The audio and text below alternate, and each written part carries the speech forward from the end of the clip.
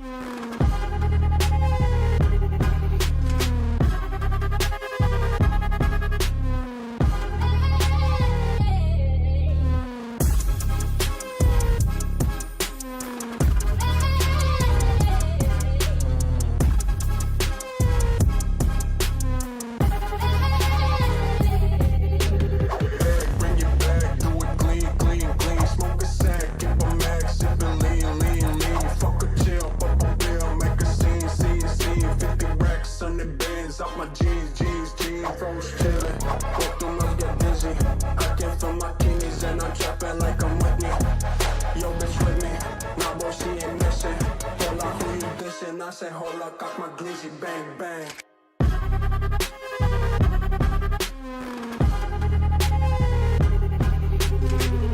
I said, hold up, cock my glizzy, bang, bang.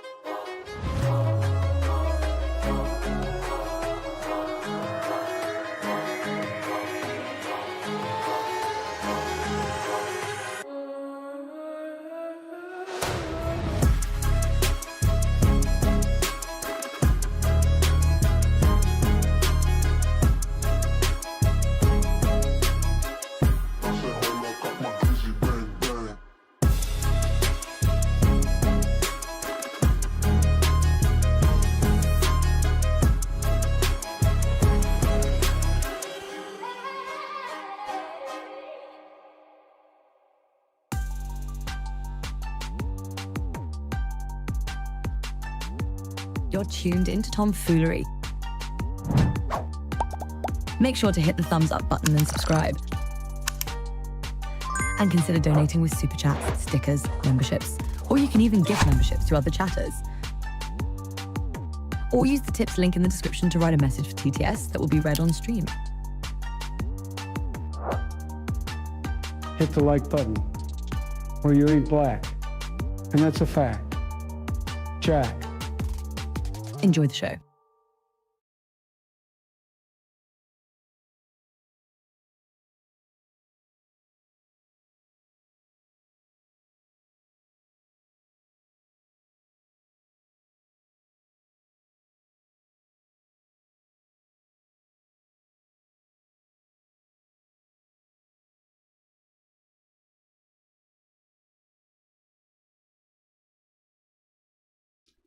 Hey, yo, what up, fools? Today is 7/28 or 29, 2026. It is 8:19 p.m.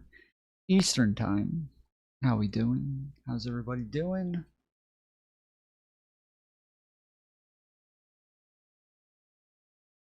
Korean Skipper, you're here. Well done. Well done. The bare minimum.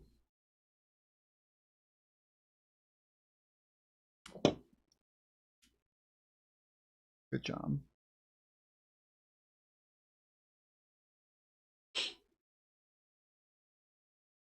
We got a lot to get into. There's this video that I came across earlier, and I kept seeing this meme here. You guys see the girl at the top.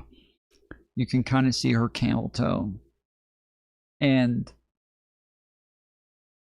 this has just been popping up all over the place, like for me, like on my Twitter and everywhere. Thank you for the stars. What is that? What was that sound? Did you guys hear that? You guys just hear that ding, ding, ding? That's cool.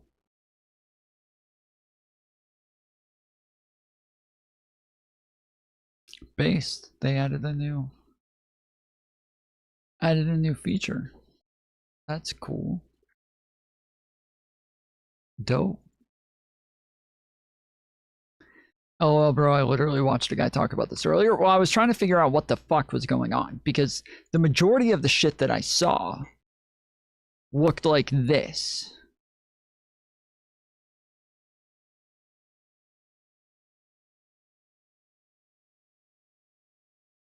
Or this.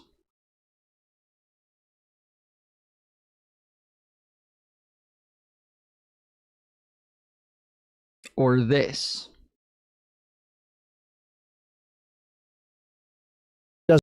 Iran doesn't control the strait. I control the strait, and quite frankly, we have to prevent them from getting a nuclear weapon, which we did last year, totally obliterated it, but it's like an annual subscription of some sort.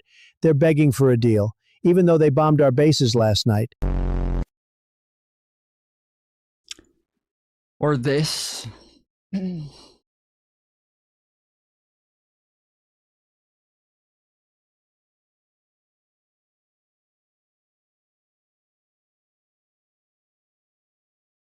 Or this. Or this. Or this.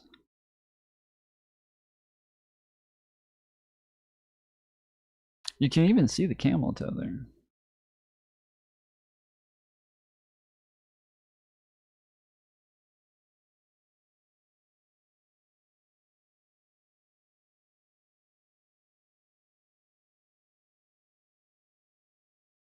This is apparently where it came from. I guess it started with this chick.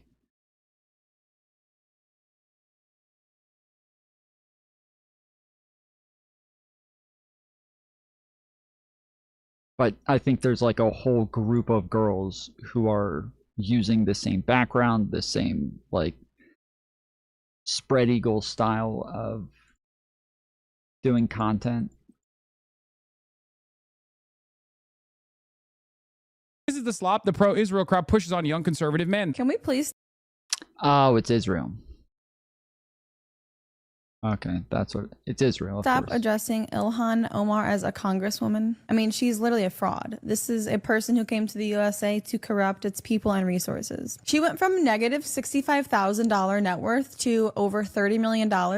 And denies it. She denies it and she blames it on an accounting error. That's not all. Then there's the winery with no clear location, no wine at all, no phone number, no visible operations. It seems abnormal, doesn't it? And then she proceeds to insult the reporter asking about these things, asking her to explain it to the people. And on top of all of these unknown things, she calls World War II World War XI. So how is someone so stupid able to become an important topic in this country? It blows my mind. She is the opposite of everything that we stand for in this country, and she literally married her brother. We do not marry our brothers here. We don't marry siblings here. We do not do that. I don't like he's saying it's Israel. It just sounds like regular conservative slop. It doesn't. I don't know why this is Israel. Never seen anything like it. They're going after gooners now. This is insane. The IDF, the Israeli occupying forces, have always deployed sex to sell. This is the slop the pro-Israel crowd pushes on young conservatives.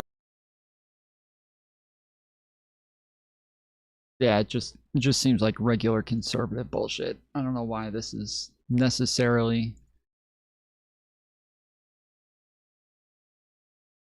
Oh yeah, this is literally the post he was reading. This is the slop. The pro-Israel crowd pushes on young conservative men, the target audience of Israel's 8th front war campaign. Excuse me. Translation. Watch me make sexual gestures while I tell you how Ilhan Omar is a subhuman terrorist. I mean, I'll watch it.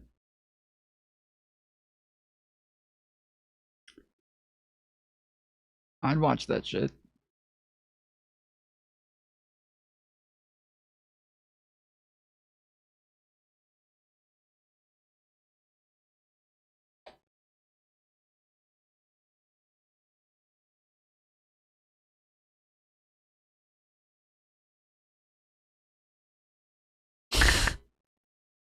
That one's fucking wild, dude.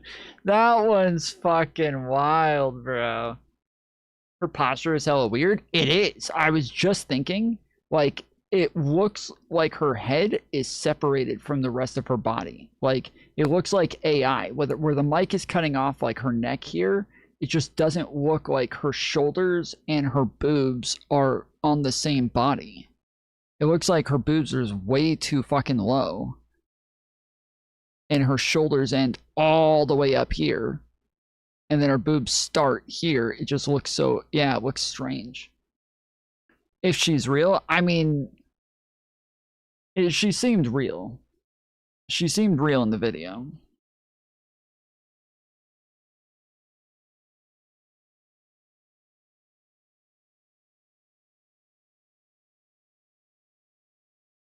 Sexual political propaganda. Yeah, she's taking my thing. That's my thing. That's what I do. I'm obviously here as a sexual piece of meat, just to use my looks to get people to come in and listen to my communist propaganda.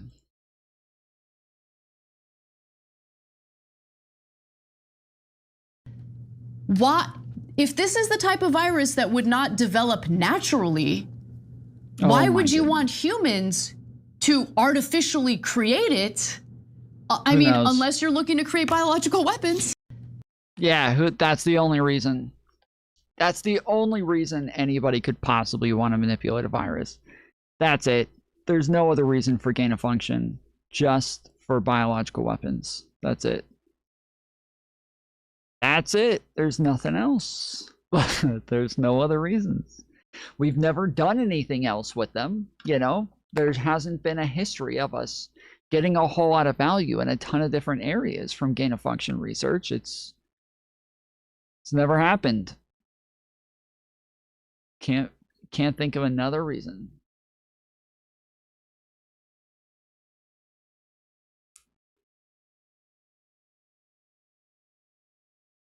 Brilliant.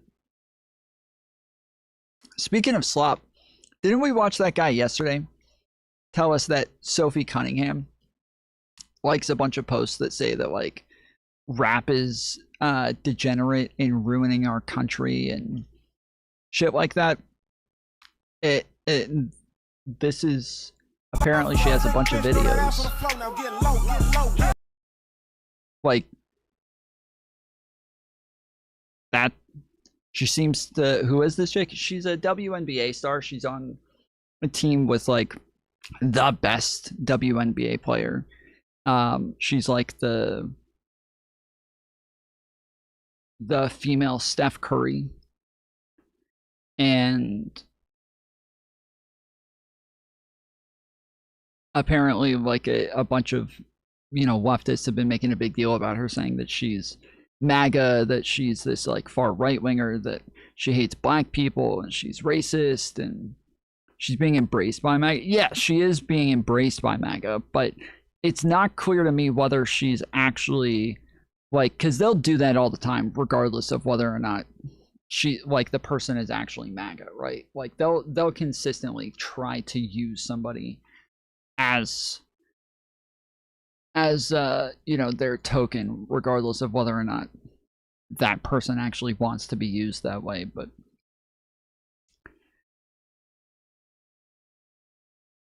it seems weird though. Like, there's a bunch of videos of her dancing to rap music and, like, shaking her ass in the fucking camera and shit. And then supposedly, according to leftists, she also hates this shit. She hates rap music. She hates people twerking and degenerate culture and blah blah blah. Like, I don't know how. Maybe she's contradicting her. She could be actually contradicting herself, but I'm not denying that. It's just I haven't seen enough evidence to really know.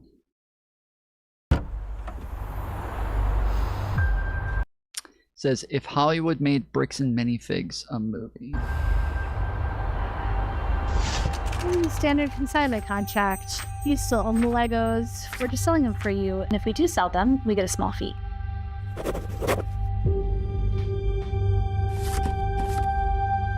could change everything, Dad. Damn, they put a lot of work into this, actually going and getting the actual sets of Legos. taking over the store. Escape from corporate. Pack your things. You're out. What about the consignment deals? We'll be taking on all consignment. The U-Haul.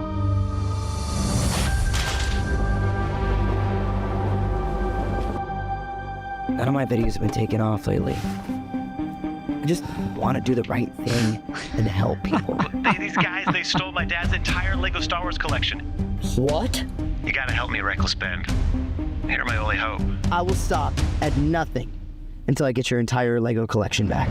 I'll put on spy glasses so I can record everything. I was here wondering if I could get my friend's Lego collection back. Whose Legos? His name's Brian. 911, what's your emergency? There's someone in my store harassing me right now. This is way more messed up than I realized. I mean, it goes all the way to the top, all the way up to the sea. All the way to the top. Okay, what's going on? The fucking mustache. Your store has my friend Brian's Legos, I think. So I was wondering if you could get those back. Nope. No, we don't.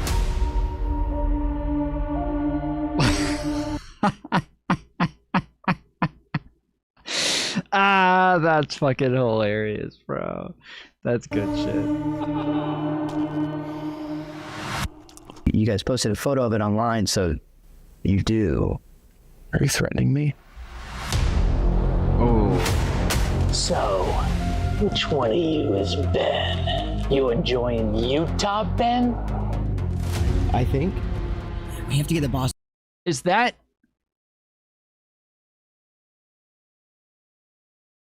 I can't tell. Is that the, like, the magician guy? Zach King? Yeah, I was gonna say, isn't that Zach? What the fuck? Enjoying Utah, Ben? I think. We have to get the boss's phone number. How are we gonna do that? They're not just gonna give it to us. We need to make you look like a famous YouTuber. We can put a fake fan in there to make you look legit. No way, are you Lego King? Can I be in the video? We go into the store, do a fake competition with the employees. Then we bring the winner out into the woods for a victory ceremony, induct them into our cult, and once they trust us, we ask them for their boss's phone number.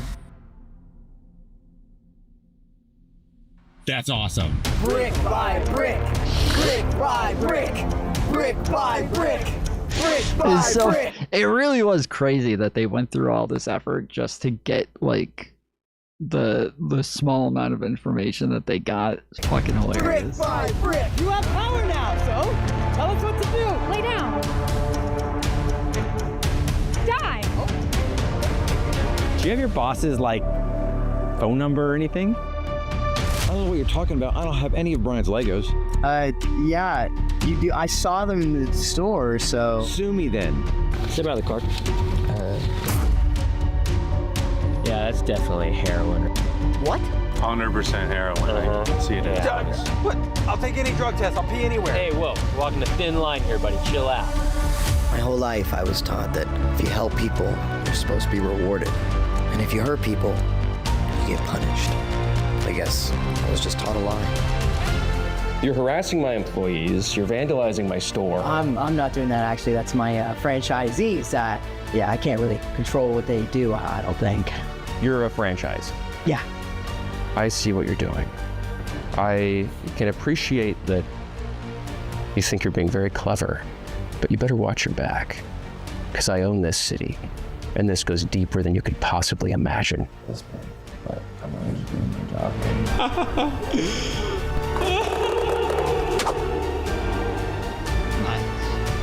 SWAT, open up!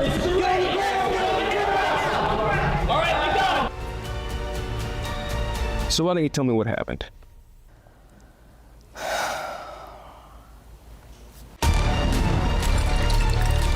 Yeah. Dude, it actually is so good. The whole fucking story is so fucking good. That guy doesn't exist with the motherfucking raid. Let's go, boy. Appreciate the raid, good sir. Thank you, thank you. All right, so you're gonna go to jail. Should I, like, put my hands behind my back? Yep.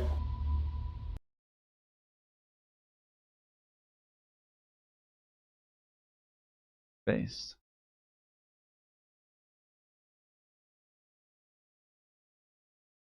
Based as fuck.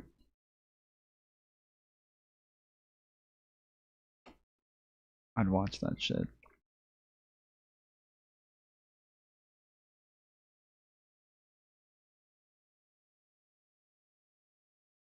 Officially with, I'm done officially with supporting the Ukrainians' war. So it's been a long time now. I don't know, they seem like they've been at war for about 18 years now. So the reason I was in favor of it, because Russia attacked them. It was definitely Russian aggression. Yes, there were reasons and excuses, etc. Bottom line is, you attack someone like Israel attacks Lebanon, it's Israel's fault. Russia attacks Ukraine, it's Russia's fault. So number two, we had promised the Ukrainians defense when we had them give up their nuclear weapons. Okay, but now we've supported you for about 87 years in a row in this war. There's a limit to how long we can go. What if the war goes for 2 centuries? Do we still owe you, right? So now, the second issue is that Ukraine has now become basically Israel. Now, why do I say that? We're a rare show that talks about this phenomenon. It's really important. Remember, Russia was helping Iran and Syria. Israel needed Russia distracted so they could topple Bashar al-Assad. Oh wait, that happened, didn't it? It did, yeah. During the Ukraine-Russia war. And that Iran couldn't be helped when Iran was attacked. Oh right, that also happened during the Ukraine-Russia war. So Ukraine and Israel working together to keep Russia busy so that Israel can attack its neighbors and take more territory. So before that was apparent to people who were paying attention, now it's more than apparent, it's obvious, because Ukraine is literally joining the war and attacking Iran.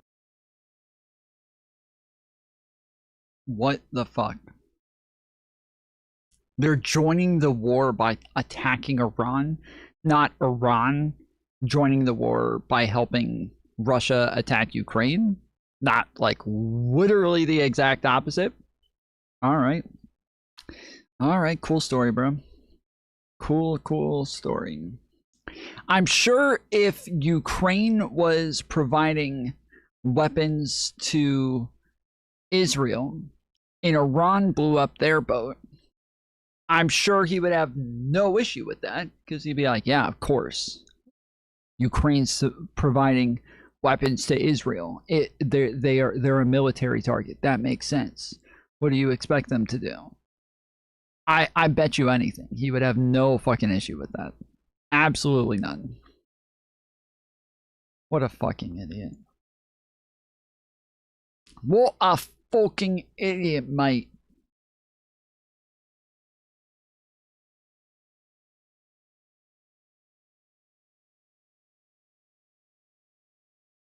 So Fauci had his hearing today. Apparently, all he did was plead the fifth.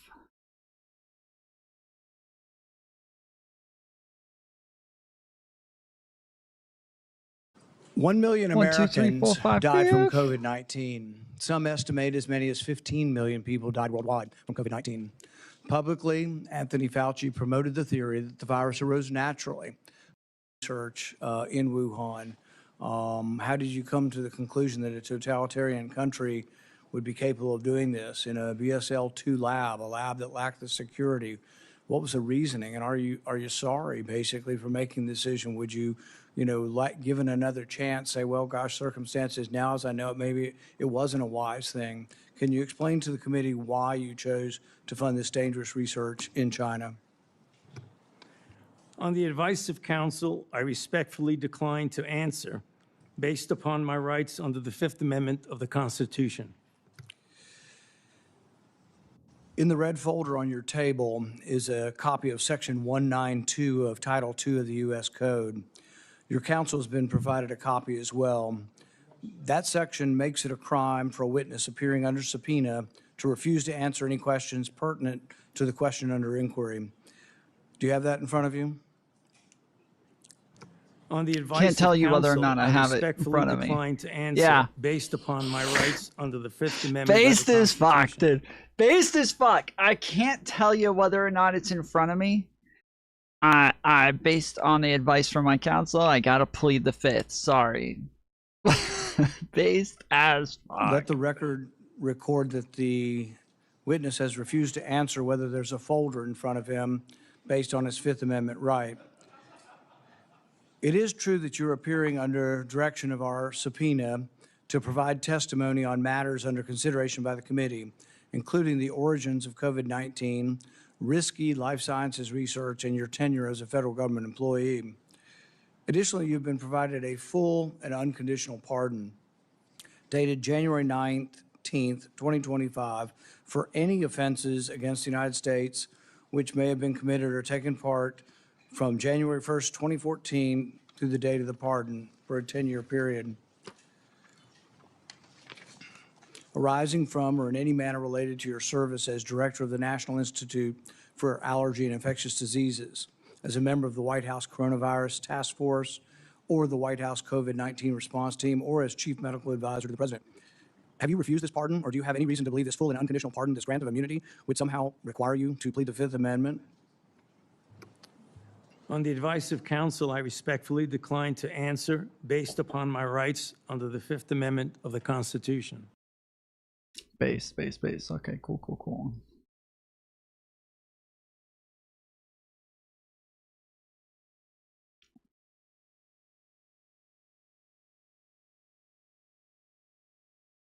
I did everything I thought I could with the information that I had. The public servants, they do this work because they love this country and that they strive to improve it. It's not an easy job, but it is because they're... Hey, Tommy, what kind of sandwich are you munching on?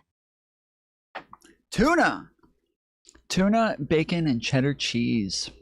IDF kills children. Let's go. Thank you for the $10 dono.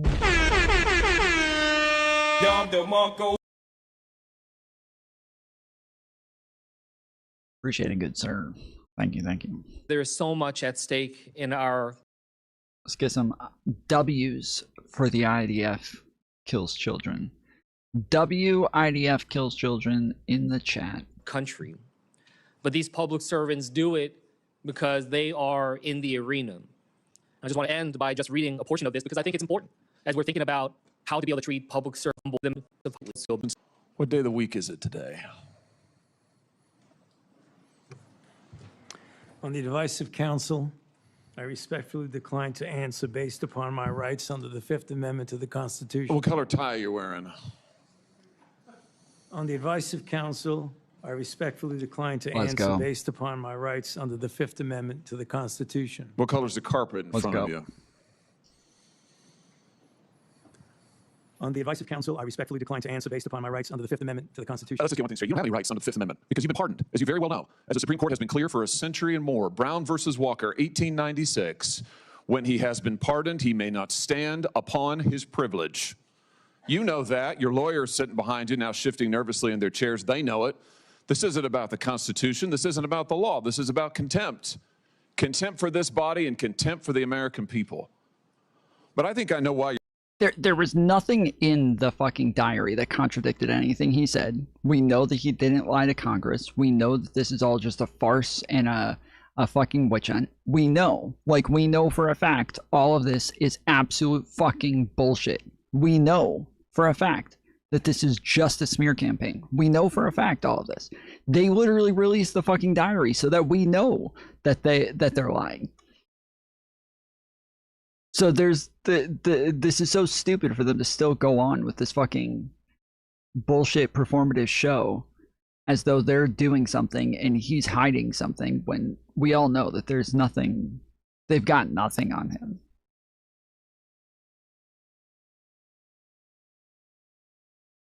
So fucking dumb.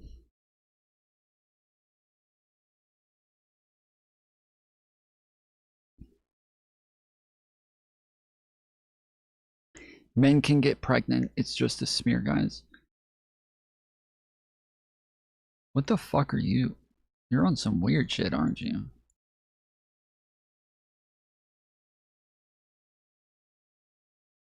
You're on that weird fucking shit. What the fuck is that, dude? That's some fucking weird shit, bro.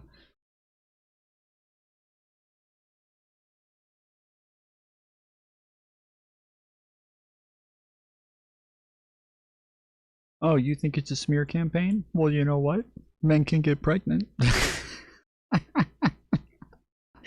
All right. All right. Fifth. I plead the fifth. I plead the fifth. 5, 1, 2, 3, 4, fifth. Anything you say, fifth. Go ahead, ask me a question. Did you? Fifth. I have a secret document that I think you need to say.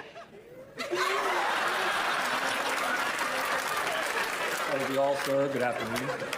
I got your sentence reduced to a month. Over those flashes of women, you'll have to rewind to the beginning of stream. We went over all that shit. I plead the fifth.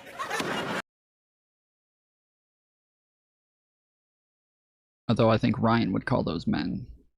Ryan thinks those are men, but I don't know. We'd say they're women.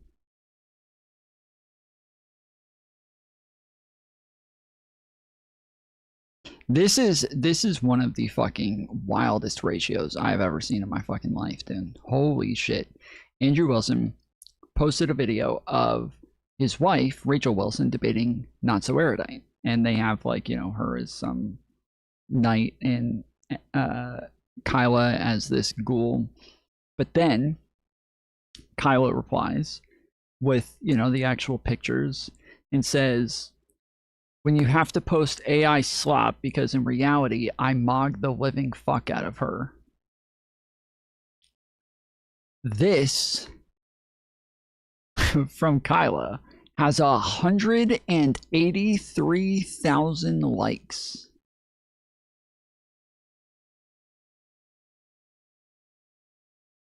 Compared to his 2.9 thousand.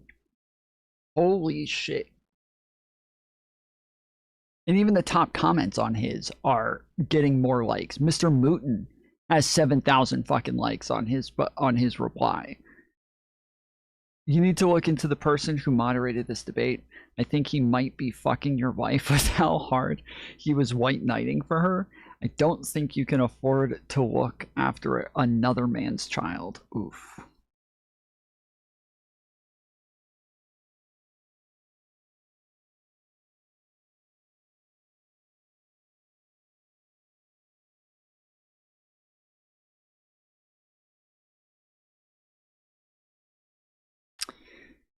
You can try, dude. Just keep dismissing me. It's great. No, hop on. I'm not dismissing you. Hop on. Jump on stream. We'll have a full conversation about whatever it is that you think I'm dismissing. Let's get into it. Let's go.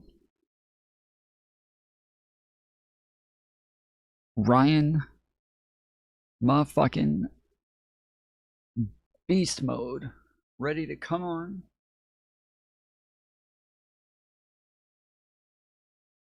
Let's do it. No, I'm in chat chilling. Let's go. No, why are you avoiding it? Why are you dismissing it? Come on, don't dismiss it. Let's go. Don't dismiss this shit. Quit dismissing.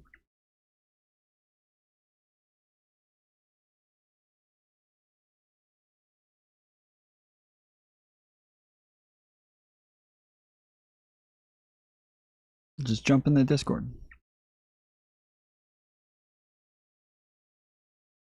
Erudite 100% won that debate. I haven't seen it yet. They put everything behind a paywall as soon as the debates were over, so.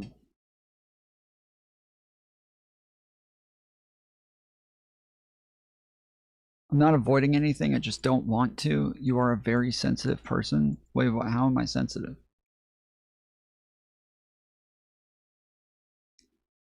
I'm the one who's trying to get you to come and engage. You're the one who says you just don't want to. And then crying about me calling you weird in chat. You're the one who sounds fucking weird. Or sensitive and weird. You were saying men can get pregnant earlier. That's weird as fuck. I'm not crying. I'm engaging right now. Okay. So, whatever. Alright. Moving on. So yeah, This is one of the most ratioed ratios I've ever fucking seen. Like, even her comment, holy ratio, still is 6,000 fucking likes on it. This is wild. And then Andrew says, well, the hilarious thing here is none of that is your audience because you don't have an audience with 800 likes on it. And then she said, that makes the ratio more embarrassing, you fucking moron. 8,000 likes on it. That does make it more embarrassing. If you're saying you got absolutely fucking ratioed by somebody who doesn't even have an audience, that's way more embarrassing. I don't know why you would say that as though it's some sort of fucking dunk on her. That's kind of fucking ridiculous.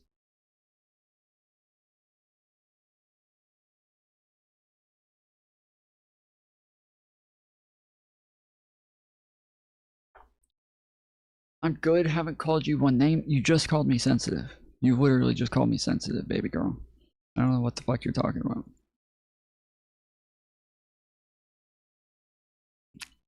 I'm just saying Democrats shouldn't dismiss the Fauci testimony. That's just my opinion. But it's just your opinion. Whatever. I don't like dismiss the fucking Fauci testimony. Doesn't mean anything. The term, or sorry, that the facts are is that we know that all of the things that they keep claiming he lied about, we have the fucking hard proof to know that he didn't lie about all of those things. Like, we have the hard fucking proof for all of these things. So we know for a fact that they're wrong, and we know for a fact that this entire hearing is a sham.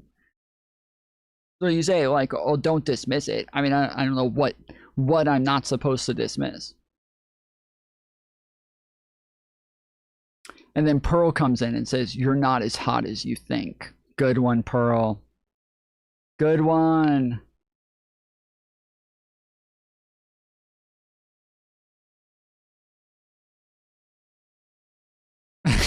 Kyla said 20 G's couldn't buy you my jawline.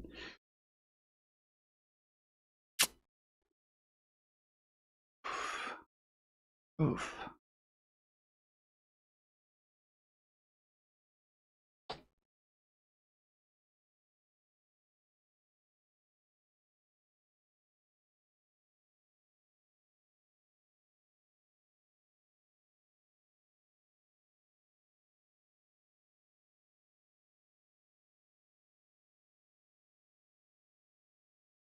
Rough.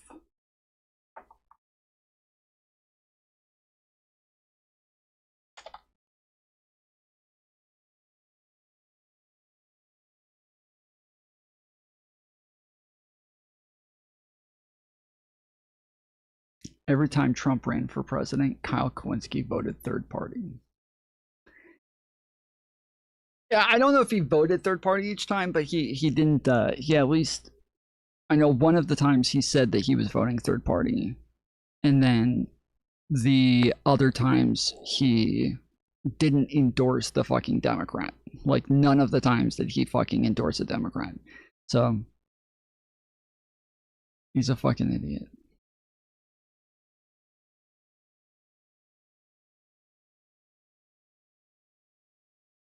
I'm obsessed with Aubrey Plaza. I've been getting a ton of community clips all over my timeline over the last couple of days. And like, a lot of them are just like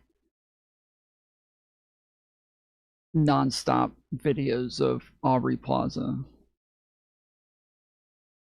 Although I guess it's probably not on this account. I was gonna say I could probably just pull up my feed and it'll immediately have like 10 things about it, but yeah, I don't think it's on this account.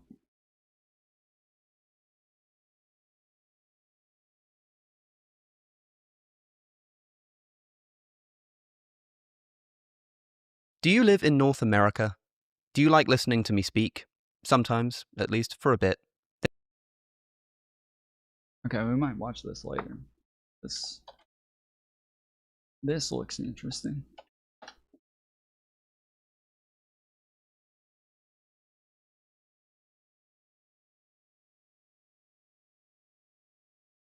Apparently, Marjorie Taylor Greene got married in Vegas. According to TMZ, Marjorie Taylor Greene ties the knot with Brian Glenn in Las Vegas.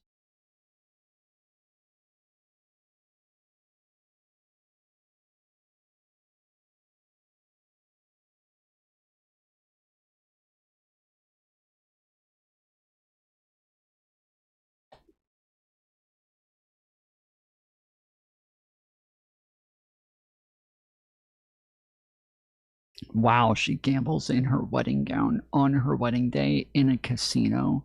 Nothing says to our Savior, I'm first and foremost a Christian, like that. Spending all the money she made off of us.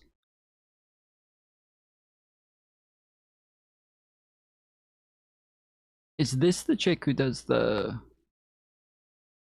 No, maybe not. Okay.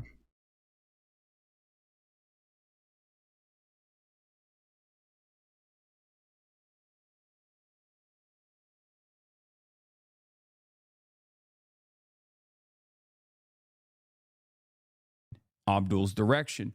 Devastating predicament for someone who did all of the right things. This was her moment over a groomed corporate Democrat to fill that role from Colorado politics. Melot Quiros was bold enough to take a shot, and she won by 15 points. We're catching a lot of centrist Democrats off guard. 2028, I suspect, will be different. Okay? But that's precisely what's going on with Haley Stevens right now. That's precisely what's happening with Haley Stevens. Career politician. This sounds like like he's reading a script. Does he do this at the beginning of stream every day now? He just sits and reads a script at the beginning?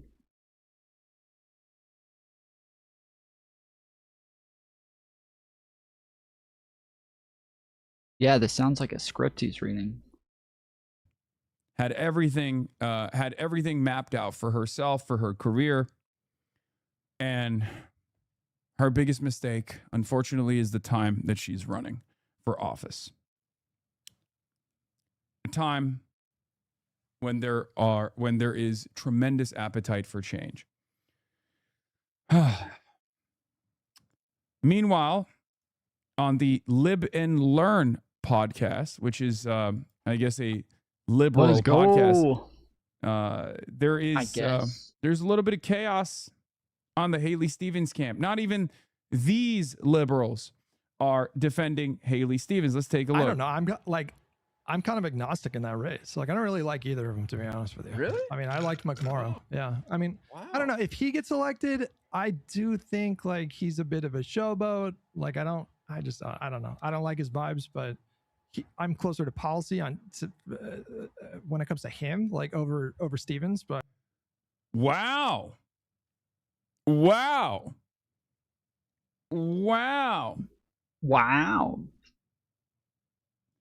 Remember the universal outrage when you didn't immediately endorse a hypothetical Gavin Newsom run? Streamer Destiny says he's not sure who he would vote for if the 2028 presidential election between J.D. Vance and Alexandria Ocasio-Cortez in a vacuum. I don't know what J.D. Vance's political opinions are. I mean, I probably would vote AOC, but it's a coin flip.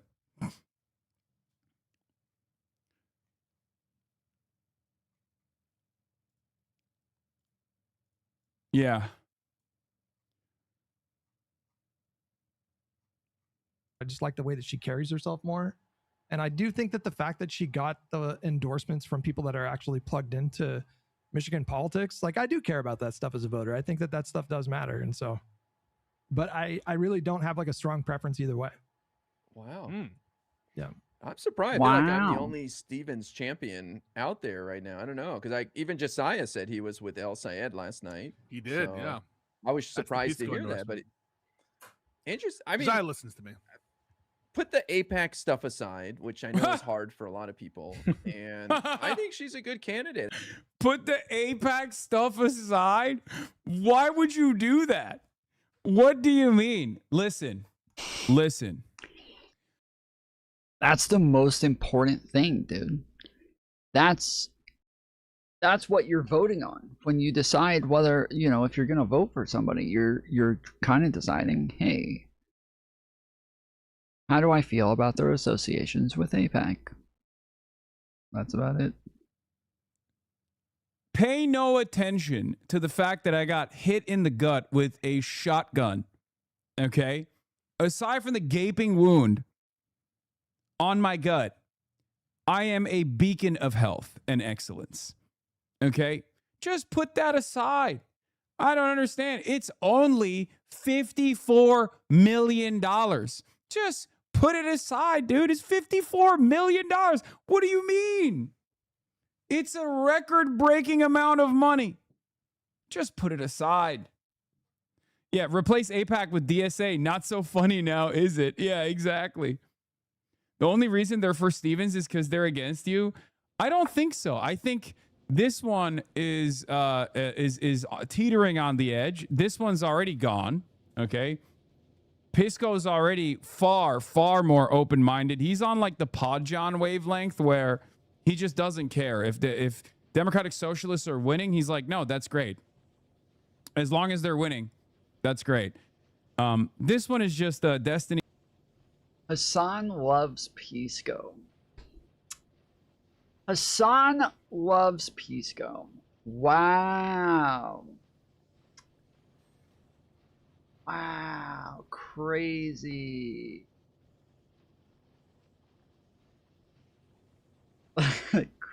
Crazy. What? The orbiter, but I guess even he's teetering on the edge here. And I don't really know anything about this one. I assume this is just like a pro-Israel guy first and foremost, and that's why he said something as silly as "put the AIPAC stuff aside." Stop, man! You gave Pac-Man grace, and you know what happened. I mean, I'll continue. I'm really important. Really hates you. IDF family member. Yeah, oh, there you go. Oh, there it is. Wait, he's a citizen of Israel? Well, that's that. That's that. That's put the it. AIPAC stuff aside, guys. Guys, can you put the AIPAC stuff aside? Oh, damn. Dang. So, yeah, I don't think it's just animosity towards whatever he perceives my position to be. I think there's maybe a little bit more to it than that, but, you know. I mean, she's... Yeah, that's that. That's fucking that. Citizen of Israel. He's a fucking Jew lover. He's a Jew lover. And that's that. She's got the experience. She's just seems like she knows what she's doing. I'm more concerned about El Sayed not being able to have the Democratic Party in Michigan coalesce around him if he wins, because he's been so nasty. Like when Gretchen Whitmer endorsed Stevens on Friday, he was like, we still got potholes. For the record, I do want to say something. I mean, there's literally Israeli citizens in my community. Okay, they're anti-Zionist. They live here now. So just because someone is even a citizen of Israel doesn't automatically make them someone who would be, pro-Israel, pro-AIPAC, all this shit. From my estimation, I made that assumption because I didn't know that he was a citizen of Israel. I just assumed that he's very pro-Israel because he said, put the AIPAC stuff aside. Okay? That need to get filled 8 years later. And it's like, all right, bro, like you're not helping yourself here by attacking people who chose to go a different direction. You know, it's like you're going to need those votes and those endorsements in the general. What are you doing, man? Joe Bart coming to LA August 1st. Get him on for a Chad Vice. Like, if IRI didn't think that there was any issues with AIPAC whatsoever, he wouldn't say AIPAC aside, right? Like, saying AIPAC aside means that you obviously do think there is some issue with AIPAC there. But Hassan's too fucking stupid to recognize that, so he's like, what? You can never put AIPAC aside, though. What is it? What does that even mean? It's the only thing that matters. Whereas like saying AIPAC aside, you're saying like, you know, this thing already bad. Like here's some other things though that we can still talk about as well. Yes, we were supposed to do that. Unfortunately, I'm not going to be here. I don't think I'm going to be here when Joe Bart is here, ironically enough. It's crazy. Crazy, bro.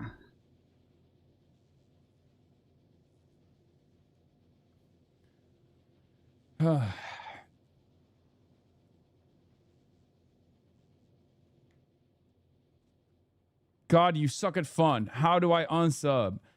I don't.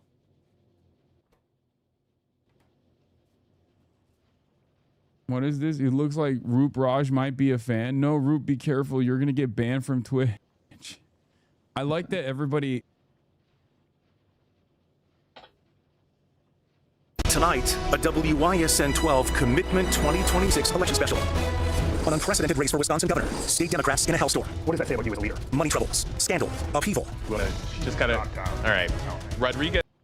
Upheaval? Oh shit! Just dropped out. 5 candidates remain in a fractured Democrat field. Just days from the primary to decide who will take on likely Republican nominee Tom Tiffany.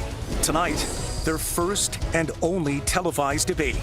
At a critical juncture in Wisconsin history, former Lieutenant Governor Mandela Barnes. We've been all across Wisconsin taking. Dude, check this shit out, okay? Can you guys tell me? I need to hear what you guys think here, okay? This is actually like, it feels like some gaslighting ass shit going on here. All right, so yesterday, you know, in my stream, I made a statement. Somebody commented. And it's so fucking annoying, dude. Okay, so he commented and quoted me. He quoted me correctly, which is the most like, this is one of the most annoying parts of this, is that he actually quoted me correctly. He said, so I said, and here's the quote of me. There's an obvious contradiction in your logic when you act like all ethnostates are automatically bad. Like nothing is automatically bad. Nothing. There's nothing that is automatically bad all the time ever. It's always based on outcomes.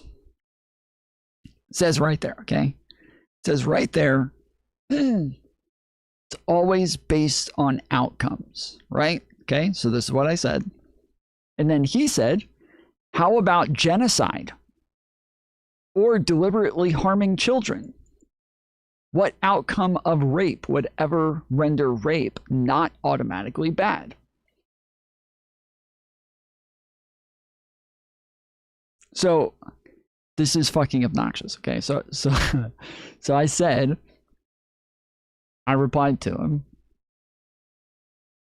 Damn, this chick left like 50 fucking comments. Holy shit.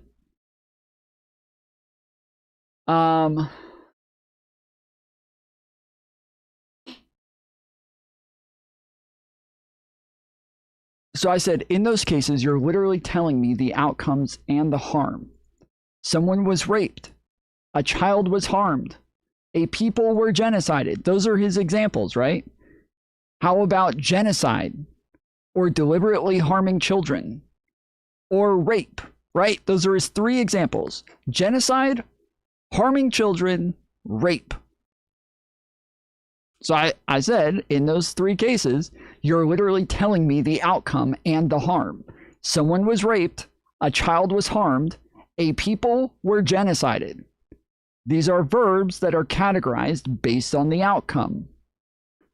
So I said, with an ethnostate, no one gets ethnostated. It's not an action verb, but a noun. So we're talking about like, it's not an action, you're not committing an action. So with an ethnostate, like saying this is always bad. But in the exact statement, again, he quoted me correctly, where I actually say in the end, it's always based on outcomes. He quoted me correctly where I say that in the statement. And then he gives me a bunch of things where you already know the outcome. Somebody got genocided, a child got harmed, somebody got raped. And he said, I wasn't commenting on being ethnostated. My comment was very specific was a very specific challenge to the idea that there's nothing that is automatically bad all the time ever. I provided a couple of examples that I believe are automatically bad all the time. If you disagree, then I'm interested to know what outcome of rape would render rape not automatically bad.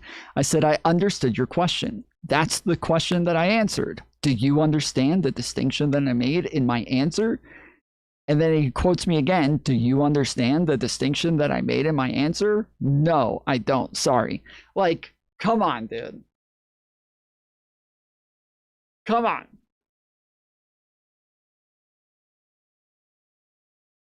What the fuck?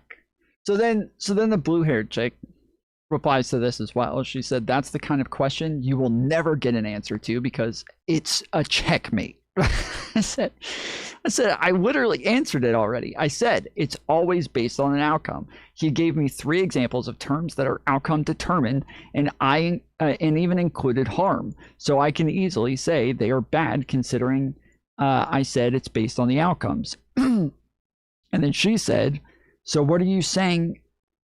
She said, so what? Are you saying that rape is an outcome and not an action? Like sex without consent is the action and sometimes that's not rape or something? I literally said the fucking opposite. Tom should have just replied, get off like the genocider. True. Get Amalek. Go Amalek yourself. True. So I explained it again here. I said rape was an action that is outcome determinative. It's called an accomplishment verb or achievement verb. So if I say you murdered someone, I'm not only giving you an action that you took, but I'm communicating an outcome as well. Someone was murdered. So anytime you have sex with someone without consent, you have raped them. You can't rape without another person being raped. You can't murder someone without someone being murdered. If you raped, then someone was raped. Therefore, we already know the fucking outcome. Like, I feel like I'm good. This is so clear, dude. This is so fucking clear. I feel like I'm being so clear. I feel like there's no way. And then, yeah, here he replied, quoted me again. Holy shit, dude. I can't with these fucking people. I fucking can't.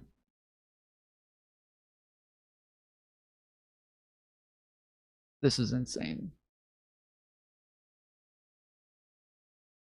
This makes sense, right? Like everybody understands. WYSN 12. Everybody understands what I'm saying here, yes? This is not difficult. This is not confusing.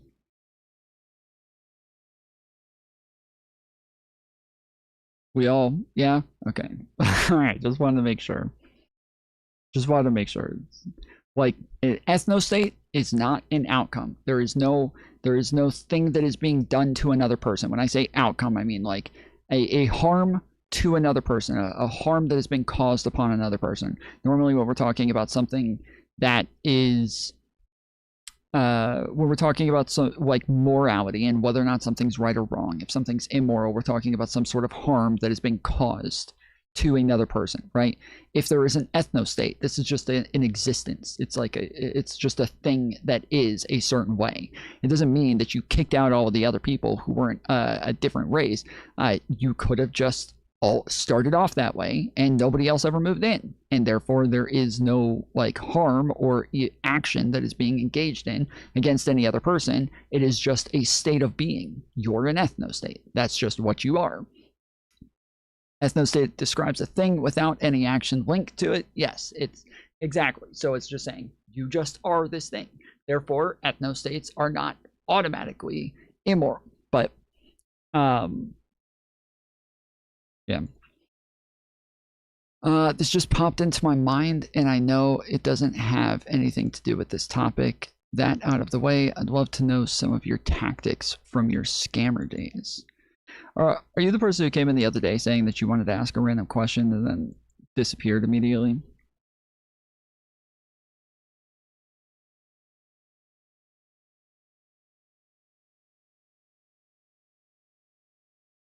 Like, what do you mean? What do you want to know?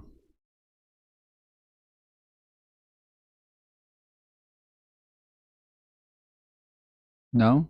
Okay. Yeah, somebody came in like 2 days ago and was like, "Hey Tom, I want to ask a random question. Has nothing to do with the topic."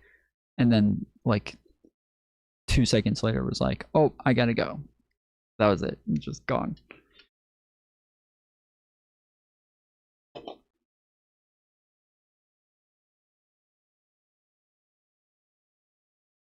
Scammer days? Yeah, I was first off, starting off 18 years ago when I was very young. Okay, I'm 37 now. When I was 18, I went to prison. I was locked up numerous times, committed a lot of felonies, have a list of like 15 to 20 felonies on my record. Some of them have been taken off. Some of the stuff is off my record now, but yeah, like I robbed houses and stole debit cards and shit like that. Sold heroin, sold weed, did a lot of shit. What did you look for? What was the mindset? What were you good at? I'm very naive, just wondering. I mean, the main thing that I like, the main thing that was, and it's fucked up, like it's a horrible thing to do. I want to be clear, but it is, I'm just like trying to explain. In the mind of a heroin addict, the thing that was like fun was going inside people's houses. I went to really rich neighborhoods, really nice fucking neighborhoods, really nice shit. And then I would kind of scope out their house for a little bit. I had a landscaping business as well. And so I would go up to houses and try to like offer my landscaping services. And if around certain times of the day, they continued to not answer the door, then I would, yeah, start to like scope out thinking, okay, seems like they're not home around this time. We could keep track of that. And then would start going inside their houses and stealing shit. And the main thing that I stole was jewelry. And the thought process was I didn't want to steal televisions. I didn't want to steal VCRs, DVDs, you know, PlayStations, shit like that. Didn't want to steal any of that. Just jewelry. The thought process was people won't notice that jewelry's gone right away. They're like, it's really rich people. Normally rich people, they have a jewelry box that jewelry goes in, okay? So inside the box, they have a bunch of jewelry in there that's been handed down from their parents, that's been given to them, you know, from their partner over long years of time. Most of these people are in their like 50s, 60s, 70s, and so they have like a lot of shit. And so the idea was, if I go into the jewelry box and take like the jewelry that's there, they're not going to notice stuff missing from the jewelry box right away. They normally have like a cup on their dresser or something like that that has jewelry that they use consistently. It'll have a couple necklaces, it'll have some rings, it'll have bracelets, watches, shit like that. That's the stuff that they get into regularly. Whereas the stuff in the jewelry box, it's the stuff for like special occasions or just stuff that they have just in case they want to wear it someday or they want to give it to their kids or some shit like that. But it's there. They don't really get into the jewelry box often. The stuff that they use is separate. So I go in, I go straight to the fucking jewelry box. Steal like I'm looking for gold mostly. Maybe some diamonds here and there. Like normally diamonds aren't easy to get rid of. But I would steal the gold and then take it to pawn shops and pawn it at the pawn shop. Did you know what was valuable? Yeah, obviously. Like you can look at gold. Mostly I was just grabbing shit and taking it and leaving and then looking at it later. But you can look, gold normally has prints on it where it tells you like how many carats are on the gold. And then I had like little scales from weighing weed anyways and baggies to where I was just gonna weigh out the gold ahead of time and look at how much I was gonna be able to sell and then take it to a pawn shop and they would buy it and melt it down. And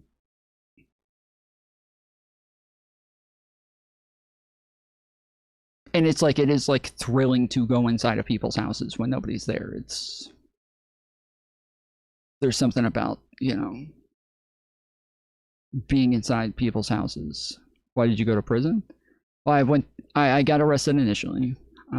Did 6 months for burglaries, residential burglaries. And then I got arrested again. How did you get caught? They told me they found my debit card inside somebody's house. Or sorry, not my debit card, my license. But my license had been stolen. And the house they found it in was not a house that I robbed. It was not a house that I robbed. But I was a bit thrown off by everything, and like I ended up just kind of like admitting to stealing shit from houses in the process of like the detectives grilling me.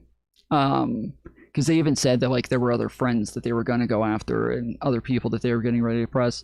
And so I was like, yeah, I did it. But then once they told, like they drove past the house and they're like, that's the house, right? And I was like, yeah, that's the fucking house. And I'm sitting there thinking, holy shit, that's not the house. I did not rob that house. I probably robbed 100 fucking houses, 200 houses, maybe more. But did you get more sloppy as it went on? Yes, I took a friend with me one time. And when I took him with me, we went to 2 houses. And when we went to the very first house, I like the whole thing. I go through everything with him. I tell him what to do. I'm like, don't go anywhere else. We're going straight to a master bedroom. When we find the master bedroom, we're checking under the mattress. There's sometimes cash under there. There's sometimes guns in there. There's stuff like that. Check in the closet. Look behind the clothes. Sometimes there's a safe that's open. Shit like that. And then go to the jewelry box. That we're getting in and out as fast as possible. We want to be out in 5 minutes. I run in. I run straight to the master bedroom. I do the thing. He's not there. And then I come out, and when I come out, he's literally sitting in the driveway. We parked down the road. He went back and got his fucking car, backed it into the fucking driveway, and was loading up like big screen TVs. He took a PS3. He took a PSP. He was grabbing all sorts of other shit. That's like, bro, the fucking PlayStation 3 and the television were sitting in the living room. Like, they're going to notice immediately this shit's gone. But now I'm thinking like, oh shit, his car's sitting in the driveway. We got to get the fuck out of here as soon as possible. Like, everybody's going to see us now. So I just started yelling at him to get in the car real quick, and he kept running back inside. And I'm like yelling at him, like, get the fuck out of here. Let's go. So finally he gets in the car and we drive off. But, I think I went and did the second house without him. But at that point, those people reported that they had stuff stolen. And we had like a HOA and all of the shit. Was he black? No, he wasn't black. We had like HOA and everything. Apparently, this person made a really big deal about the fact that they were robbed, that they got stolen, stuff got stolen from them. So then everybody in the whole fucking neighborhood was going and making, looking around trying to see if they had anything missing. And then everybody was all of a sudden reporting shit missing. So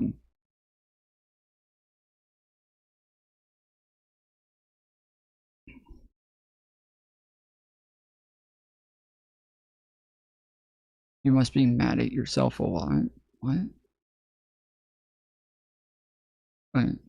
Again, it's 18 fucking years ago. Like, I did my time. I moved on. Like, it is what it is. I was a heroin addict at the time and did a lot of fucked up shit. That's probably not the worst of it.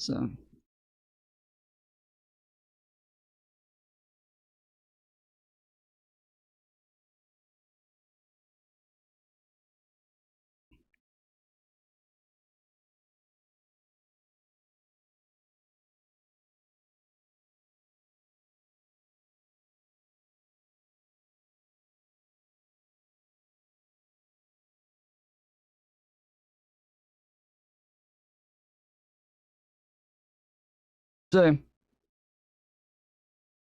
same neighborhood. There were like 3 or 4 different neighborhoods that I spent most of the time in. Like so there's like a main road that has a lot of like really nice houses on it, like starting at like $500,000 and up, everything. And this is in like 2006, 2007, 2008, somewhere around there. I think it was 2008. Yeah, I think it was 2008. And then yeah, that's when I went to prison and got out in 2009. I was on intense probation for about 6 months and 10 years. I was on regular probation for 10 years.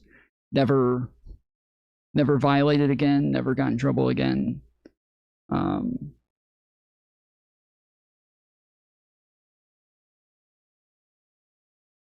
That was that.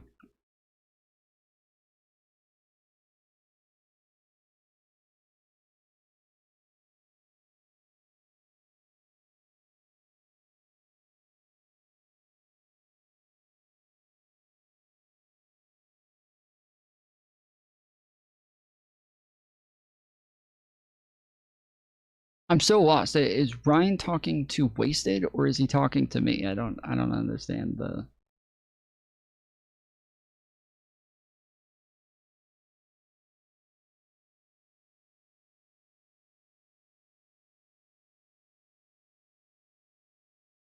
me and you.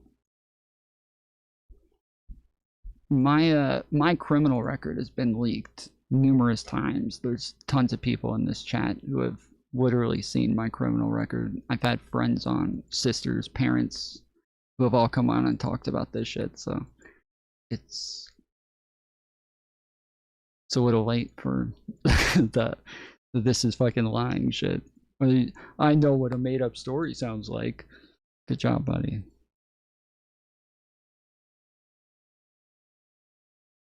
I'm entertaining, at least got all of your attention. You seem to be craving fucking attention. You're like a teenage girl.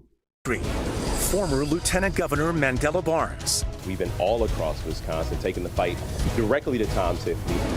Former Tony Evers cabinet member Joel Brennan. And I am in this race, and I'm committed to continuing in this race because Wisconsin values are at risk. Milwaukee County Executive David Crowley. Wisconsin, you deserve a strong Democratic candidate, and that's exactly why I am re-entering this race. State Representative Francesca Hahn. I am the only candidate in this race who takes income and power inequality seriously as the most urgent crisis of our times. State Senator Kelda Roys. Now is not the time to move backwards and be in more disarray. And now, live from the campus of Marquette University in... Thanks for answering. So interesting. Why did where?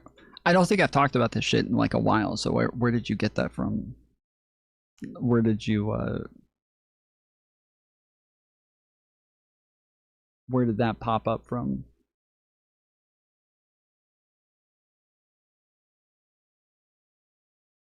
Yeah, good luck on your scamming career. Good luck on your robbing career. Hope you don't make the same mistakes.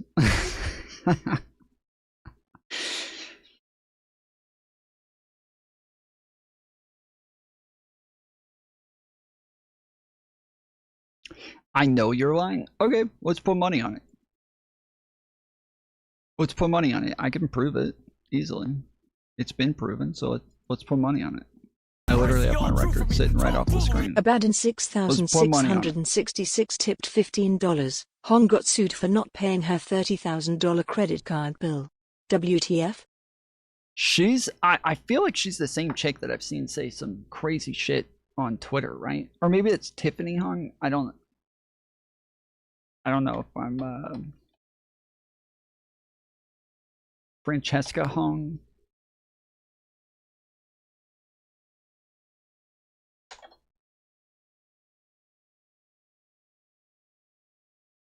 I remember hearing you talk about it. I've been listening for quite a while, just never asked you about it as my time zone makes me watch primarily VODs. Oh, okay. Okay.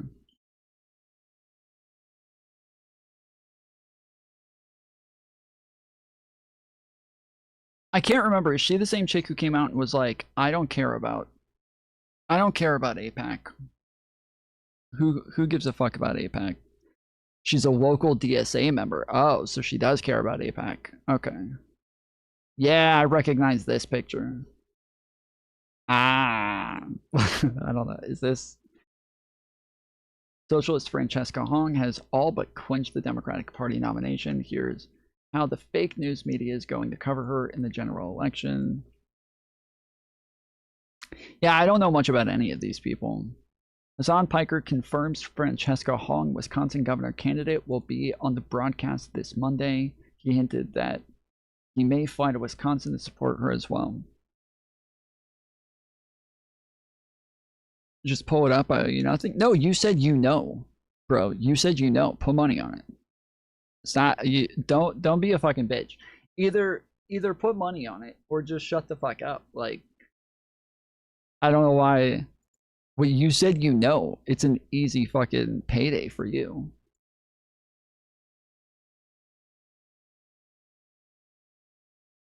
Dodge. Why would money matter? Because if people consistently come in just making claims saying that they know something, but then when I prove them wrong, they literally disappear, it becomes kind of pointless to engage with trolls. So at least I can get you to pay me when you're wrong. Otherwise, I'm going to ban you in about 30 seconds. So...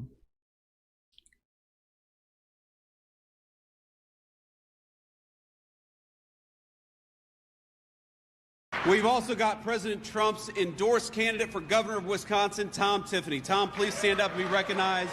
Another great guy.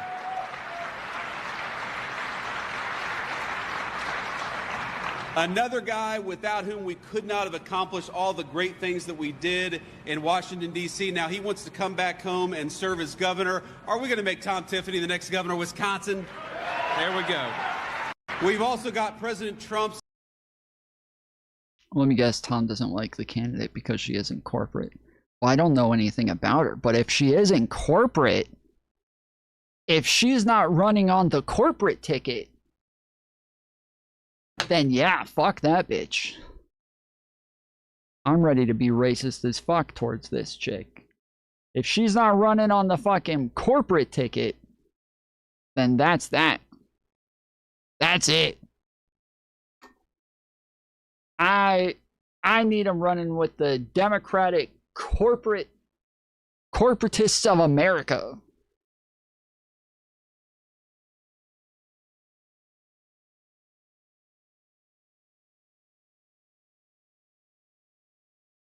That motherfucker's Catmere, dude.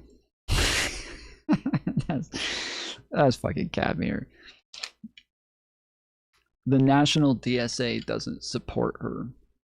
So she's from like a local DSA chapter, but not the national DSA. Okay. I mean, the national DSA doesn't support AOC either. So, or they didn't endorse her, at least. Power inequality seriously as the most urgent crisis of our times. State Senator Kelda Roys. Now is not the time to move backwards and be in more disarray. And now, live from the campus of Marquette University in downtown Milwaukee, tonight's moderators, WISN 12 Political Director Matt Smith and Upfront co-host, 12 News anchor Jaron Jordan. Good evening, everyone, and welcome. We are live tonight from the Marquette University campus. We thank our audience across Wisconsin for joining us for the first and only televised debate between the Democratic candidates in the primary for Wisconsin governor. Mandela Barnes, Joel Brennan, David Crowley, Francesca Hong, and Kelda Roys, we thank you all for being here with us tonight. The top vote getter in the August primary will take on the likely Republican nominee, Tom Tiffany, in November. With Tony Evers not seeking re-election, it is the first wide-open race for governor since 2010. First tonight, a few ground rules. This is a debate, but we'll be having a conversation. We'll be discussing some of the key issues facing Wisconsin. Candidates are asked to state their positions, stay on topic, and to be concise. The candidates may speak to each other, but we will manage the time on any given topic and move the conversation along if necessary. At the end, each candidate will make a brief closing statement. It is fair to say that this race has been chaotic over the last few weeks, so let's get right to it. Mr. Crowley, 3 weeks ago, you dropped out of this race saying you couldn't see a path to victory. 11 days ago, the primary upended when Sarah Rodriguez dropped out, and you made the unprecedented move of re-entering the race with an immediate endorsement from Governor Tony Evers. Since then, you have been linked to a social media account that includes offensive posts. You've said you didn't write any of those, and some have accused you of being the latest prop for the Democratic establishment. So, are you, and why should voters now trust your judgment and ability to win? Well, first and foremost, thank you for having us. But I was never born into the establishment. I was actually born into struggle. I grew up in the 53206 zip code where I had to work extremely hard for everything that I have. And so I'm not here to protect the establishment. I'm here to deliver real results for Wisconsinites all over our state. And, I like to make decisions based off of the data, based off of facts. And we learned ever since that day that a lot of things have changed and we were going. So another one not running on the fucking establishment ticket. This is fucked up. Going off of false data. And so we know that the stakes are too high this upcoming election. And that's why I got back into this race. And I'm honored to not only have the endorsement of Governor Tony Evers, but labor unions and leaders all across this state who believe in my leadership. And I'm looking forward to delivering for all of Wisconsin. Ms. Hong, you are the Democratic Socialist who is leading in all of the polls, yet some Democrats are attempting to stop you from winning, fearful that you cannot beat Republican Tom Tiffany. Just this weekend, the co-chair of the Democratic Socialist of America, which you are a member, reaffirmed the DSA's position of abolishing the Senate, prisons, and replacing the presidency and the Supreme Court as we know it. Do you fully back the DSA platform, and why should primary voters trust your judgment and your ability to win statewide? Well, first, thank you so much to the team at WISN and Marquette University for hosting this important debate. I do not support the full platform of the national DSA, and I am not endorsed by DSA National. What democratic socialism is a form of government that puts working class people first, that puts work first. The policies that we have been working on, permanent affordability, has brought... Get off the mic. Chill. Get off the mic. She said, fuck the DSA. Let's go. Broad bipartisan support in every corner of the state. Well, things like fully funding our public schools, ensuring that we are doing right by our kids and cutting property taxes, taxing the ultra wealthy and mega corporations, ensuring that we can invest in free childcare and that everyone has access to affordable housing. And we are the only campaign to support a moratorium on AI data centers, and we have found broad bipartisan support. I am looking forward to helping the Democrats become the big tent party that they've aimed to be for many years. Mr. Barnes, you were once seen as the clear frontrunner in this race. You previously lost a statewide election for U.S. Senate when the field cleared for you. In fact, last year, the Milwaukee Courier said, "We need a candidate who can unite this state and win." Mandela Barnes already showed us he can't. And Governor Tony Evers recently endorsed David Crowley over you. So why should primary voters now trust you that you can win statewide this time? Well, thanks so much for the question, and thanks so much for having me. There's not a single person on this stage who's united all shades of blue of the Democratic Party as I have before. Now, that race in 2022, it was the closest U.S. Senate race in the state in over 100 years. It was the closest challenge to any incumbent across the entire country. No incumbent lost statewide. Now, while D.C. insiders like Chuck Schumer didn't see the race as winnable, Republican billionaires certainly did. They spent over $50 million to defeat me, and I only lost by 1 point, 26,000 votes.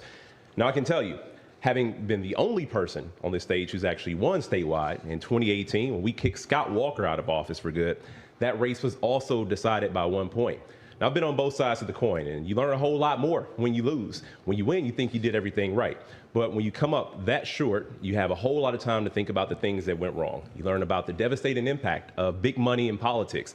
You also learn about how low Republicans can get. And I can tell you, right now, we have the resources and we have the support to get it done. And on the terms of Governor Evers, I have zero interest in upholding the status quo. I have zero interest in being the establishment candidate. That is the difference right here on the stage. Because I am pushing the envelope to make sure that we are as bold as we can possibly be in the Donald Trump era, because that's what people have been calling for Democrats to be all along, and we have not truly met the moment. Thank you. Mr. Brennan and Ms. Royce, you are both polling in the single digits and have been since the start of this race. At this point, are primary voters wasting their vote on a vote for you, Mr. Brennan? Well, here's what I would tell you is I don't think primary voters have been paying much attention until the last 2 weeks and all the upheaval that you have seen. True. That's generally how it goes. Yeah. This is what I find when I am going out around the state is that, and this has been verified by polls that was done here by my alma mater at Marquette, because about half the people at this point haven't made a decision. And so that is a lane that's opening up. The challenge that I have had from day one is not that anybody thinks I'm unqualified for the office. I served as the top appointee to Governor Evers. We created the largest budget surplus in state history. We increased the rainy day fund. We got billions of dollars out to family farms, to small businesses, to renters who needed it during COVID. So all of that stuff puts me in good stead. The challenge I have. He believes in fucking COVID? Holy fucking 2020, what the fuck? Had is that people don't know me as well as they know some other candidates around the state. And so what I have found in recent days is that the disruption, the upheaval, somebody putting their thumb on the scale, it has gotten people much more engaged and much more interested in this race. And day by day, I am feeling that momentum, and I'm feeling people who want somebody who can beat Tom Tiffany in the fall and who can hit the ground running on day one. And I will put my qualifications on those issues up against anybody in this race. Mr. Brennan, thank you. Ms. Royce, you are continuing to poll in the single digits as well. At this point, are primary voters wasting their vote on a vote for you?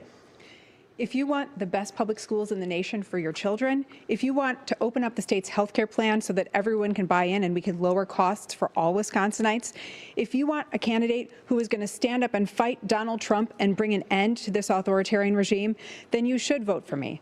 I am the candidate in this race that brings the most experience in and around state. Let's see.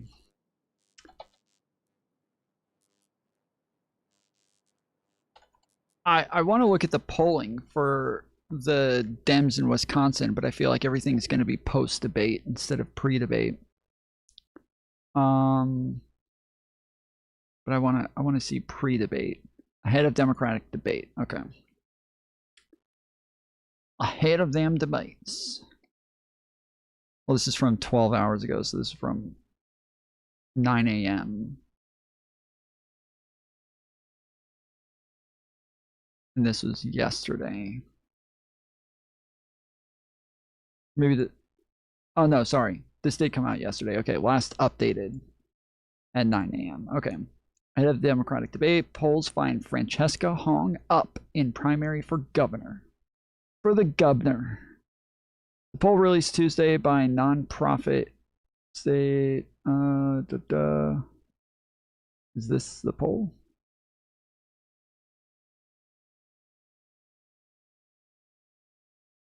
Sponsored by liberal groups Up North News and Main Street Action, asked nearly 1,100 Wisconsinites for their preference in the Wisconsinites. I feel like y'all are doing too much. We got anybody here from Wisconsin? Y'all are doing fucking too much. All right, Wisconsinites.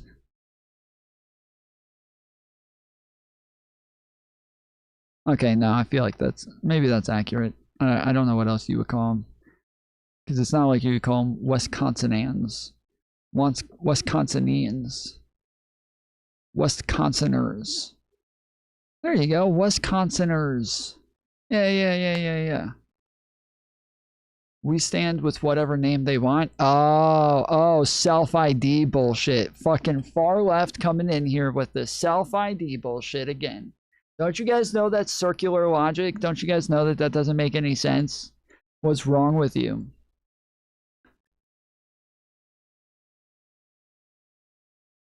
Wisconsinese.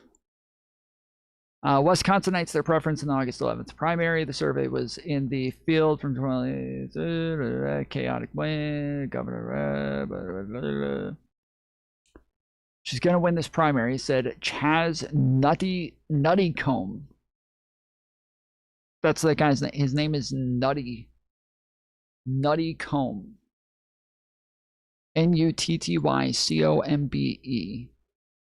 Chaz Nuttycombe, founder and executive director of State Navigate, in an interview with WPR. He pointed to her being strongly favored among voters in the survey and a strong backup choice to other candidates. When pressed to make a choice, 44% of Democrats polled said they would vote for Hong, compared to 15% for Crowley, 14% for... Oh, shit. she's got that big of a fucking lead. Holy moly. Sheesh. Well, all right. State government with 10 years of service in the legislature and the It's probably just a bunch of fucking weebs. Wisconsin's probably full of fucking weebs who want to vote for the Asian chick. the only one who served on the State Budget Committee. I've also been an executive in the private and nonprofit sectors, and for over 20 years, I've been the candidate that has turned progressive ideas, like the kind that all of us have on this stage, into law.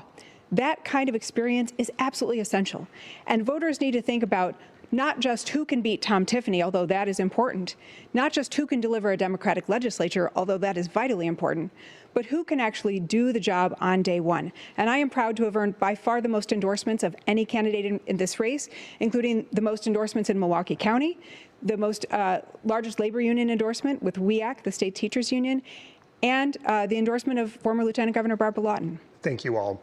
Last week, a Madison police officer shot and killed a man. Tonight, the investigation and the protests continue. Governor Tony Evers has called for transparency and accountability and urged for peaceful protests.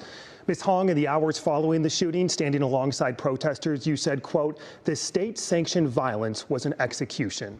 Would you make those immediate declarations as governor, even though an investigation had not yet started? No, the governor has the largest microphone in the state, and there comes deep responsibility with that. But what we saw in videos and what I had talked to folks who had witnessed that, I think what we saw, it was clearly the type of violence where no one's life should have been taken. My thoughts are with Corey Ruiz and his family, and I hope that the accountability and transparency that both the Governor Evers and I have called for, the independent investigation, the investment in body cameras. We want local governments to be able to invest in public safety, to be serious about public safety, and I plan to be a partner in that. You have also called to defund and She's really been practicing her P's. You guys seen that video? Let's see.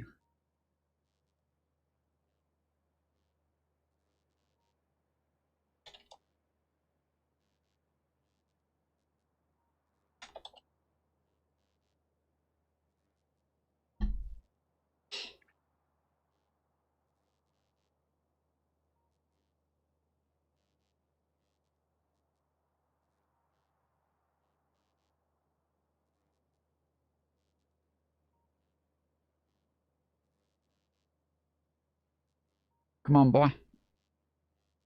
Come on. Come on.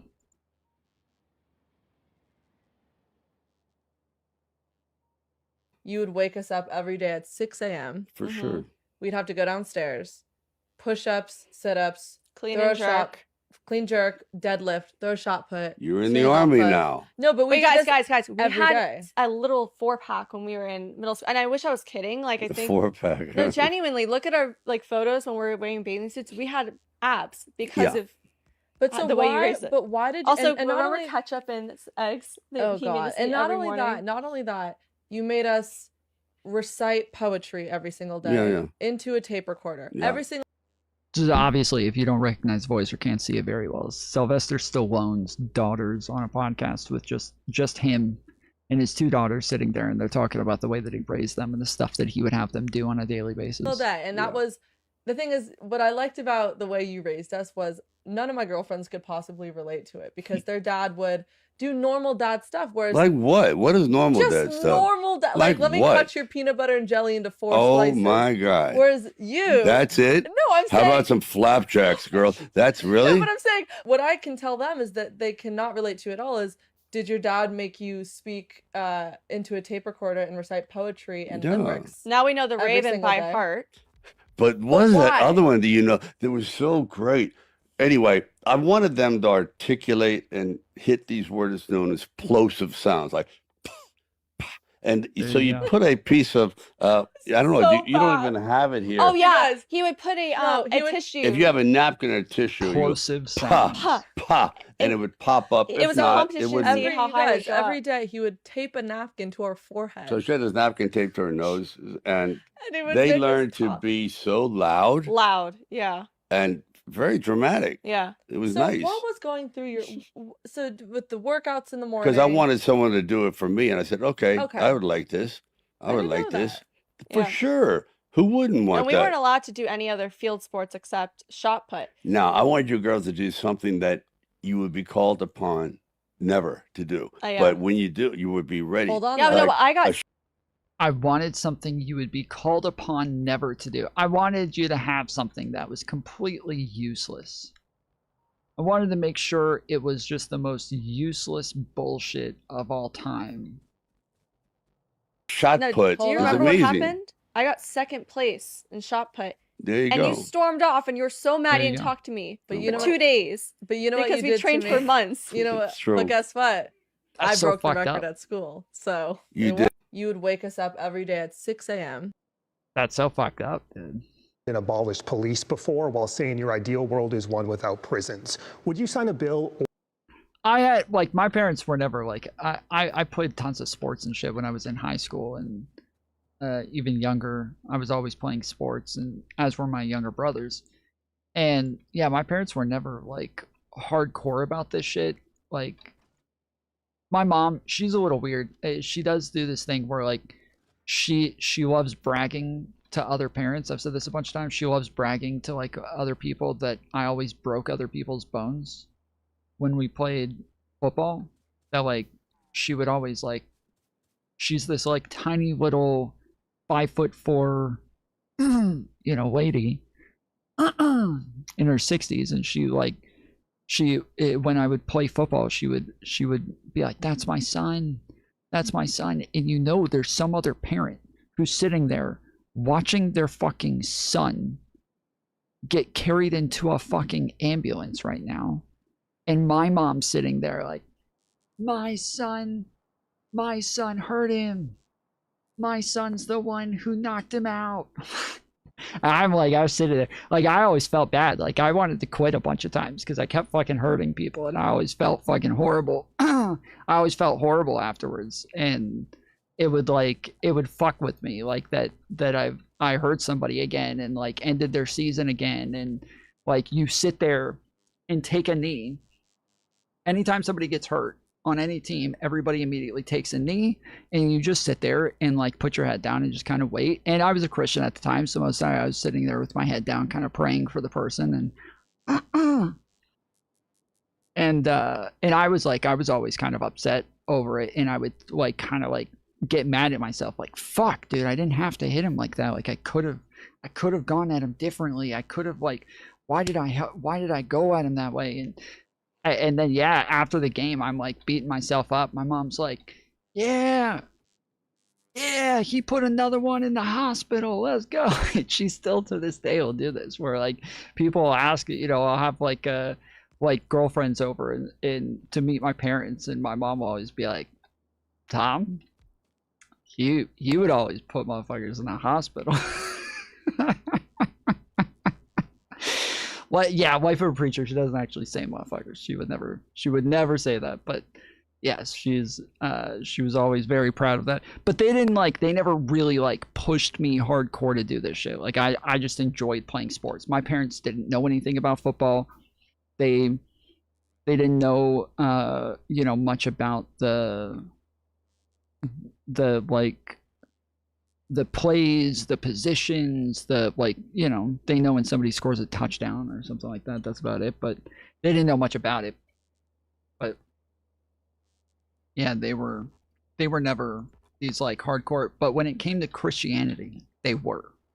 When it came to Christianity, I can recite every book of the Bible right off the rip. Even today, I can tell you every book of the Bible. I can run through it: Genesis, Exodus, Leviticus, Numbers, Deuteronomy, Joshua, Judges, Ruth. I could go through the fucking New Testament: Matthew, Mark, Luke, John, Acts, Romans, 1st, 2nd Corinthians. Like, I can go through the whole fucking thing, because these are the things that they had us do. They had us fucking reciting all of the Bible verses, all of the books of the Bible, all of the you know, stuff like that.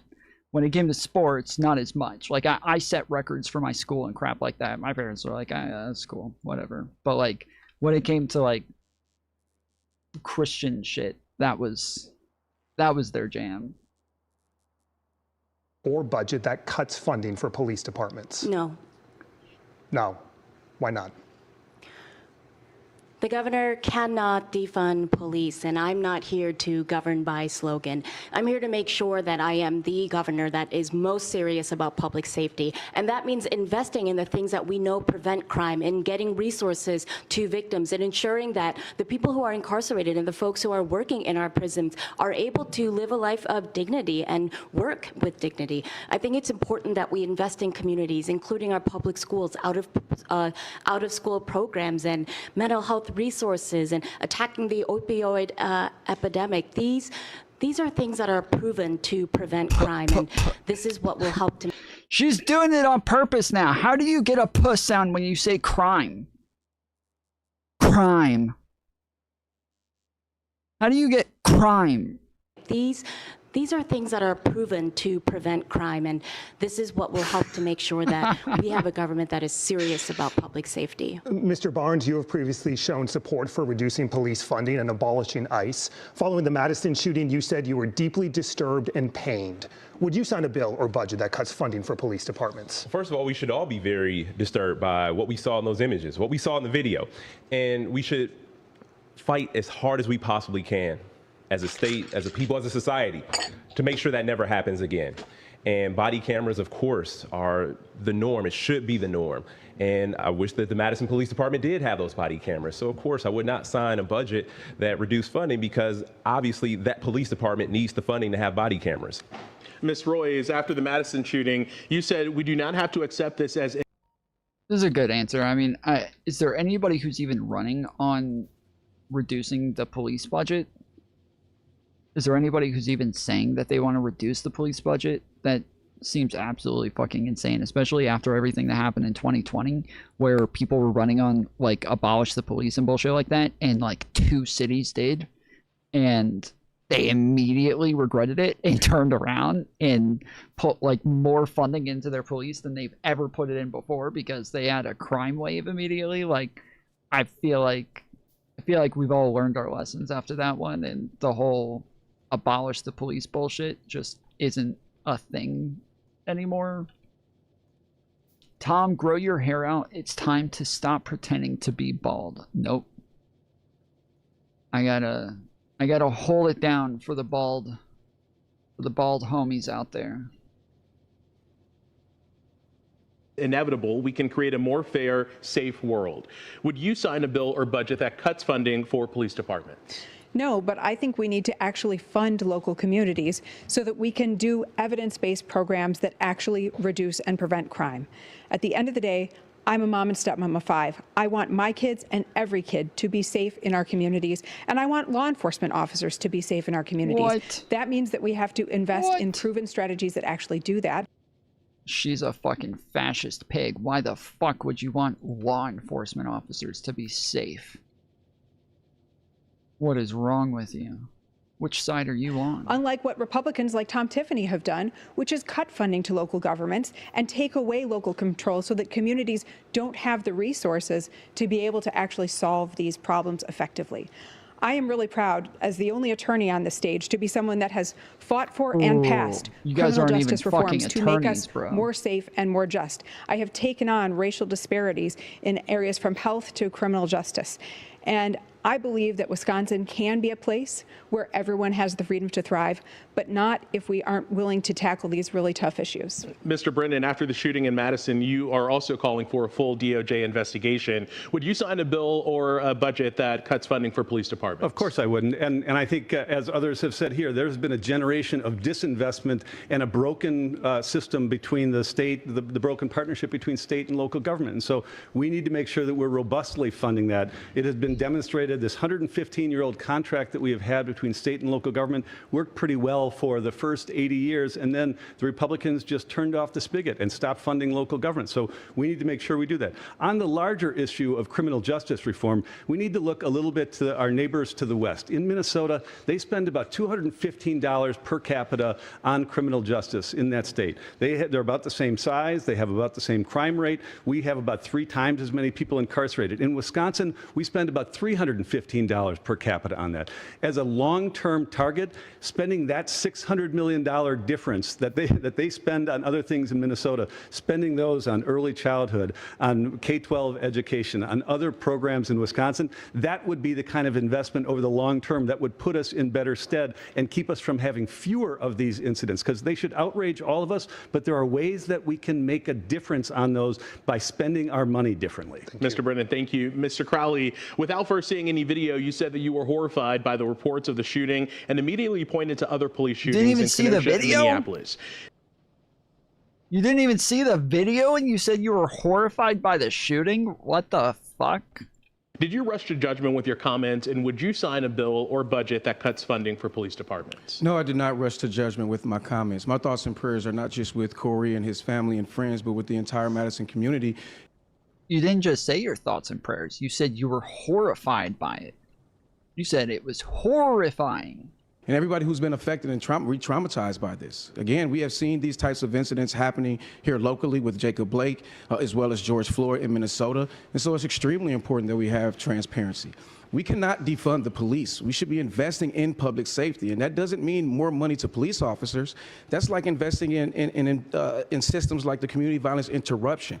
Milwaukee County, we have been a leader in actually helping to reduce violent crime here in Milwaukee County, working directly hand in hand with not just police departments, but also community organizations. And so we have to focus on not just investing upstream, but making sure we wrap around services around families so that they don't have to go down the road of criminality in the first place. Madison police currently do not have police body cameras. Raise your hand if, as governor, you would sign legislation requiring all police and sheriff's departments in Wisconsin to have body cameras. All of you. All candidates. Let's move on to the economy. Tonight, Wisconsinites overwhelmingly say inflation and the cost of living. They were both racing to be the one to be able to say all of them. The black guy was too late. Too fucking late, bro. He beat you to it. To have body cameras. All of you. All candidates. Just, dude, just a second. Oh, man, he's embarrassed after this one, dude. I know he is pissed about that one. Shit. Move on to the economy. Tonight, Wisconsinites overwhelmingly say inflation and the cost of living is the most important issue ahead of this election. The failed tax relief deal negotiated by Governor Tony Evers and Republican leaders would have delivered rebate checks to Wisconsinites, directed money to local schools to lower property taxes, increased special education funding, and eliminated taxes on tips and overtime. It failed in the state Senate. I'd like you to raise your hand if, as governor, you would have signed that deal into law. I don't think we're saving liberalism tonight. Why not? Why not tonight? Tonight's just as good as any night. Why not? If it passed. If it passed? If it passed, would you have signed it into law? 1, Mr. Crowley. Ms. Royce, you were one of the 15 Democratic senators who helped kill the deal. Why? Because at the end of the day, my job is to be a responsible steward of taxpayer dollars. And this would have created a $2.9 billion deficit down the road. What was the bill? Signed that deal into Senate.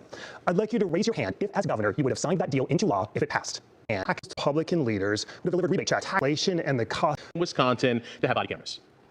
All candidates. Let's move on to the economy. Tonight, Wisconsinites overwhelmingly say inflation and the cost of living is the most important issue ahead of this election. The failed tax relief deal negotiated by Governor Tony Evers and Republican leaders would have delivered rebate checks to Wisconsinites, directed money to local schools to lower property taxes, increased special education funding, and eliminated taxes on tips and overtime. It failed in... Holy shit, dude. It's so weird how Republicans keep talking about DSA candidates as like, these are people who are just trying to give away free stuff. They're like the person who's running at, for school president and just saying, I'll give you free pizza every day for school. And that they think that that's going to get them elected. They can just give you free stuff and that's that. And literally, Republicans are all running on lowering the amount of income that the government gets and then adding the amount of output that it gives.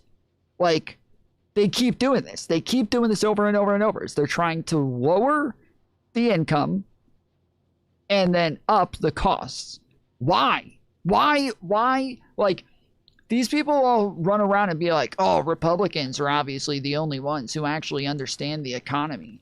Republicans are the only ones who are actually good at the economy.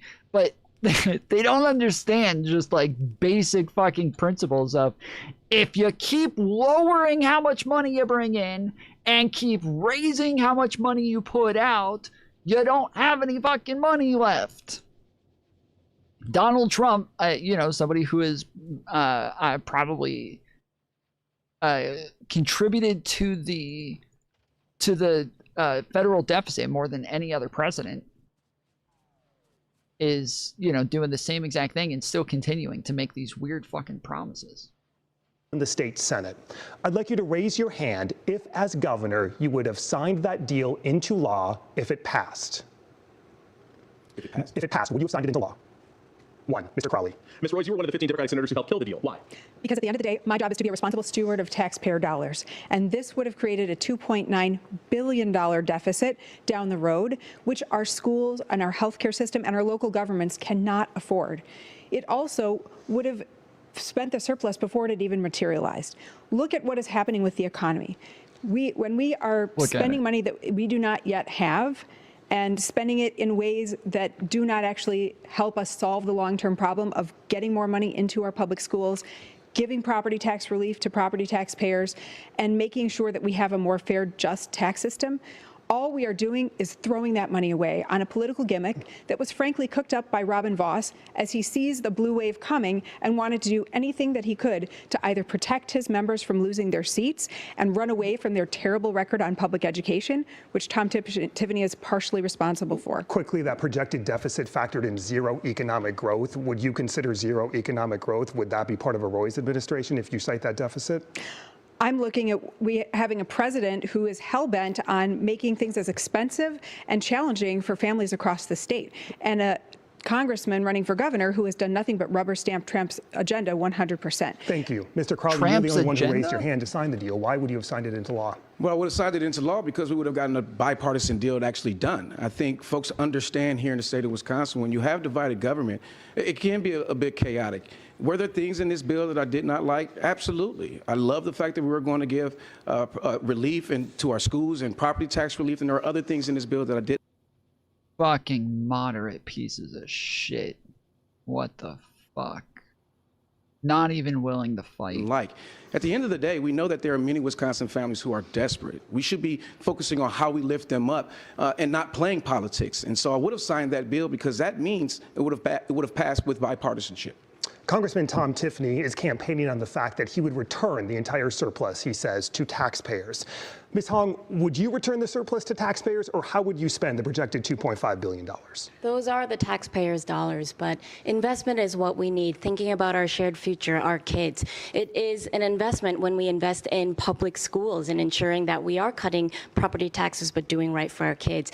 Our campaign is about permanent affordability and putting all of those surplus dollars back into taxpayers' money. I think that it would be irresponsible, and the reason why that surplus deal was so problematic is that those who are on fixed income would not have received that check. Folks who are lower income would have received less. I think it's important to think about some of the working class families across our state that deserve real relief, durable relief, and that deal was not it. We should mention you did vote against that in the assembly. Quickly, what would you spend the surplus on? Public education and health care. Mr. Brennan, would you return it to the taxpayers, or would you spend it, and how would you spend it? Well, I think Tom Tiffany and the Republicans have already shown their hands about how they'd return it to the taxpayers. There are 3 sections in the studio audience here tonight. If the poor people and the people on fixed income and Social Security were sitting over here, they would get nothing.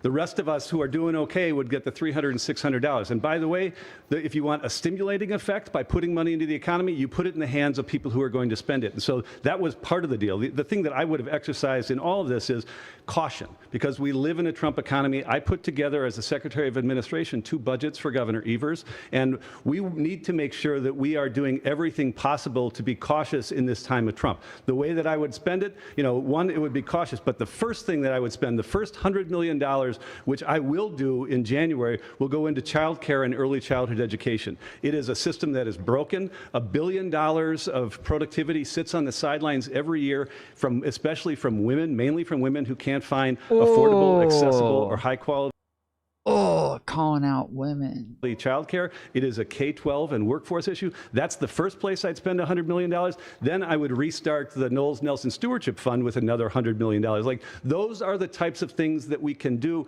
That's bipartisan effort. Those are bipartisan things that have been successful. The Knowles Nelson Stewardship Fund, 90% of us live within a mile of a project that's been enhanced by that over the last 40 years. It's as bipartisan as it gets, and it now, as of July 1, doesn't exist anymore. Those are the types of things that we should be investing in. Thank you. Mr. Barnes, would you send it back to taxpayers or spend it, and how would you spend it? Well, let's first talk about how we got here. Now, the reason there is a surplus is because Republicans in the legislature have failed the people of Wisconsin. Our school districts are going to referendum every single year just to keep the lights on. And we also see gaps in health care because we are one of 10 states that has yet to expand our Medicaid program under the Affordable Care Act.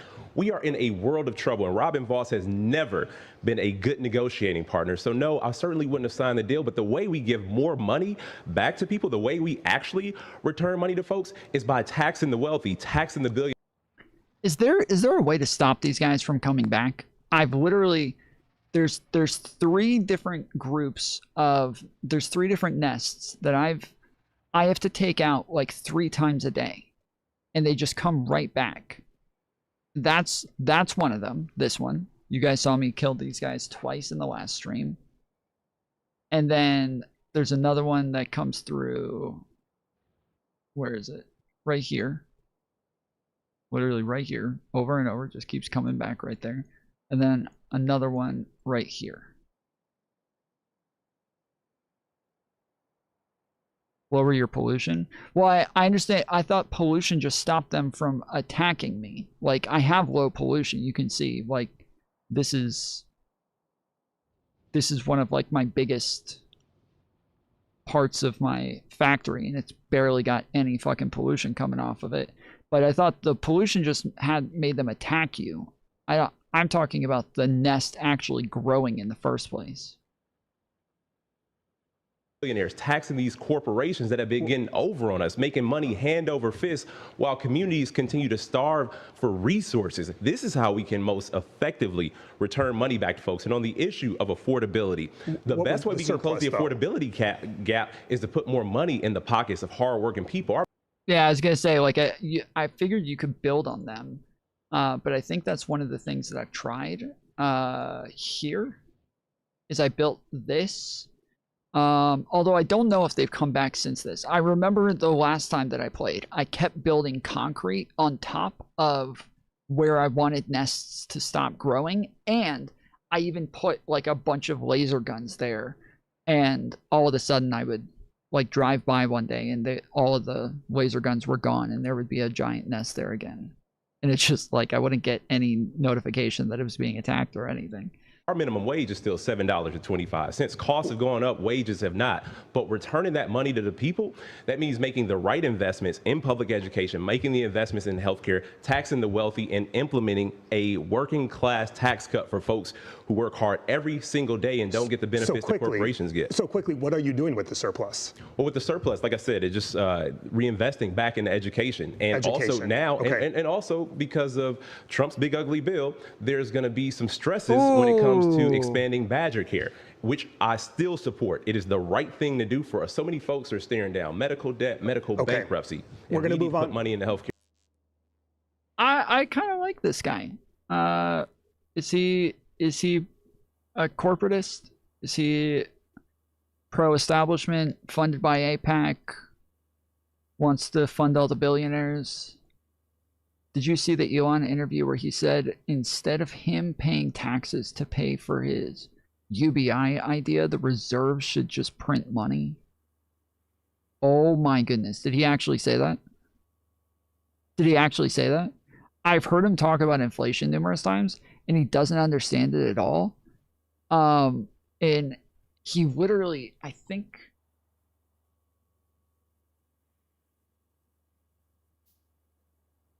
I'm pretty sure.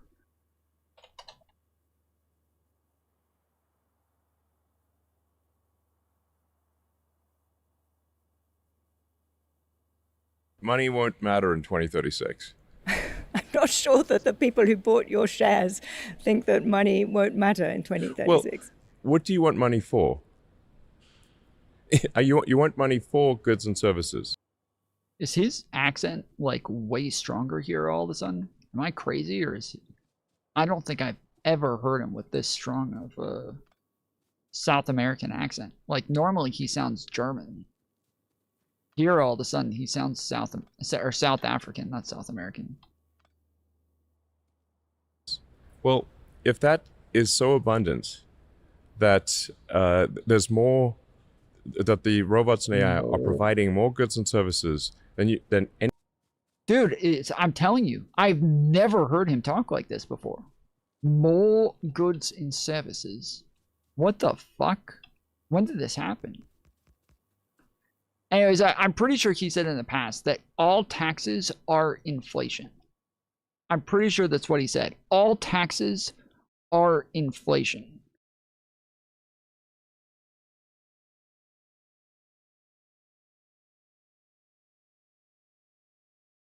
I think money should really be inflation is viewed taxation. I think it's the opposite way. through the lens of information theory, and so it's inflation theory. You're kind of like an internet connection. Like, what's the bandwidth? Total bit rate. What is the latency, jitter, packet drop? Errors in the network communication. Just think of money like that, basically. I think that's probably the right way to think of it.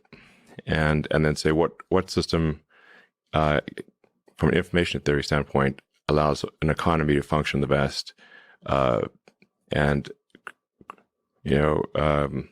Crypto is an attempt to reduce the error in money that is contributed by governments diluting the money supply as basically a pernicious form of taxation. I think money should really be viewed through the lens of information theory, and the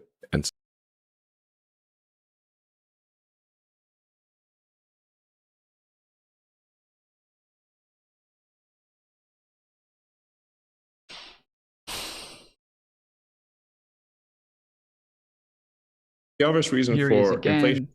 He says, I think printing money in this one. I believe in this one he says printing money is The inflation. government printed a zillion amount of more money than it had. The government can't just issue checks far in excess of revenue without there being inflation. Velocity of money held constant. Unless there's something were to change with velocity of money. If the federal government writes checks, they never bounce. That is effectively creation of more dollars. If there are more dollars created than the increase in the goods and services output of the economy, then you have inflation. Again, velocity of money held constant. Again, it's inflationary. You can't say it is inflation. It is inflationary. But you can't say it is inflation. Like there's so many things to take into consideration to say like whether or not inflation exists when it comes to like supply chains, when it comes to how much money, how much revenue, how much like there's so many fucking things that go into this to just say like, oh, printing money. That's inflation. Constant. This is not like super complicated. If the government could just issue massive amounts of money and have and deficits didn't matter, then well, why don't we just make the deficit 100 times bigger? And the answer is you can't, because you see, you hear the way he talks there, 100 times bigger. Like not 100 times bigger. Like it's so different. It's so fucking different the way that he was talking. will basically turn the dollar into something that is worthless. And various countries have tried this experiment multiple times. It's not like, oh, I wonder what happened if this is done. Yeah. Have you seen Venezuela? The poor people of Venezuela are been just run roughshod by their government. So obviously you can't simply create money. The obvious reason for inflation is that the government. So yeah, he's talked about inflation 1,000 fucking times, and every time he talks about inflation, it is the dumbest fucking shit you've ever heard in your life. And this is supposed to be, you know, the richest person in the world, that a lot of people automatically give him a lot of credit for how much he understands money, how much he understands finances, how much he understands the economy. It's so stupid, bro. It's so fucking dumb. We're going to move on to taxes. We did bring up taxes, so let's move on to taxes. You all, in some degree, have used phrases like making the wealthy pay their fair share and discussed raising taxes on the rich to fund your priorities. Wisconsin already has the second highest top income tax rate in the Midwest at 7.65%. So we want to know what all of you define as rich. So, Mr. Barnes, under your plan, what is the specific income level where taxes would go up, and what percentage would that top tax bracket pay? Yeah, so I think that incomes over $1 million should be taxed a little bit higher, even if it's temporary. The fact is, we are in a real crisis right now, and our necessities have not been seeing the resources, have not been seeing the funding. Again, there's no reason these school districts should be going to referendum every single year just to fund basic services.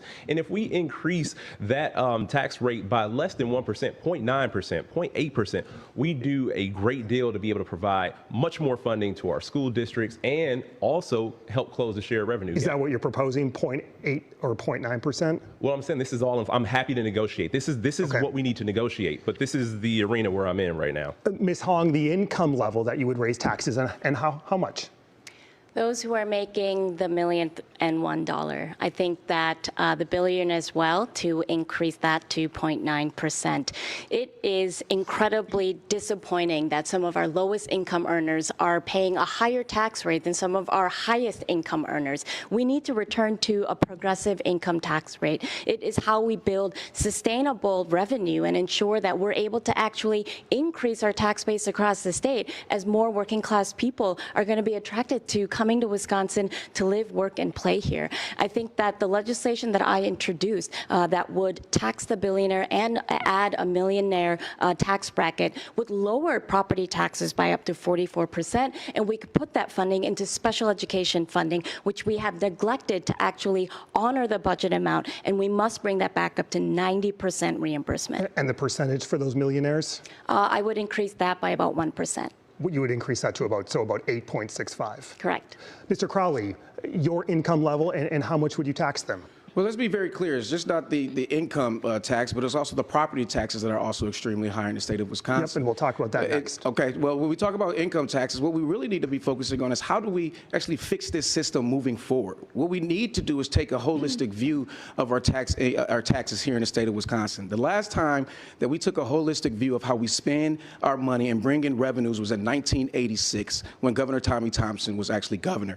And so we need to bring academics, we need to bring labor, we need to bring business owners and community members to the table, and let's actually have a real discussion about the entire system. I don't think that we should be just focusing on how we can increase taxes just particular for certain income earners when we haven't looked at the entire system. When it comes down to those, I mean, I think I haven't looked into it much, so I'll say right off the rip, you guys can tell me if I'm totally wrong, okay? But from the way that I understand it, I kind of like the way that Texas does their taxing, where it seems like the majority of their taxes come from property taxes. They don't really do income taxes. They don't really fuck with income taxes at all. They just do property taxes and sales taxes. And so they have a higher sales tax and they have a really high property tax. And so obviously if you have like way more money and you're buying bigger properties, then you're going to end up paying more on property tax. And if you have a lot more money and you spend a lot more money, you're going to spend a lot more on goods and services. And so you end up paying a lot through those things. Whereas if you're somebody who's really poor, you're not getting taxed on your income, and then you're also not getting taxed on most necessities. So in Canada, they have a housing crisis, and the government is refusing to sell land to allow them to build more homes. They got cap on how many floors you can build because they don't want to block the sun. The Canada has land that you can build on. The fact that they're not letting people build on some land is not the problem. That is not the issue. The fucking NIMBYs.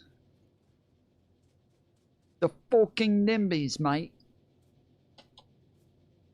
Those who are making hand over fist, we absolutely need to tax the ultra wealthy, but we need to be smart about how we're doing things long term. Do you have an income level or a percentage for that? Well, I think we always got to look at those who are making more than $1 million or more. Absolutely. And do you know how high you'd like to tax them? No, I think that we have to look at the entire system holistically. Ms. Royce, your income level and percentage you would tax them looking to raise taxes. I agree with my colleagues that anyone who's earning over $1 million a year should pay a slightly higher tax rate, but we also need to look at the corporate. You can put it aside, but when you pay yourself as payroll, etc., and avoid it or reinvest it, prevents stuff like stock buybacks. Dude, you guys in the fucking stock buybacks is wild. All right. Corporate tax giveaways that have run rampant over the last 15 years of Republican rule. We have rolled out the red carpet for Foxconn. The AI data center tax breaks are estimated to cost us $2 billion. All that at a time when we are spending $0 on early childhood education, when our public schools have been starved of resources, jacking up people's property taxes just to help our kids keep teachers in the classroom.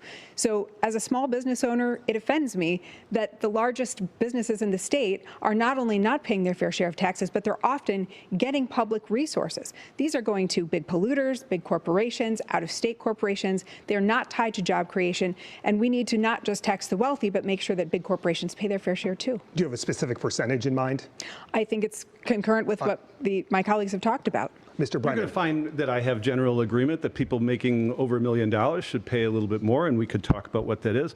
But I also think that there are other things, the manufacturing and agricultural tax credit, which is generally not paid to farmers and which has continued to increase. Pay a little bit more. Yeah, this guy's a fucking piece of shit. Let's fucking lynch him. That's pay a little bit more. Okay. Okay, buddy, we know who you work for. Look at that. Eat your fucking heart out, Trump. That is energy efficiency. That is what is it called? Energy. Fuck, what is the term where you only rely on yourself for energy? You don't need anybody else.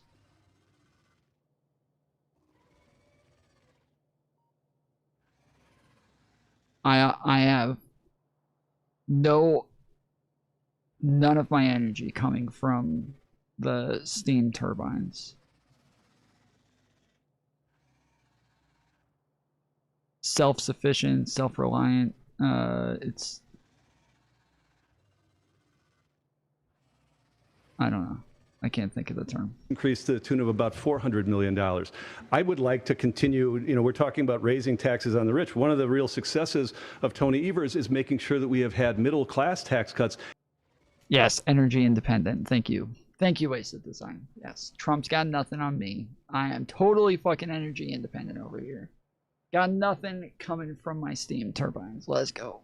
And ensuring that we can continue to do that. Now, the other thing about this, however, is that I like to win, and we are losing right now to Ohio, we're losing to Michigan, we're losing to Minnesota when it comes to economic development. And so if we're truly going to get to the Wisconsin that we need, if we're going to increase our population, if we're going to increase what we're getting out of our government, it's going to come from economic growth. And I think we need to make sure that we are aggressive in those things. You don't need to tell me about Foxconn. I spent the first year of the Is this the guy who posted the link in StarCraft chat? What? Did you used to beef with Adam Friended? I used to watch their show all the time, but he became insufferable, and I feel like I have a memory of you fighting with him on there. Well,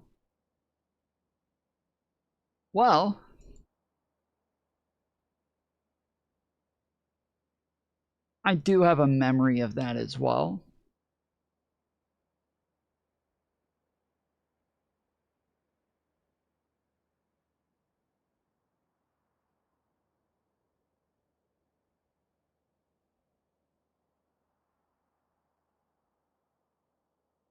So if Donald Trump believes that is the situation, and he is doing the prudent thing, he's not an authoritarian, he's delusional. Okay, so Hitler difference. wasn't an authoritarian because he actually thought the Jews were coming after them, right? Yes? I'm not going to litigate World War II or whether or not Hitler was delusional. I need some to make your point. consistency That's here. like I bad want faith. no, That's bad faith it's as not fuck. because it's not bad faith at all. You're saying that just because they believe it's happening that it's no longer authoritarian, and I'm saying that it's What happened? He's making a bad faith argument. I'm not going to No, wait. So for those who aren't watching, he muted me. He muted me while I was saying it's not bad faith and explaining. He says Trump isn't, we're having a debate over whether or not Trump is a fascist.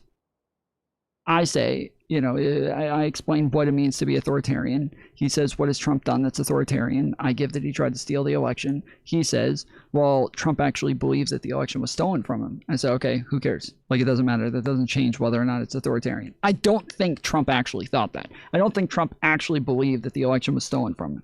But even if he did, who gives a fuck? Like, I watched everybody review this debate, and everybody was like, Tom, why are you giving that to them? Why are you letting him get away with this? Trump did not. He did not. Someone is spamming your link in in-game global chat. Came here to get mad. Oh, it's probably the guy that we banned earlier. There's some like nut job who kept coming in and throwing a fit over every little thing. Yeah, he's probably the one. Sorry about it. Sorry, guys.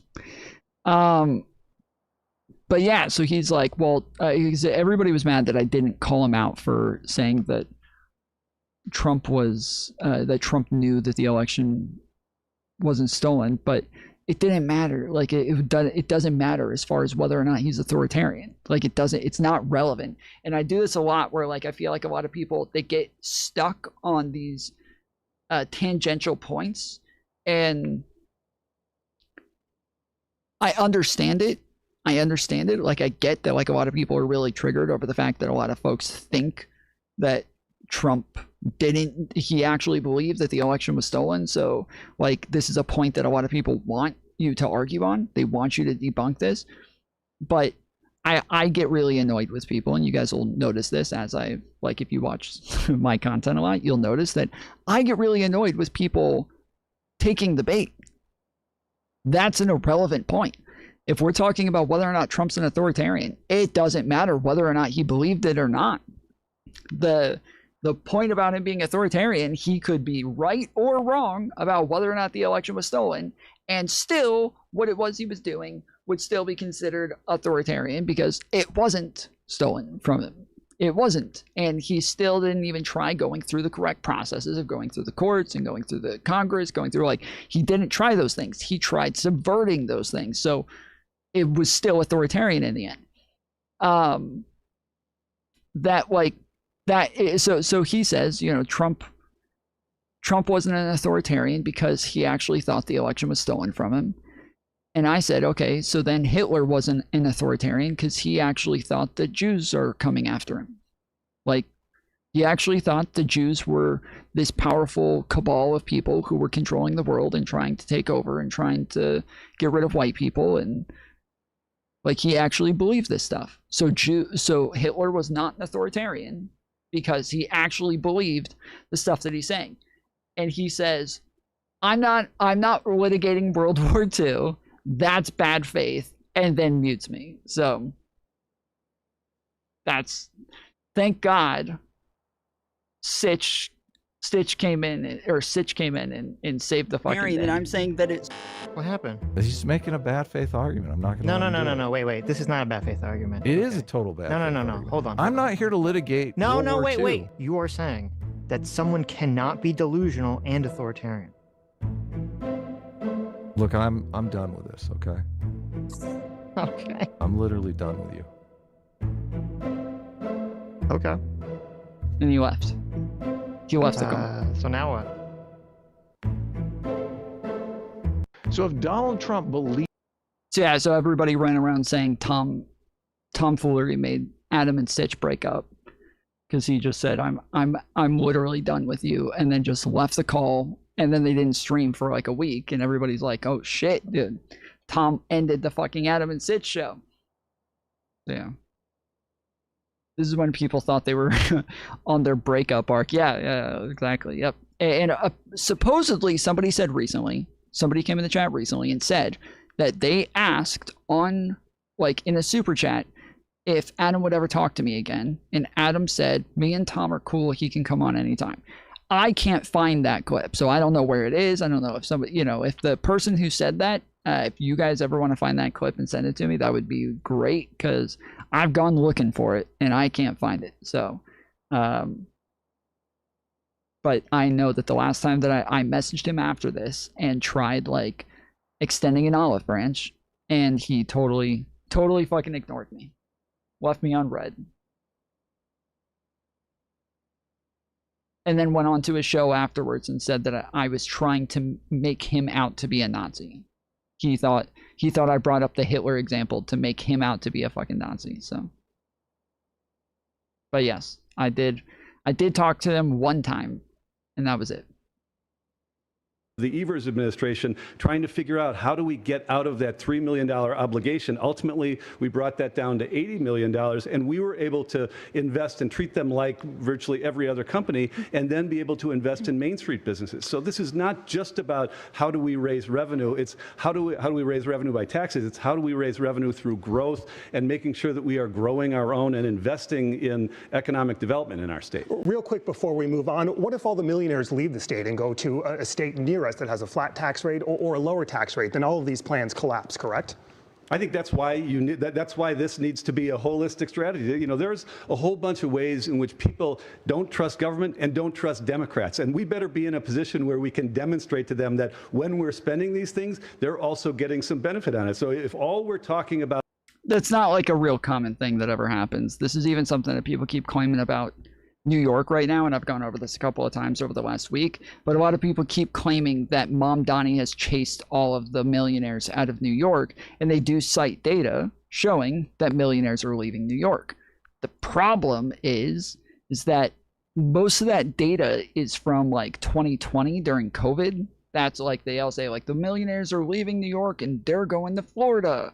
It's okay, all that's from like 2020 during COVID, because there were less restrictions and lockdowns for businesses in Florida. That's why they were leaving and going.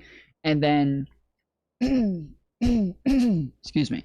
And then on top of that, they show how many millionaires are leaving New York. They don't show how many are coming in.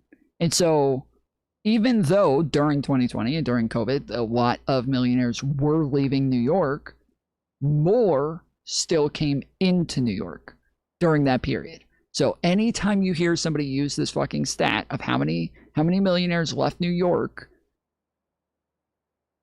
remember, there were more who came into New York. And still today, even under Mom Donnie, as far as the stats show, more millionaires are moving into New York than are leaving.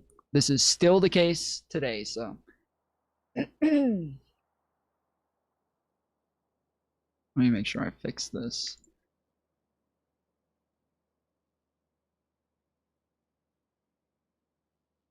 I don't understand why my camera zips away. Like, it doesn't do it there, but then here it does. I don't know why it does that. All right. Is raising taxes, and if this is all going to be about how do we make sure that we are doing that to people, penalizing, if it's just going to be penalties, then we are going to start to lose. We need to make sure we're growing with everybody. Ms. Hong, do they leave the state? You know, discussing. Sorry, Freddie. Tom, what do you say to people who argue against your idea that just property tax and sales tax is regressive, as it means rich people pay the same percentage tax as poor people under that system? What? The percentage, as I said, if they're buying a lot more things, it's not a I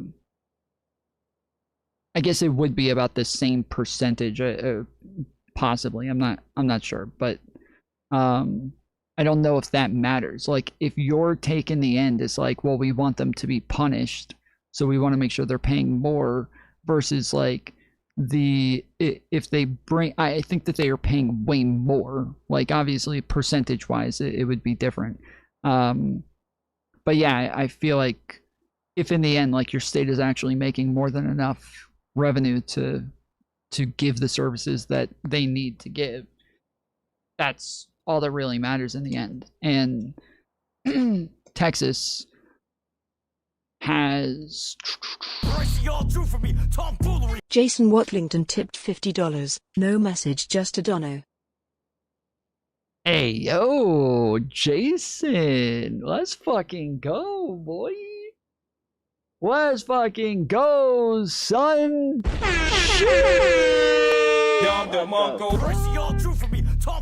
Green 4 Whiskey tipped $5. Uac. Concerned Doge. True. Thank you, Green 4 Whiskey. Let's go. Let's fucking go, boy. Hi, bitch. Hi, bitch. Let's get some W's in the fucking chat. Let's get some fucking W's. Let's get some fucking cheers. Let's get fill that motherfucking screen up with some emotes. Let's fucking go, boy. Soros money, yes sir. We got a whale. We got us a whale, boys.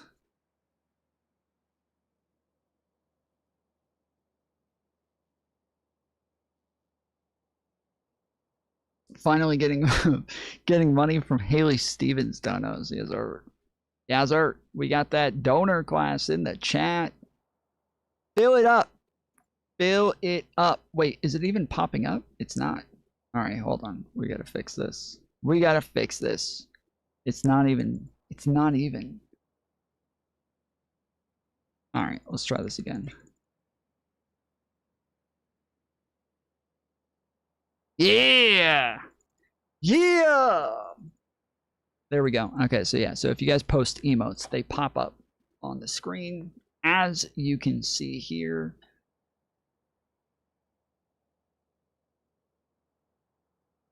And if you flood the emotes, it really fills it up.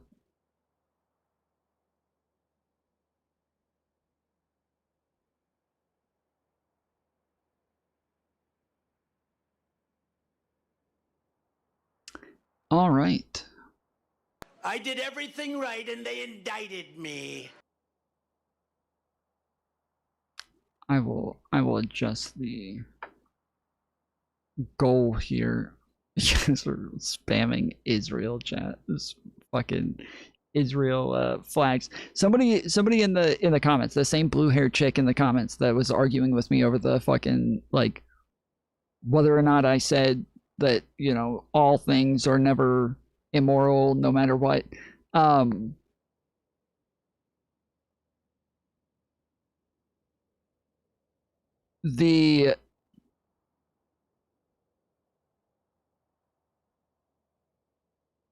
She went on to say, I can't believe you're denying it's a genocide. And I was like, dude, I literally said numerous times in this fucking video that I call it a genocide. And she's like, no, you didn't. You said you don't call it a genocide. I was like, no, I didn't. I said that it doesn't, I don't think it like qualifies under the definition of a genocide, but that I do call it a genocide because whatever the fuck you want to call it, it might even be worse than something that I would call a genocide.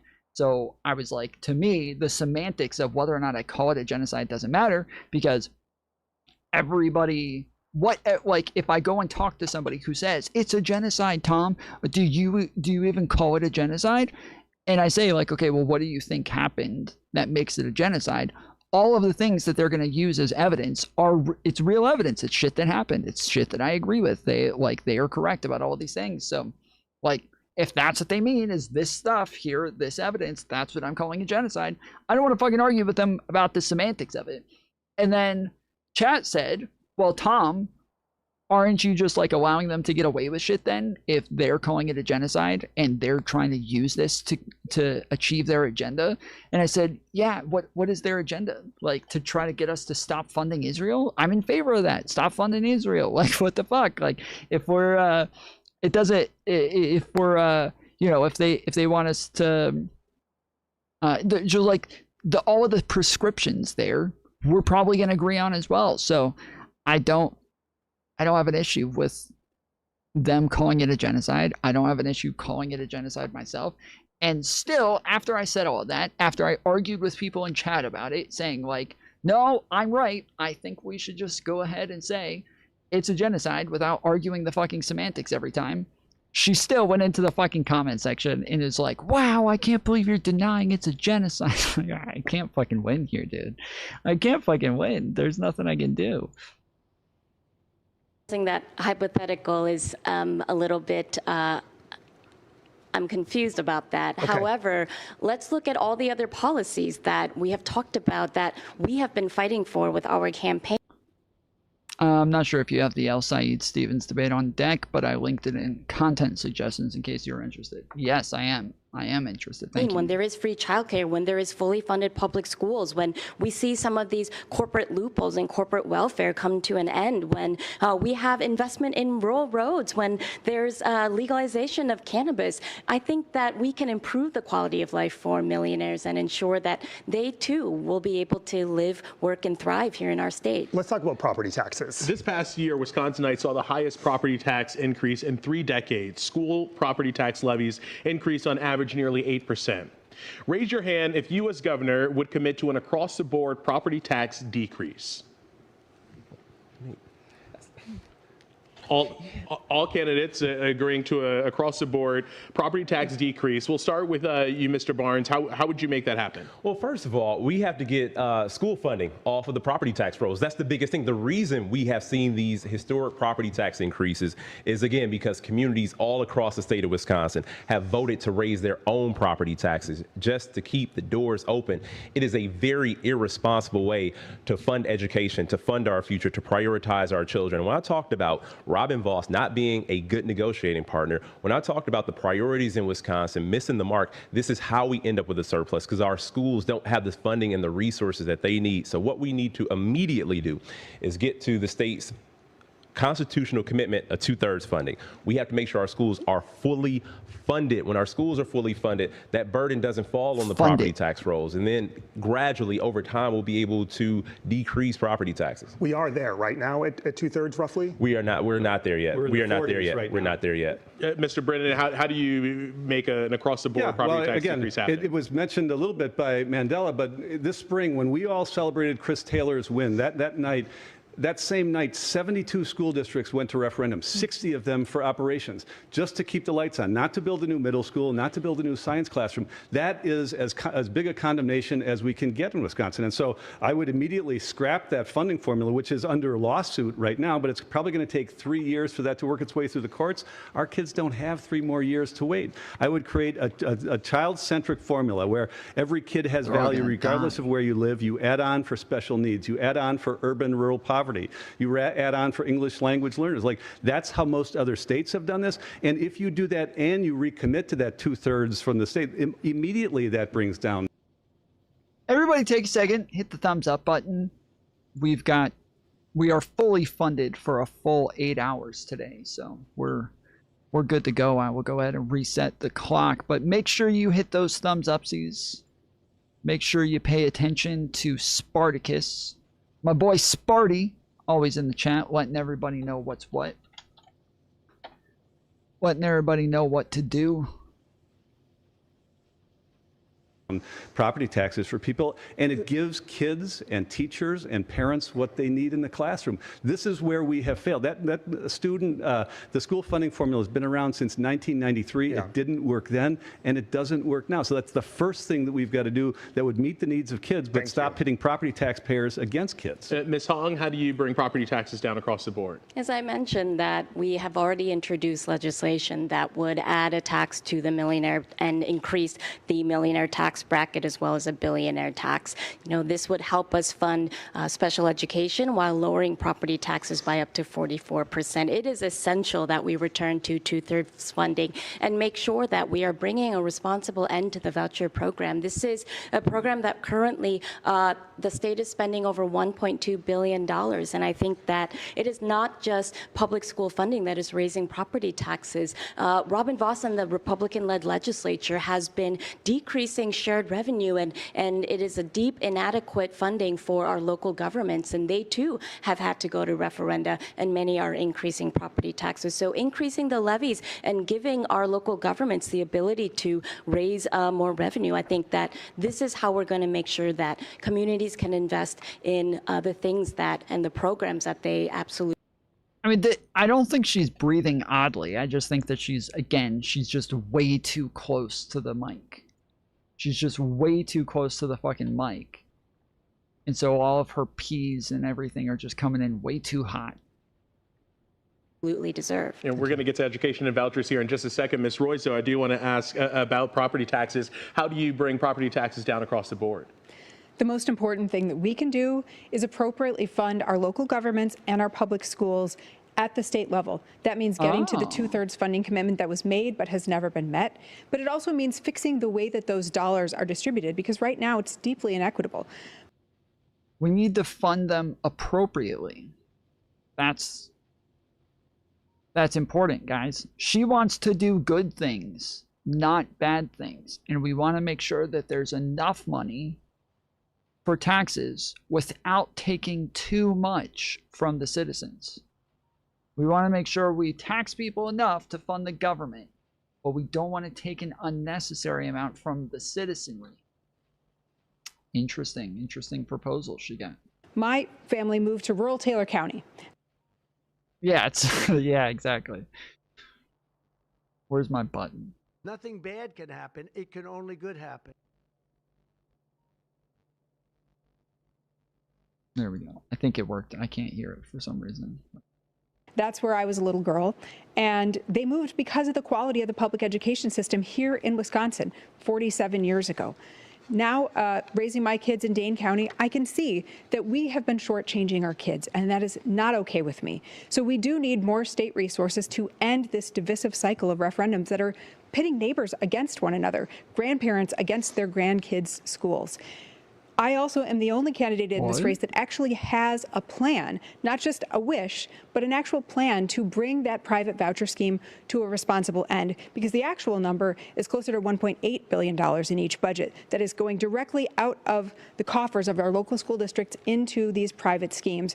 And they are unaccountable and they can discriminate against kids. And none of us as taxpayers should find that acceptable. Mr. Crowley, how do you bring property taxes down across the board? Property taxes are extremely high here in the state of Wisconsin. It's not just affecting the senior who's on a fixed income. It's also affecting that young person who may want to buy a home, and everybody's getting squeezed in every direction. And it's not just affecting homeowners. It's also affecting renters as well, because when property taxes go up, landlords, quite frankly, pass those down to those renters as well. And so we have to tackle property taxes by, one, investing in our education system, increasing the reimbursement rates as well for special education, because our school districts shouldn't have to choose between mandated services and whether or not they're going to have teachers. But as the only elected official who runs, county government representing 19 different municipalities, close to 1 million people, we have a lot of state mandated services. And with those state mandated services, those resources don't come down the pipeline. And so it's extremely important that we work at the state to make sure that we are getting, the local governments are getting enough resources to invest in things like public safety, because the state of Wisconsin is near the bottom or dead last when it comes down to investments and such. We brought up vouchers, so let's talk about vouchers. Right now, about 30,000 Milwaukee children attend private schools using taxpayer-funded vouchers. Milwaukee was the first school choice program in the nation to help families who felt failed by the public school system, and still do so today. The program has since expanded statewide. As we've heard, some of you are calling to end the voucher program. Mr. Crowley, do you support eliminating or reducing vouchers in the city of Milwaukee? Look, I am a proud MPS graduate. Went to Milwaukee Public Schools. All 3 of my daughters go to public schools. So I believe in the power of our public education. I think to say that we're going to fully eliminate the voucher system overnight really doesn't take into account the impact towards our family, towards our teachers, and quite frankly, toward the public school system. They're getting rid of school vouchers? That's fucking wild, because conservatives have been trying to add school vouchers like federally all over the place. They think school vouchers are the best fucking thing of all time. You know, we've talked about how we went to referendum to make sure our public schools have what they need.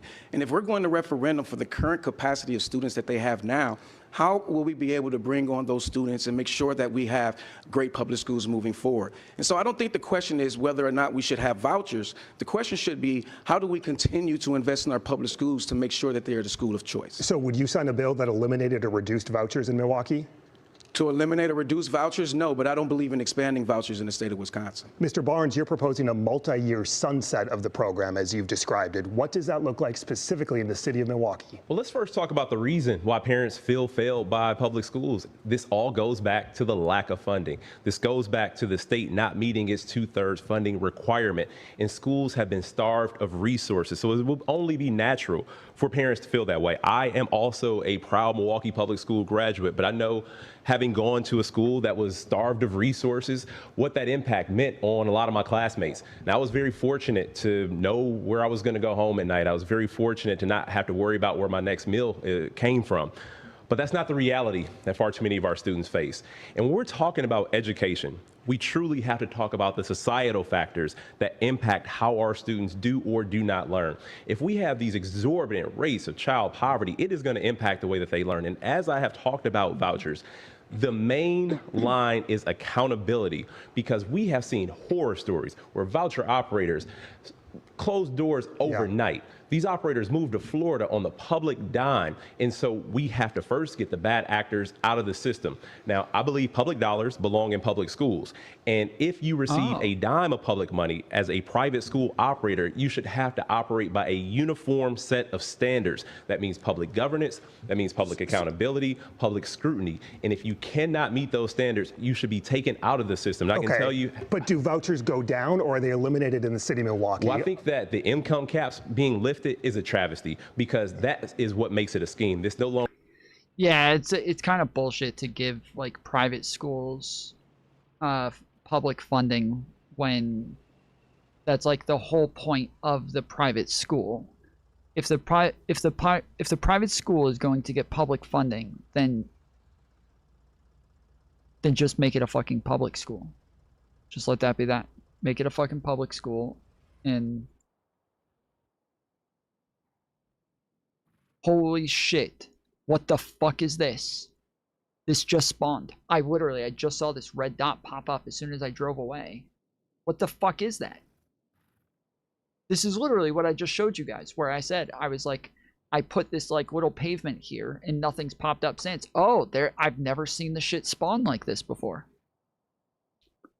That's crazy. I've never watched it spawn in real time.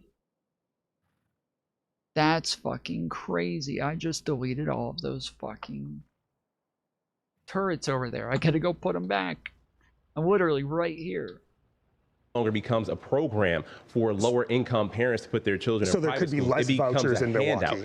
It becomes a handout, and we can no longer, there's no justification for expansion of vouchers or lifting the caps if we have not fully funded our public schools. So I would sign a bill that reduced them, because we have seen so much chaos with this system. We have seen, and look, a lot of students, and this is not an overnight thing by any means, but we do have to get serious about the delivery of education, specifically here in Milwaukee, but we also have to get serious about the societal issues that continue to plague our systems. We always have the conversation about education, but never about poverty. Thank you, Mr. Barnes. Ms. Royce, at what point in your plan do vouchers go away for tens of millions of Thank you means shut the fuck up already. Holy shit. When are you going to stop talking? Of children in Milwaukee, tens of thousands of children in Milwaukee. No student in Milwaukee or Racine who is currently enrolled in a voucher program and is happy there will be displaced, and they will be allowed to continue their education until they graduate, as will their siblings. However, all programs that take public money need to be subject to the same rules and regulations that public schools are. Right now, you can do corporal punishment in a voucher school. You don't have to have licensed teachers that undergo background checks. You can discriminate against teachers and against students, including cherry picking students and saying, no, we don't want a student with a disability. I think that's totally unacceptable as a taxpayer and certainly as a parent. Every single child deserves a high-quality public education. And what we have with the statewide expansion is essentially a program that has subsidized the private choices of wealthy parents. The vast majority of students in the statewide expansion were already in private school at their parents' expense before taxpayers started picking up the tab. I believe that public dollars belong in public schools, and if you take even $1 of public money, you need to be subject to accountability. And yes, Yeah, over of time, course. I am going to.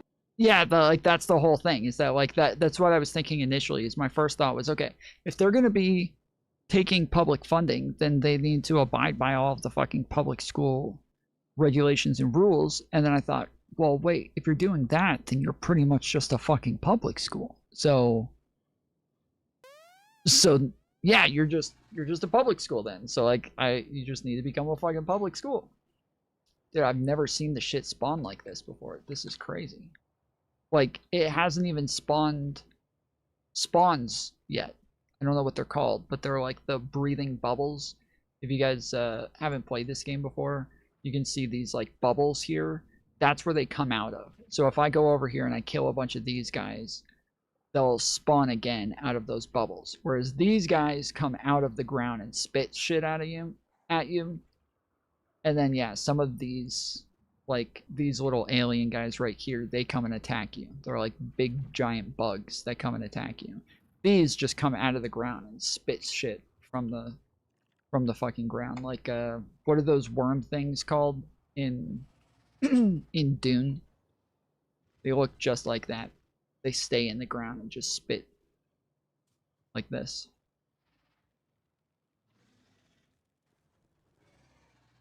Kind of like that. To bring the private voucher scheme to an end as we increase the quality and the capacity of our public schools. Because the most important thing to me as a parent, and what I hope my legacy will be as governor, is to restore Wisconsin in our rightful place as the best public education state in the nation. So a 3-year-old child, for example, in the city of Milwaukee would not qualify for a voucher under your plan?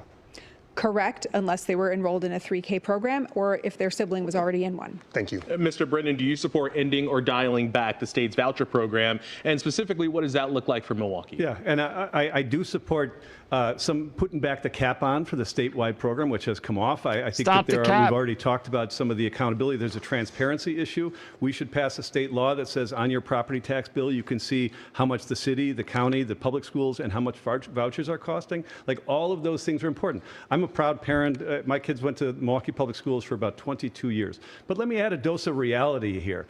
There is not going to be a bill that passes in the legislature that is put on the governor's desk right now to end vouchers in Milwaukee. You know why? Because there are representatives in Milwaukee who represent the city of Milwaukee for whom more than half of the people who live there are sending their kids to private schools. Like, we have to live in the real world. This is an issue that is dividing Democrats, because in Milwaukee, what parents deserve is a great option. And I want to make sure our public schools are better than any, bar none. We have the largest achievement gap in the country right here in my hometown. That's not acceptable. So the results aren't what we want. We need to hold everybody accountable. You know who doesn't like accountability? Lousy schools, no matter what kind of school they are. So we need to make sure we are holding ourselves accountable, but we need to also make sure that that we are living in the real world here, because I wouldn't put legislators in a position where they're going to have to tell parents that they can't send their kids to the school. But let's say a bill got to your desk. Would you sign a bill that reduced vouchers in the city of Milwaukee? I wouldn't right now, because I think we need to make sure that we are doing right by everybody in the city of Milwaukee. There are changes to be made. The largest recipient of vouchers in the state, $44 million to a virtual school. Like, Thank you, those Mr. are the types of things we can change. Ms. Hong, you are calling for a responsible transition away from the, quote, unfair voucher program. $44 million to virtual schools. What the fuck? Like, you don't even need the majority of the shit. You don't need books. You don't need desks. You don't need chairs. You don't need pencils. You don't, like, what are you sending $44 million to a fucking virtual school for? What the fuck is happening there? How is that possible? Does that include fully eliminating vouchers in Milwaukee? No, I'm a very proud daughter of immigrants, a single mom, where my son is going to the same public school district that I came through in my hometown of Madison. So she's a fucking illegal, is what she's saying. Believe that public dollars not only belong in public schools, but one of the reasons that privatization has grown across the country is that, you know, it's public institutions of education that are one of our last remaining democratic institutions. And if we don't have strong public schools, we can't have a strong democracy. Our plan would ensure property tax transparency. I was in Luxembourg, Wisconsin. And she wants transparency. Oh my goodness, dude. At the dairy breakfast, talking to a gentleman who had no idea about the voucher program. And when he found out that the statewide program is where some of the public dollars were going into private schools, he was shocked. Ending that statewide program and implementing property tax transparency, and then moving to Milwaukee and Racine and looking at accountability and transparency measures that is uniform across what public schools are having to be audited for and the different regulations that public schools are responsible for. And I will say, I introduced the Healthy School Meals for All legislation, and that is a bill that would include all students in K through 12. It includes vouchers and it includes private schools, schools for the visually impaired. And this is a type of bill that not only helps to reduce costs for families, but would help all students across the state. So to the point of fully eliminating vouchers in Milwaukee, your plan? It has to be a responsible program and process where we work directly with the families and the different schools where the voucher program, depending on how expansive it is in the school, but it would need to come to an end. And I can see, I don't want to put a firm number on it, but I do believe that, again, public dollars coming in public schools, understanding that we have built this system where it's deeply inequitable, and I think that it's important that we put in the responsibilities of working with our partners to end the program in Milwaukee. Eventually a full end in the city of Milwaukee. I believe that that is what bringing a responsible end to the voucher program is, Matt. Thank you. Let's talk about data centers. In Marquette's latest poll, 76% of Wisconsinites say they believe the costs outweigh the benefits, and that includes a majority of Democrats, independents, and Republicans. You've all outlined varying plans on how you would... I mean, truly, the majority of the stuff about data centers, like, a lot of times seems like bullshit. I've looked into, like, I think 4 different data centers where people are, like, pushing for them to stop over water, over you know, heat, over all these different things. And, like, they're not wrong that data centers do those things. They're just wrong that it's doing it to them, that it's doing it to their neighborhoods, that it's doing it to that it's doing it in a way that's actually going to, like, hurt them in any meaningful way. And it's kind of, holy shit, that's way too many science packs. What the fuck? It's kind of bullshit that they're, like, everybody thinks that it's happening in a way that drastically affects them. The majority of the time when I've looked into it, it seems like it's not the case. And the main one that we've talked about a bunch of times on here, that everybody talks about, is the one in Utah, where the O'Leary guy is building his data center. And while he is lying about a bunch of the people who are combating this, saying that it's just Chinese propaganda, he's, like, going and finding random TikTokers with, like, 10,000 views on their videos and going on the Fox News saying these are, calling them out by name, calling them Chinese propagandists, saying that they're working for the fucking state of China, for the communist government. He's being sued now for that, thankfully. But while they are unfairly being attacked by people like him, they are also just kind of spreading a lot of bullshit about this stuff. So would approach the boom in data centers, from new regulations to construction moratorium? We probably don't know yet how much impact they'll have. Canada yoinked their first data centers permits because they mostly lied on their applications. I mean, sure, but that just kind of makes my point more than anything, is that people acting like they know what these outcomes are going to be, making the claims about the water, making the claims about all this shit, like they're just wrong and they don't have the evidence. I'm not claiming that this stuff isn't going to happen at all ever. For some of it I am claiming that, but for some of it I'm not saying that it'll never happen or this could never be the case. I'm just saying that like the evidence that they're claiming to have, they don't have it, that a lot of this just does not seem to be the case. State lawmakers recently attempted to pass a series of regulations, but they failed to pass the full legislature. If lawmakers can't agree, and if you believe in local control, what really can you do as governor, Mr. Crowley? Well, one, we need to, it's unfortunate that the legislature actually left session without actually putting any guardrails in place. And so as governor, we need to make sure that we're protecting ourselves from the data centers that are currently here. I do have the same concerns that many folks have across this state, but I think a moratorium, a short-term moratorium, doesn't address the long-term concerns that we have. And so as governor, we will make sure that we hold these data centers accountable, that they pay for the energy use, they pay for the grid upgrades, and they bring the Beyonce approach, bring your own new clean energy. We need these data centers to be as close to 100% renewable energy as much as possible. But they can go anywhere in this country. But we have to understand that our clean air, our clean water, it doesn't stop at the borders of Wisconsin. And so as county executive, we have put in place a climate action plan to reduce our carbon emissions, and we're 50% of the way there. And we need to make sure that we're having that same level of accountability here in the state of Wisconsin. But if they are going to be here, let's make sure we're utilizing union labor. Let's see project labor agreements, prevailing wage, and community benefit agreements across the entire state, because we're all going to be affected. And I believe they should be subsidizing our energy use if they're going to be here. You said they could go anywhere. Do you want them here? I couldn't hear you. You said they could go anywhere. Do you want them here in Wisconsin? I couldn't hear you means give me a second to think about that. You caught me off guard with that fucking question. I was trying to avoid answering that, and now that you're asking it directly, I'm going to need a minute to prepare.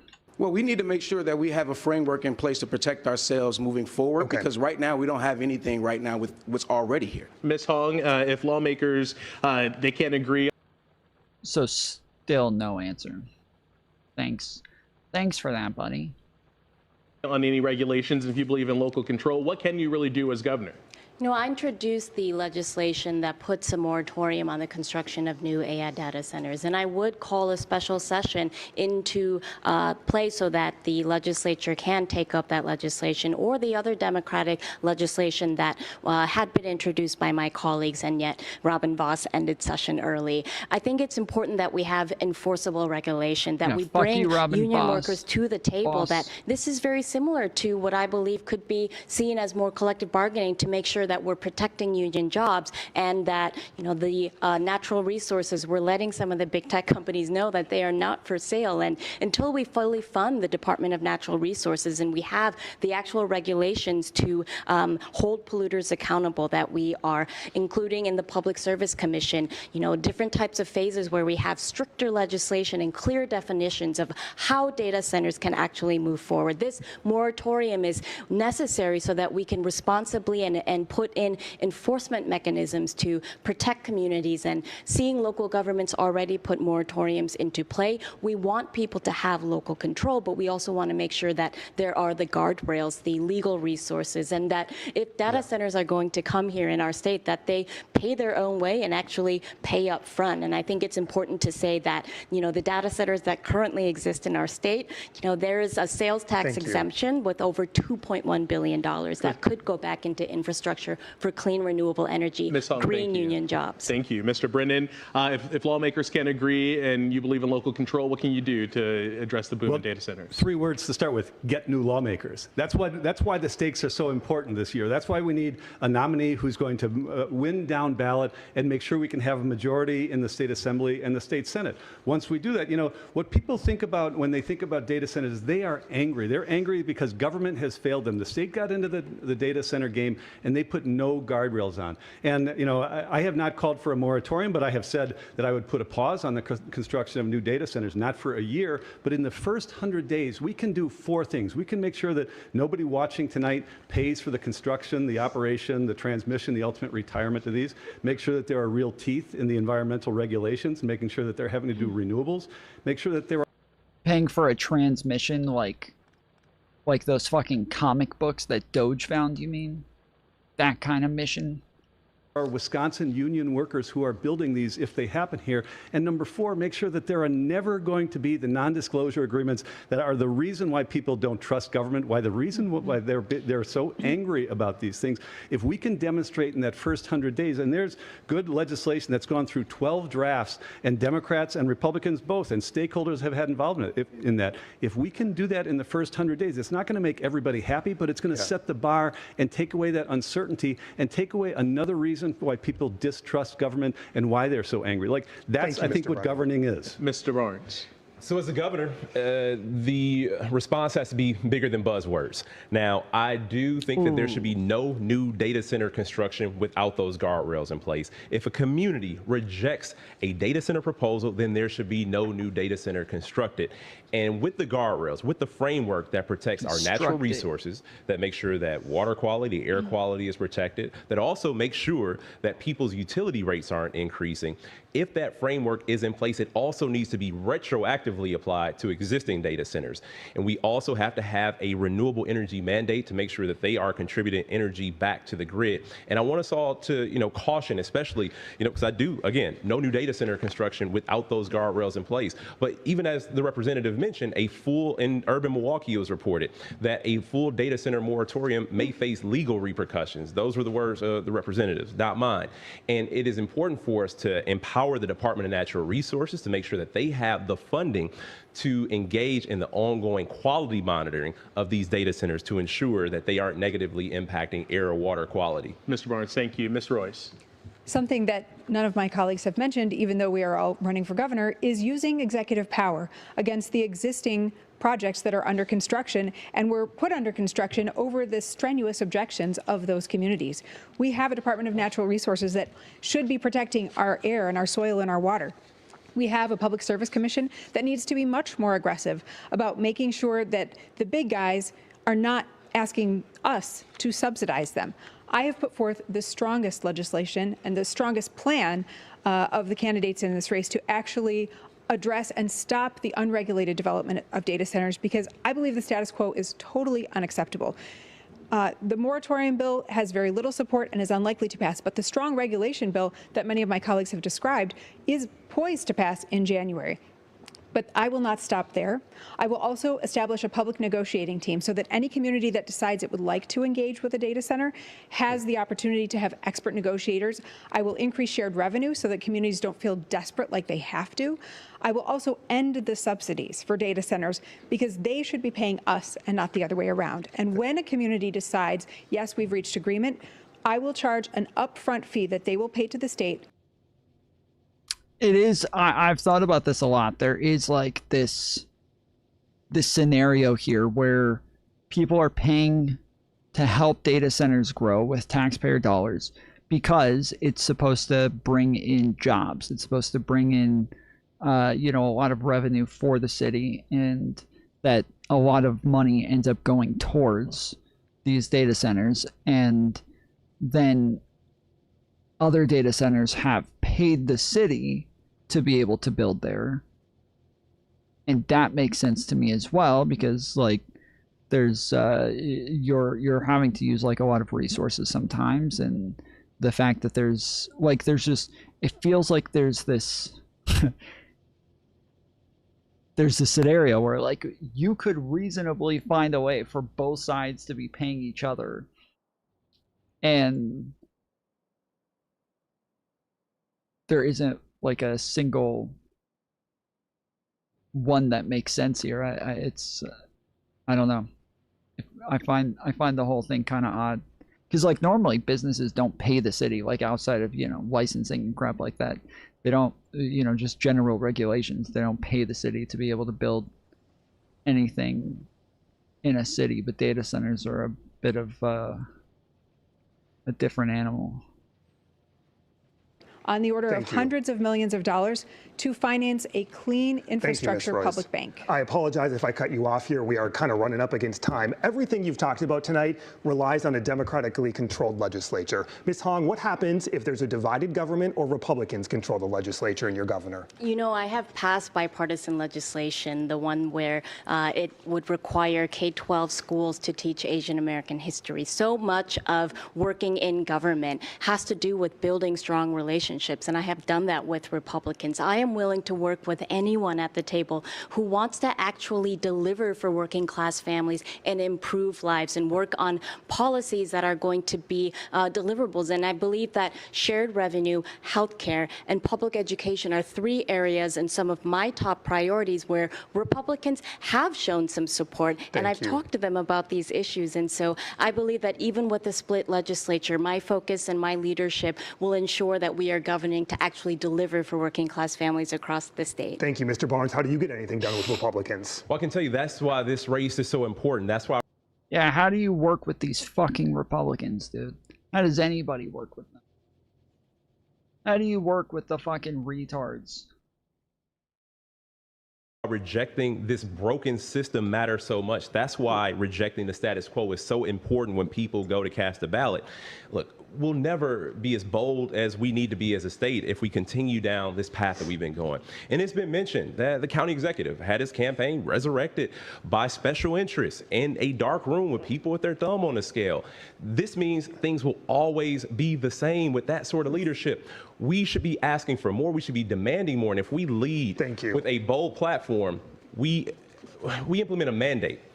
We have a mandate to govern in the interest of people in a way that we have never done before. And that's what this race is about. Thank you, Mr. Crowley. How do you work with Republicans? Get anything done? You know, I served in the state legislature like many of my colleagues here, but none of them have actually run local government. You know, I'm the county executive of the largest community. And when I was elected in 2020, we had to work to get Act 12 passed. And we worked with Democrats and Republicans, and we've done it in Republican-controlled legislatures, and I do believe that we'll get a lot more done. Thank you. Believe it or not, it is now time for closing statements. We did choose randomly with the campaigns present to determine the order. Each candidate will have 30 seconds for a final thought, and we will begin with Mr. Brennan.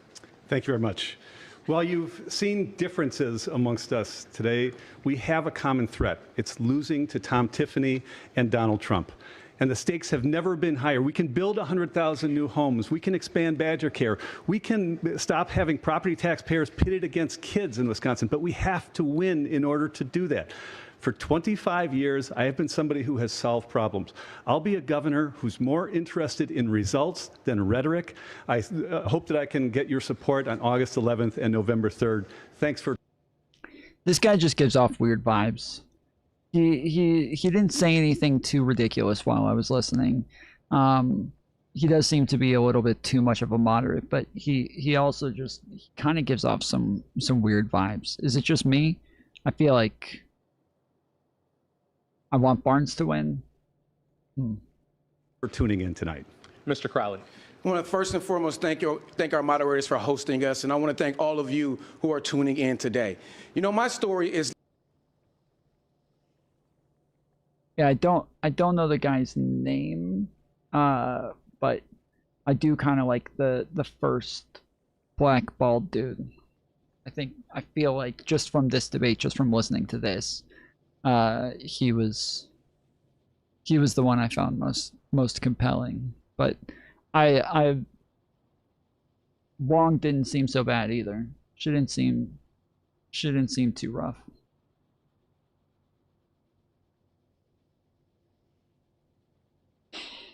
Same. So that is Barnes, is the bald black dude? That's Barnes? It's like Wisconsin's story. I grew up learning the values of hard work, resilience, and to stand up when somebody tries to knock you down. But people all across this state are struggling every single day, and I know what that feels like. They need a governor who's going to... I wonder why, Tom. What do you mean? Deliver for them on day one. And that's why I have received the endorsements of folks like Tony Evers, Governor Evers, our labor unions, and folks all across our state, because they know I will be... I'm gonna take a big stab in the dark and say that you're not actually wondering why. It's just my feeling. It's just a feeling that I get. But I feel like you're probably not actually wondering why. What do you think? What do you say? We're delivering the results that's going to make a great impact. I look forward to having your vote on August 11th. Ms. Royce. All of us on this stage are good people.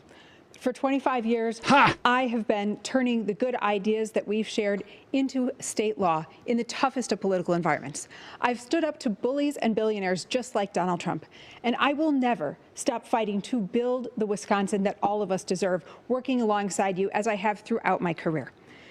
We need all hands on deck in this high-stakes moment to protect our rights and freedoms, to deliver health care for all. Oh, it's because he's bald. I'm not actually bald. I beat that. I beat baldness. I just shaved my head now. And to make sure that every child has a great public school. I ask for your vote on August 11th. Mr. Barnes. So everybody. Yeah, one's in chat. Let's get some W's in chat if you guys like Barnes. And let's get some L's in chat if you like Wong. Where are we at? Or actually, let's just put a fucking poll in chat. I'm just gonna poll you guys. You guys are about to get my poll. You guys are about to get my fucking poll.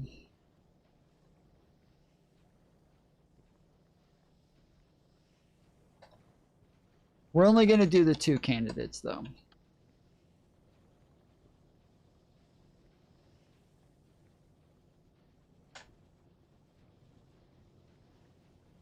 Poll in chat. Everybody answer. Everybody go. Go, go, go, go, go, go, go. Answer, answer, answer, answer. Let's go. Barnes.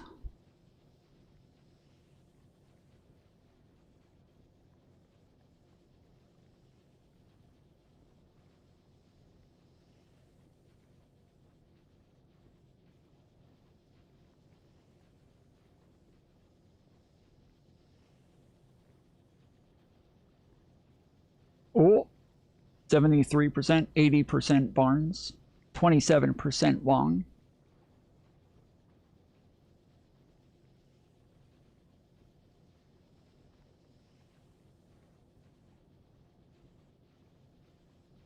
Oh, it's Hong? Fuck. Wait, is it really? Fuck, my bad.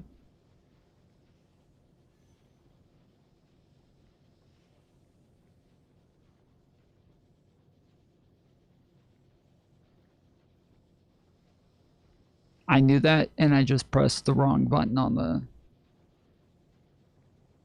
keyboard.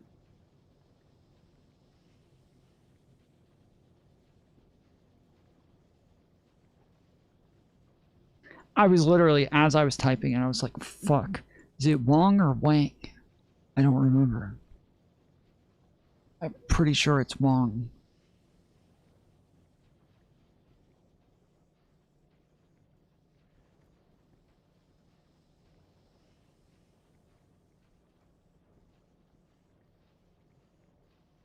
Well, we only got 11 of votes. That's 25% of chatters. In 1 minute, 11 votes. 73% say Barnes.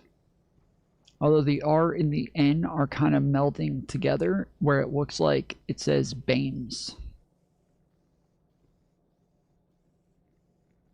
So maybe it's Bames.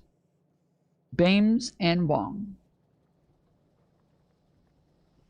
Yep, we got a lot of non-voters, a lot of fucking Hassan fans in chat who are against voting. They're sitting out the vote.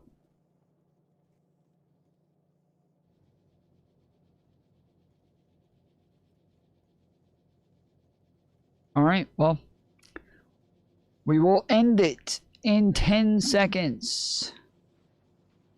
10, 9, 8, 7, 6, 5, 4, 3, 2, 1.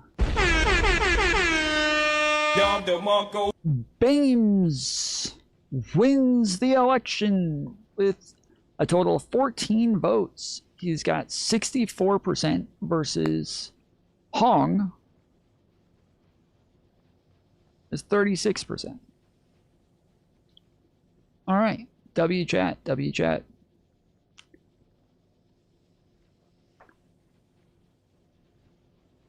And what did where was Barnes polling? He was like 14%, right?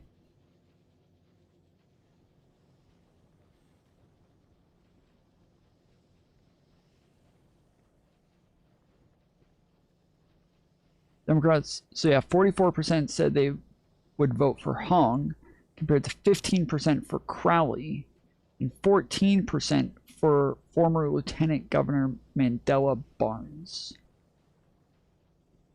Well, Crowley's even ahead of Barnes. Sheesh. Sheesh. Okay. Okay. Hi, bitch. Hi, bitch. You know, not to do too much in one day, but I kind of want to watch the other. Two proven fighters. The other one. So this is from what, 2 days ago? Him for hosting and moderating this. This is also 2 days ago. Wait, is this the same? Is this? What are the two? Freddie, what the fuck? You sent me two different things. Is it both the same thing? Which one? Wrong video. I pulled up both of them.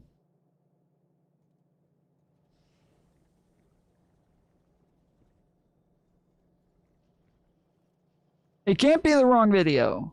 You sent two videos. I pulled up both of them. Which one?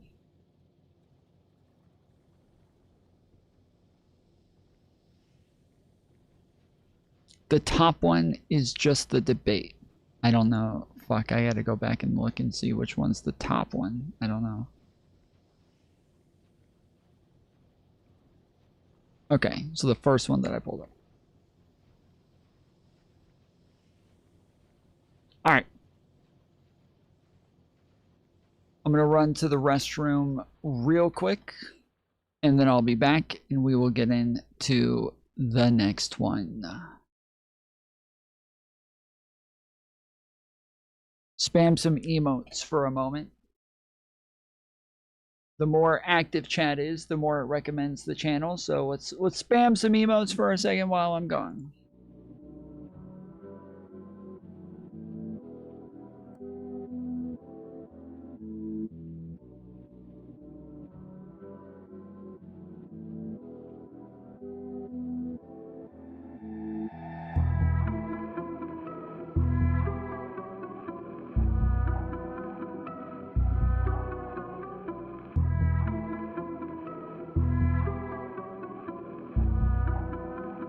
Pure, unadulterated tomfoolery.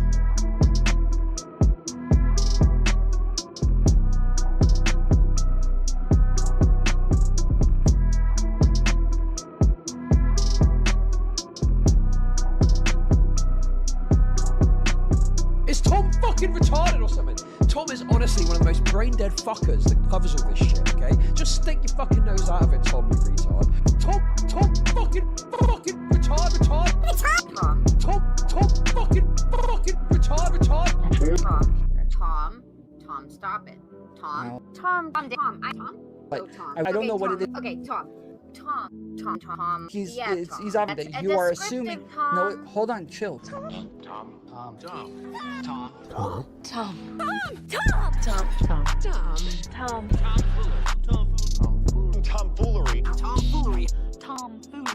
You need a tomfoolery. Tomfoolery.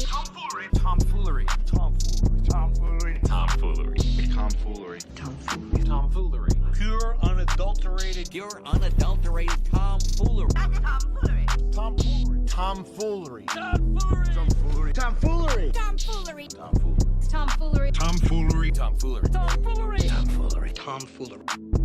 I will not put up with tomfoolery in my classroom, children. Tom fucking retard. fucking Tom, fucking retarded. Fucking Tom. Tom. Foolery. Tom. Foolery. Tom. Foolery. Tom. Foolery. Tom. Foolery. Tom. Foolery. Retard. Brain dead fucker. Brain dead fucker. Brain dead fucker. Fucker. Brain dead fucker. Brain dead fucker. Brain dead fucker. Fucker. This isn't funny. No more tomfoolery. Tom, stop it. Tom. I don't know what it is. Okay, Tom. He's Tom. obvious. That's You are descriptive, assuming. Tom. No, hold on, chill. Tom. It's fair. Tom. It's fair. Tom. It's fair. Tom. It's fair.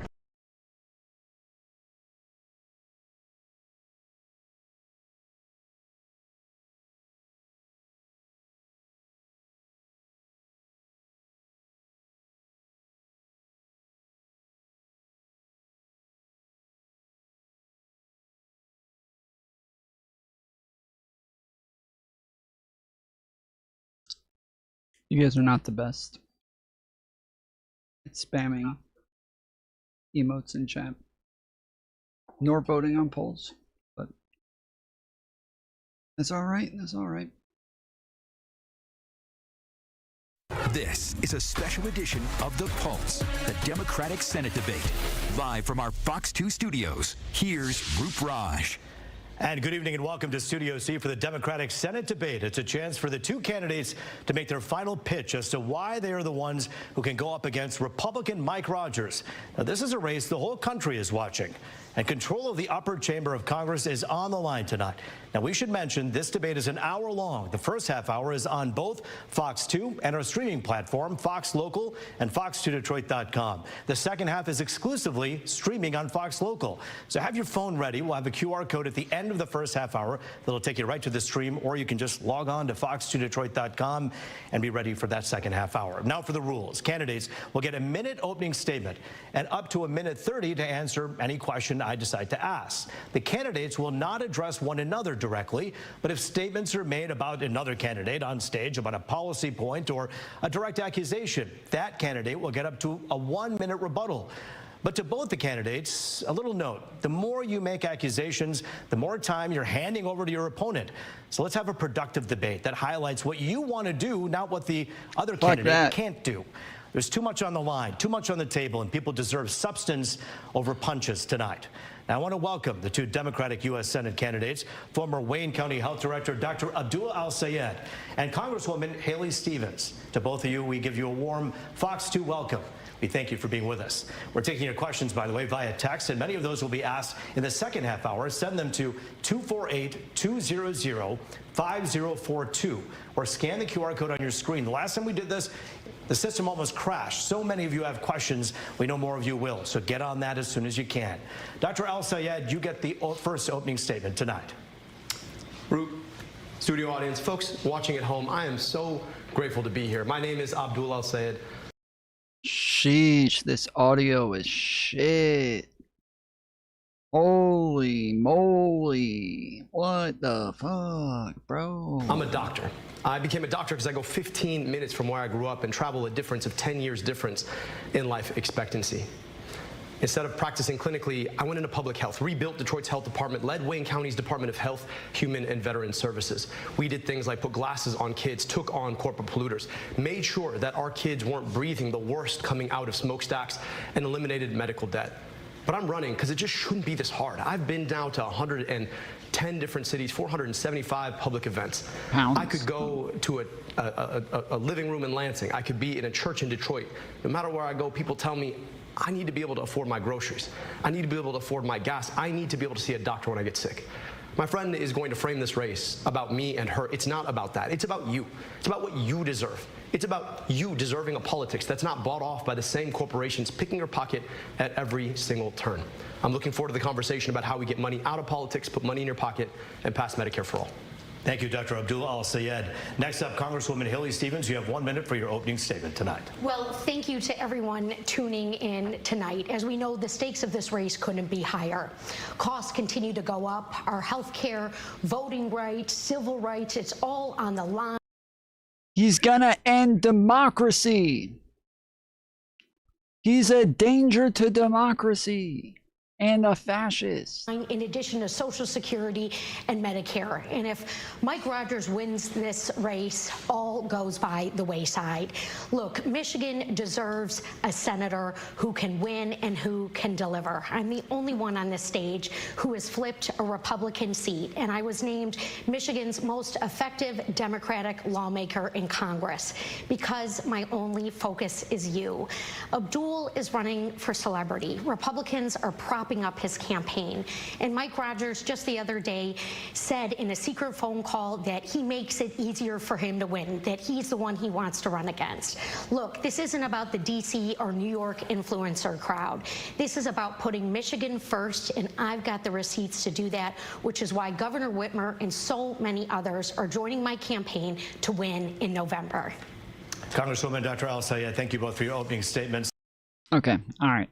You guys were supposed to spam the emotes while I was gone, but I appreciate it. Thank you for doing it. A little late, but thank you.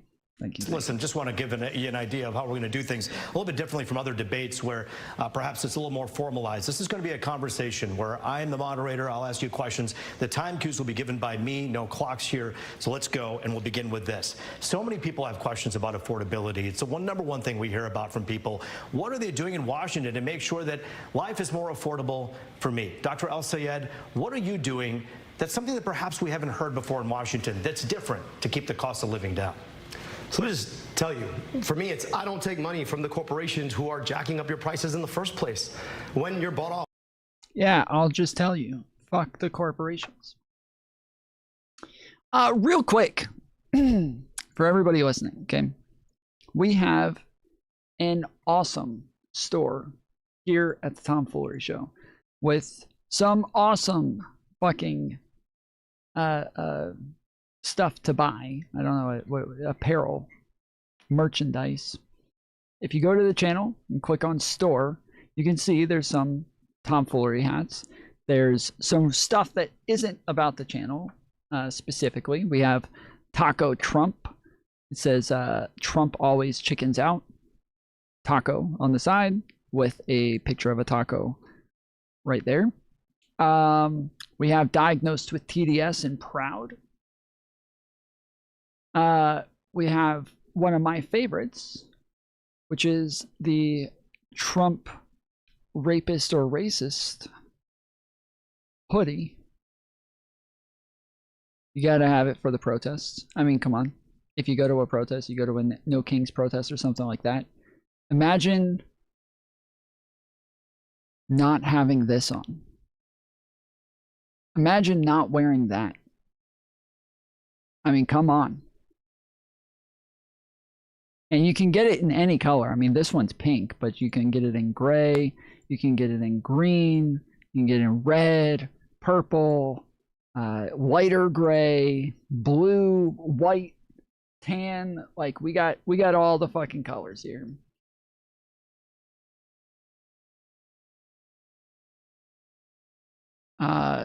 We got the Nobody Does Treason Like Better Than Me Trump hoodie.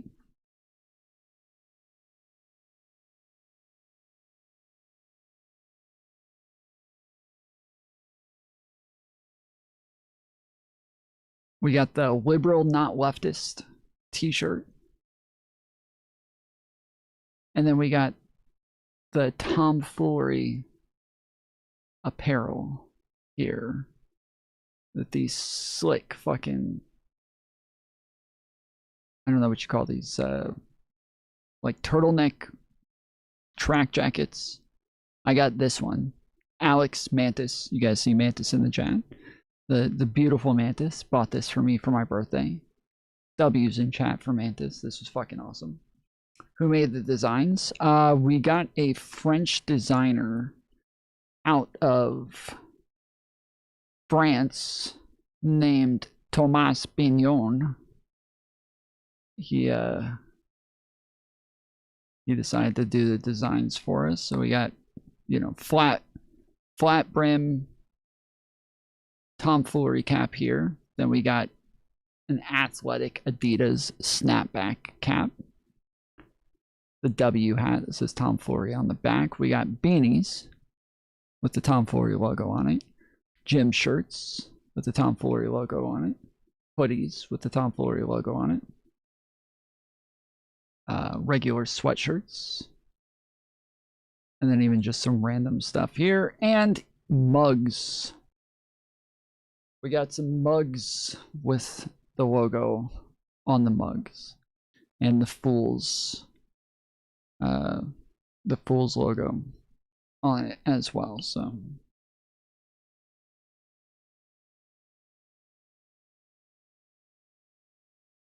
and all of these come in different colors as well, so you can adjust the colors for whatever it is that you want. Almost all of these have 8 or more different colors that you can buy them in.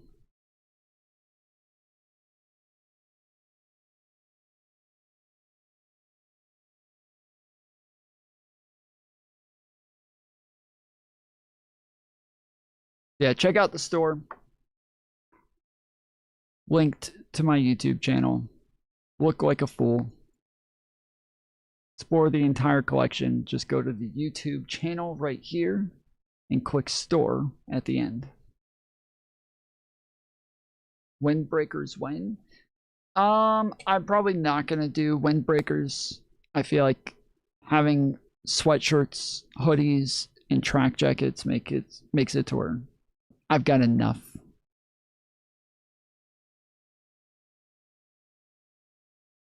Looks comfy. I mean, initially that's what people asked for. They said like, dude, I really like your logo. It would look so cool on just like a comfy fucking hoodie or something like that. There were a bunch of women who kept saying like, I would so buy your logos if you had it on a hoodie or something. So went and made it. As soon as I made it, lost 90% of my audience. So we'll we'll get back there, and we got some sales on there that are much appreciated. But if you guys are looking for anything cool, or there's anything else that you're looking for, something that you think we should have on the store, not windbreakers, not like the same thing that I already have, just in a different style or whatever, but if there's something like truly, if you say, hey Tom, I'm positive, like I actually will buy this thing,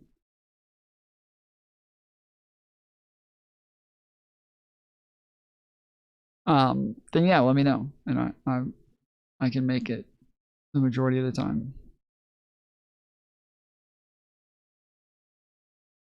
Bro, you want to watch someone get stupid donos? Watch Andrew Wilson. I saw him make 10K in one stream. Silty_water tip $20. Hey yo, Silty! Silty! Let's fucking go, boy! Let's fucking go! Appreciate it. Let's get some W's in chat. Hey yo!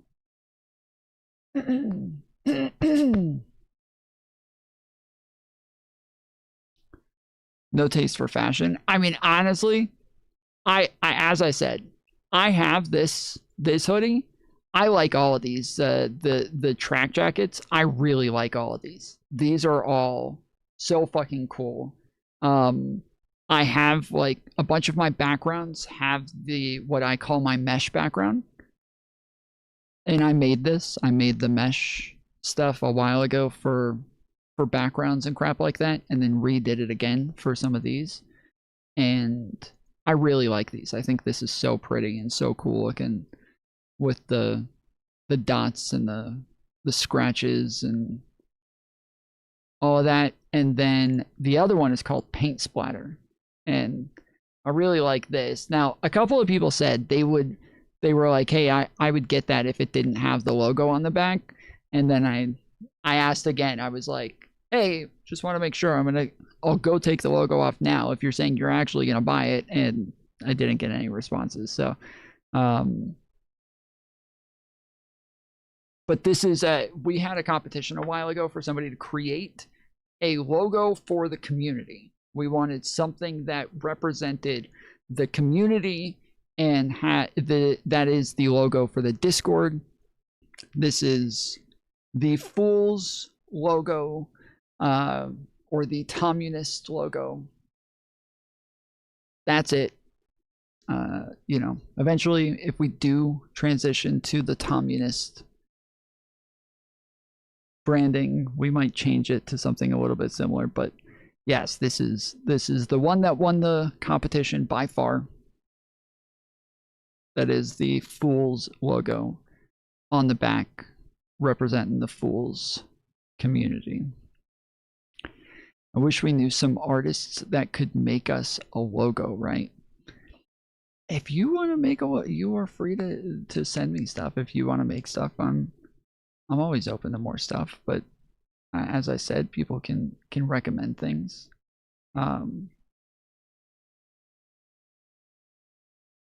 But yes, I really like these, and I have this one, and I've worn this one numerous times. This is something that I've worn a lot. I love that fucking hoodie, or it's not a hoodie, it's a track jacket. But yeah, it's a great fucking track jacket. I was trying to find the in-person debates that I had. There it is.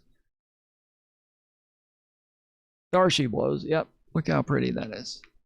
Look how pretty that is. It fades from like a purple at the bottom to like dark black on the shoulders, and then fades back down on the other side as well. So very pretty. Very good looking shit. No, me and Admiral Gibbs did not show up planning to match that much, but it just so happened to be the case.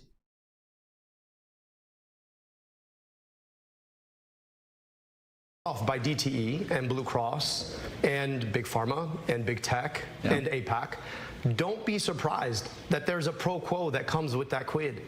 That money doesn't just fall off trees. $60 million from outside organizations in this race didn't just come from nowhere. It's because those exact same organizations expect something on the other side, and that's that they get to expect to own your next U.S. senator. So it starts with being able to say, I'm the only candidate in this race who doesn't take any money from corporations. Never have, never will. And then from there, I actually can stand up to them. I can do things like... Communist is hilarious. Well, if you guys don't know, all right, just real quickly, I promise I'm going to get to the debate after this. But I have another channel that eventually I do plan on doing more on. But like every time I have to take time off to make a documentary, I'm losing a lot of money. You know, I'm losing, if I'm not making donations on a daily basis from stream, then I'm losing a lot of money. And then I go do a video, and if I get like, you know, 1,000, 2,000 views on it, I make like $5, and I lost like $500 for not streaming for 2 weeks to make $5 in a fucking video.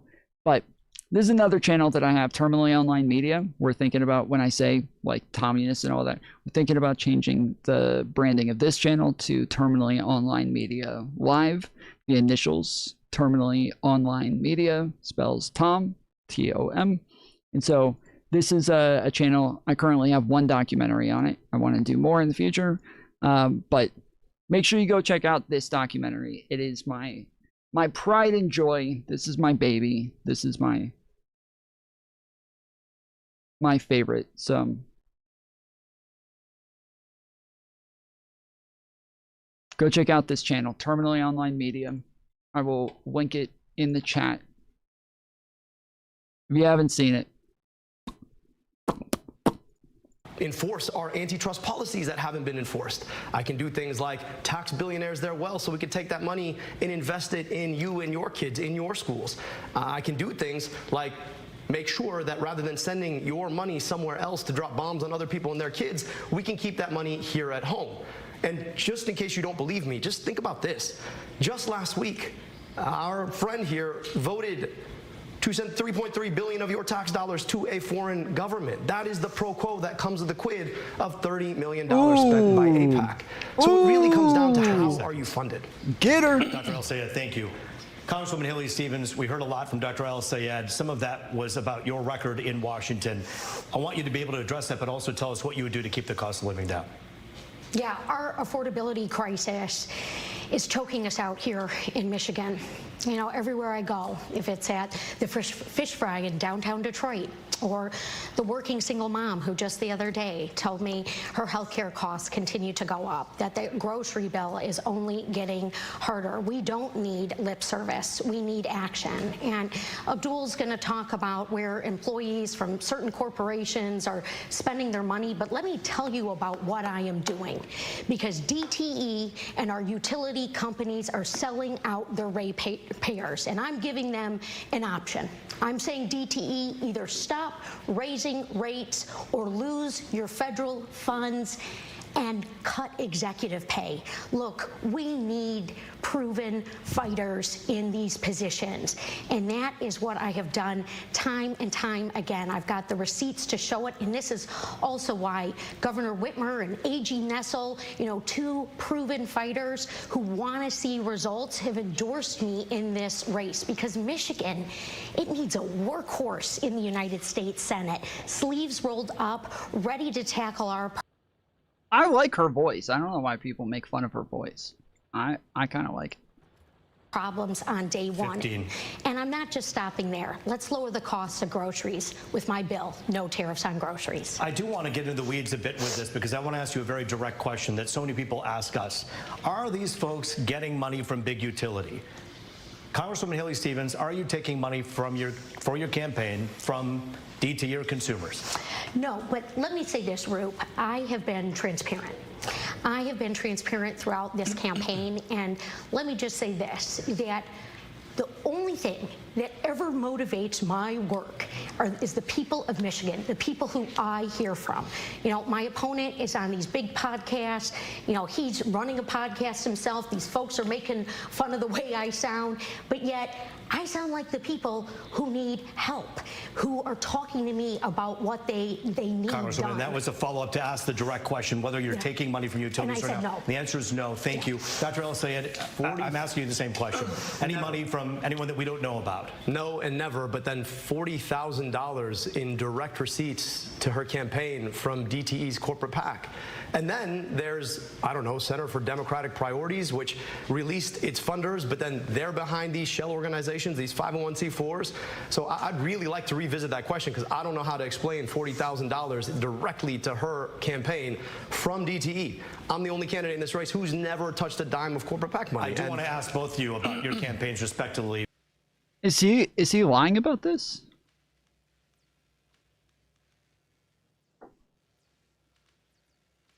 Or is he just like spreading fucking conspiracy theories? What the fuck? I don't know. I haven't kept up with a lot of the gubernatorial races, so I don't know much about this race either. I will admit my ignorance here and will not act like I know anything about these people. But I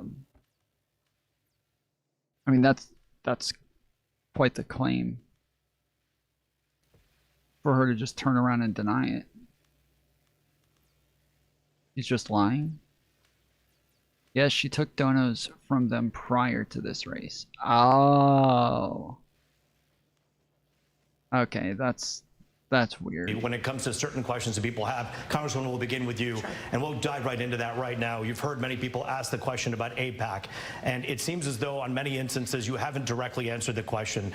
Do you see why some people are bothered by the fact that so much money, $40+ million, has come from AIPAC for these PACs to talk about you and to promote you and to put you up as their candidate? Yeah, and I appreciate the question, Root, because this moment in this country and here in Michigan, people have every right to be frustrated about our campaign finance system. My opponent here on this stage, Abdul, he's got a super PAC that his father-in-law funds that has millions of dollars going into it. And look, in terms of foreign policy, yeah, I guess if it's her accent that they're making fun of. Last night when I asked why people were making fun of her, because Pondering Politics mentioned it, I asked why are people making fun of it, and chat gave me a number of different answers, but the main two that people that I saw in chat was one person said it's her voice, and then another person said it's her accent. So I can understand her accent to some extent, like it's you know, Michigan, Michiganders sound a little funny. They have funny accents, but yeah, when it comes to her voice, I don't think she has got a weird voice. I like her voice. You know, Abdul and I do differ. I believe in a two-state solution. He has attacked me by name for purporting that the people of Palestine and the people of Israel deserve to live side by side peacefully. The goal is always long-term peace. And also, the Prime Minister of Israel has attacked me by name. They both represent the extremes. Look, Michiganders want peace. They deserve to see peace, and that is where I have always cast my vote, and that is the work that I want to do for Michigan in the U.S. Senate. Specifically about AIPAC money, more than $46 million has been spent on AIPAC spending to back your campaign. A lot of people wonder if that is something where you're going to do their bidding when should you win this seat. Is that something people should be concerned about? And if not, why not? Absolutely not, Roop. Look, I have been very clear, consistent, and transparent, and I have continued to be. I want to see.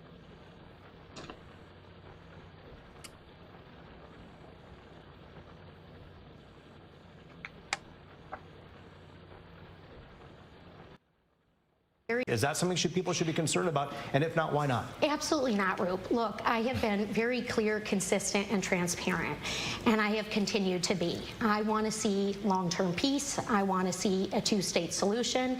I am deeply proud to represent one of the largest Jewish populations in a congressional district in the country. This is a community that I have grieved alongside, that I've mourned alongside, and have fought to bring the hostages home. And I'm still working to get us to long-term peace. But no concern about the $46 million+ spent on the behalf of AIPAC that should worry people about perhaps you doing their bidding should you win the seat? Well, I don't think there's much difference between super PACs going in for Abdul or super PACs going in for me. We have a problem with campaign finance reform in this country. I have an A grading from End Citizens United. I have been endorsed by Defend the Vote. I have voted consistently, and I'm going to stop Mike Rogers from getting anywhere close to the United States Senate, which is why he doesn't want to run against me, and which is why somebody like Governor Whitmer is supporting me in this race. Congresswoman Stevens, thank you. I want to give some equal time here to Dr. El-Sayed, and specifically I want to talk to you a little bit about this geopolitical weight that we all feel in this community, which is about the Israel-Palestine issue. It obviously has colored this election greatly. It colors the Democratic Party. How do you see yourself moving forward, should you become a senator here, handling the situation with Iran, Israel, and Hamas? So I just want to say the difference between us is $46 million of AIPAC spending. They've set a record in this race to help elect my opponent because they know that she'll be a reliable vote, just like she took last week to send your tax dollars to a foreign government. Didn't they say at the beginning, like, hey, let's lay off the attacks so we don't have to keep going back and forth on this shit? And right off the fucking rip, dude. Not answering the question, right back to the attacks. Let's go.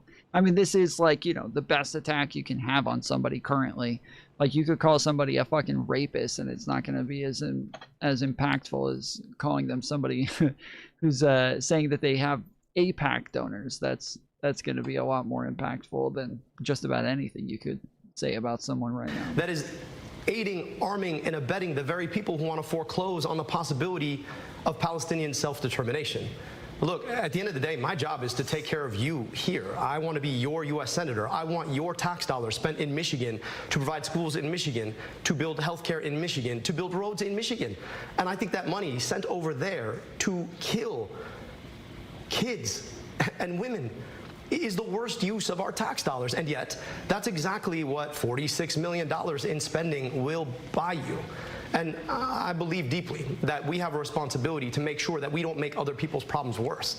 So I believe in equal rights to peace, dignity, and self-determination for Palestinians and Jewish Israelis alike. I believe that we should not be fighting stupid wars that AIPAC wants us to fight in the first place. And I believe we have a responsibility to keep our money here, to invest here. That really is the difference. We're being outspent in this race 12-1. Chances are you're going to see an ad, probably 2 of them, on behalf of AIPAC for my opponent in the next commercial break. That's what that buys you, lying about a record around President Obama's endorsement or lying about me and my character. But that's exactly what happens when you stand up and say, maybe Palestinians. Didn't he get caught for like lying about his past jobs or something like that, saying that he had like a medical degree or that he was a doctor or something of that sort? Or am I mixing him up with somebody else? Should have rights too, and maybe we should have rights to our tax dollars here at home. Dr. El-Sayed, I'm going to give Congresswoman a chance to respond, as you made a couple of accusations there about her record. Go ahead, Congresswoman. Well, as I said, I have been transparent, and that is why I have released my full tax returns, and Abdul still hasn't. We need to ask him, what's he hiding? What are the Republicans going to uncover in the general election that they will use against him? I am the only non-millionaire in this race. I have been recognized as an effective Democratic lawmaker who, yes, governs in a clear, consistent way on complex challenges. I am beholden to the people of Michigan, the people who I hear from when I am in the grocery store line, people who've broken down in tears, asking me how we can address this affordability crisis. And that is what I am doing. That is what I will do on day one. And I have the receipts to prove it. Dana Nessel agrees with me. Dr. El-Sayed, I do want to ask you a question about the tone and the tenor of this campaign. It is safe to say that everyone from Washington to Washington Township in Michigan are sick and tired of people pointing fingers, screaming, yelling, and insulting one another. We've seen a lot of that all across the country. Just earlier this week, we heard that there was some kind of a Zoom call in which you had referenced an opponent as ogre on a pike, and so many people took offense to that, and it really pointed to the bigger question about the tone and tenor that you've been accused of having in this campaign. Do you regret any of the... It is kind of stupid. They keep saying, like, one of the attacks on him is that he keeps attacking women, that he attacks women, and they have like 3 examples of him attacking women. And it's so fucking lame because like all of these are opponents of his that he's just calling out and making, you know, political critiques of them, and then also throwing in, you know, some name calling and shit like that. He is a doctor.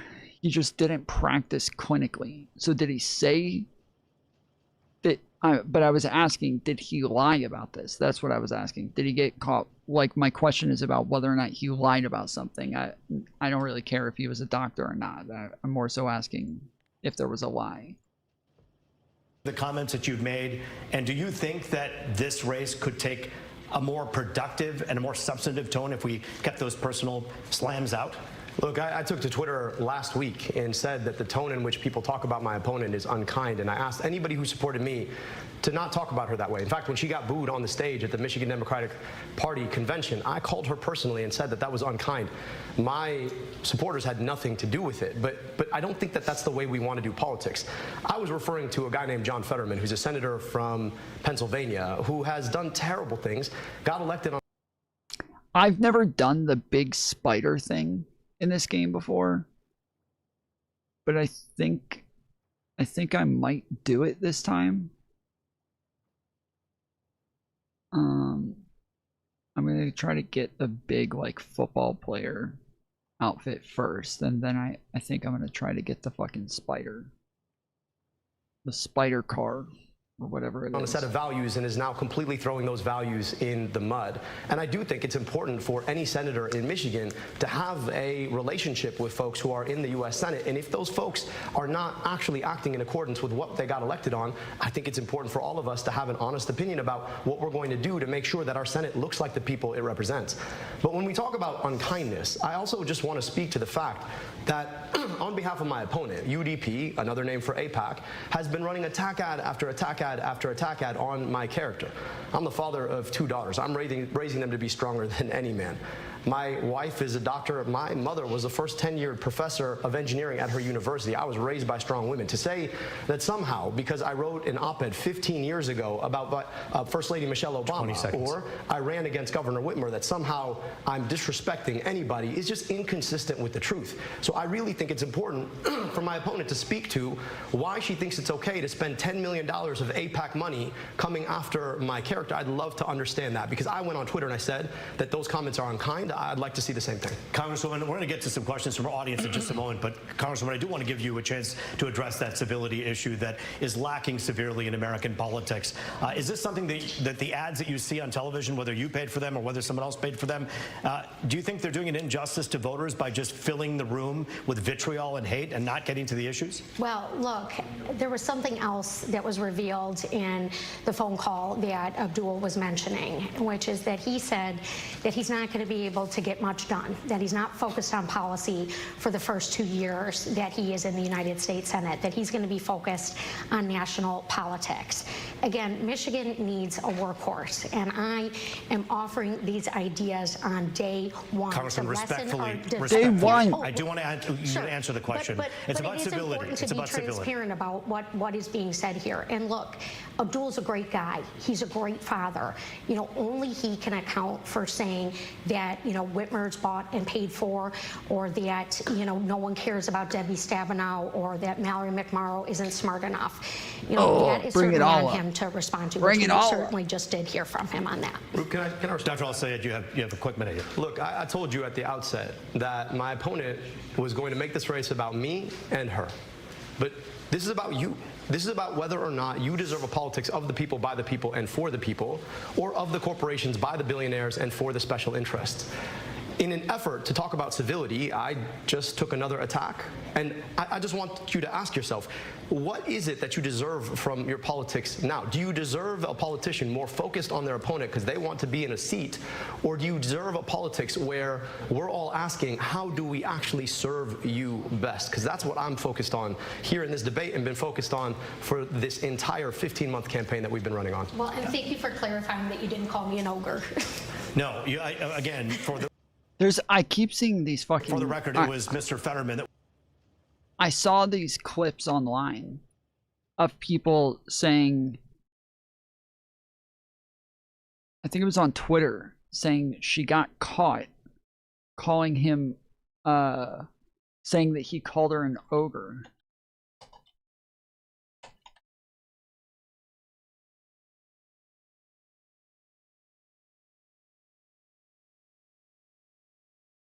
And that was the clip right there. That was the fucking clip that they showed. The answer is no, thank you. Dr. I want to ask you a very direct... I hear from, you know, my opponent... Campaign from DTEs directly to...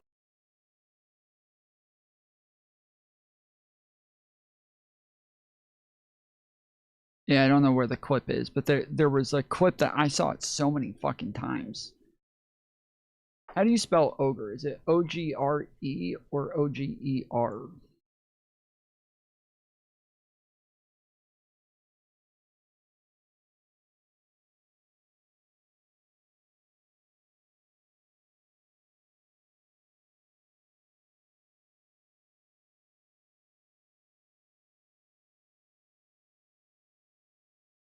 Oh yeah, there it is.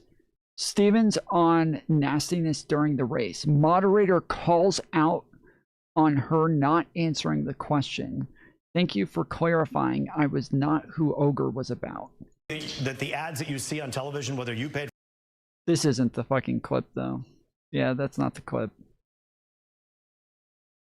All right, I don't know where it is, but yeah, there's a clip where they literally just show her saying, thank you for clarifying that you didn't call me an ogre. And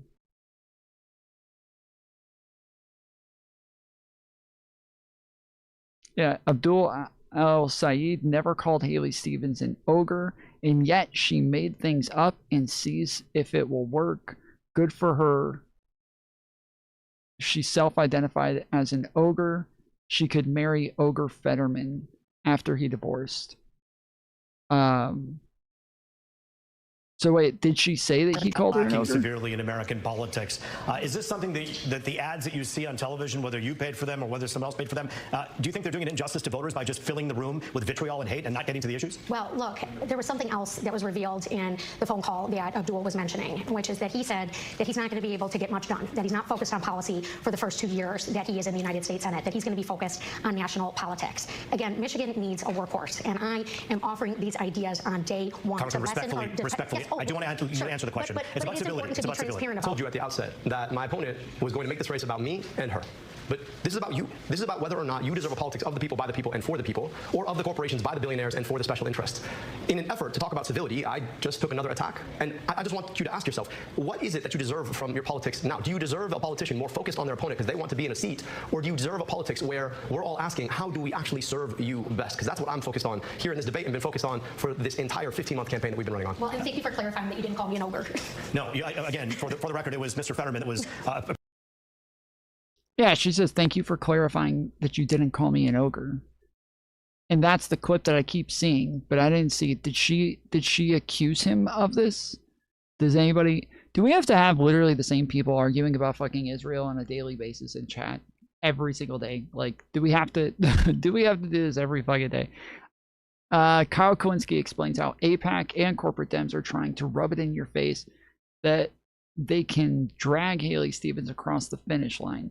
The whole Zoran thing is not about NYC. Huh.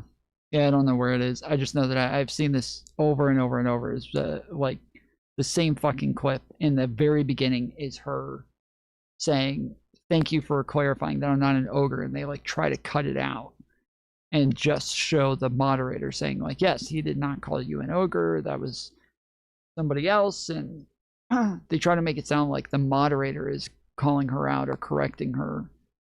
Is this it? Yes, here it is. This is the fucking clip. Stevens caught in a lie and fact-checked live. You didn't call me an ogre. See, they try to cut it out.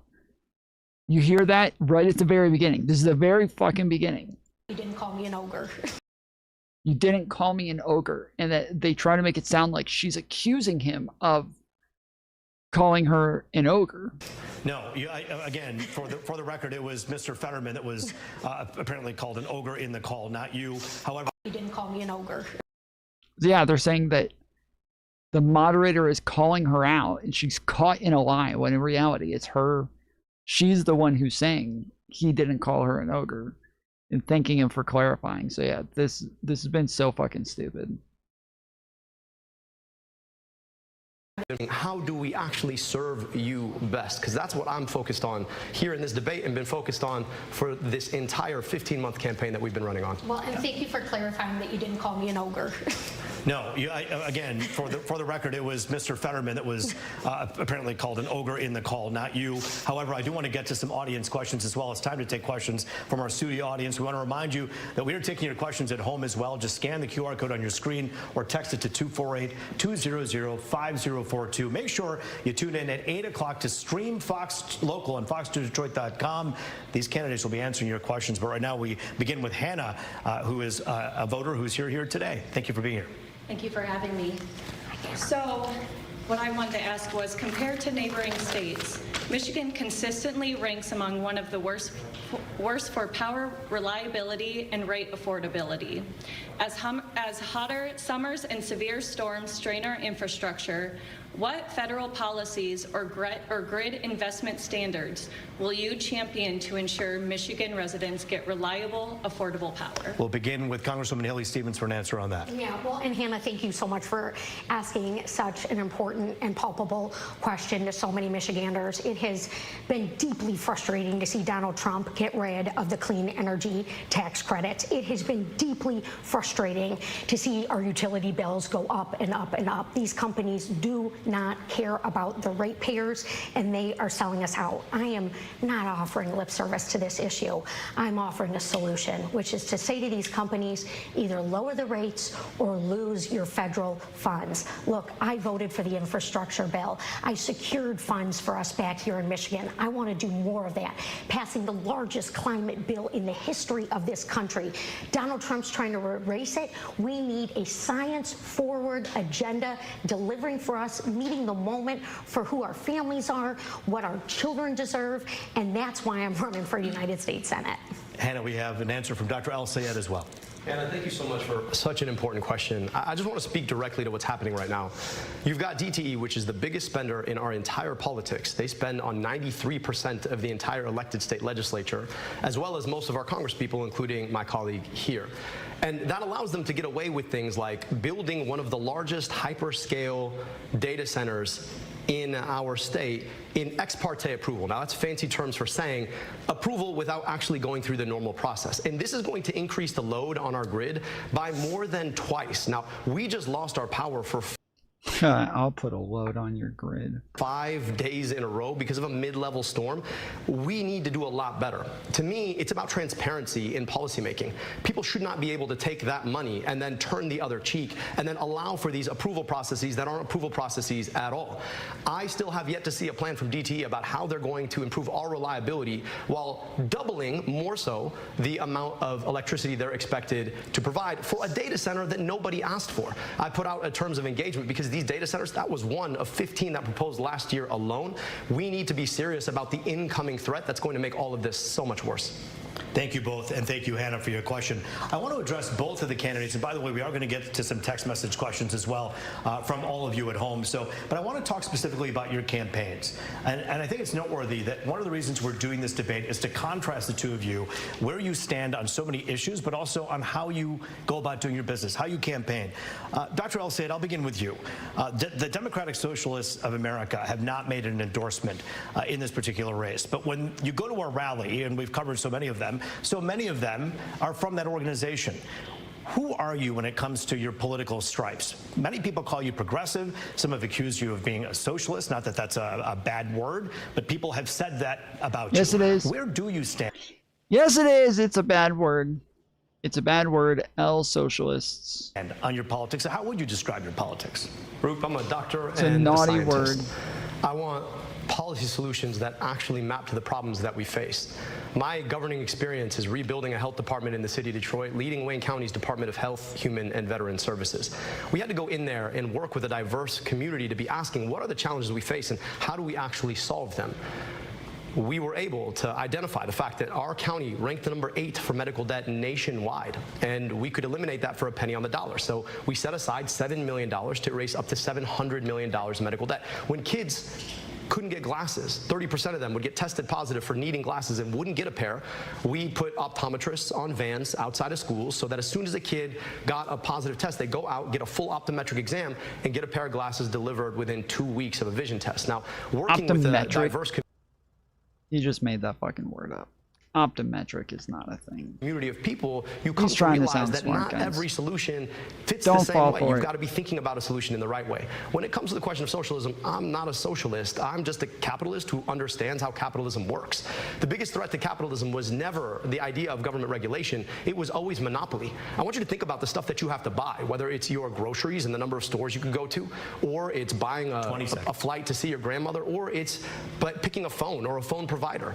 You have like 2 or 3 options. And that shouldn't be legal, but that's the way our economy works right now. So I think government ought to be there to regulate on monopolies and oligopolies so that everybody can actually participate in an economy without having to be forced to pay more or get paid less for the work they do. Congresswoman Stevens, another question about your campaign. We've seen just in the last few days, of course, Senator Sanders, we've seen AOC, and we've seen Elizabeth Warren just today, and they're all behind Abdul. These are the people who worked with you in the same room, have watched you for your 4 terms. Should that concern voters that they're taking the outsider side in this case? You have a minute and a half. Well, I think that we should look at the fact that Brenda Lawrence, my longtime mentor and dear friend, Congresswoman from Oakland County representing Detroit, has been an early endorser of mine in this race alongside Governor Whitmer, Senator Stabenow, Senator Peters, who, like myself, has been recognized as the most effective lawmaker for our state. But let me be really clear right now, because I'm going to tell you what kind of Stop trying to stop her from being clear. I am Michigan's manufacturing geek, okay? I have visited hundreds of small to mid-sized manufacturing shop floors. I have operated CNC machines in my life previous to being in elected office. I have a deep passion for the bread and butter of our state and a unique understanding of it. So when Donald Trump and Mike Rogers go to lick the bootstraps of China and start a trade war with Canada, screwing us over and selling us down the river, I will be standing up for us and securing things like what I did with the CHIPS and Science Act to deliver for our youth and equity and inclusion that is so very important to our future. Jobs for everyone, lower costs, and yeah, stop. Equity and inclusion. So she is a fucking communist. Well, there goes that. These abuses of power that are coming down from Trump and Rogers, who are treating it like the stock trading floor. Congresswoman Haley Stevens, Dr. Al-Sayed, we thank you so much for your time. We're not done at all. In fact, the debate is only halfway through. Our conversation continues. We have a lot of text messages. This bat phone's been blowing up when it takes some of your questions. The debate continues on our streaming platform, Fox Local. Here's what you do. Scan the QR code on the right of your screen. Go right to fox2detroit.com if that's easier, on your phone, iPad, or on your connected TV, Fox Local. The candidates will answer more of your questions, and we'll hear from more of our studio audience as well. We've already received more than 700 text messages. We're going to comb through them, get to a couple of them after the break. I'm Roop Raj. We'll see you in a few minutes. Let's go. Let's fucking go, boy. Yeah.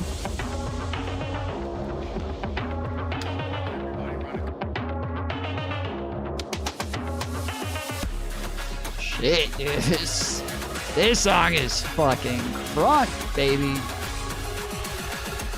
Oh shit.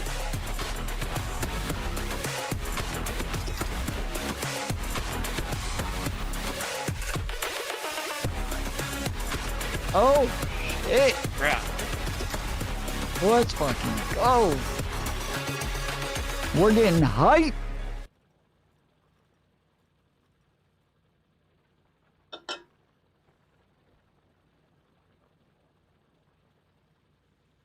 Got my pulse going. Holy moly. Alright, I gotta run and grab another Red Bull. I'll be back.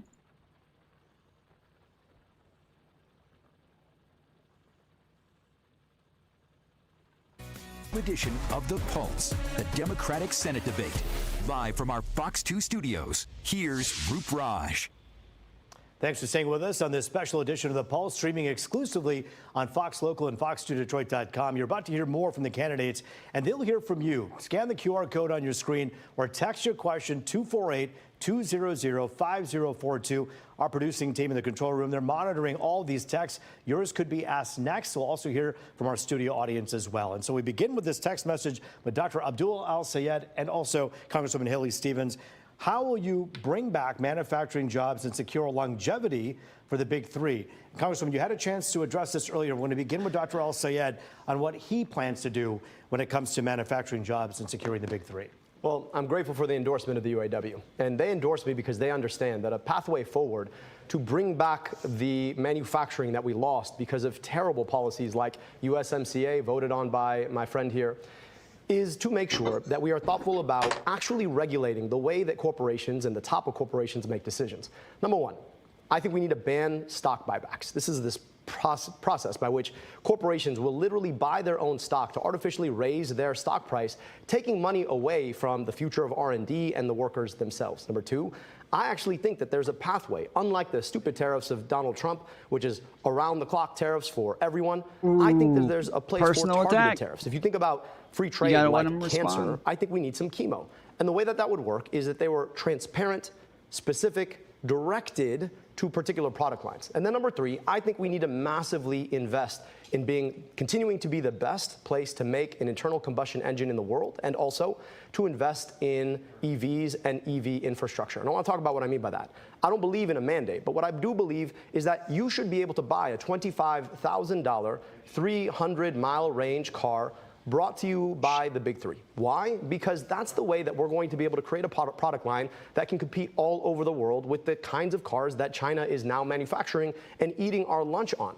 But that means we have to invest in workers. They ate our and that lunch? really is the most important piece here. The UAW has built the American automotive industry. We need to be invested in them. We need to make sure that we continue to have the best manufacturing and engineering talent in the world. And that means ending the restriction that we've seen, and it means investing in our workers again. Again, we have an opportunity to continue to lead if we're willing to actually think past the ridiculousness of the Trump administration into what the future can be and into how we continue to invest in workers, engineers, and a product line be fit for the future. Congresswoman, I know you have a lot of notes and a lot in your mind and heart about manufacturing, but does it disturb you at all that the UAW put their endorsement to Abdul when you've done all this stuff for manufacturing that you've talked about? Look, I am so deeply proud to have a longstanding relationship with retirees and UAW members and to have 17 labor endorsements in this race by a long shot. And I'm also very proud to have receipts and plans. And I'll show you where I'm leading the charge. Costs are... Let's see.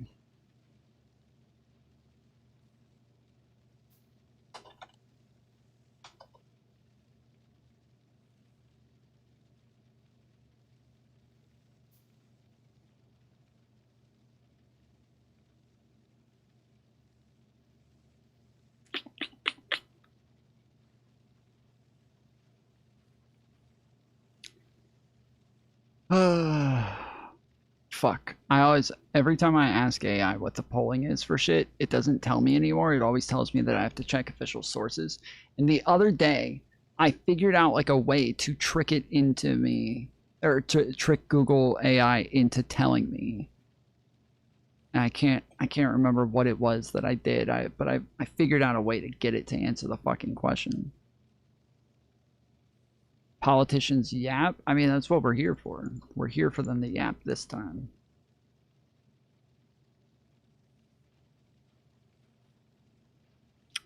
New Michigan Senate poll shows El Said at disadvantage. New Michigan Senate poll shows El Said at disadvantage against Republican challenger. The poll, commissioned by the state's largest teachers union, shows Haley Stevens and Mike Rogers nearly tied, with El Said trailing Rogers by 7 points. Well, there's a paywall on this one, so...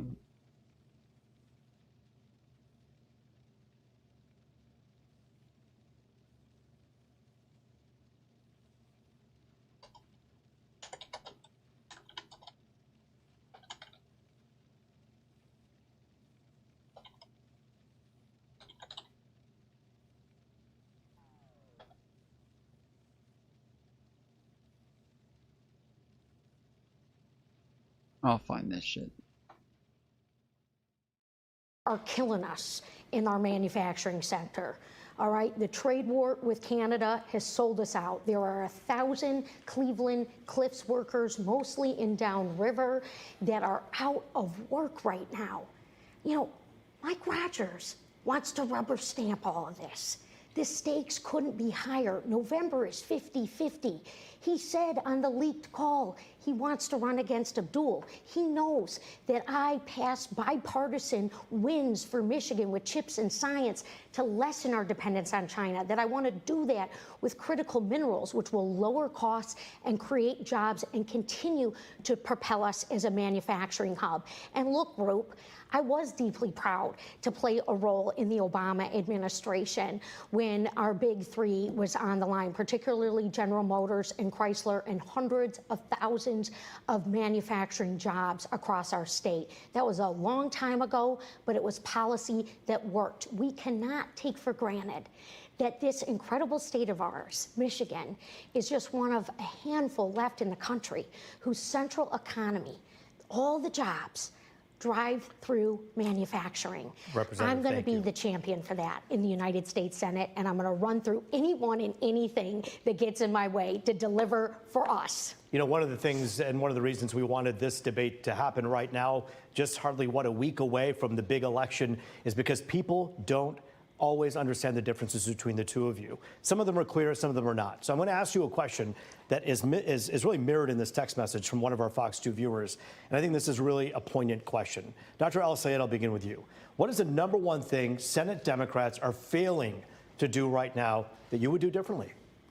Well, number one, I just think the filibuster itself is anti-democratic. And we had an opportunity to break the filibuster. Now, let me just talk about what the filibuster is. The filibuster is the process by which all of the Senate can hide behind one senator who wants to filibuster, which requires a 60-vote threshold to break. And that means that you need 60 votes to pass something when it really should just be the... Okay, so this is from, I think it's Newsweek. Yeah, Newsweek. While polls offer a snapshot of voter sentiment, prediction markets attempt to estimate the probability of outcome by allowing...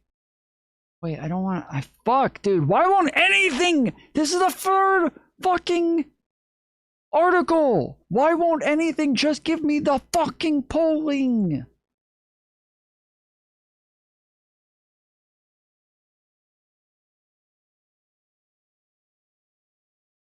Alright. Fucking shit. I give up. Majority number of votes. I oppose the filibuster. I think the filibuster has been anti-democratic for a lot of reasons. And once you get past that, we have the opportunity to get money out of politics to take on Citizens United. We have the opportunity to put money back in pockets by doing things like passing the PRO Act to stand with unions like the UAW who've endorsed us. We have the opportunity to start changing and enforcing our antitrust policies so a few corporations can't pick your pocket at every turn. We have the opportunity to tax billionaires their wealth, and we have the opportunity to finally guarantee every single person in this country health care through Medicare for all. But we've got to get the democracy part of it right. And right now, the biggest risks to our democracy are the filibuster, it's anti-democratic at the Senate, and money in politics. The attack ads that you've seen, probably in the last commercial break itself, that change our political system. When you ask $60 million to come into a race for you and then say that somehow you're electable, I think you don't quite understand what electability means. If you need a $60 million crutch, you probably can't be elected on your own terms. So I would just say that you should probably, if you really want to beat Mike Rogers, find the candidate who is electable without having to ask for a $60 million crutch to do it. Congresswoman? Well, look, you talk about the senators who've come in here from the coast to campaign alongside Abdul. And I think one of the things they are really missing is what we need here in Michigan. You know, an understanding of what makes our state tick. You know, go and visit a small business. Go and talk to a Black-owned business. You know, I know it's great to host rallies and have these fun events, but everywhere I have gone in Michigan, I have taken the time to visit a minority-owned business. I want to see my bill that would take an investment capital structure into Black-owned businesses. So things like what we have on the Avenue of Fashion, which is a national best practice, that we can do that in Saginaw and Muskegon and Lansing. There's so much great economic development happening here, but our tax code and our tax dollars aren't working for us, which is why I have staked such a big part of my campaign on hope and equity so that every zip code gets equal investment. I have fought to bring these dollars into Pontiac, and I'm darn proud of it. You know, for the bridge and for youth recreation, we need to continue to do that across the state. And the people who aren't from here, who are so eager to campaign here, they should really come and spend some time with the residents and the people who I'm hearing from each and every single day. Look, there's a lot to be... Is he not from there? Is El-Sayed from somewhere else? Proud of for Michigan, but there is so much we could be doing to do more for folks. I believe your question. I just want to make sure that the viewer had their question answered, because I think it was about what was going wrong in the Senate, and we got this. What cars have you owned or stolen? I've never stolen any fucking cars. I've never done any Grand Theft Auto. Nothing like that. But my first car that I bought was a Camaro. It was a 2000 Camaro. It was a convertible, not a T-top, but a convertible. Thankfully, the guy who owned it before me was like super rich dude and got it all souped up and had like a lot of really nice shit in it. What Like it had like a custom bucket seats and custom all the interior was custom. The paint job was custom. It's very cool. And I do want to get another Camaro one day. Then I've owned a Honda Accord. And then my last car that I just sold recently that I would love to get back now is the Kia Optima. But I'm in the middle of buying, I think it's a Toyota Camry or something of the sort. Some sort of Toyota. Conversation about why senators should come visit, which is actually exactly what they just did.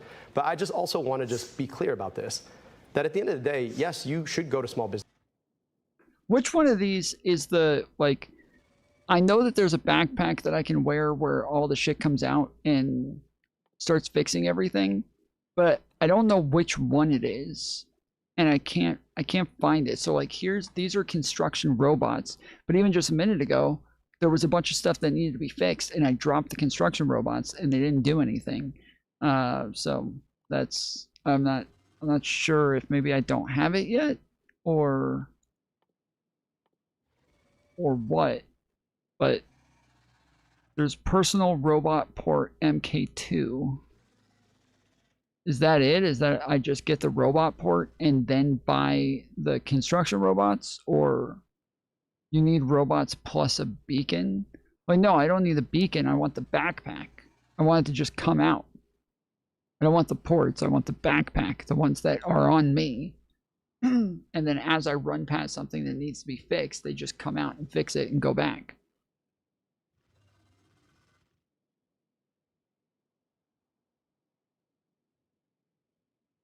That's what ports do. I know what ports do. I didn't ask what ports do. I don't know why you keep talking about ports. I asked which one is the backpack. The backpack. Do I put it in the backpack?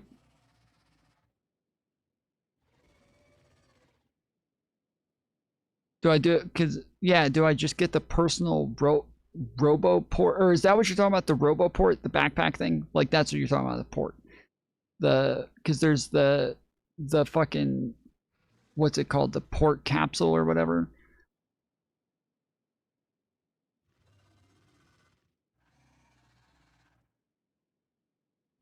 You need a backpack when ports have crazy range. Because I hate fucking setting them up and having to deal with them. I like the backpack better.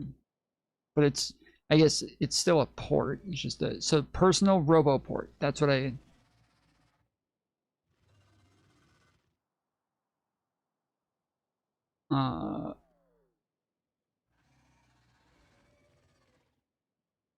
Okay.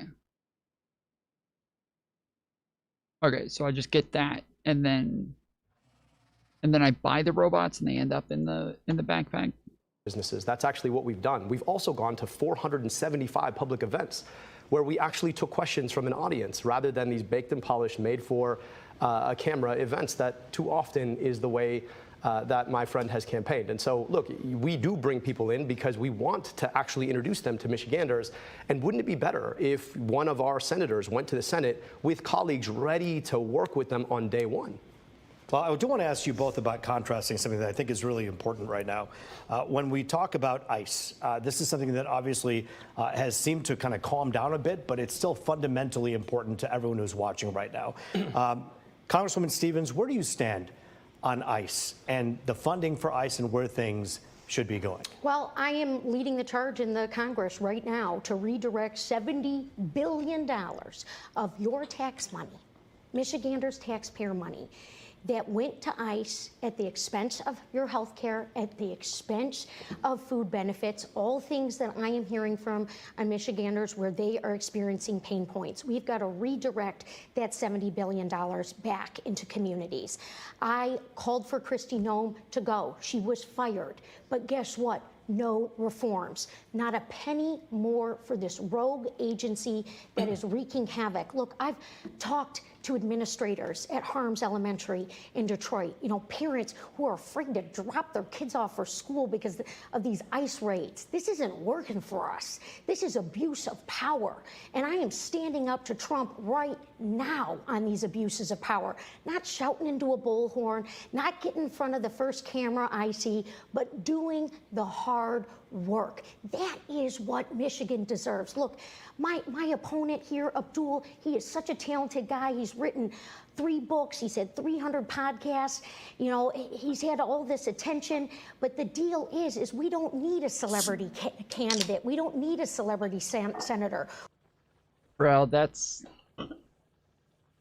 a really good framing. That's a really good way of doing it. Where, like, you guys remember Kat Abigazala, I think was her name? And she kept getting really offended that people kept calling her an influencer. She really hated that people kept calling her an influencer. Like, they were downplaying, like, the work that she did, that she was running for Congress, that they kept, like, really kind of making her look bad in interviews. Not even in debates or anything like that, but in fucking interviews they were upset about this. Or she was upset about this. That for her to use this as a compliment, it's like a backhanded compliment for her to be like, he's really talented and he's great at talking into the microphone and yelling through a loudspeaker and blah blah blah. Like that's a fucking great way of phrasing that. That was G. Let's see, Epstein class session. Okay. We need somebody who is committed to 6 years of hard, unglamorous work that's going to stand up to this junk that is wreaking havoc and causing chaos right before our very eyes. It's unacceptable. All right, Congresswoman, thank you. Dr. El-Sayed, you heard Congresswoman Stevens there say, essentially, strip away some of the funding for ICE. Is that not good enough? Well, she's also voted to raise ICE funding 4 times. That's the part that you didn't hear. 4 times voted to raise ICE funding, voted to thank ICE, in fact. So this is the same kind of DC hypocrisy, I hate to say it. This is dumb. Like, the ICE in the past is not the same ICE of current. So just saying, like, well, in the past, oh my goodness, this fucking nest is already back. Dude, you guys just watched me kill this fucking nest. This is the one that I built the road on. This is the one that I said earlier, they keep spawning here. This is the one that I said, they keep spawning here, and then I left, and I came back, and there they were, spawned there. And now here they are, fuck again. What the fuck? What the fuck? And they're even bigger and better this time. What the fuck? That we often see. Say one thing in front of a camera, do another thing. I said that we need to abolish ICE. ICE is not about immigration. ICE is not about the southern border. We can have a safe and secure southern border. We can also enforce immigration policy. But ICE is not about that. ICE is about normalizing paramilitary force on our streets. And I just want to push back on the idea that it's calmed down. I mean, I was just in Genesee County this weekend, and you had raids in Saginaw. People are scared to death, and we've got a congresswoman who tells you that she's against ICE, has voted to raise ICE funding, voted to thank ICE, called the people who work in ICE, I don't know, very fine public servants and other things when she went and visited herself. So I'm just saying that I do the thing that I say I'm going to do. Sounds like I don't Trump. think ICE needs to exist. For the better part of our country's history, we did not have an ICE, and I think we can do a much better job when it comes to immigration without one. And here's the last thing I just want to say about this. When it comes to the question of immigration, we need Democrats who are going to stand up and actually talk about the great good that immigration has done for our country in the first place. The idea that somehow we can't say abolish ICE because we're so afraid of what they're going to say when we've seen ICE terrorize people in our streets, to me, is exactly the kind of cowardice that we don't need from Democrats. So yeah, I'm going to take the bullhorn, and I'm going to say that I think we need to abolish ICE because I am not afraid of what they're going to say about me. Doctor, I do want to follow up, though, with both of you. Isn't saying abolish ICE like saying defund the police? Is that just busting the whole thing open? Or do you believe that in order to have enforcement, you need to have an agency that knows how to do it? Yeah, well, I just also ran government agencies. And Wait, what? Do you believe in order to have an agency, you need to have people who know how to do it? Yeah, is that one of those things? Are you one of those people? Are you one of those types of people who thinks that in order to have an agency, you have to have people who know how to do it?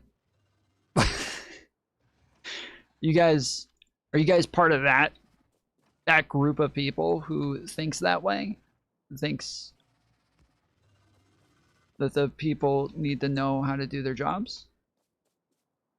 I know that when a culture of impunity sets into a government agency, it becomes almost impossible to take out. And so I think the agency as it exists does not need to exist. That's not to say that we are not going to keep our streets secure. That's not to say that we're not going to enforce immigration policy. That's not to say that we shouldn't have a safe, secure southern border. How do you do it? The same way we did it for most of our history, Roop. For most of our history, we didn't have ICE. We had INS, and they were targeted. They obeyed the laws of this land. They didn't terrorize people in places like preschools and parking lots. They didn't run up in schools and churches. And we talked about this a bunch in the past. Like, I've said over and over, the idea that, like, it is true that saying abolish the police is probably going to be an optical L to some extent, but it is something that's, like, kind of necessary, and having it as, like, a major talking point for Democrats right now is going to be a good way to get education about this. Because when you say, like, okay, yes, we do want to abolish ICE, but we don't want to, like, get rid of immigration enforcement, we're still going to do that. A lot of people hear that and they're like, so then why are you doing it? Like, you're saying, hey, let's get rid of ICE and then replace it with ICE. Like, it's just going to be ICE in the end. What's the fucking difference if you're still doing the same exact thing? Like, why get rid of that? Why like put it back into another, DHS or whatever? Like, why not have this compartmentalized? The reason is because, and I don't ever hear anybody mention this, that there are tons of Supreme Court decisions that have been made that give ICE different abilities that are separate from, like, everybody else. And so ICE is, like, special in the way that it's able to act, and in some of the, like, the capabilities and impunity that it's able to engage in. And so it like, that's the main reason that ICE needs to be abolished, is because, yeah, you have to get rid of all of the, like, special treatments that they currently have. They understood that their job, yes, was to enforce immigration policy, but they did it under the protection of the Constitution itself. And that's what we're losing here. You've got ICE agents who do not understand that the central law of this country is the Constitution itself. ICE has become a tyrannical agency, and I think there is no way to get past that except for to undo the agency and then build from scratch. Congresswoman, you have been on video saying on social media before about the fine people of ICE. Do you feel differently about that? Do you believe that both can be true, that there needs to be reform, but there are good people working with ICE? Roop, let me just be very clear. Complaints. Let her be clear, dude. You guys, this fucking moderator, he keeps trying to stop her from being clear. Just let her be clear already, dude. What the fuck? It's because she's a woman. Aren't solutions, all right? I went up to an ICE detention facility to call out and see why people were losing their lives, why they were being held for long periods of time without due process. This has been an outrage. And look, a lot of you remember Abdul from when he first ran for governor in 2018. It didn't work out. So he started the podcast, he wrote the books, and now he's running for Senate. And she's doing it again. The website doing it again. For president. You know, it's just another rung on the ladder. That's not what this job is for me. That's not why I'm putting up my hand in this Yeah, she's moment. a career it's politician. Not about celebrity. This is about making sure that Mike Rogers doesn't get anywhere close to this seat. I'm the only one on this stage who has beat MAGA 4 times and delivered repeatedly for this state and for our values, for our rights and our freedoms. And I promise you, Michigan, I will make us shine. Dr. Al-Sayed, there are people watching this right now, and every time they hear this podcast business, they're scratching their heads. They're putting food on the table, gas in the tank. They're curious to know what that's about. Have you made a ton of money because of podcasts? Yeah, I don't know. Like I told all the viewers at the outset that while my opponent was going to make this about me and her, I want to make this about you. Somehow she just really, you can listen to the podcast. It's there. Congresswoman, if you enjoy podcasts about public health, I welcome you to take a listen. You seem very concerned. I feel like I've seen him before. Now that he's calling him a podcaster, like, has he been on like Piers Morgan and shit like that? I don't.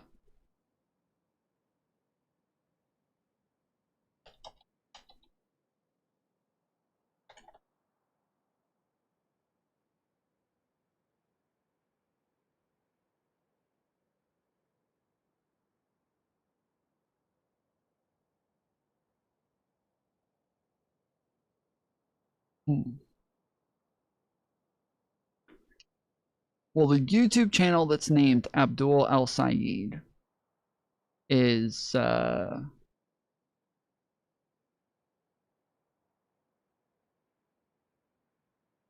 was created in 2019. It has 571 videos on it, but the oldest video is from a year ago. Like,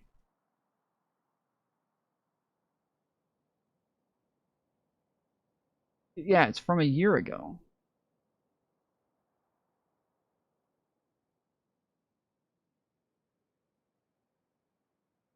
When they say a bunch of money, I mean, dude, like,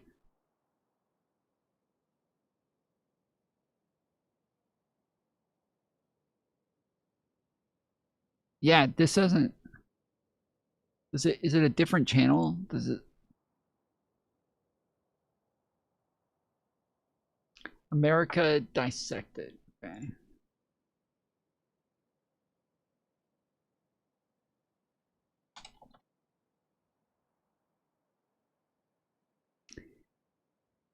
Wait, seriously? It says 509 subscribers.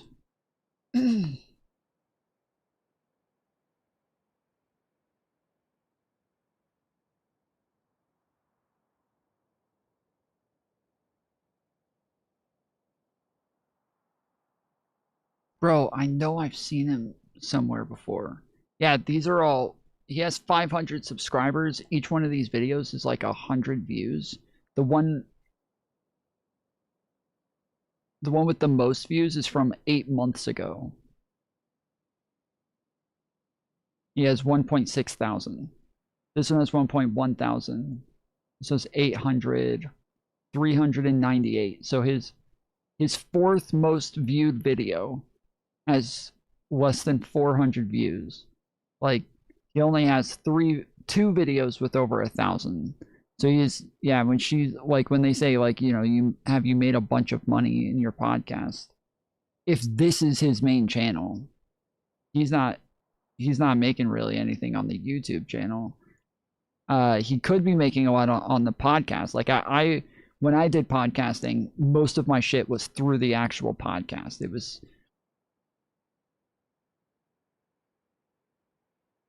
you know, through audio downloads, not through video.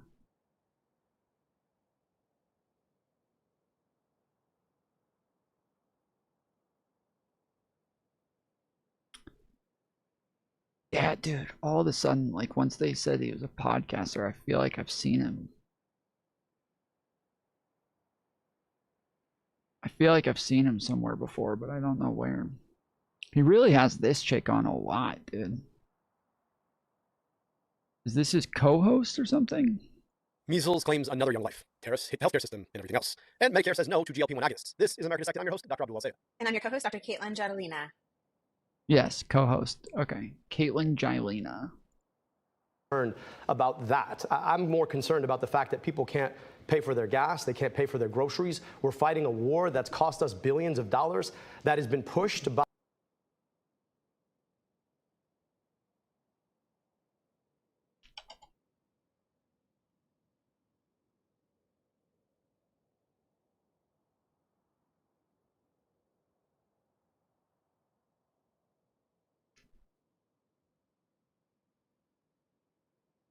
Yeah, like, I feel like he was on Modern Day Debates or something like that a while ago. That's what I feel like I know him from.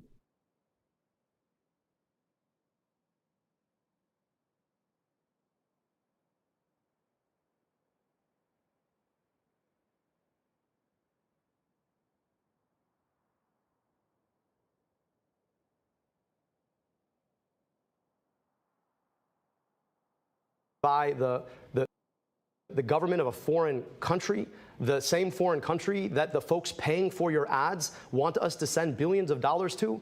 And that's the thing that I think Michiganders really want to understand. They're not that worried about the fact that I hosted a podcast. They're worried about the fact that right now, for a lot of folks, their kids go to schools that are unbecoming of their future. They are worried about the fact that they can't gas up their car because it costs, what, $4.50 a gallon? They're worried about the fact that the same corporations who funded your campaign are raising rates on the things that they can't go without, like their power. So I'd really like us to focus on the things that actually matter, which have nothing to do with the podcast, have everything to do with the future of Michiganders that we would like to serve. Yeah, but it also is about transparency. And you have not released your full tax returns, $300,000 in other income, while you sat in the podcast chair and you hawked junk healthcare cures that RFK Jr. would thumbs up. You talk about getting money out of politics and putting. A lot of his videos were about the CDC. Like, a lot of his fucking videos were about the CDC Measles. and about RFK. And you can hear, like, at the beginning Measles of this. claims another young life. Terrorists hit the healthcare system and everything else. And Medicare says no to GLP-1 agonists. This is American Dissected. I'm your host, Dr. Abdul Wasea. And I'm your co-host, Dr. Caitlin Jadalina. And we're recording this.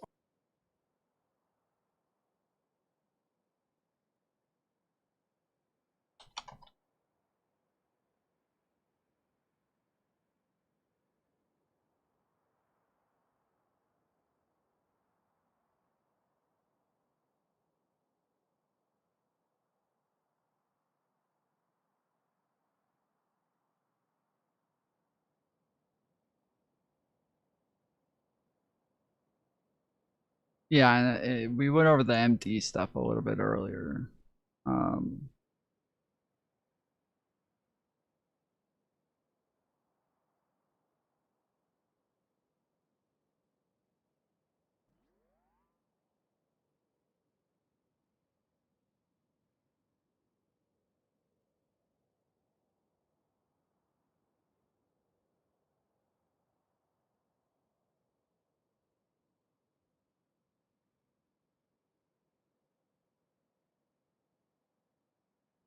This is the call they keep referencing. Charlie, you want to call on the next person?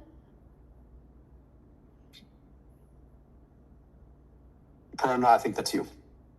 Yes.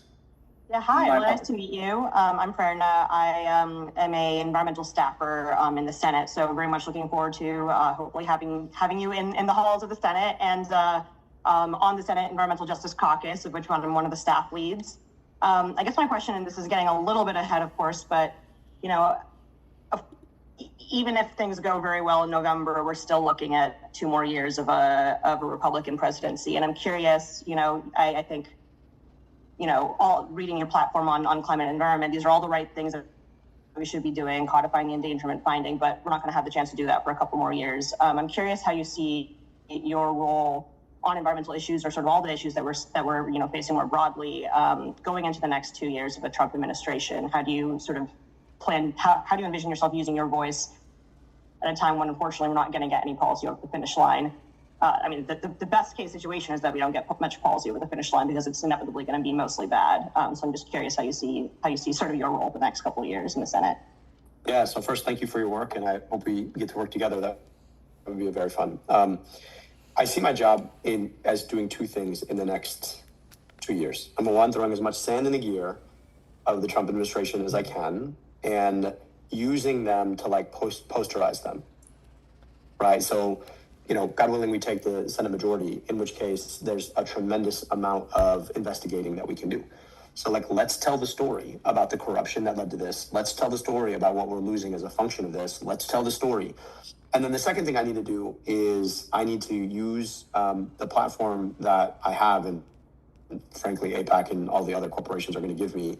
If I win this race, what they don't really realize is that in spending so much money, they're turning me into David, right? So like, if I'm the guy who came through and beat Goliath, Now all of a sudden you just gave me the best platform in the entire U.S. Senate, which I love, because then guess where all eyes are going to be? Michigan is going to be what? State number 5, first big swing state on the whole map. Like, I love that for us, which means that I get to then start paving the pathway for 2028 and who will be the next president. And so part of what I need to do is understand that this job is not just about what you can do in terms of your investigatory power, of course, your legislative power or your confirmatory power. It's also your platform power. And so how do I start telling the story and paving out the pathway for what the next president should sound like because of what I'm advocating for, right? And how I talk about this.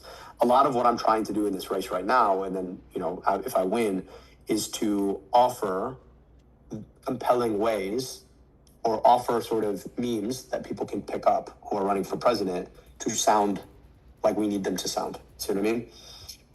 Like I told you, like, my principal job is to be able to translate a lot of our broader public policy goals in language that moves people to build the political capacity to drive legislation and change public policy, right?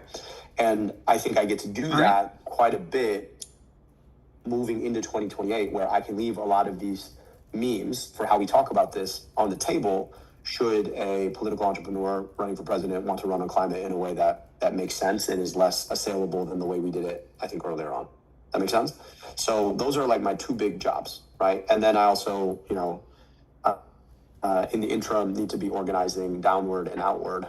So, you know, big pickup for us could be that John Fetterman seat, right? And unlike a lot of folks, you know, they're going to... Did he actually say memes? Memes isn't, like, historically, it hasn't been like a huge internet word. It's historically it's been, you know, more of like a philosophical word that's used to talk about like cultural things that carry on over time, things that are that stick around and like bring concepts with them and things of that nature. You know, historically it's been a term that's been used commonly for a bunch of other, or for the same, to communicate pretty much the same thing, just wasn't an internet thing till recently. And it was, nah, historically it's an internet thing. What the fuck? I'm saying before that, like, it's, can you just clarify that you think bringing up Stevens voting for ICE is not good politics, but the podcast stuff is a good angle? Oh, wait, okay, yes. I think, like, he's using a good angle. I'm saying it's a dumb argument. Whereas, like, obviously her just bringing up his podcast stuff, because I just went over the fact that, like, obviously his podcast stuff doesn't seem to actually be generating any sort of revenue or making him any money or you know, giving him a whole lot of fame. So it obviously that was not a great attack on him either, but it is curious. I mean, because I was wondering, I was like, okay, if he's not making a whole lot of money from the podcast and he barely put out any fucking episodes, then what is it that he did? If he wasn't a doctor, he wasn't a podcaster, he wasn't, I don't know what any of these things are. I don't know what he is. I don't know what he does. And she just said that he made like $300,000 that nobody knows where it came from.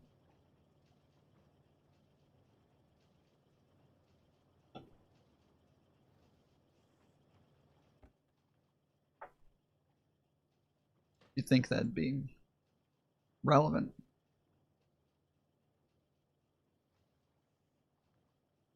Damn you, Chomsky. Yeah, like that's why I was saying, like, the term meme has been a thing for a while.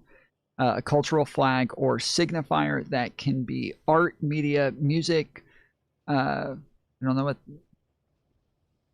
Have a nice day was a meme for the last late 70s. Yeah, there's tons of things that are like, a meme has been a philosophical thing before it was ever an internet thing.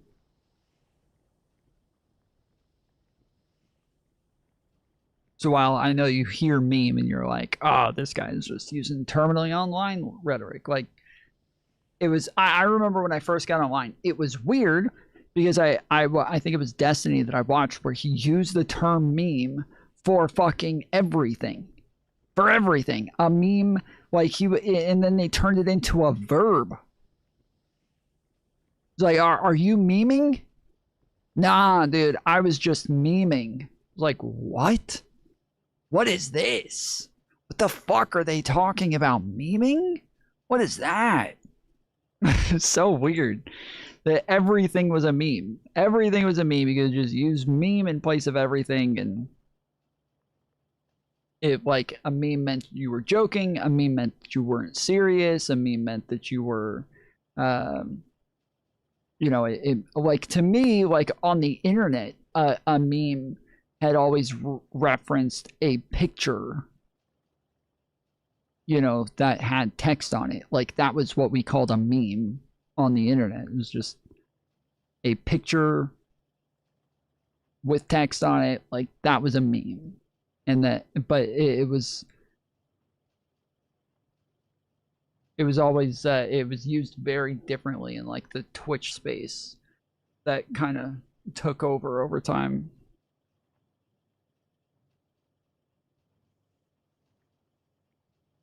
Yeah, the term meme, like, because it is applied in the same type when we're talking about, like, the picture, you know, with text on it. Like, that is still, it's still using the same idea of a meme, right? It's still the same thing.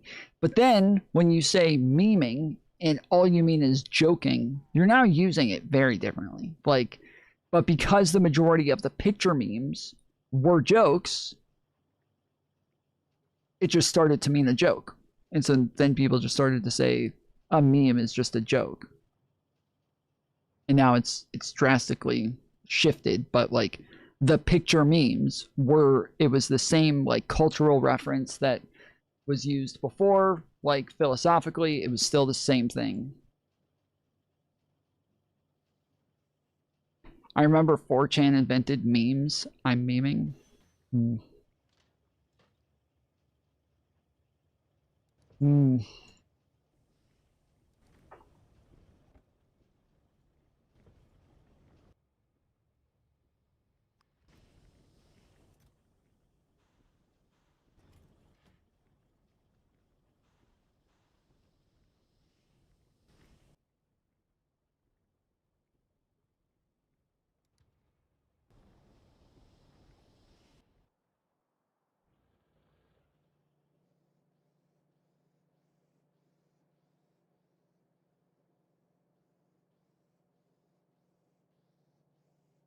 F around and give me carte blanche to go take them out.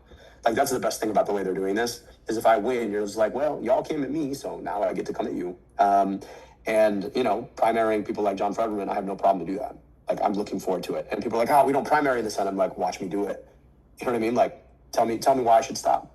You know what I mean? You're going to spend 60 million beating me? You play that game. You know what I mean? So, you know, and then what happens is, ideally, you put one ogre on a pike, and then everyone else gets the message. And all of a sudden starts to sound a lot different. Wait, how the, oh fuck. How the fuck could that have possibly referenced? So those are, like, my two big jobs, right? And then also, you know, in the interim, need to be organizing downward and outward. So, you know, big pickup for us could be that John Fetterman seat, right? And unlike... Okay, John Fetterman seat. Okay. Okay, ogre on a pike. Like, a lot of folks, you know, they're going to F around and give me carte blanche to go take them out. Like, that's the best thing about the way they're doing this, is if I win, you're just like... It just sounded like, it felt like he said something about her spending a lot of money on her campaign and then said ogre on a pike, to where it sounds more like it's referencing her. Well, y'all came at me, so now I get to come at you. And, you know, primarying people like John Fetterman, I have no problem to do that. Like, I'm looking forward to it. And people are like, oh, we don't primary the Senate. I'm like, watch me do it. You know what I mean? Like, tell me why I should stop. You know what I mean? You're going to spend 60 this million is kind to of cringe. Okay, you can play at that game. You know what I mean? So, you know, and then what happens is, ideally, you... Okay, he was talking about the Senate put seat. one Okay. ogre on a pike, and then everyone else gets the message. And all of a sudden starts to sound a lot different. Okay. money in people's pockets, but still no one knows who's putting the money in your pocket. You know, I have been transparent and I am offering, you know, real plans to address the cost of living crisis, we want to be able tackle Donald Trump's And you're talking about what you did, but you also made some accusations here. Dr. El-Sayed, that is a question that some people may have that Congresswoman's talking about. Talk about the money and the financial disclosures. You were going to release some We today. released all of our financial disclosures. Again, this is a distraction from the issues in your life. But not I'd love to talk about transparency. I really would. Because I want you to ask yourself, there is this group called the Center. Nobody's asking you to talk about transparency, homie. That's a cool story. Nobody's asking you to talk about transparency. They're asking you to be transparent. That's it's very different. Nobody wants to hear you talk about transparency. For Democratic priorities. They didn't exist until they popped up and started running ads for my opponent. And then there's this other group called Center Forward that paid for a flight for the Congresswoman and her mother to go to Portugal.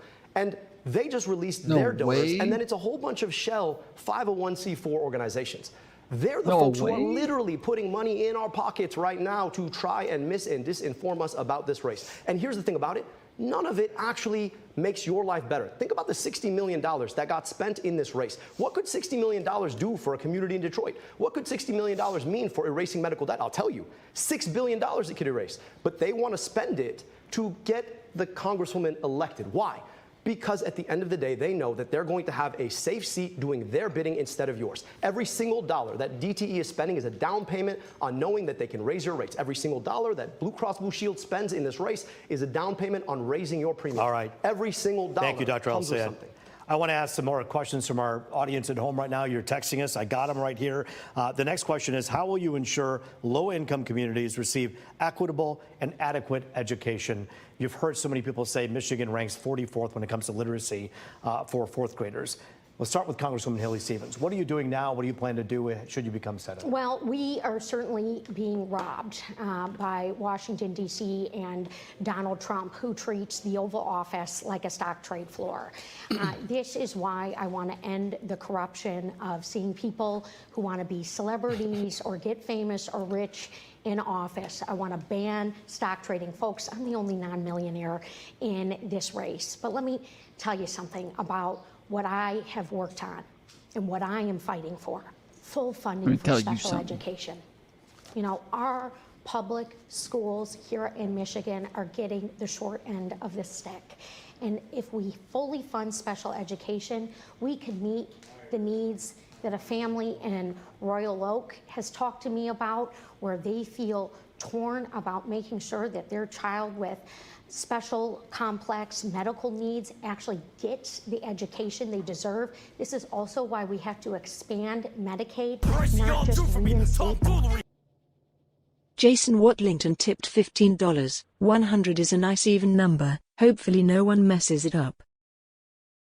Thank you, Jason. Let's go. Let's fucking go, boy. $100. Down the Marco. There's some whores in this house. There's some whores in this house. Honestly, just to be honest, there were, I think, 2 other donations that I didn't even add to the list because we had already hit the goal. So I think maybe I'm wrong. 65, 70. 90. Yeah, we're at 95 technically, but we'll just leave it at 100 and we'll all pretend it's 100. So $5 a month. Yeah, we'll pretend it's 100. We're good. Cuts that Donald Trump cut. We have got to expand these programs. And I consider myself a warrior for public education. And this is also why I have written legislation and why I'm leading the charge to redirect grants to go into the profession of education, just like my father was. He was a first grade teacher in the city of Detroit doing reading recovery, in addition to running his small business. And so I want to see more people go into that profession, go into our public schools, and that is going to certainly solve a lot of problems for us. Dr. El-Sayed, you heard the Congresswoman say redirect grant money. Is that part of the solution here? What do you think? You know, you asked a really important question about education. I'd like to answer that question. I'm proud of the fact that the American Federation of Teachers has endorsed me in this race. And they've done it because I'm a proud product of public schools. I know what it's like to walk into a public school in Detroit in January, and kids are bundled up because the boiler's broken, trying to learn how to read. You talk about a literacy crisis. How do you learn how to read when you have to wear a coat in the middle of the day? We put glasses on kids' faces specifically because we knew that it doesn't matter what's happening on the blackboard if you can't see the blackboard. But we need to radically rethink how we do public education in this country. We are not invested nearly enough. I want to tie the support for public education through the Department of Education, which, by the way, needs not just to be brought back, but fully invested in. I want to tie that funding to the Department of Defense. So when they try to raise the Department of Defense budget, we're going to make sure we're invested in public schools too. I also think that the way that we have funded local education, specifically school buildings, has too often ported the historical racism of the past. Right now, we fund school buildings based on property tax. Property tax is a function of property value. Property value is a function of who's been able to live where as a function of redlining from the past. And when we say that that same process should be patterning the social mobility of the future through public schools, that's a real problem. But I just want to say this. I actually agree with the Congresswoman on one really critical thing. We are being robbed. The money that we should have to invest in our schools is being sent to foreign governments to destroy other people's schools instead of investing in our own. And that is exactly what AIPAC wants you to do and why they're spending so much money to get the Congresswoman elected. Dr. El-Sayed, Congresswoman, it's one point in which at least partially you agree on. As one of you will be taking on Mike Rogers, people want to know what are the defining differences. This next question comes to us from a young person herself who actually is a student in Detroit, a college student. And we thank you so much, Kimora, for being with us here today. What's your question to the candidates? Thank you. Good evening, candidates. My name is Kimora Riddick, and I'm a Wayne State University junior studying broadcast journalism. And my question is about the wildfires. So the wildfires from Canada deeply affected Michigan's air quality, especially in Detroit. What environmental measures are you planning to decrease the dangers of air pollution? Let's start with Congresswoman Haley Stevens. Yeah, well, it is so great to have a student from Wayne here. I've just treasured working with that university in their science program and STEM education. And that is very much at the heart of why we need good climate policy, not the junk science that we are getting from the Trump administration. And let me tell you what I think that looks like. One, we've got to cut the carbon emissions. We've got to lessen our dependence on big oil and gas. Investments like I secured in our clean energy future so that from Marquette to Detroit, we were evolving and moving forward. You know, that has been stripped away by Donald Trump, and that's not right. But it's also not enough to just say, hey, we're going to go in there and just fight Trump. We've got to put forward our own creative ideas, which is why for 4 terms I've sat there on the science committee, securing resources, looking at alternatives for plastic and our supply chain. This is an opportunity for Michigan manufacturing, Michigan innovation to shine. I want to make sure that we are leading the way. And then when Kamara is a broadcast personality, she's talking about the things that we have secured in the United States Senate for Michigan, for our jobs and for our clean energy future. Dr. El-Sayed, clean air. Kamara, just be careful. If you become a broadcast personality, somebody might come after you. I just want to speak specifically to your question. I can tell you about what we've already done. That was it was a good attempt. I think his head was in the right place. It was poorly executed. But I like where his mind was at. He was on the right track there. We put air quality monitors all over Wayne County so folks can get real-time information about the air that they're breathing. Took on some of the biggest corporate polluters in our state when I was in the city of Detroit. Took on Marathon Petroleum, the biggest polluter and the most polluted zip code in the state, forced them to invest their own money to reduce emissions when they had wanted to increase them. The truth of the matter is that these wildfires are happening more often because it's drier and hotter than it has been in the past. It's drier and hotter because we continue to rely on fossil fuels for our energy. We need to get to 100% renewable energy. And the only way we're going to do that is by taking the Chevrons and the Exxons of the world out of our politics. Now, guess whose campaign they supported? Well, if you guessed my Congresswoman colleague, Apex campaign. Right, because yes, they have both given to that campaign. So when you hear ideas of things that ought to be done, but they never actually get done, you should ask yourself why it doesn't get done. Well, because the people who sell oil in this country fund the politicians who make sure that they can keep selling oil.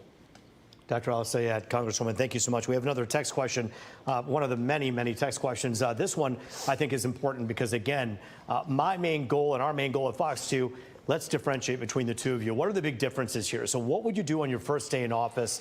We'll begin with you, Dr. Al-Sayed. What would you do on your first day of office should you become senator? Anybody who knows me knows that getting people health care is the passion of my life. I went to medical school only to realize that too often our healthcare system is part of the problem. We need and deserve guaranteed health care through Medicare for all. I have been thinking about this question. In fact, I've testified to the U.S. Senate twice. This wouldn't be my first time walking into the chamber on Medicare for all, guaranteeing health care, on eliminating the medical debt in this country, $225 billion. Now, on Medicare for all, there is work that we're going to have to do. We're going to have to get a president elected who can do it in 2029. Now, in the process, though, I actually think that we could eliminate all the medical debt in this country, $225 billion. Just so you understand what that is the amount of the GDP of more than half of U.S. states in this country. So on day one, I want to offer medical debt relief to everybody. I think we could get bipartisan support to do it, and I'd love to get that done. And let's start working through Medicare for all, and then let's make sure that we can get money out of politics so the big pharmas and the big insurances of the world aren't in the way when it comes down to finally getting this done for all Americans. Congresswoman, in a minute and a half, tell us what you do on your first day in office. Yeah, day one, we have to stand up to the abuses of power. Take it from somebody who has been recognized as our most effective lawmaker. When I tell you I'm going to go to the United States Senate and ban stock trading for elected officials, their spouses, their children, for our president and our vice president, and for candidates for those offices, I am going to get it done. I am sick and tired of seeing Donald Trump sell us out to the highest bidder, go cut deals with every other country except for cutting deals for us here in Michigan. We have been paying the price, and it is not acceptable. And speaking of prices, day one actions. Bro, I bet you anything, like when Trump leaves office, we're gonna hear like all of the fucking billionaires and people are gonna start coming out with all their fucking stories about Trump and all of the shit that he did to like hold them hostage and force them into fucking deals and shit like that. I guarantee it. Like, we're gonna hear fucking Zuckerberg and all of these motherfuckers coming out with tons of stories about this shit. To lower costs and to invest in small businesses, minority-owned businesses right here in Michigan. Those are your tax dollars. And I believe in the effective stewardship of them so that they go back to our communities here. And I've got the receipts for that. I've got the proof points for that. And then lastly, we got to make sure that the jobs of the future are coming from the place that we all love to call home, which is why my manufacturing agenda on day one will also be in the hopper. I got all the bills ready to go. We have 30 seconds left for each of you to answer the following question. What makes you think you're the formidable candidate who can take on Mike Rogers? 30 seconds, Dr. Al-Sayed. Well, poll after poll after poll has shown, despite what my colleague says, that I am the most competitive candidate to take on Mike Rogers. But it's also this. That's actually incorrect. The polls that we just went over a minute ago say the exact opposite, that he is less capable of beating Mike Rogers according to polling. That she is the one who is more likely to beat Mike Rogers if there is if they're in the general election. And that is like super, holy shit, no fucking way. There's not even any fucking pollution over here. You're just killing my shit. That is pretty standard, that the candidates that are going to be a lot more moderate are obviously going to be the ones who are more likely to win, because they're the ones that the majority of people are going to be able to identify with. The person who's much farther left or much farther right is not going to get the swing voters, the people who are interested in both parties, the people who are interested in voting for either side. And again, that is the largest voting block currently. Of the three voting blocks, so you have, the left, the right, or Republican, Democrat, and Independent.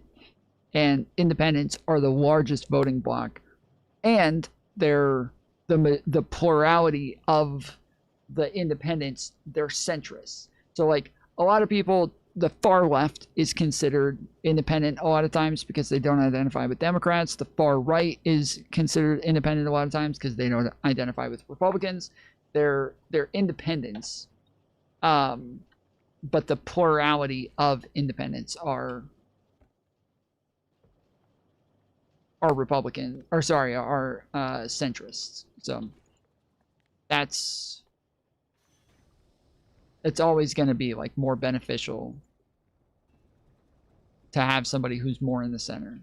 That you've got to have something you're fighting for. Ask yourself, if DTE funds both Mike Rogers and Haley Stevens, who wins? DTE wins.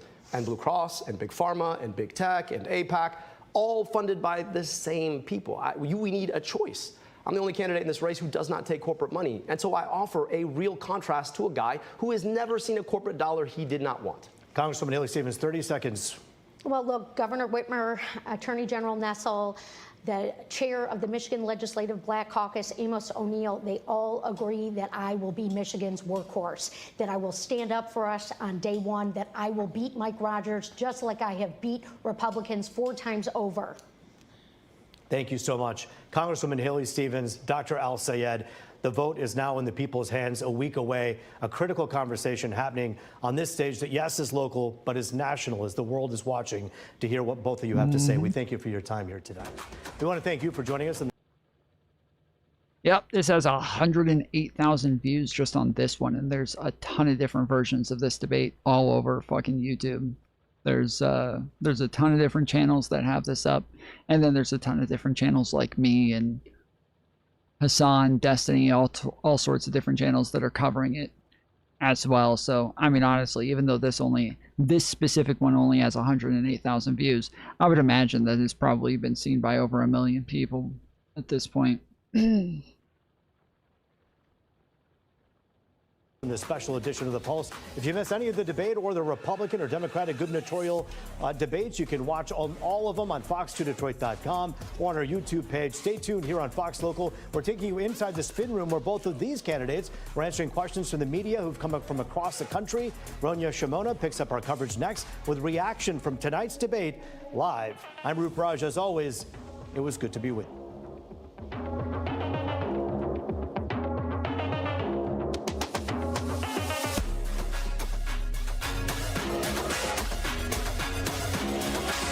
Bro, this is my jam.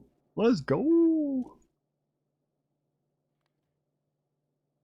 All right.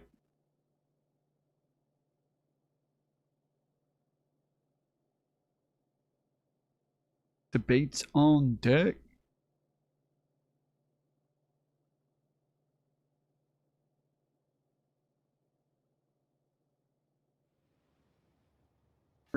Putin is surely smart enough to know that invading Ukraine and owning it.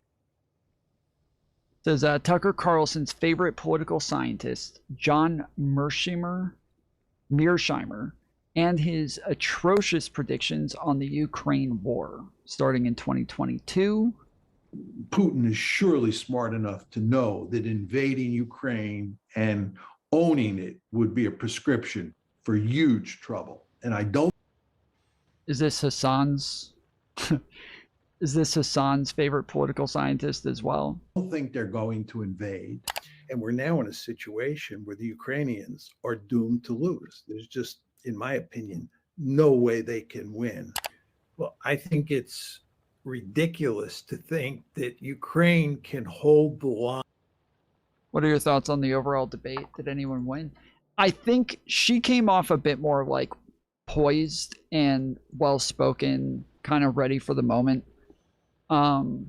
He came off like a little bit more nervous and stumbling here and there, but I think that he has the talking points that are going to appeal to people a lot more often when it comes to APAC, when it comes to donors, when it comes to ICE and Israel and all of these things. I think that those are the things that are really going to stick with a lot more people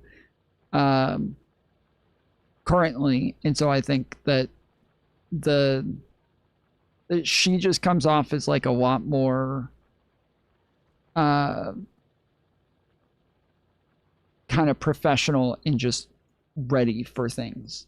He comes off like a bit unsure of himself and not really ready for the moment, but I think the things that he's saying are obviously what people are looking for currently. So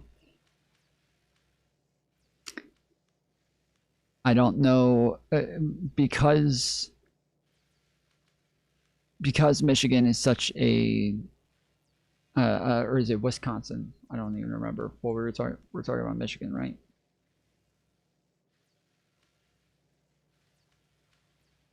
Yes, Michigan. Michigan's state like is such a blue state that, or sorry, purple state, that it makes it's hard to tell what's going to happen from here. In 2024. But it's hard for me at this point to imagine the Ukrainians hanging on in any meaningful way beyond 2025. Ukraine is going to lose, and it's going to lose reasonably soon. The Russians are moving forward, slowly for sure. The lines are beginning to buckle. I mean, just to be clear, when he said that in 2024 that they were going to lose, and they were going to lose relatively soon, that was not an uncommon sentiment. Like, that was not, at the time, almost everybody was looking at the Ukraine war thinking, yeah, this just is like, they don't have much of a chance. They're fucking holding on by the skin of their teeth. And obviously things have gone back and forth, changing drastically at different points. But throughout 2024, especially the beginning of 2024, it looked bad for Ukraine. It did not look promising for them at all. So it's not all that ridiculous that this is the thought process he had at the time.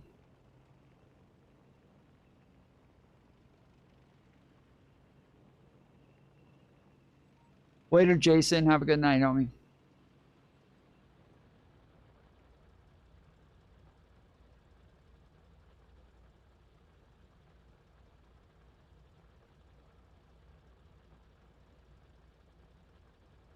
Apparently, Destiny's challenged Professor Dave to a debate, and he has turned him down. Says Professor Dave is allegedly deleting Destiny's comments asking him to debate. So this is, I believe, the first comment. Wait, is Dave actually deleting Destiny's comments? That is wild. Why not just debate him and debunk him again? It's not like Dave cannot interact with his subjects face to face. Why do you keep deleting Destiny's comments? Are you going to confront him? You seem very well researched on this topic and can dismantle his Hasbara talking points. Bro, you are absolutely shameless deleting comments to debate when you have no hesitation dunking on flat earthers. Scared much? Deleting his replies, laughing face. And then this is Destiny. So where Professor Dave said, yeah, Destiny is a fucking toddler under his own video. Destiny replied and said, at Professor Dave, hey, since you debate people so regularly on topics, and since you feel so confident on this one, you should stop running and we should have a debate on it. Not only did he do this, but I heard, let's see.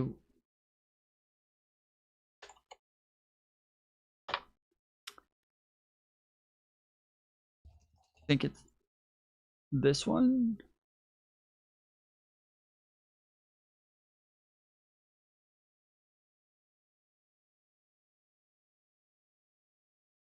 Chamber he seems to be getting this information from, and actually get the facts together, and then make your moral prescriptions when you have restoration by a singular leader who embodies the real militarization of domestic politics. right? Fuck, I don't know where it is in here. I saw it clipped on Twitter earlier and I didn't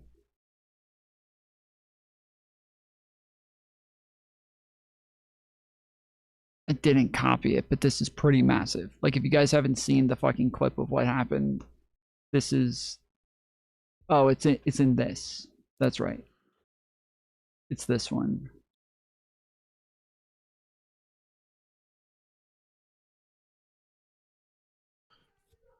I would say some of the most important intellectual discussions that have taken place. Yep, this is it. Okay. Dude, you guys are not going to believe this shit. Yeah, Don in the comment section says it's a big difference between Holocaust and destruction. Yeah, 100%.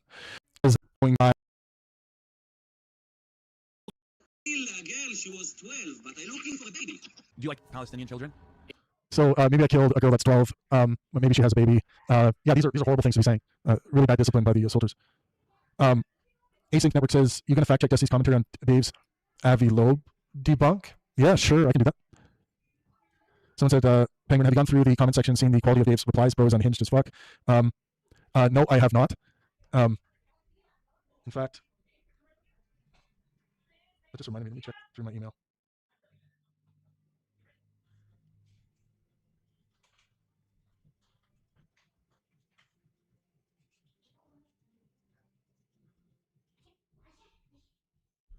This is fucking insane, okay? So this is Pangburn. He's a guy who puts on a lot of debates. Destiny's been doing a tour with him recently. He's done a bunch of different tours in the past, including with people like, if you guys remember the debate that I think it was Jordan Peterson and Sam Harris did with Brett Weinstein as the moderator, I believe that was Pangburn who did that debate. So that's him. He is Pangburn. This is Pangburn. This is absolutely fucking insane.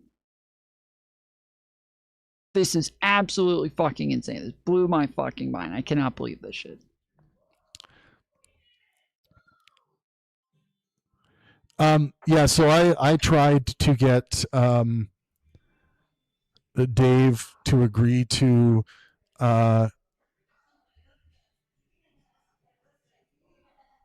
debate Stephen. He turned it down.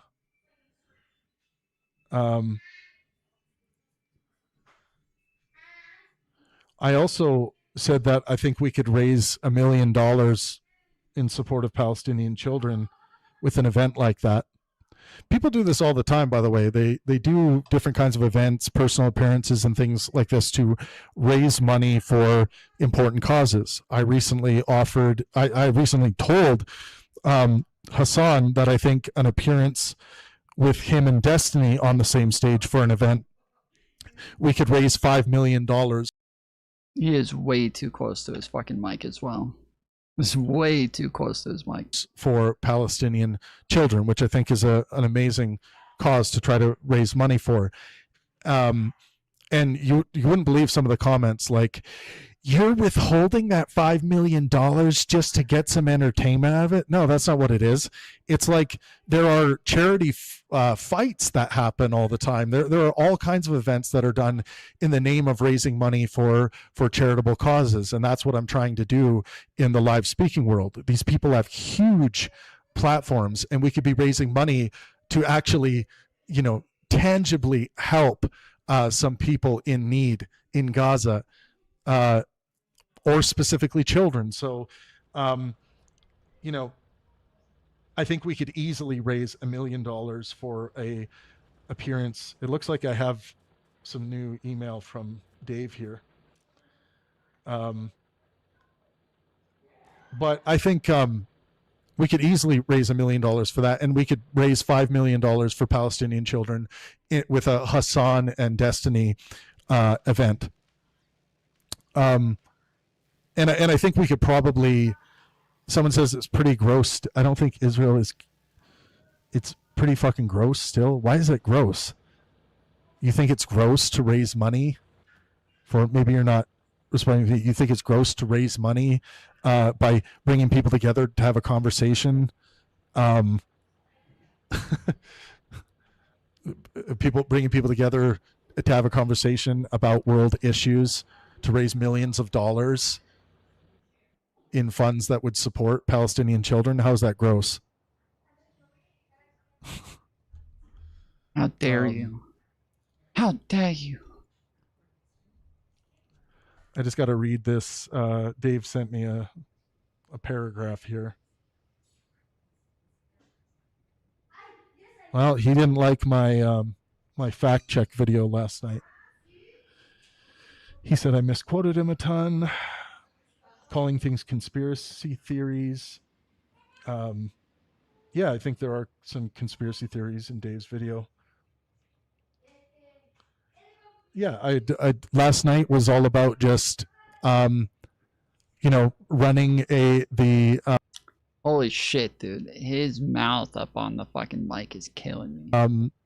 The transcript from your video, Dave, through my my Pangburn AI system, and reading through that, and also giving my commentary. But I had watched the video beforehand.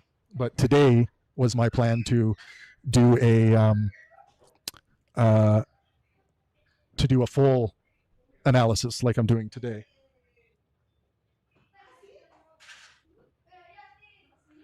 Been accusing me. Yeah, I didn't show any of your video, Dave. Thank you for the super chat. Someone says, Dave Farina, you must think I'm Persian the way I ran.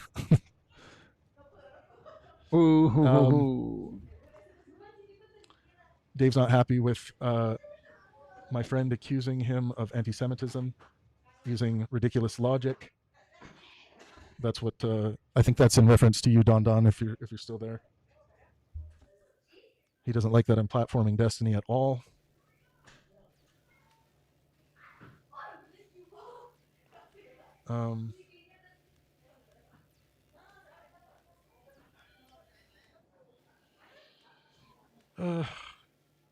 Because of targeted harassment. I don't know. Does Destiny engage in targeted harassment, dude? Engage in targeted harassment of people? I mean, if Destiny does engage in targeted harassment of people, I would implore him not to do that. I mean, it might even be illegal to do that. Dave said I fixated on him using the word Nazi in a way I didn't like, while ignoring the fact that Destiny literally accused me of Nazi rhetoric. I mean, I think I said last night that nobody should be doing this, and I mean, you obviously sent this at 2:30 a.m. Oh my goodness. Yeah, I mean, I don't like how people throw around Nazi and Nazism and comparing Israel to Nazis in the way that you did in the video here. Atole. There's a truck that drives by. I live in Oaxaca, Mexico, and they sell atole, and it's it's so good. It's kind of like oatmeal in like kind of a brown sugary almost hot drink. Oh, it's so good. That's racist. This is all leaving a sour taste in Dave's mouth.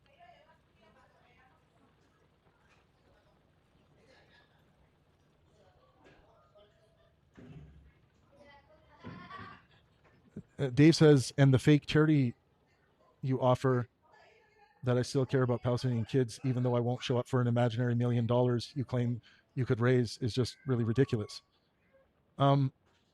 Dave, we could easily raise $1 million between our 3 platforms for you and Destiny. Yeah, I don't like it saying it's an imaginary amount of money. This went out on Twitter. DGG probably would raise that fucking money by themselves. You give them long enough, they could raise that money by themselves, let alone you add in all of the people part of Dave's community who would want to see it, all the people part of Pangburn's community who would want to see it, all of the just general politics enjoyers and debate enjoyers who might not be fans of any of them and would just want to fucking see it and would want to go donate just to make sure that it happens. I mean, holy shit, that this would be and people have offered a ton of different times to get like something like $1 million to get somebody like Hassan to debate Destiny and shit like that. There's this is not uncommon, and they still turn it down every time. Me to get together for a debate about this. I mean, just do the math. Like, we're talking about like if we live streamed it, if we all of our things together, I mean, we would exceed $1 million in support of Palestinian children. Come on, it's not a fake offer. I've successfully raised a lot of money for charity in my career. And we continue to do it at Paying Burn. Philanthropy is a big part of what we do and what I'm passionate about.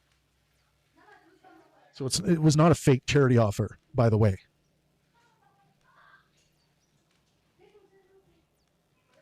And then he says he won't be able to work with me moving forward. Okay, Dave, that's your prerogative. He's literally burning the fucking bridge. He's literally burning the bridge with him over the fact that he fact-checked his video. He's burning the fucking bridge with Paying Burn over the fact that he fact-checked his video, dude.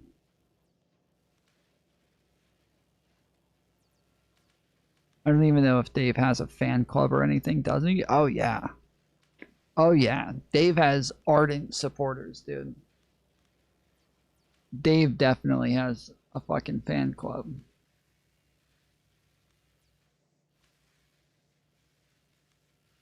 I cannot believe he burnt the bridge with him over that shit, dude. That is insane.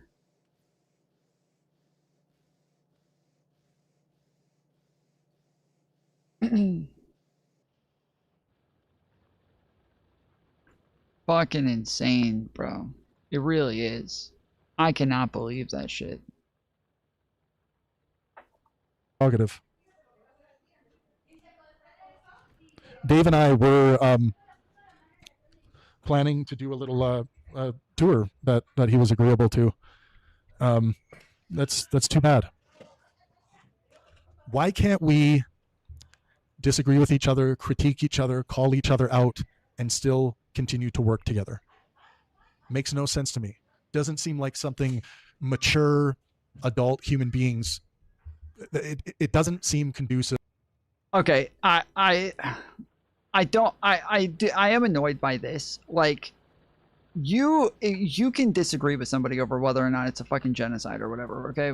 Like, but regardless of whether or not you disagree, if somebody thinks it's a fucking genocide, it's not that ridiculous. Like, doing this, like, well, we can disagree, guys. We can disagree. Like, if they think you're a fucking genocide denier, sitting there and just doing this, like, guys, we can have... Why can't we just have disagreements? Why can't we just disagree with each other? It's like, are you serious right now? Like, what do you mean? You're considered a genocide denier here. Like, what the fuck are we talking about, dude? Like, guys, you sound like Nick Fuentes at this point. He's just like, hey, like, I'm not allowed to question the Holocaust. Like, I'm not allowed to, you know, that's how it comes off. Like, one of the problems, though, is that, like, when it comes to genocide denier, okay, this is one of the fucking issues. A lot of people, they'll do this thing, and even some of the people in my comments of my review last night are coming in, they're like, Tom, why aren't you making a bigger deal about the fucking genocide denier and shit like that? When we call somebody a genocide denier, normally, we're talking about the Holocaust. That's by far the majority of the time we're talking about the fucking Holocaust, okay? And the Holocaust is something that is, like, very substantive in the fact that it happened, the intent, the systematic process that was put in place, the maliciousness that it was done with, the fucking hatred, the inhumane, like, standards for long periods of time. There is a mountain of evidence that exists there that is not existent for the Palestinian scenario. It is not existent, okay? Now, that's not to say that there's not any evidence for the Palestinian scenario. It's just saying that when we call somebody a genocide denier of one of the most documented moments in history, we're talking about like one of the most documented things to ever happen in human history. The most studied, the most critiqued, the most debated, the most like, at that point, for you to deny things that where there is a blatant consensus in that scenario, it's a big deal for you to be a genocide denier. In that scenario, it is a pretty big deal that you're a fucking genocide denier. Now, does that mean anytime somebody thinks something's a genocide and they think there's enough evidence and somebody else doesn't, that they therefore should think that the other person's a piece of shit and now go off about the fact that they're a genocide denier? No, obviously not, because like sometimes it does make sense that you could question whether or not something's a genocide. Again, I don't have a problem calling the IP conflict a genocide, but I also, even if I'm saying it, doesn't mean that like I also think that there's just no possible way somebody could question this. How could you possibly? I think it's pretty obvious how people could question it. I think it's blatantly obvious how one could question this. Of maximizing well-being for ourselves and those around us. Whenever I do any kind of video, a critique, a fact check on something that Dave does or anyone else, I'm going to make mistakes. It's going to happen. I'm a fallibilist. Fallibilism is the first Pangburn virtue. And I try to remind people as much as I can that we are all fallibilists. We don't need any mentions of certainty in order to achieve knowledge. And more colloquially, fallibilism is about remaining open to update. So I think, I'm upset with that kind of posturing and that kind of response by Dave.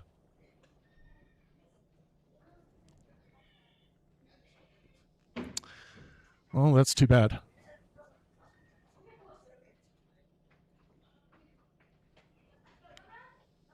Someone saying criticizing someone for proving Israel is committing genocide is not something conducive to a healthy work environment. That's false. It's healthy to be able to criticize each other where we disagree on things. It hasn't been determined by the International Court that Israel has in fact committed genocide, and they are best suited to make that determination. And I will trust and believe their determination when they make it. It's not enough for me to have human rights organizations making this determination. I want a professional court to assess all the available information and to make a determination on that. It's the same way I handle any kind of law. And something this important, I'm not just going to commit to things that I don't feel epistemically supported enough to commit to these things. I'm currently in a state of in an agnostic state. I don't know if Israel has committed genocide. I know they have not been perfect, and the level of destruction that has happened does not seem proportional to holding.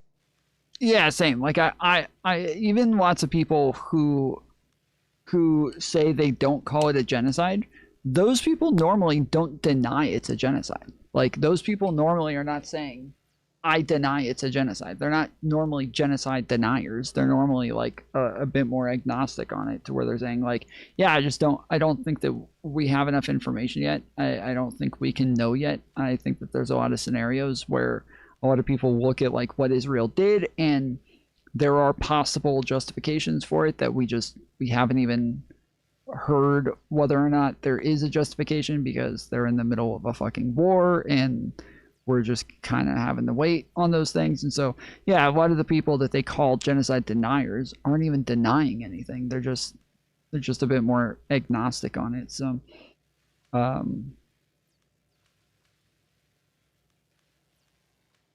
yeah. Holding Hamas accountable. So there are problems. But that doesn't necessarily mean a genocide has been committed.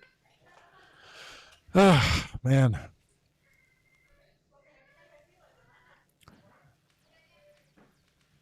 In order to be a man of science, you have to be fallible. Fallibilism is directly connected to empiricism, to correspondence criteria of truth made primary in your epistemic standards. So, yes, I know Dave to be a fallibilist. So hopefully he can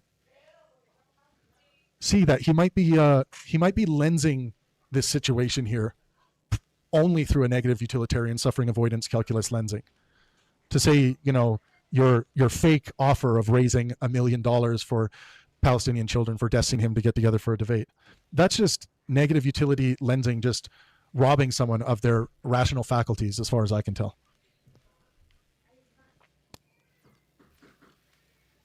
Yeah, moral well-being is get called naive all the time.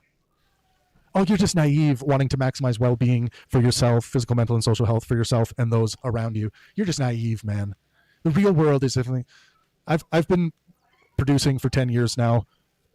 I would say some of the most important intellectual discussions that have taken place in the past 10 years. And I have seen a lot of people throwing each other away out of just disagreements. If you adopt a worldview that allows you to continue friendships and continue an ability to work with others by some discernible, articulable, governing moral principles, then disagreements on particular issues are just going to mean that you disagree with people on particular issues. Yeah. Crazy, dude. Can't believe it. Can't believe it. That is mind-boggling. I thought that he was a fucking debate bro. I thought he was I thought Dave was a debater. Crazy. This is crazy. Iranian state media has released a video indicating that they have an interest in killing Barron Trump and Melania Trump. And the Trump family is now on alert, and I am going to argue that even if it is extraordinarily unrealistic that they could get to Melania and Barron, that this still has the very real possibility of ruining their lives, and of course it is wildly triggering Donald Trump. Iranian state media put out a video, it's a propaganda video, and it is a very detailed fantasy about murdering Melania Trump followed by a threat against Barron Trump. The video is called Where to Kill Melania. It was published by the Tasnim news agency. That's an outlet affiliated with Iran's Revolutionary Guard Corps, the IRGC. And it's not like Anonymous making a troll video. It's this video from the basement of their grandmother's, whatever. This is a formally listed group linked to the IRGC. It's one of the most powerful arms of the Iranian regime. And the video uses maps, it uses AI imagery, it uses publicly available information to depict Melania Trump's movements through New York City. It points to locations she's known to visit. It talks about her protective arrangements, and it encourages freedom fighters to target her. And then it ends with 5 words: Barron Trump, wait for us. What the fuck? Cannot save map. Writing in the zip file. Error code 112. There's not enough space on the disk. Oh. Well, that's important. That's an important thing. Think about that. Barron Trump is an adult. He is involved in Trump's crypto stuff. He was involved in Trump's pre-election strategy of appearing on all of these bro podcasts. He's 20 years old. Now, he is not a military commander. He doesn't determine American foreign policy. He did not order strikes on Iran. And he is just the son of Donald Trump as far as Iran is concerned. Melania Trump is being targeted because there's a psychologically devastating aspect to going after a president or a leader's spouse. This is a known thing meant to generate fear and terror. And that's really the point of this. The feeling that we could get your family, regardless of whether they have anything to do with the decisions you're making to attack us with Strait of Hormuz, with power plants or civilian infrastructure. Now, the Secret Service has said we're aware of it. We're investigating anything that is perceived as a threat against one of our protectees. We are going to be taking very seriously, but for security reasons, the Secret Service doesn't want to talk about the specifics of that investigation. Now, just like as a top-level gut check, is Iran likely to succeed in assassinating Melania or Barron Trump? I think the answer is no. Both are protected by the Secret Service. Like they say, credible threats are going to get a major law enforcement response. But can they ruin Barron and Melania's lives by making them afraid and making them choose to restrict their movements from here on out? 100%. That's crazy. Imagine dude. being Barron. Like, that's absolutely wild to have that amount of information. That's nuts. And knowing that a media organization aligned with a very hostile foreign government that's angry with your dad is saying, wait for us, Barron. Or imagine being Melania and wondering an unfamiliar face that you see, or a car moving strangely in traffic or whatever. Is that someone who is coming after me? It just makes your day-to-day life very difficult. And even if no attack comes, that fear can follow them everywhere. Now, of course, I don't advocate for this sort of stuff. I don't want anybody killed. It's just not. I know that there are people in my audience who are like, good, go after this person. This is just not my nature. But I do think that the way that regimes like the Iranian regime can inflict this profound psychological harm without ever getting physically close to anybody is notable. And when a media organization aligned with a foreign government starts circulating information about, listen, this is how the first lady could be attacked, inviting others to take action. We talk about stochastic terrorism, where if someone with a large audience focuses their ire or anger on someone long enough, statistically, given a period of time and a large enough audience, somebody in your audience might actually try to attack them. And we've seen this happen many times before over the last decade, decade and a half. Here, it's actually telling people, consider going after this person. Now, it may just be primarily propaganda. It still can inspire these unstable people, and it can encourage extremists and kind of force the Secret Service to treat every single detail as a potential threat. And the trend here is increasingly explicit threats. Now, let's be very frank. Donald Trump has made similar sorts of threats, and Donald Trump killed the father of the current leader of the Iranian regime. That's how he got into this position of power. So while on the one hand, this entire, like, I'll go after your family stuff does not reflect my politics or sensibilities, we have to acknowledge that in a different way, not with propaganda videos, but with Trump going, listen, we can find whoever. Yeah, fuck this game. I guess maybe I can put it in windowed. It was like a video game. We got him. We dropped this bomb. We're going to kill the entire family. It's a version of the same thing. Arguably, the difference is that the family of the Iranian regime, I guess, are, legitimate military targets in the context of a war, whereas Melania Trump really isn't. Now, Donald Trump has responded by saying if they did that, or if they even try to go after Melania or Barron, they would be completely decimated and destroyed. And for each one, there would be 1,000 missiles sent at Iran for each attempt that they make on people associated or affiliated with Donald Trump.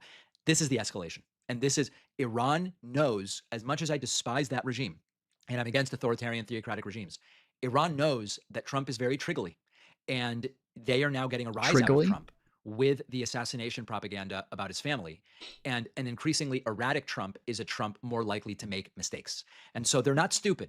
They're not stupid. I don't respect their way of government, but these are not stupid people. A lot of people put on music while they... I don't know if you guys saw this. We got a debate that we're getting ready to get into, but this has been all over my feed. The table belongs to us. Thank you. All right, next. Ask them to leave. Can I? Chief, will you take the next person out that claps or anything, please? Thank you.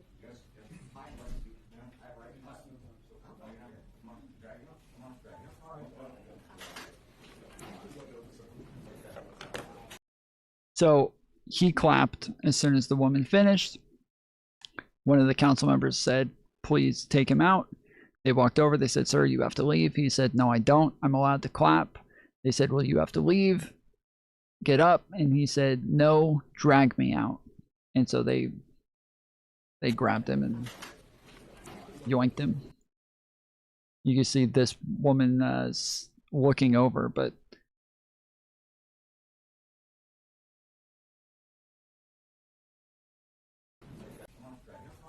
this is him right here.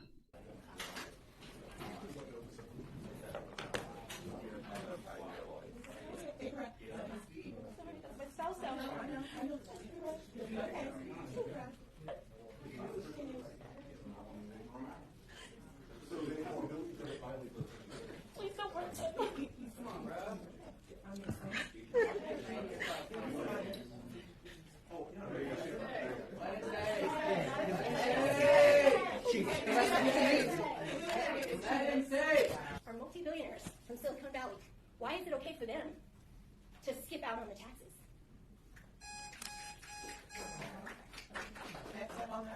It was very clear at the beginning that each person is given their 2 minutes, and we're trying to be respectful of that. Snapping, clapping, any other rude comments or anything, we will ask you to leave. You've been finally warned, and we're done. You guys all should be literally ashamed of yourselves. Kids don't want this. The community don't want this. The only one who this stands to compensate or to get what benefit from this is, it seems like, you guys. And we're all remembering this come election. Do what's right. All right, next on the row. Waving at us distracts us. So I'm trying to focus on the speaker. Okay, so they went back to the beginning and then kind of showed that as people were speaking and walking away, people had clapped a couple of times, and the council had kind of warned them numerous times, saying, hey guys, stop clapping, like, this is against the rules, this is your last warning. And then... If you approve this, you'll be going against the people that voted you into those chairs. Put us in front of money, put us in front of special matters, put us in front of you. We are who matter. We are the people, and the table belongs to us. Thank you. All right, next one. Ask him to leave. Can I? Can I say that? Chief, will you pick the next person out that claps or anything, please? Thank you. Yes.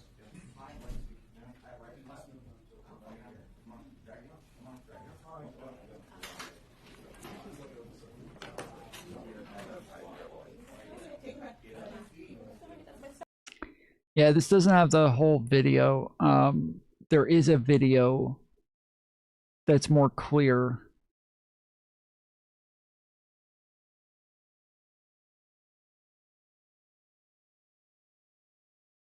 Where they actually show them like dragging him out on the ground and everything. But in America, they will arrest you for clapping in position of in opposition of AI data center. In my country, we're not allowed to clap. Lex Coleridge, a physicist teacher at Emporia High School in Kansas, was arrested on July 22nd, 2026 during an Emporia City Commission meeting for interference with law enforcement and disorderly conduct after clapping in support of speakers opposing a proposed AI data center project called Flint Hills Digital Campus. City officials issued multiple verbal warnings to attendees against disruptive behavior, including clapping and waving before Claridge continued to and refused to comply, leading to his removal. The project has drawn opposition over potential strain on local electricity and water resources. I mean, I don't know. Like, yeah, if they tell you not to clap, you have been warned, so there's that aspect of it. But generally, there should be like a free speech sort of environment there. But when you say there should be free speech, that generally doesn't mean that there can't be order. That there still has to be some sort of orderly way to conduct these things. And if you allow a lot of interruptions, a lot of chaos, a lot of ruckus, then people can just scream and yell the entire time to where nobody's really able to be heard. And then the person who's at the mic isn't really getting free speech either, because people are screaming over them the whole fucking time to where they're not getting the ability to actually say anything. So you can't allow tons of noise and tons of bullshit, but to like outrule clapping just from people walking away, that does not seem disorderly. That does not seem like it's out of order. That doesn't seem like it's over the fucking top. And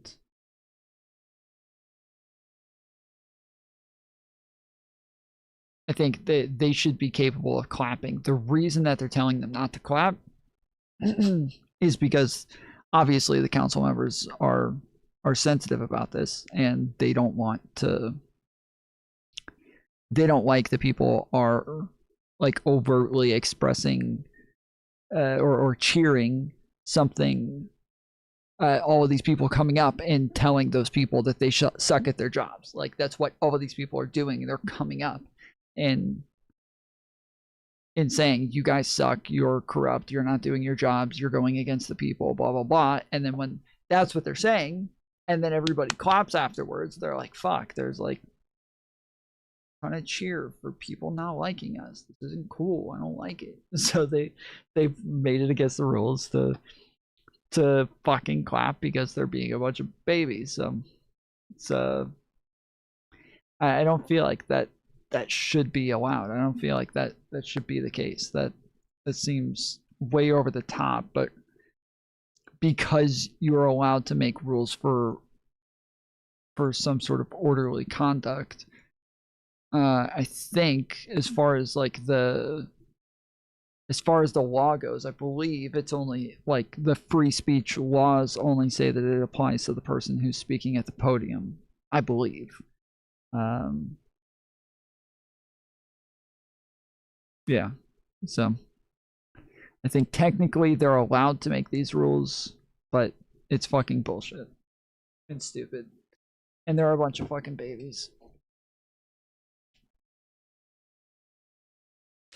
Fuck their feelings. Tom, why do you say Tom at the end of this?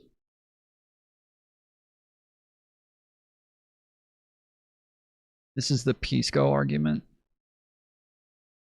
What? Did Pisco pre-watch my fucking stream and copy my argument again? He tends to do that shit.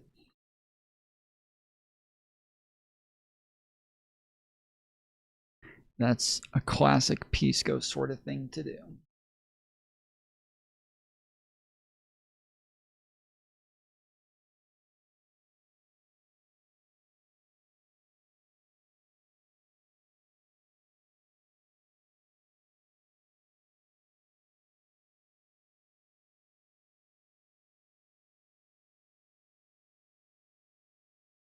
We are living in a messy reality where he ended up trying to help someone and he got shot 5 times in the back for it. He interfered with a police investigation, had a gun on him. When they set up those protest zones, you stay within sight of it. That is how the peace is kept. He tariffed Heard Island that had nobody on it except for penguins. He threatened 25% tariffs on every EU country if they didn't force Denmark to give us Greenland. So give us Greenland. Like, hello. All right, everyone, we are back. Today we are joined by Kevin Smith, a 3-time Trump voter, a MAGA commentator, and the founder of The Loud Majority. Kevin and I obviously disagree on some fundamental issues, so we're going to go through those issues and debate it. Kevin, how are you doing today? Doing good. Thanks for having me.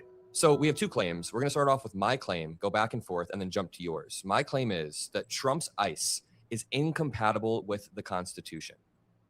Yeah, no, and my question would be, when did it become so? Because, you know, people like Tom Homan have been doing this job the exact same way for decades at this point. And it seems like the majority of the conflicts that we're seeing, and there certainly have been, no doubt, are coming from a lot of these blue state areas that are making it more difficult for Tom Homan to do the job that he was once given the Presidential Medal of Freedom for. Yeah, so Tom Homan did work for Obama, and it's not Tom Homan's fault in particular that this is all happening, but you brought up a really good point. This is seen predominantly in blue states, and it's because Trump is surgically sending his ICE to blue states along with the National Guard against the will of the leaders there, and it's creating a lot of tension. So I think if I want to be charitable, the ICE of 10 years ago was not a problem. The ICE of 5 years ago was not even inherently a problem. It was fine under Obama. But I think we can both agree that we have seen a unique spike in the amount of violence coming from ICE, and we've seen a unique spike in the lack of accountability of ICE. I mean, I can list off like 5 people who have been shot, and those ICE officers are allowed to walk back on the street with no investigation. So when we live in a constitutional republic, we want our constitutional rights to be respected, like the freedom of speech, the freedom to carry a gun, the freedom to protest. ICE has been walking all over that. Do you agree with the shooting of Alex Preddy, for example, in Minnesota back in January? Well, I don't agree with the shooting. I don't want anybody to get shot for anyway. I would hope that nobody does.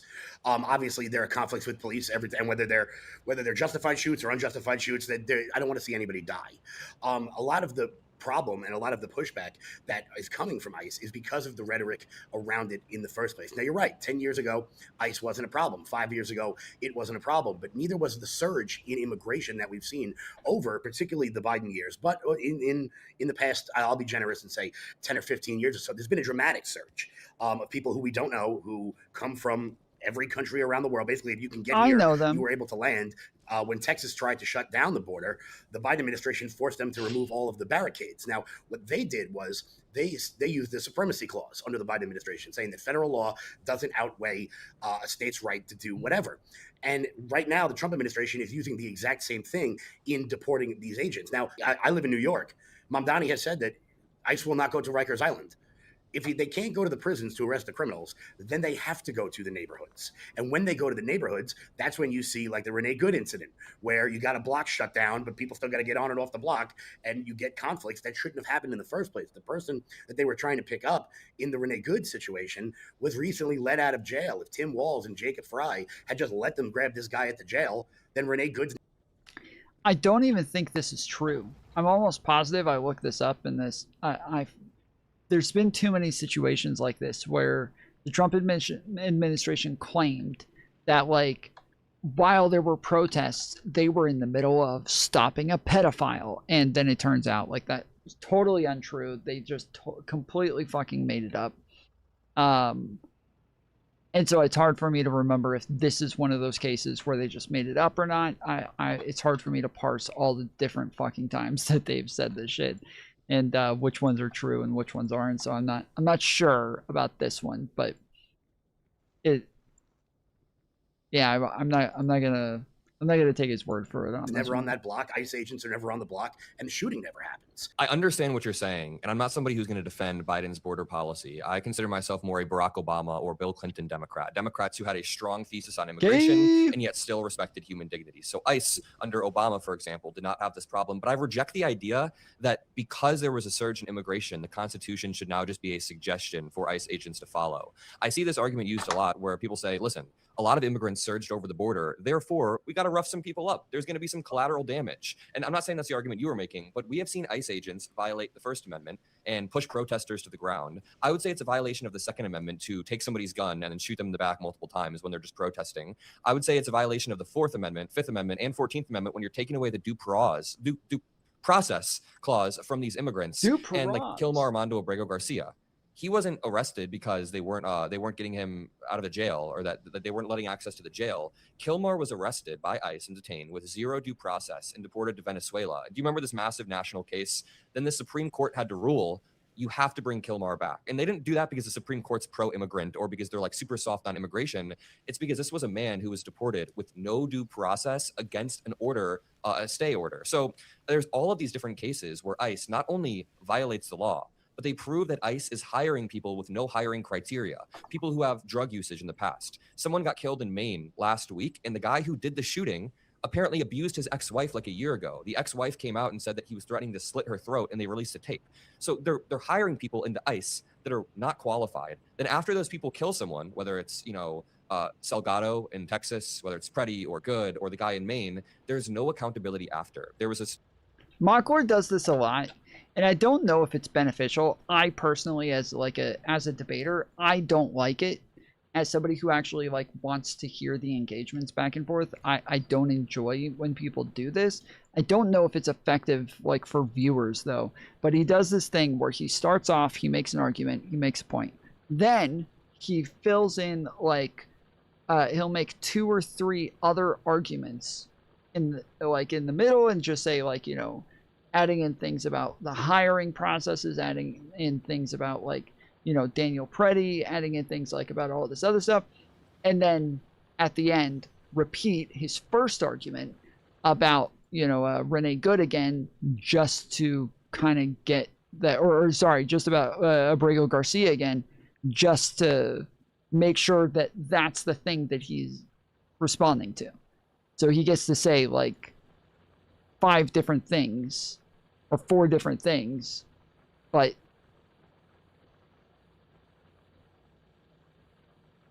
the guy is likely only going to respond to the one thing.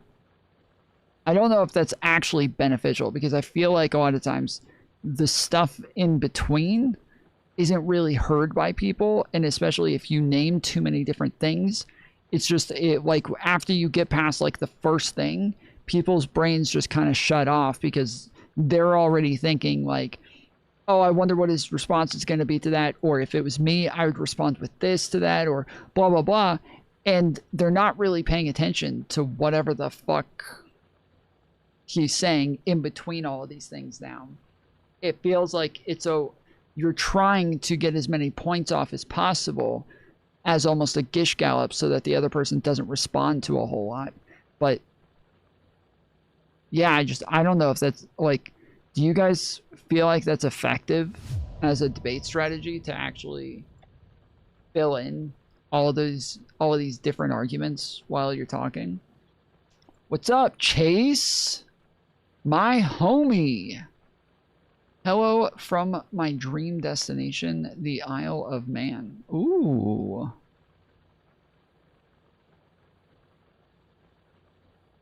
That sounds fancy.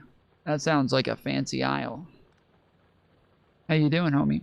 Case in Chicago where I live and record. It's a beautiful city. Have you been to Chicago? Yeah. It's really beautiful, but there's this case in Chicago. It is the hottest place on planet. It's either freezing or you guys don't have. I don't think it's ever been 70 degrees there. I get it. I got the gay joke. You gays, you make it your entire identity. You can't do anything without making it about being gay. There. Yeah, well, or it's 100. Don't come during the winter. Don't come during. Yeah, for real. I made that mistake. There's this case named Miramar Martinez. It's this 30-year-old teacher in Chicago. She's a U.S. citizen, of course. She's a U.S. citizen, and she was driving to school, and she was beeping at a bunch of ICE officers. She got shot 5 times, and they said that she was trying to ram her car into them. And then they looked at the body camera footage. It went to court. She's a U.S. citizen. She exercised that, and it went to court. And they found that the body camera footage showed the opposite. They surrounded her car and shot her 5 times. And the ICE officer then texted, "I shot her 5 times, and she has 7 holes." Like this despicable text, right? His accountability, guess what it was? Nothing. They didn't do anything. They let him all go. There was nothing there. ICE maybe had some sort of slap on the wrist. But can you see where I'm coming from? When I'm concerned, both about immigration, if there's illegal immigration, yes, that's bad. Immigration should be legal. But also concerned about ICE being this basically lawless agency that is now way overfunded with no accountability. I mean, I can absolutely understand the concern. And like you said that before, and I don't want anyone to get shot, but like you said, there are things that could have been done to prevent every single one of the instances you just mentioned. Don't interfere with a police investigation. That is the beginning of the altercation. Well, ICE could have been trained better. Shot for of course. Cops, but if you do not initiate the altercation in the first place, if she had just been, oh, look, people I don't like, I'm going to keep driving, nothing happens. Renee Good, same thing. She was on a closed street that she shouldn't have been on, yelling at the cops. Somebody overreacted, and she died, and it's tragic. But in none of these cases, the person I'm not even gay coded. You're not gay coded. I agree with that. You are not gay coded. You need to learn the code. Was initiating. It seems like ICE is either surrounding them, or even if they are initiating, and by just honking their car, that can't be. Alex Preddy ran up to them.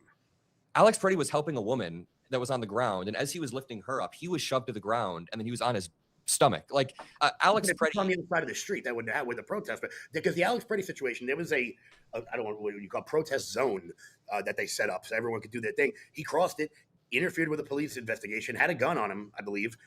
And bad things, and obviously that escalated. It was a total disproportionate use of force, though. So they were pushing some woman to the ground, and then they pepper spray Alex Preddy. He's sitting there, he can't even see, and then they tear him to the ground. I mean, in an ideal world, Alex Preddy, I guess, would have stood in the corner and just stayed behind and not really done anything. But we are living in a messy reality where he ended up trying to help someone, and he got shot 5 times in the back for it. It's a total. I mean, look, I've organized protests all over New York, and I know when we do it, we keep when they set up those sort of protest zones, you stay within sight. Yeah, I never got shot by ICE officers. The problem is a lot of times there's instigation coming from these protesters. Actually, I don't want any of this to happen. But if in the Alex Preddy situation and in the Renee Good situation, if ICE was restricted to just picking up the criminals from the jails, they would never be in the neighborhoods in the first place for the protest, for the overreaction, for the murder, for anything. if they were just able to do what they had done through Obama, through the first Trump administration, and not have to go into the neighborhoods, then none of this happens. But I don't think that's what the Trump's plan was. The Trump's plan wasn't to just have them pick people up from jail. The Trump administration has multiple times talked about ICE going into these cities and taking care of the worst of the worst. I have never once heard Trump propose the plan of ICE going around to prisons, collecting the criminals, deporting them, and then being done with it. Donald Trump and Stephen Miller set a 3,000 detainee quota per day to make sure people were being detained and picked up off of the street, and to make sure that people were being arrested. And listen, if you are here illegally and you've committed a string of crimes or even any crimes whatsoever, I think that you should be deported. I think that is very common sense. Even of course. civil crimes? Civil crimes like what? Like breaking Speeding. into the country illegally? I think that there's a serious conversation to be had about somebody who's been here for 32 years and has built a family versus somebody who 1 year ago came through, has committed crimes, and is not contributing. I think But what about a bank, and they find, what was it, that Golden State killer?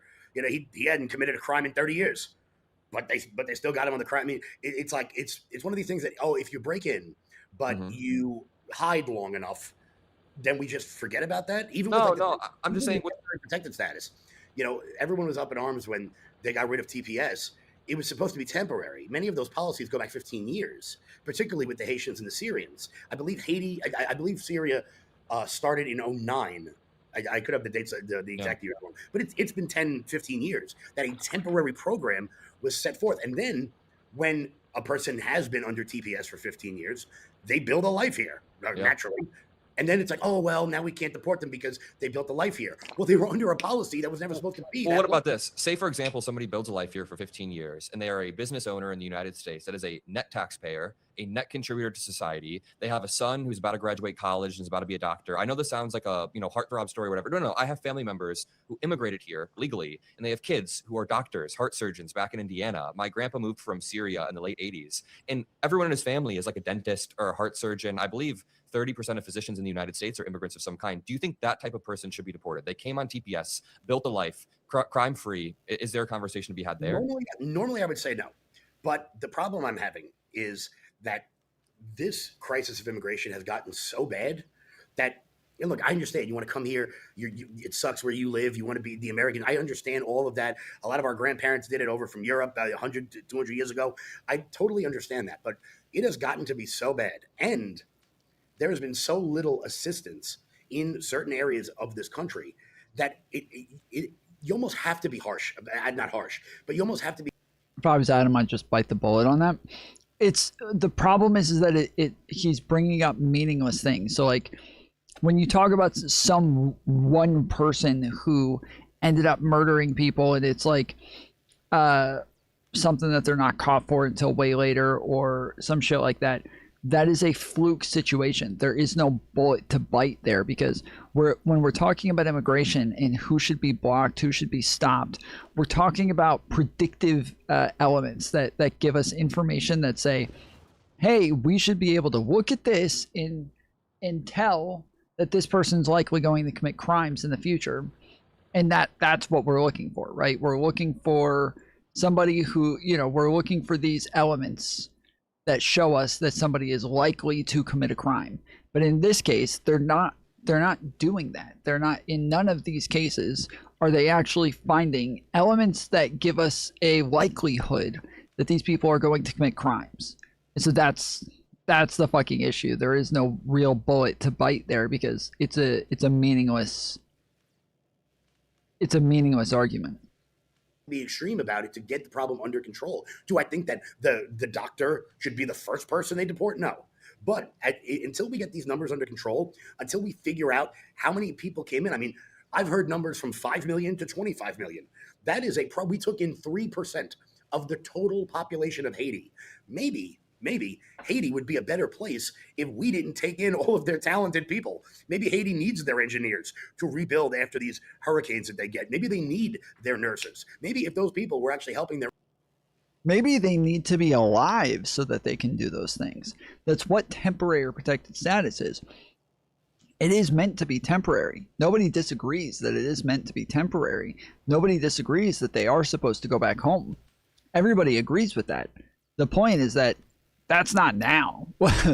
That's not now. Haiti is not fixed. Haiti is not in a position for everybody to just go back home now and and rebuild everything. Like that's not. They're not there. Their own nations, perhaps these places wouldn't be so bad that everybody wants to leave it. But we're taking over the talent. It's kind of like the chicken and the egg. It's kind of like the chicken and If you the take egg. all the talent from the Cubs, the White Sox will be better. Well, not the White Sox, but like if you take all the talent from one baseball team, another team's going to suck. But it's kind of like the chicken and the egg. Are they leaving the country because it's bad, or is the country bad because they're leaving? Maybe a little bit of both, but I am a firm believer in brain drain. Brain drain is when you get the smartest people from China, from all these other countries that usually compete with us, and we bring them over here so they can contribute to our society. But just to reset to the conversation on immigration long term. Yeah, it's kind of annoying because MAGA will go back and forth on this, where in one moment they'll be like, I only want to bring in the best of the best. I only want the smartest, and we should only be bringing in doctors and lawyers and scientists, and that's like, you know, we should only bring in people that are going to be really beneficial to our country. And then in other scenarios, they're like, oh, we don't want those people coming in and taking our jobs and replacing our doctors and our scientists and blah, blah, blah. And then now here he's like, why are we taking all of their scientists and their doctors and their brightest? They need them more there than like it's so fucking annoying how what it is that like we're thinking of when we think of immigrants who are doctors and lawyers and scientists. Whether it's so annoying that like I can't even figure out if they want them, if they don't want them, if they think it's good, if they think it's bad. Like there is no consistency here. Yeah, but in the racist mind of theirs, just crossing the border is evidence that they'll commit crimes in the future. But he hasn't said that, and they're wrong. That's what I'm talking about, though. Like you can't. Stop saying come on, Tom. That's not like it doesn't mean anything to say in their minds. If we're just gonna settle for what's in their minds, there's no point in fucking having a debate.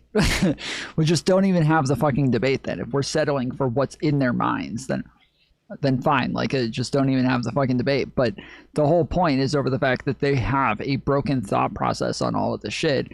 They don't actually understand it, and that because they think that somebody who's here illegally is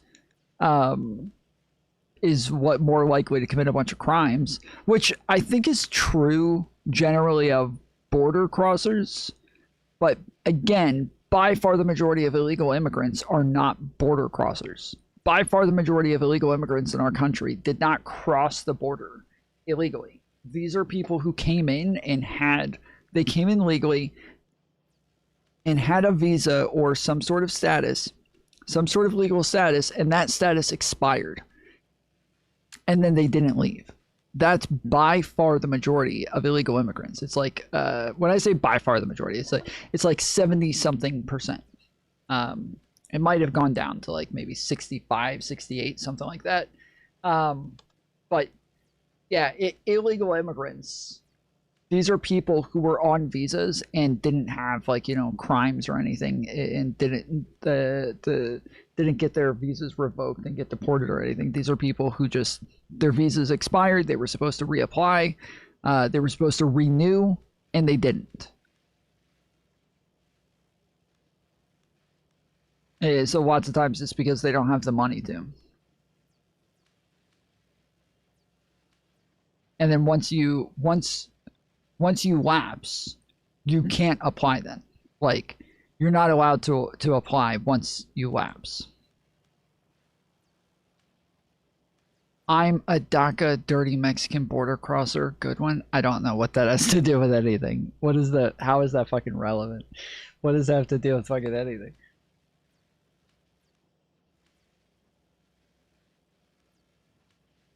Term for a second. If ICE wanted to go around and track all of the illegal immigrants that were here so they can sort through and figure out who to deport and who not to deport, we could have a conversation about that. But in its current form, ICE is not doing that. They're deporting people with no due process, like Kilmar Armando, Abrego Garcia. They're killing people, and there's no accountability afterwards. Okay, ban Pepe for being dirty, or mod him. I don't know which. I think we're supposed to. I think we're supposed to encourage illegal immigration. So, I think I'm supposed to just give him the stream. There used to be this guy who was an illegal immigrant, And when I would do call-ins, a lot of you will remember this. When I would do call-ins, he would call in on almost a nightly basis and do this thing of like, Tom, listen, man. I appreciate what you're doing here, man, but listen, I am an illegal immigrant.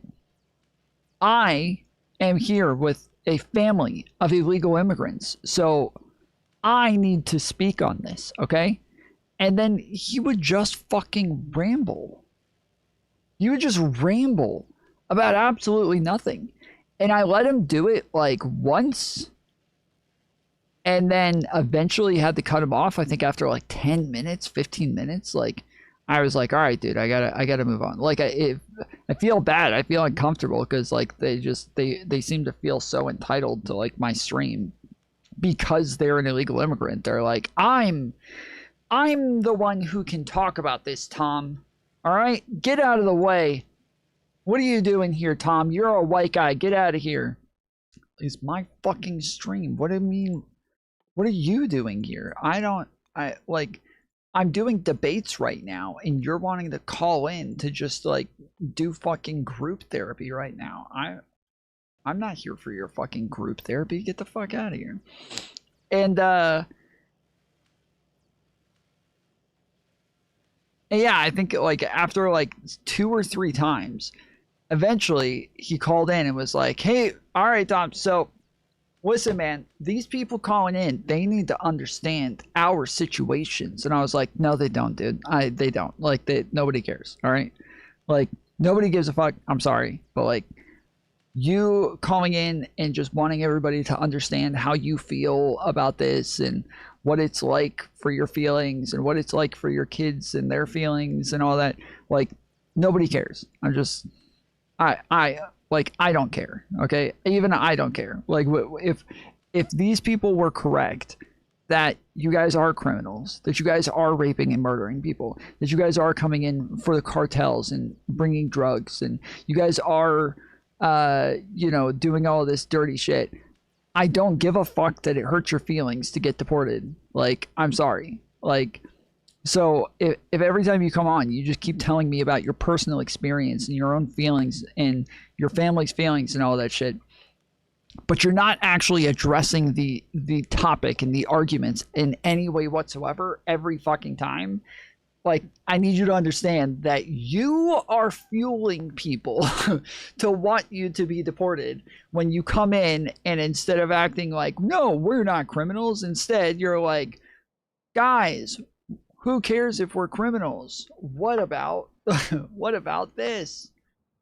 Holy shit, there's no fucking way they just popped up right there. What the fuck? They have too much funding and they have masks up. And here's a really good example of a long-term immigrant story that just ended up hitting the news. Lorenzo Salgado Araujo was his name, the man in Texas. He was 52 years old. He had been here for 35 years. He had a wife. He had 3 children. 2 of his children had graduated college. One was a teacher. One was about to graduate college. So he had built this life here and a business.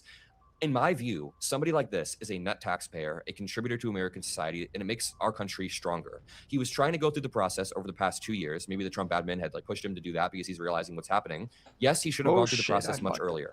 I do agree. However, 2 weeks ago, he was literally shot in the head through the side of his car window because ICE rammed into his vehicle, and then they revealed they got the wrong guy. They were going after somebody completely differently, and this keeps happening over and over and over, and there's no accountability. So I'm not trying to do that whole let's find some middle ground here, but I think there is some sort of middle ground between the Biden policy of letting people in and having people abuse asylum, which I will concede was definitely suboptimal, versus Trump overfunding ICE and giving them carte blanche to go through the streets and shoot people and push people to the ground and do awful things. I have so many stories or videos or just court cases where ICE is lawless. And then I'll wrap this up by saying there was a Republican judge appointed by George W. Bush who came out with this, really interesting court ruling in January saying that ICE has violated more court orders over the past few months than any agency has in their entire existence. I believe it's over 200 court orders have been violated by ICE, which means even when there is some sort of...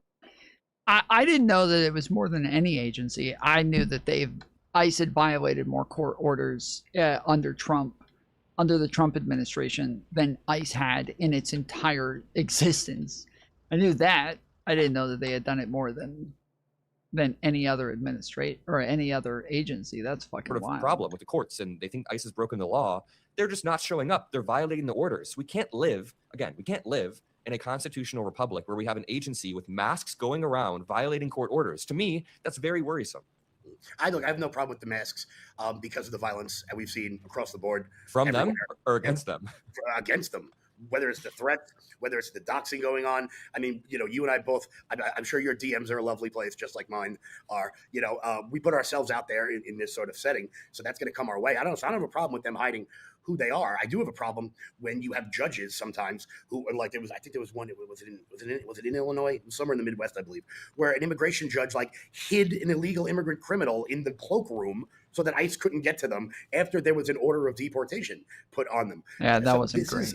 We have a ridiculously broken immigration system. Yeah, that wasn't great. That's something that Ryan Mullally brought up in the debate, and I did my best to just fucking avoid that shit because that was fucking stupid. I'm honestly embarrassed that fucking judge did that shit. That was I understand why she did it, and I think morally she had a moral right to do it in that case, but you're a judge, and you have to hold yourself to oh shit, oh I'm so fucked.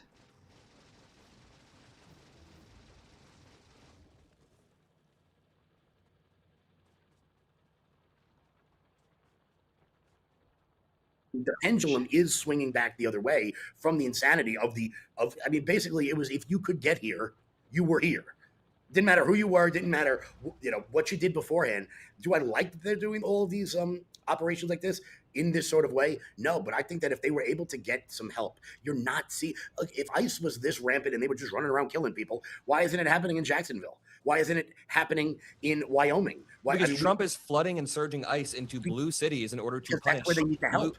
Well, no, it's where specifically certain governors, like J.B. Pritzker, has said stuff like he will coordinate with the federal gun authorities. He'll basically collaborate with any federal authorities that want to have a good faith collaboration in the state of Illinois. But Trump didn't do that. Trump surged the National Guard from another state into our states, took control of it. They were walking through our streets, and even people here that are conservative were like, why the fuck are the National Guard just randomly walking through the street in ICE? That lack of coordination from Trump.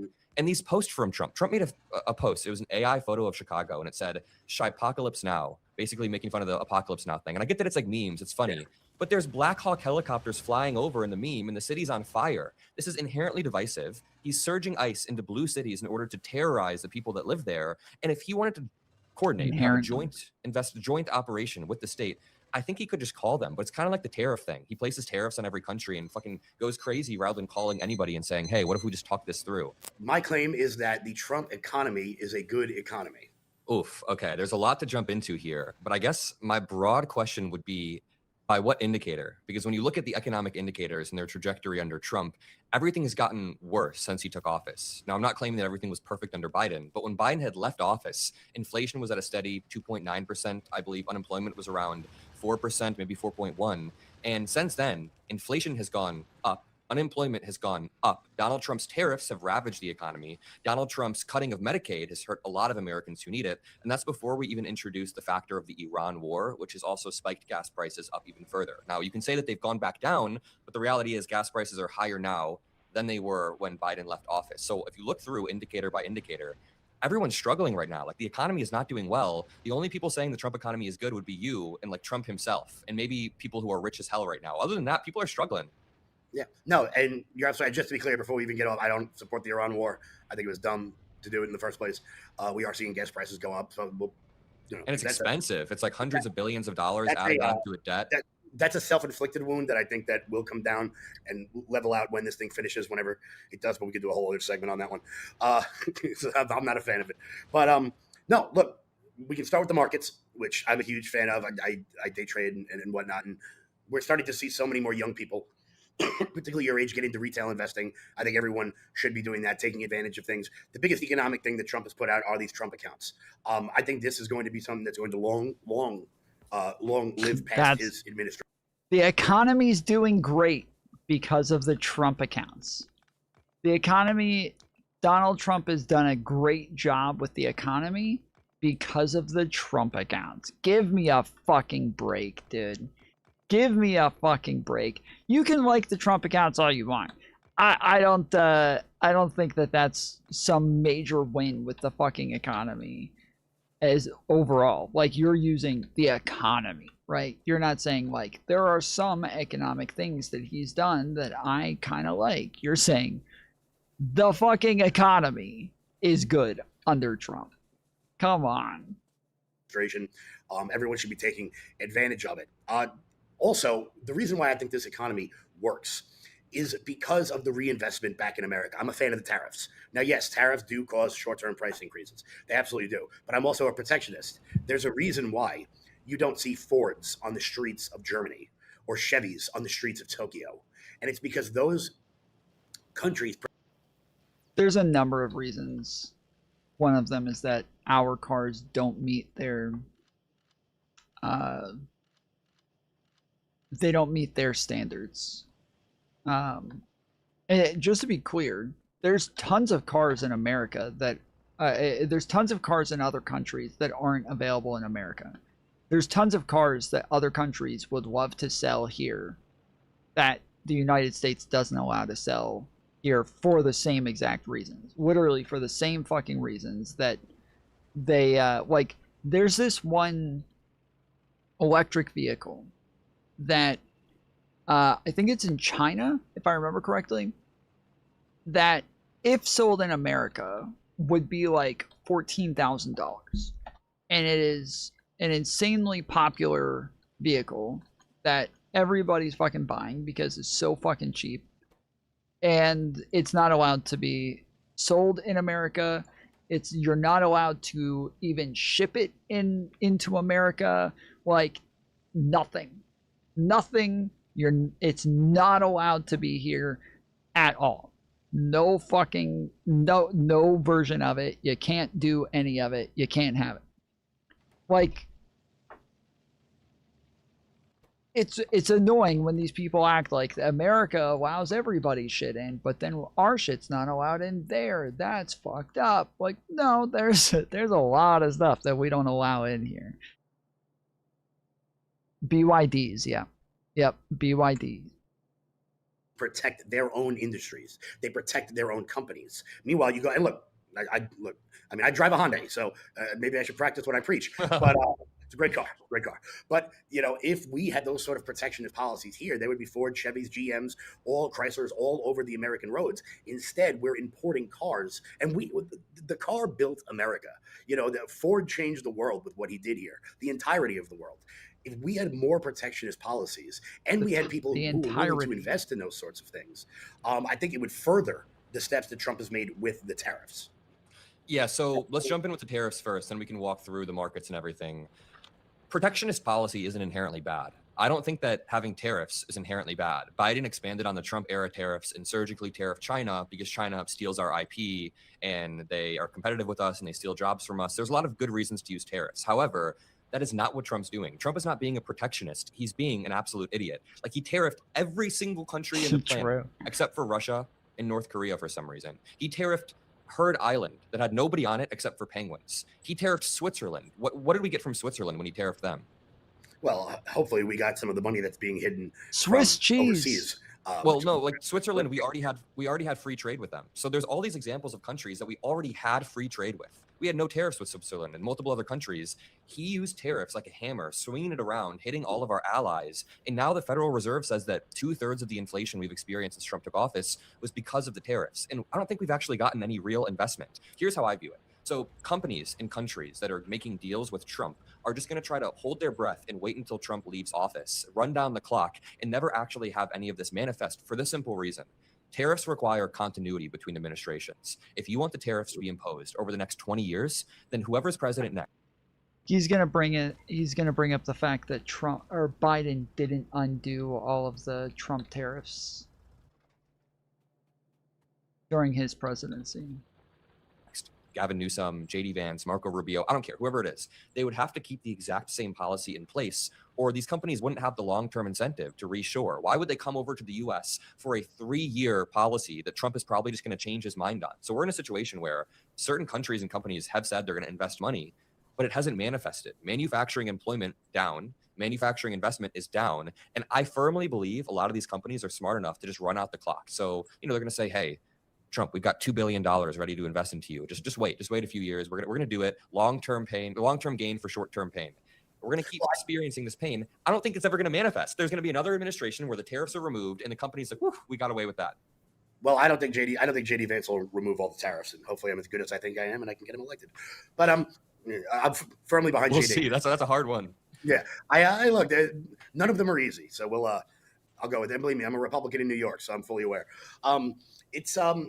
I think the tariffs that made the most sense and the ones that I was the happiest with were not so much the ones that he put on the adversaries, but it was the ones that he put on the countries that surround China. Because if you're going to tariff China, like President Biden did, which I was a huge fan of, China doesn't follow any rules. They just drop off their cargo ships in Vietnam or in the Philippines or in Indonesia. And those were the biggest tariffs, that sort of Indo-Pacific area that China would just use their ports through. I mean, it's not exactly like they're following maritime law. They don't follow any laws, China. So, or flag, change the flag on the cargo ship, so to speak, change the manifest, and then you get around those sorts of tariffs. It also comes down to us, when you and I and the average citizen. We've been, for some reason, trained that whoever has the most brightly colored plastic crap when they die wins, and because of that, we're like, we've never had more stuff. Americans have never had more expendable income. Ever in the history of no one around the world has had expendable income the way we do. And a lot of people seem to think that the economy and the world has gotten objectively worse when it's never been objectively better. I mean, the housing market is wild right now. I would say that a lot of the reason why the housing market is so wild and why wages are down is, back to the last segment, because we imported 25 million people from all over the world. That's why you're seeing these red states not have the sort of housing crises that we're seeing. We imported 25 million?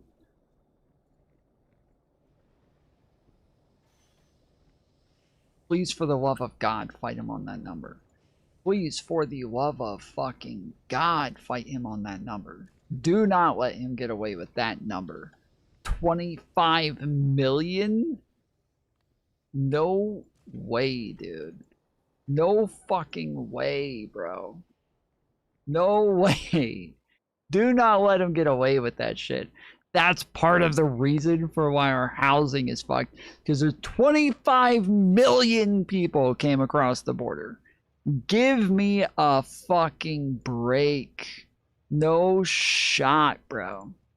I'm looking for a house right now on Long Island. That's never going to happen. But I think that the economy works where states and where areas play along with as you said, the goals of the administration. And when they bucket, and these high tax states are the ones doing the worst right now. People are fleeing California and Illinois and New York. It's not my data. That's why blue states are going to lose so many elections. See, there he goes. They're fleeing New York. They're fleeing these states. They're not fleeing. There's people who are leaving. There's people who are coming in at the same fucking rate. The fuck? Electoral college votes moving into 2032.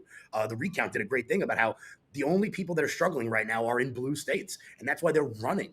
I mean, I can't name one person that moved to New York, but I can name you 500 that live in I don't know if the only people struggling are in blue states. That might not be fair. There's a lot of people struggling. See, he doesn't know that people are moving to New York. This is, if you guys just got here, I brought this up numerous times earlier.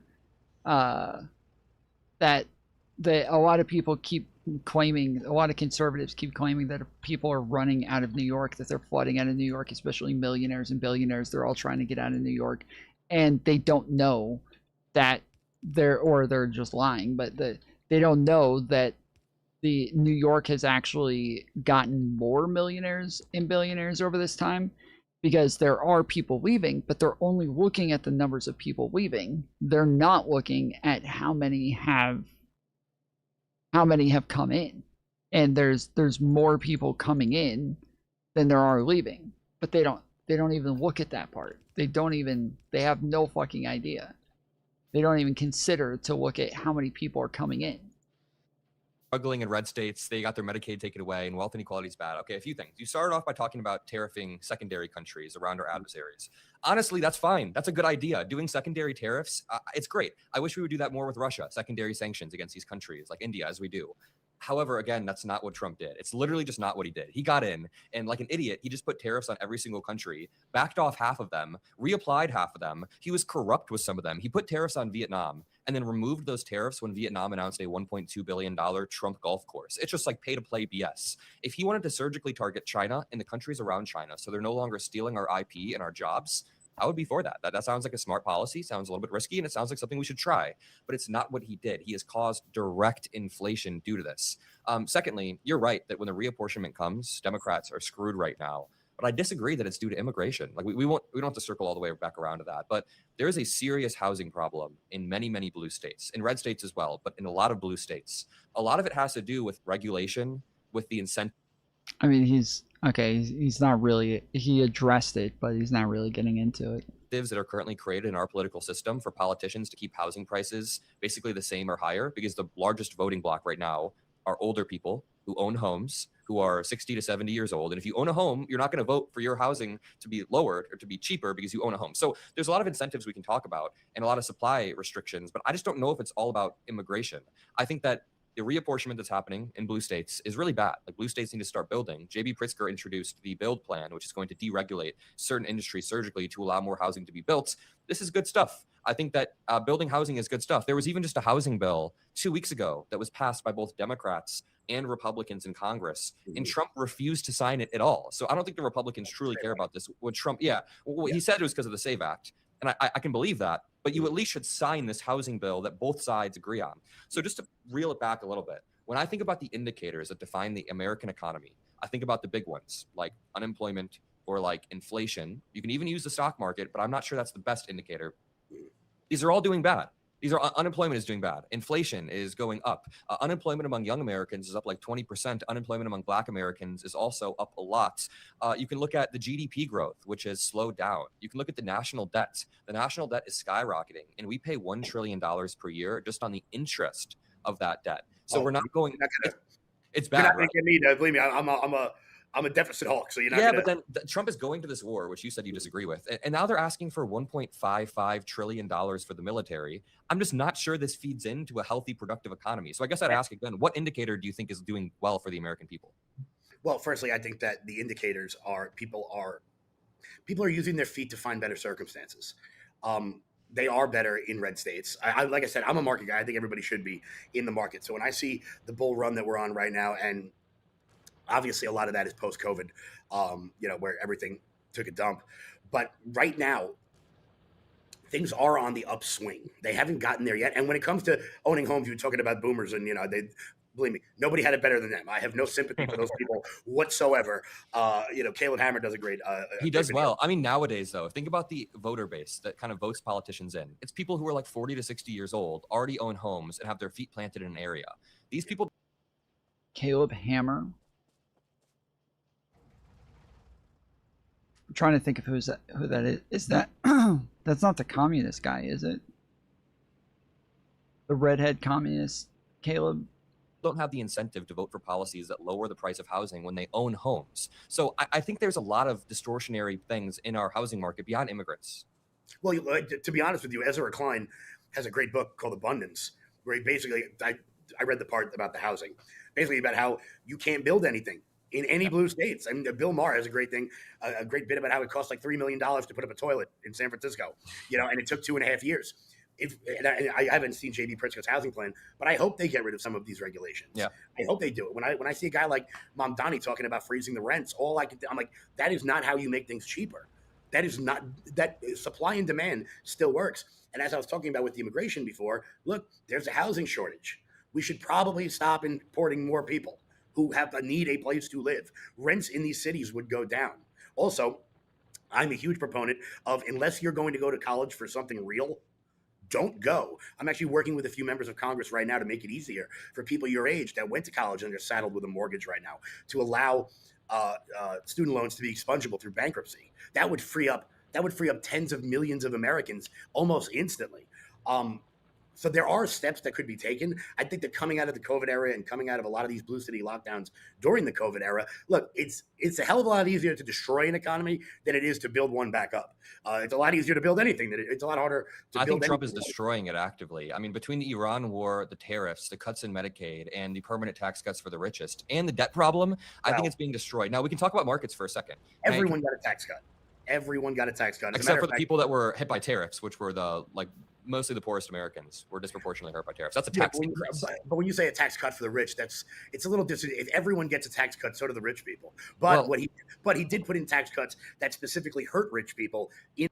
No, they were disproportionate for rich people. Rich people disproportionately got tax cuts, and long term, the poor people ended up paying back from Trump's first term tax cuts. The poor people ended up paying back all of their taxes in the second, the third and fourth round, whereas the rich people never ended up paying back theirs, ever. Like they just got massive tax cuts in blue states with the SALT tax deduction. That was a game changer for the middle class, particularly in places like New York and California. When you place tariffs on goods and services, especially goods, the people who will be hit the hardest by that are the people who have the lowest amount of disposable income, because a large portion of that disposable income will now go to this tariff tax. So it's a direct tax on that. That's yeah, of course, but the tariffs were massive. They were a massive tax. Every single item, every single country. I mean, this hurts people. So I understand that the tax cuts were across the board, but I think they disproportionately helped the richest. Aren't they permanent for the rich people and temporary for anybody that's not rich? I believe there was a permanent and temporary effect there. I don't believe so. I believe most of them.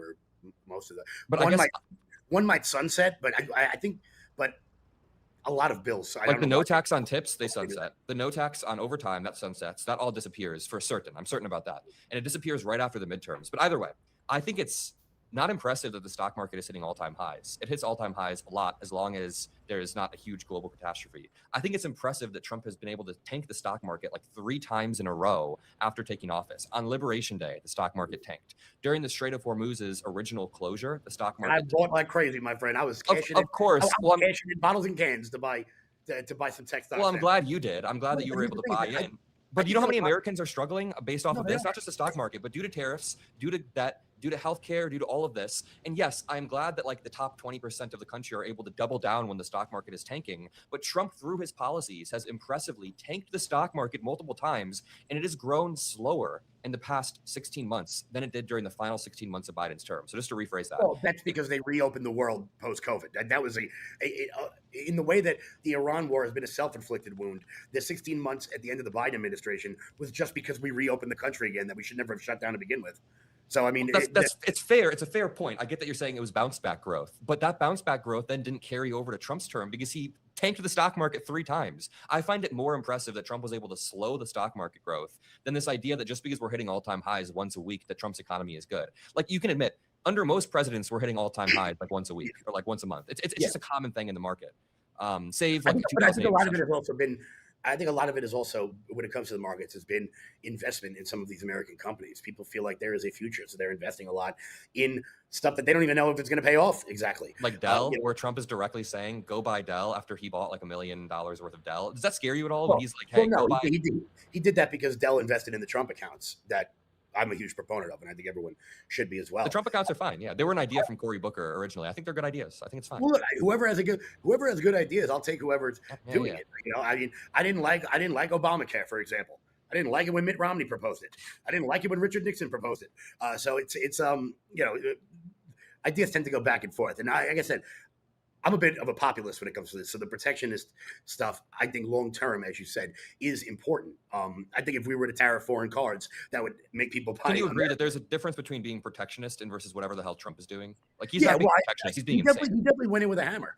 I think he went, but Trump is also a big ass kind of guy. Ask, not ask. Yeah. I thought they said ass. I was like, damn. No, please. I don't need to get a call. No, he's a businessman. He's a big ask. He goes in, you know, if he thinks he can buy it for $1 million, he asks for $5 million, and he's doing that with a lot of the tariffs. I've read most of The Art of the Deal. I get the anchor technique. I've used it myself when like trying to negotiate my apartment. Fantastic book. It's important to anchor, but that is, again, it's not really Fantastic. what's happening here. Trump is simultaneously playing multiple games. He comes in and places tariffs on every single country. This isn't just some negotiation. This is very delicate. This is the U.S. economy. This is inflation we're talking about, and this is goods and services, or goods mainly, being more expensive. He puts tariffs on every country, not for some art of the deal, master negotiator reason, but because he's literally kind of just economically illiterate. He places tariffs on islands with nobody there. He places tariffs on Switzerland, on South Korea. We had a free trade agreement with South Korea. He tore it up, then pieced back together the trade agreement and wrote his name on it and got nothing. Well, we don't really have a free trade deal. They are one of the most protectionist countries in the world. Like I said, with Hyundais, perfect example. There are no Chryslers in South Korea, but there's a hell of a lot of their cars. We had a very good agreement called Chorus with a K, K-O-R-U-S. It was a really good agreement that was brokered a decade prior. And Trump Of tore it up. course, the fucking Chorus libs promoting Chorus in the middle of a debate. Shameless ad. Well, I think, firstly, I think that a lot of these, I am not a free trade guy. I think free trade is mostly bullshit. Sorry. I think it's mostly crap put in by absorbently rich people who benefit from cheap Chinese labor.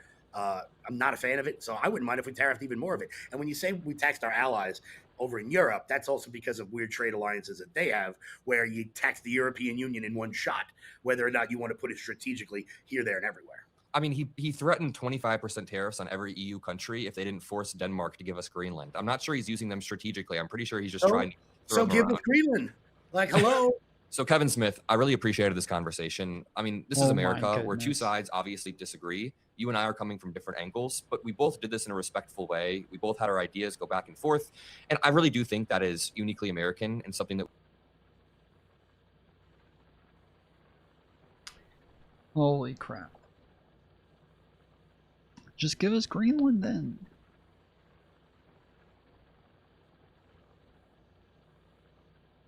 Do you live in North America? Do you like listening to me speak? Sometimes, at least for a bit. Then you should subscribe to my Substack, because an exciting announcement is coming your way very soon. Okay, I think it's time for a, I guess, 1.98 million subscriber Q&A. If we opened your YouTube watch history, what videos would we be surprised to see? Interesting question. Let's take a look. Okay, history. What have I been watching? Okay, so one thing is like football highlights, apparently. The World Cup is on at the moment, and I'm not really someone who follows sports, so I don't know when the games are on. Apparently England are actually playing right now as I record this, and it's not exactly something I care too much about, but when the highlights go up on YouTube, I want to see it. I'd like seeing people doing things that they're really good at doing, and watching a great goal and seeing the crowd reactions and stuff like that. It's kind of cool. I like to see what other successful YouTubers are doing, even if they're not in my niche. So there's a video here about like Mr. Beast's new studio that he's building. I don't aspire to be anything like Mr. Beast, except insofar as he's built a really successful platform on YouTube. There's a lot that I don't like about that kind of content, of course, but there's also a lot to learn from someone like that. So I'll watch stuff like that from time to time. A lot of physics videos, actually, recently, because I've been working on a project which I will tell you about at some point, which involves a lot of physics. So I've been sort of immersing myself in that. Do you feel like your debates and podcast conversations are your crowning achievements as a theologist/philosophical scholar? Or is there something you've yet to accomplish that you'd like to be remembered for? In other words, is there anything you're still working towards? Okay, this is not...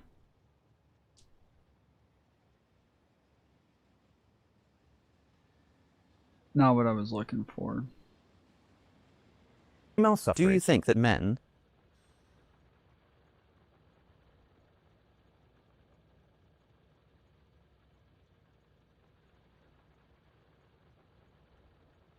Not what I thought I was signing up for.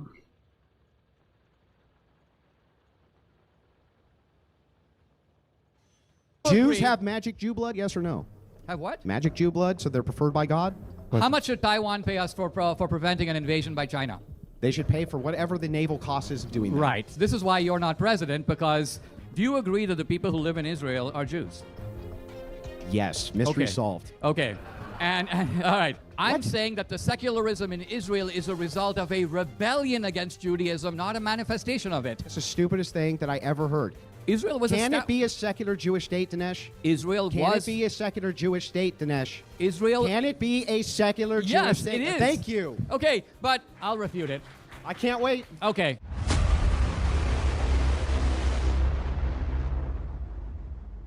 With that, we're going to jump into the main event for the entire conference. Are Christians morally obligated to support the Jews and Israel? The juice. I am excited for this one. Introducing first, Dinesh D'Souza is a best-selling author, award-winning filmmaker, and veteran conservative intellectual who has shaped American political debate for decades. Please join me in welcoming Dinesh D'Souza.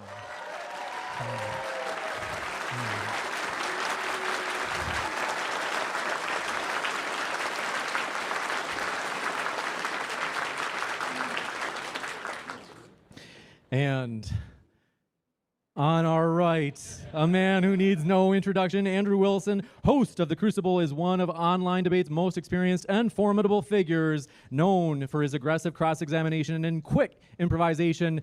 Andrew Wilson.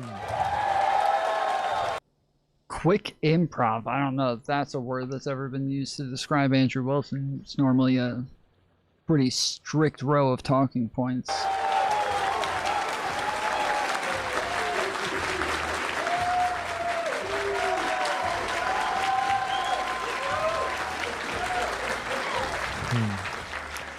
So, and then, just so it's no surprise, what we're going to do is, right after their opening statements, which will be at the podium for 5 minutes each, we are going to move the podium and then bring the tables closer together so that this... Anyone know where the not so erudite debates go in public? I wish I knew. The one that I want to see is Rob Knorr and Lonerbox. That one was live when I was getting ready to start stream. And so I was like, oh, cool, okay, I'll cover this. It was, 3 days ago, 4 days ago, whatever it was. But I was like, oh, cool, I want to cover this. This is going to be a great debate. And then when I went live, they had privated it, or they made it, members only, so I wasn't able to cover it anymore. So that was disappointing, and now I've been waiting for that to go up. And I went and checked today to see if it was up yet, and this is the only debate from the Modern Day Debates, live debates that they've had. So went ahead and picked this one up, but wish we had the others. Speakers are closer together for that open dialogue session. With that, we're going to start the debate. Dinesh will be going first. I have the timer set for you, Dinesh, and I will start it on your first word. Thank you for being with us.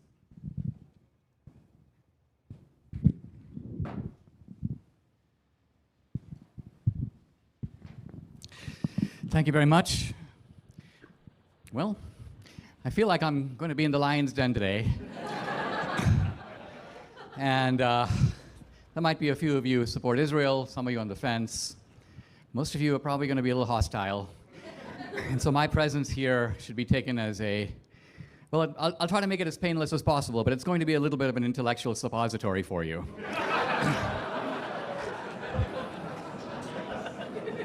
I want to clarify some terms in the debate to make it clear what we're going to be debating about.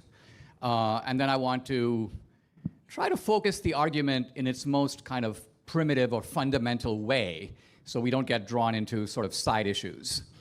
We're talking as Christians, so I'm assuming that the premise of the debate is that we are Christians, we're Catholics, we're Protestants, we're in the mainstream of the Christian tradition. My own work in apologetics has taken the C.S. Lewis kind of mere Christianity approach. I'll be using generally that in this debate. By way of background, I come from a very old Catholic family in India. It goes back about 400 years. My grandfather's brother was the Cardinal of Pakistan. So I'm deeply rooted in the Catholic tradition, the Catholic intellectual tradition. I've studied it, I've written a lot about it, and I've debated it against generally leading atheists, people like Christopher Hitchens and others. Now, Israel is not my topic. And by that I mean in a career spanning 35 years, I haven't written about it, I barely mentioned it, I'm not known as a Zionist, I don't identify with Zionism, which was a secular socialist movement of the 19th century. I have no particular stake in Israel as a country, I'm America first all the way. And so keep those things in mind as we have this debate. If you're looking for me to sort of channel Ben Shapiro or Mark Levin, that's really not going to be happening here. I'm not a professional Israel advocate in any sense of the term. I discovered Israel really 2 or 3 years ago when I visited for the first time. And I found it interesting in 2 ways. The first one was simply that we live in a time when cities have become really homogenized. Existed until you visited. These days, there's no point going to Zurich and Copenhagen. It's all kind of one thing. Israel's not like that. In Israel, you're very conscious that you're in the land of the Bible. That is a very important feeling for Christians. You get the sense that this is your spiritual homeland. And by spiritual homeland, what I mean is that our faith is not some kind of abstraction that is delivered in the sky. It could have been. God could have put the 10 Commandments. He could have put it on the moon. But he didn't do that. Our Bible, our history, our Christianity is historical. It's rooted in real people and real events and real places. It took place somewhere in the world, and that somewhere happens to be Israel. That's worth remembering and worth noting. I also discovered in the course of now 4 visits to Israel the thing that really interests me, and that is biblical archaeology. And biblical archaeology has the definitive effect of authenticating and corroborating the people and events in the Bible. We can go into it a little bit later. I will give you the most shocking examples of this, but it is a massive refutation of the skepticism and atheism of the 19th century, which basically said that the Bible was written hundreds of years later and most of it was kind of made up. Biblical archaeology shows us that the Bible is talking about real people and true events. You can debate the miracles, you can debate the theology, but that these things are real, these people are real, the events are real, has been authenticated down to the most excruciating detail. That's very important because it also happens to establish the presence of the Jews in their ancestral homeland. And in a way, to me, the fundamental question that we're discussing today, when I say morally obligated, what I really mean is, what's the right thing to do? Now, saying what the right thing to do doesn't solve the problem of should we give money to Israel or how much money should we give to Israel. No, supporting Israel here basically means having a certain recognition of a kind of spiritual and historical kinship or line of continuity established, by the way, in the Bible. And don't think of the Old Testament as Jewish. The New Testament is just as Jewish as the Old. Both are describing Jewish communities, and Christianity came right out of that. In fact, the first Christians were Jews. They were Jews who followed the Messiah. I think historically we could say with great accuracy they were the very first Judeo-Christians. The apostles were Judeo-Christians. Now, to me, the core of this question is whose land is it? 30 seconds. 30. I feel like he's addressing so many fucking different things and hasn't really made an argument yet. This is such an odd fucking opening. What the fuck is happening? 30 seconds. I was just getting warned. This is my introduction, guys. All right. Let me just put it this way. There are 3 ways to get a country. First, you were there first. To get a That's country. the ancestral claim. Number 2, you got the country by some kind of negotiation or treaty. Or number 3, you got the land because you captured it. Every single country on the map in the world now has gotten its claim based on one of these 3 ways. The argument I'm going to make is that Israel succeeds on all 3 ways. It checks all the boxes. Even America doesn't. The American Indians were here first. We might have conquered them, taken the land from them, so we got it by conquest. They got it by original inhabitancy. And there's a little bit of an argument over here, but I'm going to argue that the Jews were there, it's their land. Number 2, they got it by treaty. It was given to them by the United Nations. They accepted it. The Palestinians rejected it. And 3, they got it by not just by conquest. They fought 3 defensive wars against massive coalitions of Islamic forces that are into essentially global colonization. The Muslims are the real colonizers. And so whichever box you choose, Israel succeeds. And therefore, supporting Israel isn't just sort of the biblical thing to do. It's the right thing to do. Thank you very much. Well over 30 more seconds. And I've got the timer ready for you, Andrew, on your first word. Oh, that's right. If you're able to.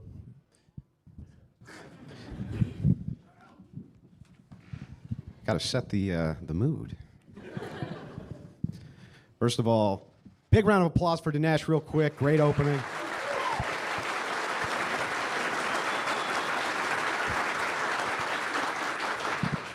But that's not going to save him. I want for everybody to remember that the topic of this debate is if Christians have a moral obligation to support Jews in Israel. He didn't give us one. It is obvious to me that since the answer is clearly no, that Dinesh likely gave no reason, which means I predicted he wouldn't give us one. I will begin by expressing to you, the audience, that when discussing normative claims, or in this case, moral claims, you need to demonstrate why the moral obligation is there. Dinesh's view comes down to a whole bunch of really stupid propositions that actually make no sense. Note, I'm not calling Dinesh stupid. He's far from it. But even intelligent people can believe stupid propositions and often do. Logical proposition 1, Christians need to support a Jewish state of Israel because their ethics and Christian ethics overlap. This is something which Dinesh has said multiple times. The reason this is a stupid proposition is because the modern state of Israel is a secular state. This state supports abortion, and most of the public supports it. They have pregnancy termination boards, which grant 99% of applications abortions up to 24 weeks and beyond. They support gay marriage, and while not marrying gays themselves, as there is no civil marriage authority, they recognize all out-of-country gay marriages as valid, and all gay cohabitation has identical social and financial rights. Let that sink in. That's that. They are extremely pro-transgender, and their public health care system provides generously for trans surgery and voice mod training. What more do you have to say? Sorry about that. 1 second here. They let the gays get married, bro. That's it. When it comes to whether or not you should have a country and whether or not the Christians should support you, if you allow the gays to get married, that's it, man. That's the end of it. According to their own polling, the Israeli Institute for Gender and LGBTQ Studies has supported 75% or more for homosexual acceptance, advocacy, and gender care, which includes 90% from secular Jews and even over 50% from the religious Orthodox Jews.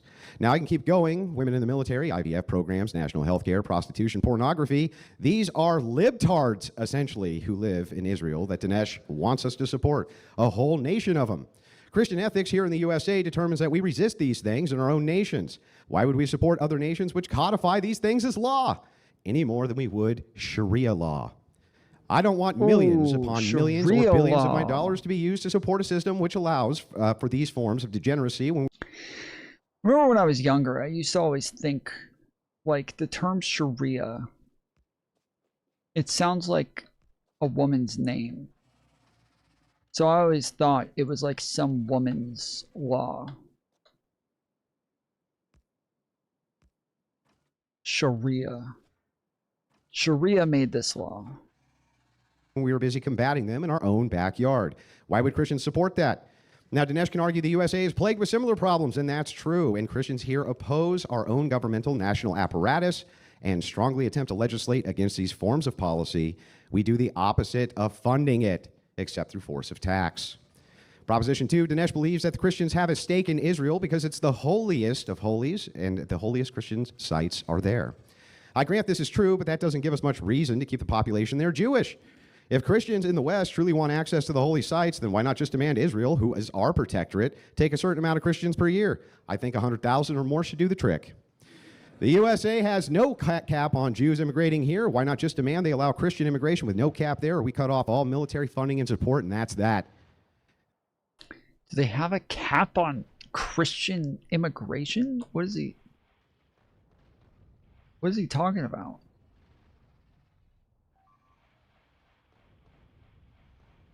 What? There's a cap on Christian immigration? Then we get the holy sites. He argues that Israelis guard these things better than Muslims. I concede that's true, but I'm certain millions of Christian immigrants could protect them just fine. Not sure why there needs to be a Jewish state to do this, or why we have a moral obligation to keep it Jewish at all. Proposition 3, Dinesh often cites the biblical principle of those who bless Israel will be blessed. That's Genesis 12:3. Does the modern state of Israel seem very blessed to you? If you took every Jew in Israel and put them in Germany in the year 2026, they would be safer than they are in Israel. How's that for irony?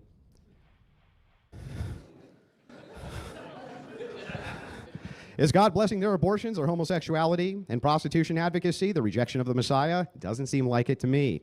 If that's what a God-blessed nation looks like, then I would be very wary of the blessings of that God, because he sure seems like he isn't very fond of them at the moment. Proposition 4, do Christians have an obligation to support religious Jews naming a Messiah, considering that that Messiah figure will certainly be false and antichrist? This is obviously no. Don't know about Dinesh over here, but the proposition of naming false Messiah and Christians supporting that by funding the religious, more conservative section of Jewish population claiming its morals seems insane to me.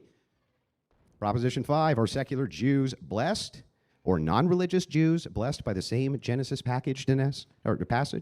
In other words, if I bless atheist Jews and all their liberal policies, will I in turn be blessed with magic Jew blood? Do I need to fight and die on their behalf for this blessing? Is it just a mind state, like I just kind of cheer them on?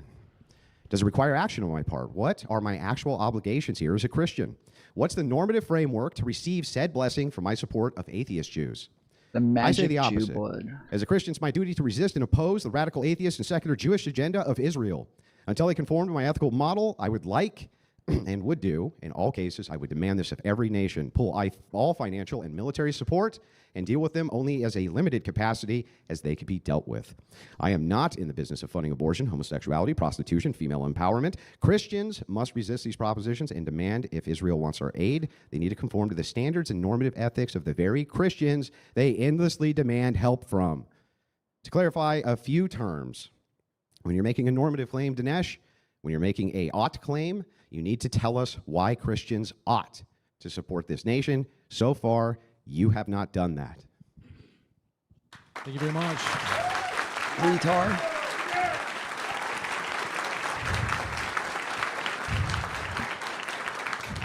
Thank you very much, Should've ended gentlemen, it off for with those openings. bitch. So for the open dialogue, I have the timer set. This will be 80 minutes, and we're going to move the speakers just a little closer. Thank you very much, gentlemen. Excellent work. And then, Sean, if you can give us a thumbs up on whether or not that's where we need them.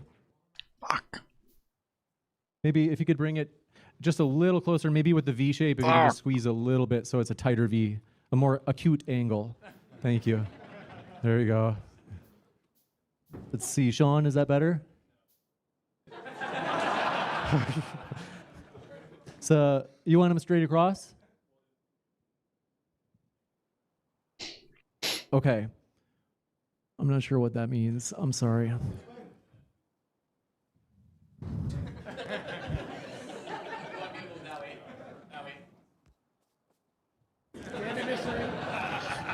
Thanks for your patience.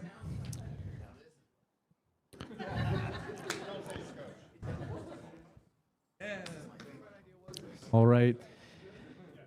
With that, I've got the timer set for 80 minutes for open dialogue. And of course, as usual, let this be as organic as you guys would like it to be. I'll just jump in if it gets really crazy. Thank you very much, gentlemen.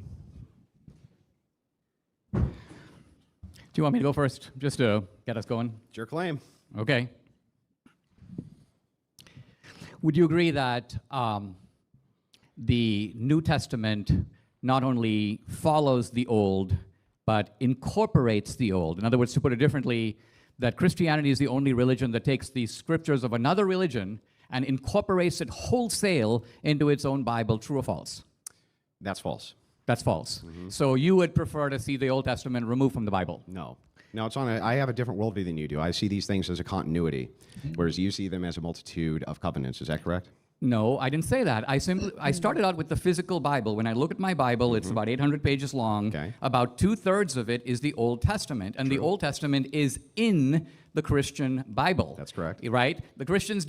Yeah, I was about to say I have no idea how the fuck Andrew's about to deny this. That how the fuck is he about to just say nope, disagree?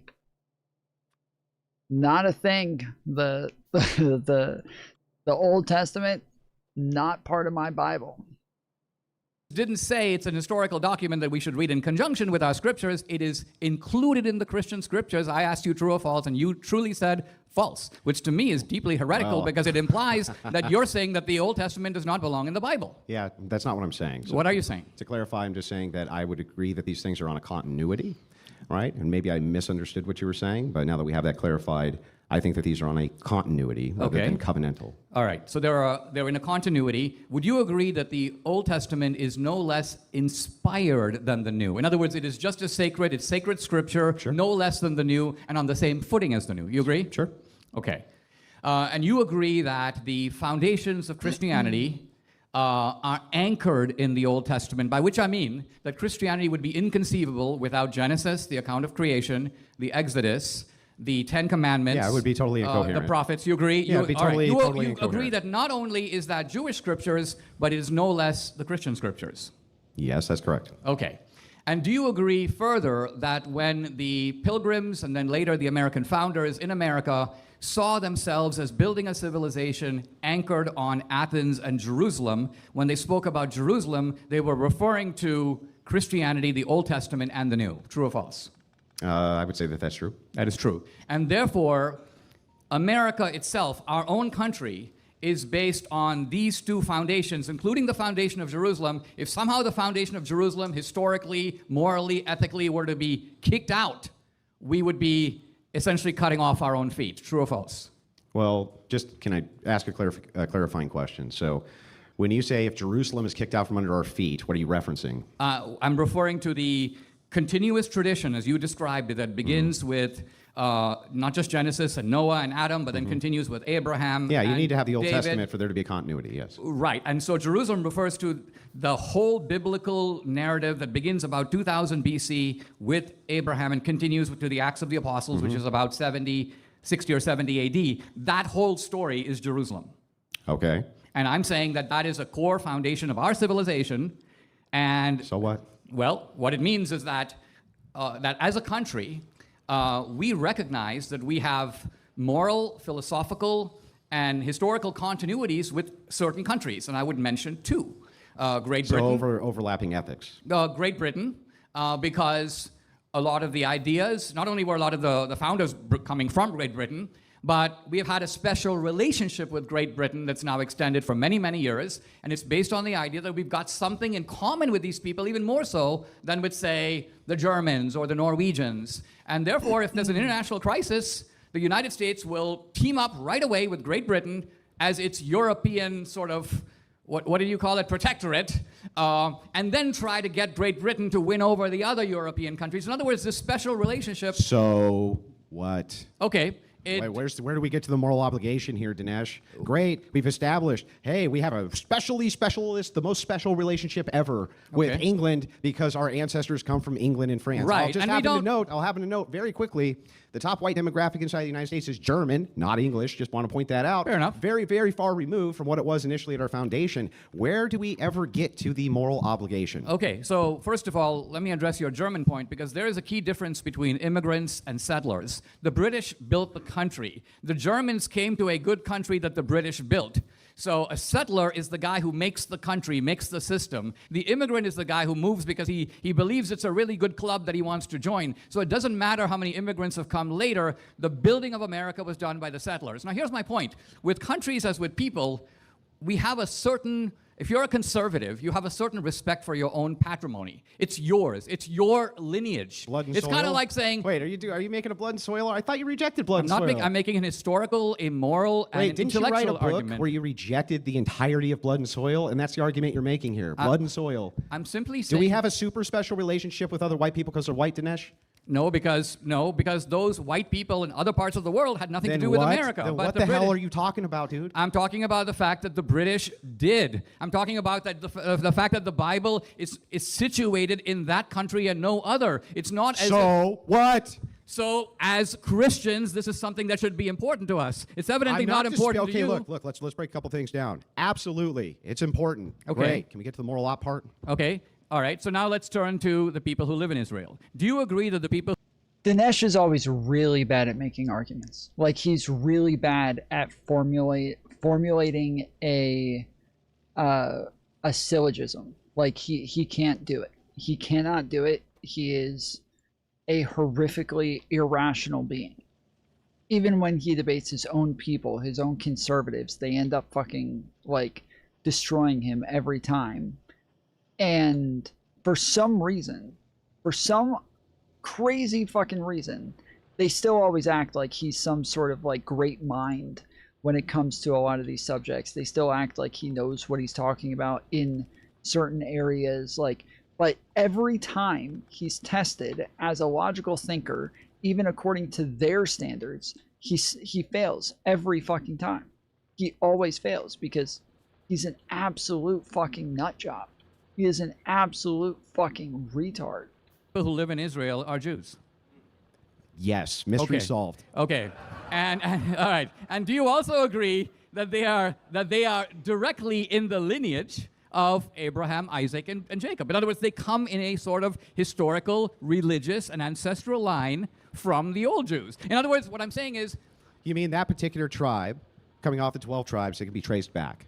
I'm simply saying that there's a line of continuity in the same way that there's a line of Listen, continuity. I agree. Do you agree Okay. that that's the case with Palestinians as well? They come No. from the same? No. No. Let's take, for example, Even though Gaza. ancestral DNA points this out? No, it doesn't. It Let's does. let's look at No, it Gaza, doesn't. for example, which is the Yeah, no, it doesn't. The like, and not to the same degree. Not to the same degree. Like, obviously, they were there at some point, but just not like when we're talking about the Jews, the Semitic Jews, they were there before. Excuse me. Whereas I believe the Palestinians came there like.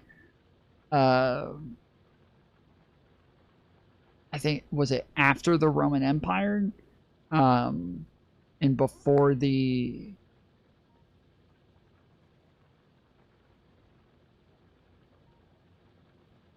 I forget the other empire that was there, but yeah, I believe it was after the Roman Empire and before the whatever. the heart of our debate, Gaza. It's definitely not the heart of our debate. Well, I mean the Palestinian debate. The Palestinian debate right now is not about the West Bank, it's about Gaza. That's where the, okay. Yeah. So the point I'm trying to make is that historically, the people who lived in Gaza are not Palestinians. It is a fakery of the name through history that we call them Palestinians. The people who lived in Gaza were the Philistines. The Philistines were Europeans. They came from Greece. They came from Cyprus. This is archaeologically definitively established. Are And they so, close? Are they more closely related than like Ashkenazi Jews are to the historic people of Israel? the Philistines have vanished off the pages of history. That's not the Philistine- question that I asked you. What is your question? Mike, the question that I asked you is, would it be the case that the modern Palestinian people would have more ancestry in common with the Jews who currently live in Israel than an Ashkenazi Jew would? This is a little bit debatable because some of the people who are from that region It's a of little bit Canaan- debatable, No, huh? well, here's what I'm saying. If Okay. you're making it sound like it is 100% of a genetic argument. Can you but answer the question I asked you without obfuscation? Is it the case or not that Ashkenazi Jews generally have less shared ancestry than Palestinians do with the current Jewish population of Israel? And I'm Isn't saying- that in fact the case? No, they don't have as much shared ancestry as the Palestinians do who currently live inside of Gaza with the Jews who currently live in Israel. Isn't it true Ashkenazis don't have as much ancestry? Yeah, but Judaism, hold on. Judaism is a combination. You're acting as if Judaism is purely a function of genetics. Judaism is a function of genetics plus history plus religious devotion. No, so Dinesh, that's you, what you makes were making a Ju- that argument because you say Yeah, you can't say that if you're initially talking about the fact that like when part of your argument is the Jews have the ancestral claim like the Native Americans do to the United States, like if that's your argument, obviously some do, I guess maybe is what he would say, but it sounds like that's the part that Andrew's challenging here, is that like you're making this argument that they're tied to the land genetically, tied to the land, and the Ottomans who I was talking about, after the Roman Empire, before the Ottoman Empire. you were making it an argument based on continuity. If Jews are but if you thrown say the out- continuity gets broken, the second it is that we have Ashkenazi Jews who still have the right of return to Israel, though it is the case that they are now outside of that continuity, Dinesh? Now outside of that people group, Dinesh? Yeah, and let's look at why they're outside. The Jews are forcibly ejected from their homeland. They scatter all over the world. Unsurprisingly, they settle in London, they settle in Europe, they settle in Africa, they settle in Asia, but they never relinquished their claim to the land. If they had said, all right, we're out of here, you could then say, all right, other people can wander in, can claim it's theirs. The Jews never gave it up. They were thrown out. Of course, when they settled elsewhere, there was some. Hold on, there was some intermarriage. There was some imports to Judaism by people who converted in. Some people converted out. But the Jewish community as a tribe and as a community remained solidly intact through the centuries. I mean, just read. Wait, this is, hang on. We're making talking about. You're making a continuity argument, then breaking continuity. You're making a blood and soil argument, then breaking the idea of blood and soil. You mentioned in the beginning the right of conquest, which is your third criteria. Then you say the Jews got thrown out of Israel, which means somebody else had conquest. That's how they got the land, right? That's right. So that's a legitimate way to get the land, right? That's right, and it was legitimate to take it back by the Crusades. So using the conquest ethic, I agree. The Ottomans captured the land and ruled it for a long time. The Ottomans lost World War II, and so by the same ethic of conquest, they were displaced and it became part of the British Mandate. And then the UN basically proposed a partition for the... Now, the point is this. I'm willing to agree to these facts. Yeah, with any... I'm not sure how we get to the ought, though. When do we get to the ought? Well, when we say we get to the ought, as Christians, we're trying to do what's right. We're trying to support the people who are on the right side of the issue. And yes, that's literally what an ought means. Like, if an action is something like, holy shit, he's so fucking dumb. I'm telling you, he cannot give a syllogism to save his fucking life. He can't do it. He's totally incapable. This is so frustrating. Seem to be saying. Hang on. When you say Christians, they have to support what's right. Yeah. How do Christians know what's right? Well, okay. Well, in looking at what's right, we look at historical arguments, moral arguments, Christian ethics, spiritual continuity, shared moral principles.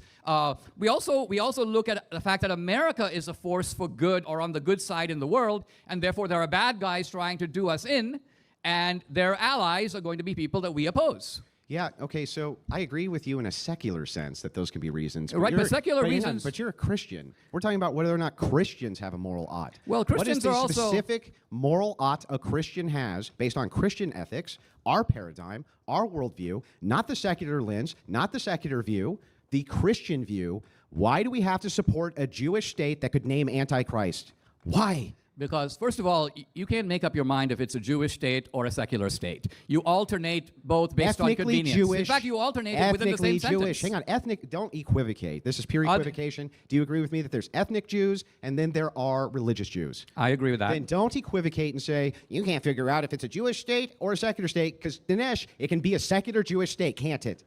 Israel was Can it be a secular Jewish state, Dinesh? Can it be a secular Jewish state, Dinesh? Israel... Can it be a secular Jewish state? Yes, it is. Thank you. Okay, but I've never denied it's a secular Jewish state. You just got done lecturing me about how I called it a Jewish state, then a secular state. Right, like, because that was a I think, contradiction. on the one hand, I think you're trying to appeal to anti-Jewish sentiment, and for that, no, you need, anti-Semites. for that, you need the Jewish label. If Israel was truly a secular state, a lot of your antagonism would be diminished. I notice, for example, you don't have the same hostility to Great Britain, right? Why not?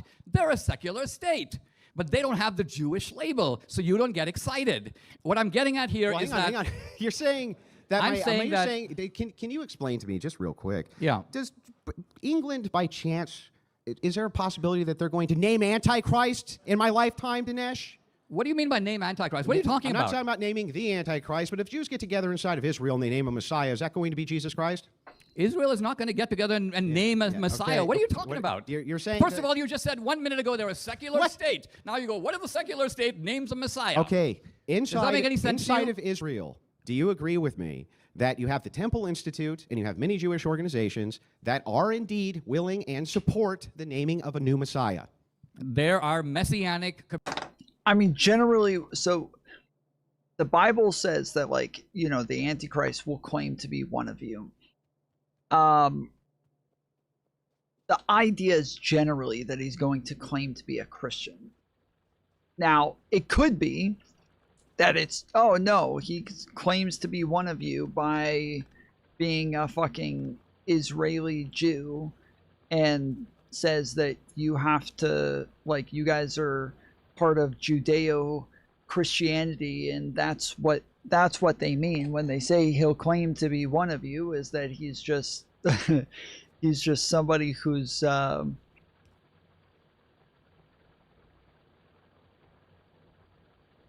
like associated with you by, like, you're both part of the Western Empire team or whatever, I guess, but I don't think that's a good faith reading of, you know, claiming to be one of you. I don't think that's I don't think that's really a reasonable reading of that.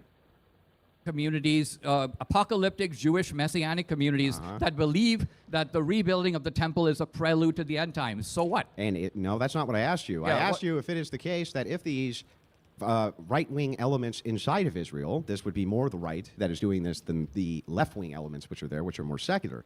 If they get together and they do name an antichrist, or I'm sorry, a Messiah, would that Messiah necessarily be Antichrist? Not the Antichrist, but antithetical to Christ. Oh, not the Antichrist. Antichrist.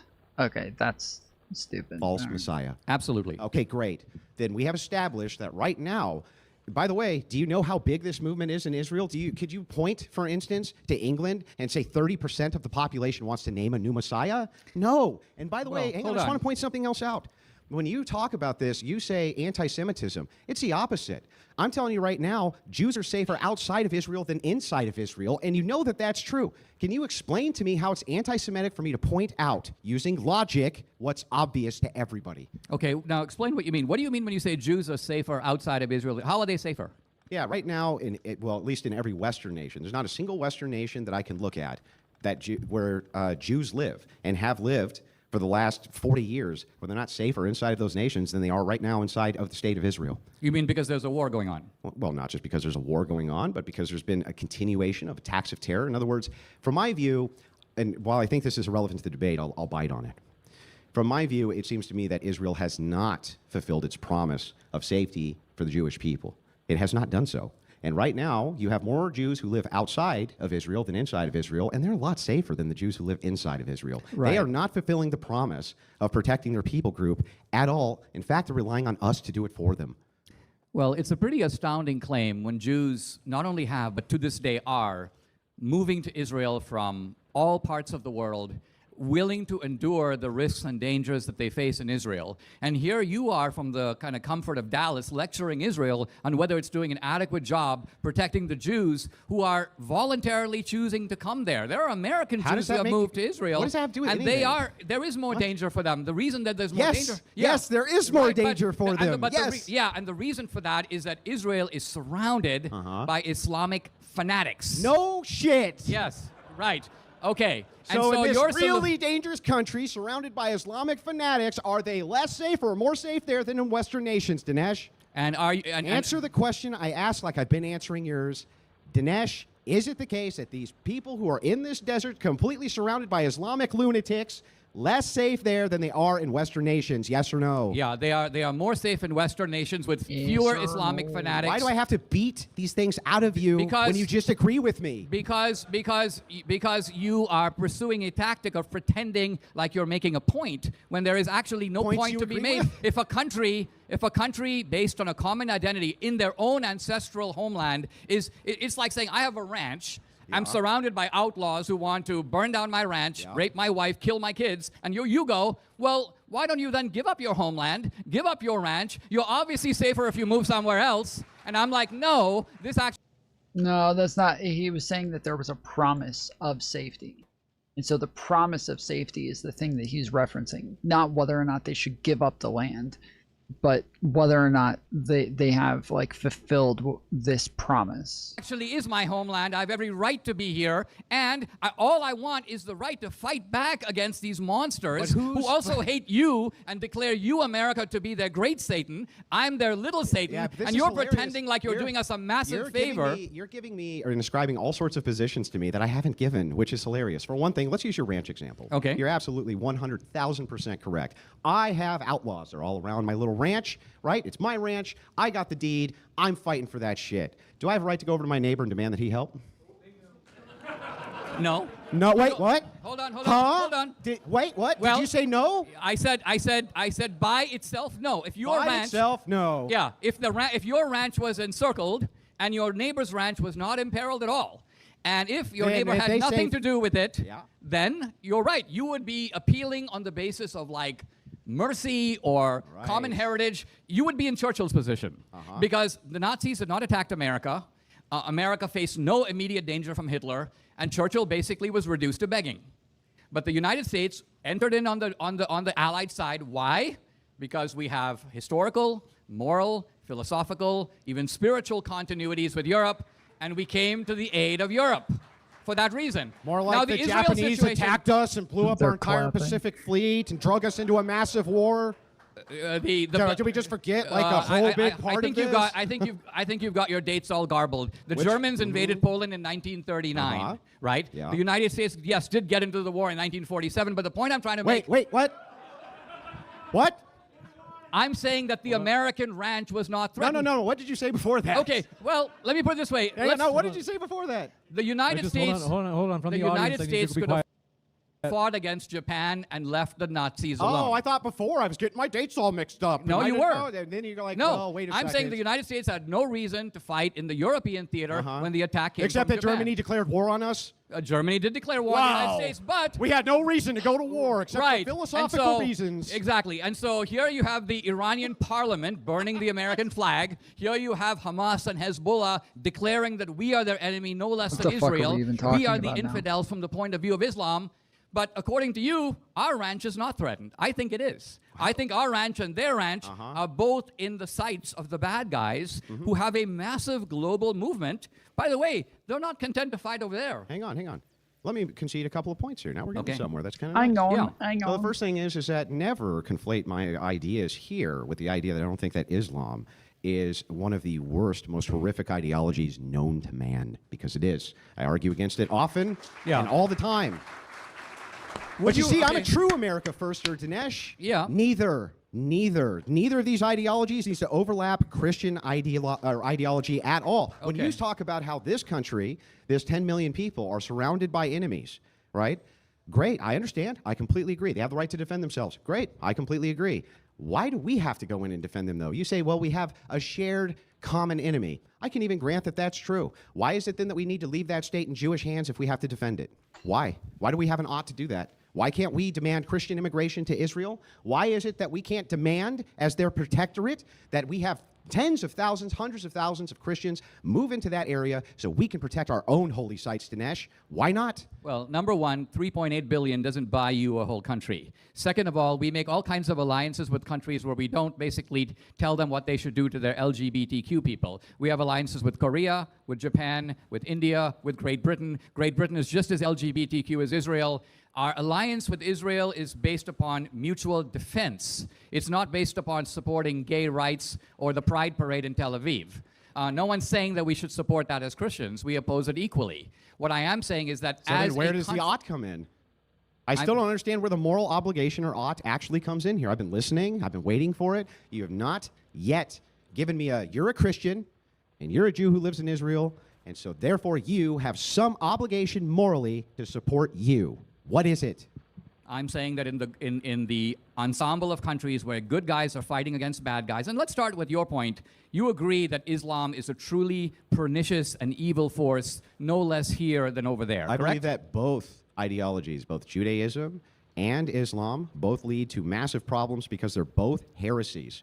Both of these but heresies, from my even view, heresies are not equal in the That's sense true. that, hold on, That's true. the Jews aren't trying to make us Jews. Jews are not in That's the true. conversion Jews- business. you're right, Jews don't evangelize. I agree with Islam that. is not only trying to dominate us spiritually or religiously, but Islam is a religion of comprehensive law. It covers the whole orbit of life. It tells you how you should sleep and whether you are allowed Whether to you can fart own a when you have dog, sex. whether you can own a dog. Yeah, Islam is a manual of instructions of life. Now, here's the point, and this is, I think, something that's a little hard for us.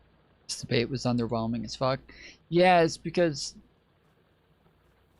Dinesh is not a debater at all, and Andrew is too much of a debate bro to where like this is a horrible fucking matchup. Like, if you're gonna have somebody on who's not a fucking debater, you need to have them with somebody else who just wants to sit and ramble all day. You can't have a fucking non-debater up against like the most debate broy debate pedophile of all time. For us to accept, but it makes a lot of sense. The Israelis know how to fight Islam and radical Islam in a way that we don't. Our record in fighting radical Islam is abysmal. So is theirs. Their record in fighting radical Islam is outstanding. Oh, it is, isn't yeah. it? And in fact, all the things that So they wouldn't need our help complains with about that then, would they? is They wouldn't need the help of this nation that's just terrible at fighting these crazy Islamists. They're so good at it, right? They don't need our help. Okay, let me put it this way. Do they need our help? Our debate has nothing to do with giving money to Israel or arms to Israel. Let me ask you this. Well, then what are we supporting? Well, when we're just cheering? Yay! Well, no. What are we doing? Okay, so when you say that somebody is morally if I were to say to you, you know what? You've got a kid who lives in a really bad neighborhood. A lot of bad guys out to kill your kid. You're morally obligated to support your kid. Uh-huh. It doesn't follow that you have to buy your kid a house, buy him a gun. You might practice tough love on the kid. You might tell the kid, you better cut this shit out. Well, it does morally follow that you would like pay for his food, pay for him to have a house over his head, you know, that he has somewhere to sleep, that he has that he's taken care of. Like that does come with a lot of fucking money. So this, I don't know what this argument is supposed to be. You might have all kinds of instructions that the kid will oppose. Sure. You will also accept that your interest and the kid's interest will sometimes diverge.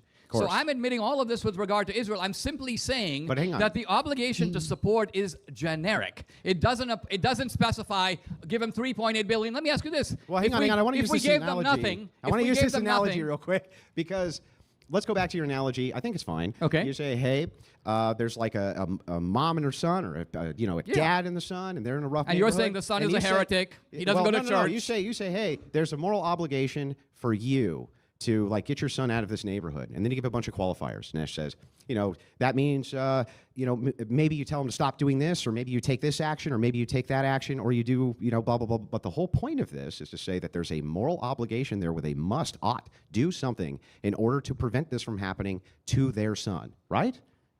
Right. Okay, great. What's that with Israel? So our interest and Israel's interest diverge on many points. Israel would like right now for the United States to go all the way, pulverize Lebanon, have... So I'm surprised Andrew didn't stop him right there. As soon as you say, well, interests, I'd be like, hold on, bro, stop. Fucking quit with this shit. Like, quit with literally everything but. We're not talking about what our interests are, what their interests are. We're talking about morality. We're talking about like a moral reasoning. What is the ought reason? And he's just avoiding every fucking question at all costs. This is fucking obnoxious, dude. Dinesh is... he's so fucking stupid. Regime change in Iran. Trump is saying no. Yeah. This is a recognition where we are saying our interest is the same as yours insofar as pulverizing Iran and breaking its military back. Once we have done that and stopped the nuclear possibilities, we're ready to quit. We're ready to go home. If you want to continue, you can. If this is just gibberish, dude. Where do we get to the moral ought? Where do we? You still haven't given me a... You have a moral obligation, like that mom does, to move the kid out of that rough neighborhood with all of those bad guys. Wouldn't I just use that analogy and say, okay, great, then we have an obligation to move 10 million Jews among the Western nations to get them out of the neighborhood of the bad guys? And that would be your solution? No, I'm saying if I'm using your analogy for the obligation, wouldn't you say that the mom should move the kid out of the neighborhood the with the mom? The analogy was intended to clarify the meaning of what does it mean to have a moral obligation to support. No analogy travels on all fours. So if I say, okay, I'm going to get my kid out of the bad neighborhood, it may be that I decide, okay, the kid can stay there, but I need to help with providing security. Or I need to make sure that I go visit every week to make sure that the apartment isn't being wrecked. But where does the moral obligation here come in for the United States, sovereign nation, and the Christians inside of it specifically? That's what we're talking about. The Christians. Where does their obligation come in to help the Jews in Israel do fucking anything? Where's the obligation for that? Where? Well, what? Do you agree that the Iranian regime and the forces of Islam in the region are evil? Sure. Okay. I believe that their ideology is evil. And would you agree that Israel, in fighting to change, clean up, remake, transform the Middle East and produce... Hold on. Hang on, I got to clarify one. So, okay, so he keeps saying, earlier, when we keep saying, like, what is the moral ought? And he keeps saying, well, I'm saying this is what would be good. This is this is where he's going. Is he's just gonna say like they're under attack and they're gonna die, so it would be good if they didn't die, and therefore it would be good for us to help them not die. Like it sounds like that's where he's going with this. One thing, Yeah. just the terms. When you say evil, for me, evil, the doing of evil, would be moving away from participating in the energies of God and Jesus Christ. That's how I would differentiate what evil is from good. Good would be participating in those energies. So when you say the ideology of Islam, you don't believe Arabs are evil, right? No. You believe Islam, the ideology is evil, right? Right. Okay, but I Jews, think from you're- my perspective, that ideology is also evil. Right, but I think we're talking about evil in two completely different senses. There is a How? sense in which heresy is evil, right? Because Yeah. it departs from the theological straight path. In fact, orthodoxy means a straight path. Heresy means a deviation. Sure. We're talking about evil in a more natural law sense, by which I mean I don't things believe like, in natural law. You don't believe in natural law? No. Okay. Do you believe I'm in not the a Ten natural law Commandments? proponent because I'm not a Catholic. Sure, the Ten Commandments are fine. Do you believe that? Wait, he just said he's not a Catholic. I thought he recently converted to Catholicism. Am I crazy? I thought that Andrew was a Catholic. A proponent because I'm not a Catholic. Sure, the Ten Commandments are fine. Do you believe that do you believe that to take a 5-year-old kid and forcibly transition that kid is evil? Of course. Okay. Now, is that the same as the kind of evil that you were describing when you were talking about Christian heresy? I mean, in other words, Judaism is a heresy, and that's one type of evil. I grant. Okay, I'm saying I there's understand another what you're type of saying. evil. I just want to make sure. Murder is evil. Yeah. I just want to make sure I got it right. So when you're making the differentiation, you're saying this is evil, and this is evil, and this is a lesser evil than this one. I'm saying that this is a force for good in combating this evil. Yeah, but you're still saying both are evil. Well, if you're I'm saying saying both are evils, you want us to support the lesser evil. Well, I certainly do believe that. There are many cases of supporting the But lesser then evil. aren't you admitting Jewish ideology is evil? Well, I'm admitting that Jewish theology is a heresy, or at least And that is evil. It's evil in its rejection of Christianity. I agree Great. with that. Theologically, Perfect. of course. But that's, So you're just saying but we- support but we evil just to come right to stop back to the evil. fact- No. Support evil and to stop evil. Perfect. So the man who insisted that Israel is a secular state makes a convenient switcheroo and is now making Israel a theological state, which is out of sync with Christianity. Go one way or the other. You're trapped on your own. Actually, perfect. I love this trap. Okay. Is secular ethics evil? Yes. Oh, yes. Oh, shit. You got me. Wow. we have had secular ethics in the world for about 500 years it's at evil. least. Right? And It's we evil. have secular ethics that dominate this country right now. Uh-huh. Would you say that the United States right now is evil? I would say that the secularists who are in charge of it are fucking evil. Okay. But evil fucking bastards. But notice. Yeah, but that's not the claim that you're making about Israel. You're saying that the country is evil because of the secularists. So you gotta choose one or the other. Either you're saying the country is evil because it has secularists in charge, or it's just the secularists who are evil. But notice that when it comes to Israel, you foist the evil on the nation. Oh, when no. it comes to Yeah. America, you're pro-American, you're 4th of July, your 250th Yep. anniversary, you're America, rah, rah, rah, but there are these bad secular people in the country. You're against them, but you're not anti-American, are you? Perfect. Let's use this Are you? exact same analogy. Okay. We'll use the exact same analogy back the other way. Right here in the United States, there's tons and tons and tons of Christians. They're not evil, right? We don't consider them evil. They're Well, not evil. Trinitarian Christians are not evil. You don't believe it? I don't believe it. Great. That's not an evil ideology. The secularists in charge of the United States are evil bastards with an evil ideology. You agree. Let's move it over to Israel. Same analogy. If you have a Jewish state, the secular Jews, evil ideology. The Jewish theology, which also exists there, evil ideology. So both of these that we're combating are evil ideologies. You want us to support both of those evil ideologies to take out another evil ideology when right here, we have an evil ideology we're combating in our own nation in order to support the ideology which isn't evil, Christianity. Now, Perfect. Now, I'm so it lost. is What the a fuck? fact of the world, and it is a fact of the Bible, that many figures. What was that argument?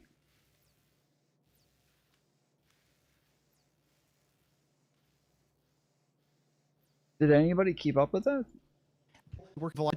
So both of these that we're combating are evil ideologies. You want us to support both of those evil ideologies to take out another evil ideology. And right here, we have an evil ideology we're combating in our own nation in order to support the ideology which isn't evil, Christianity. Okay. Okay, so, all right.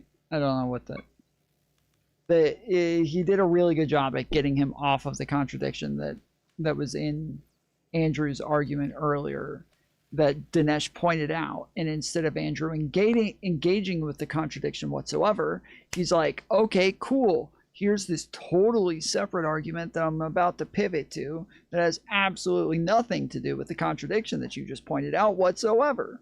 That's it. There you go. Perfect. Now, it is a fact of the world, and it is a fact of the Bible, that many figures, nations, evil in themselves, are nevertheless, A, on the side of good, or B, the chosen instruments of God. God will frequently use not only flawed, but downright evil people. God talks in the Bible about the fact that the Assyrians, monsters, pagans, are, quote, the rod of my justice. Yes, God is using the Assyrians. Yes, I agree. Yeah. So why is he going to use the Muslims to do good? And this is also then? true of individuals.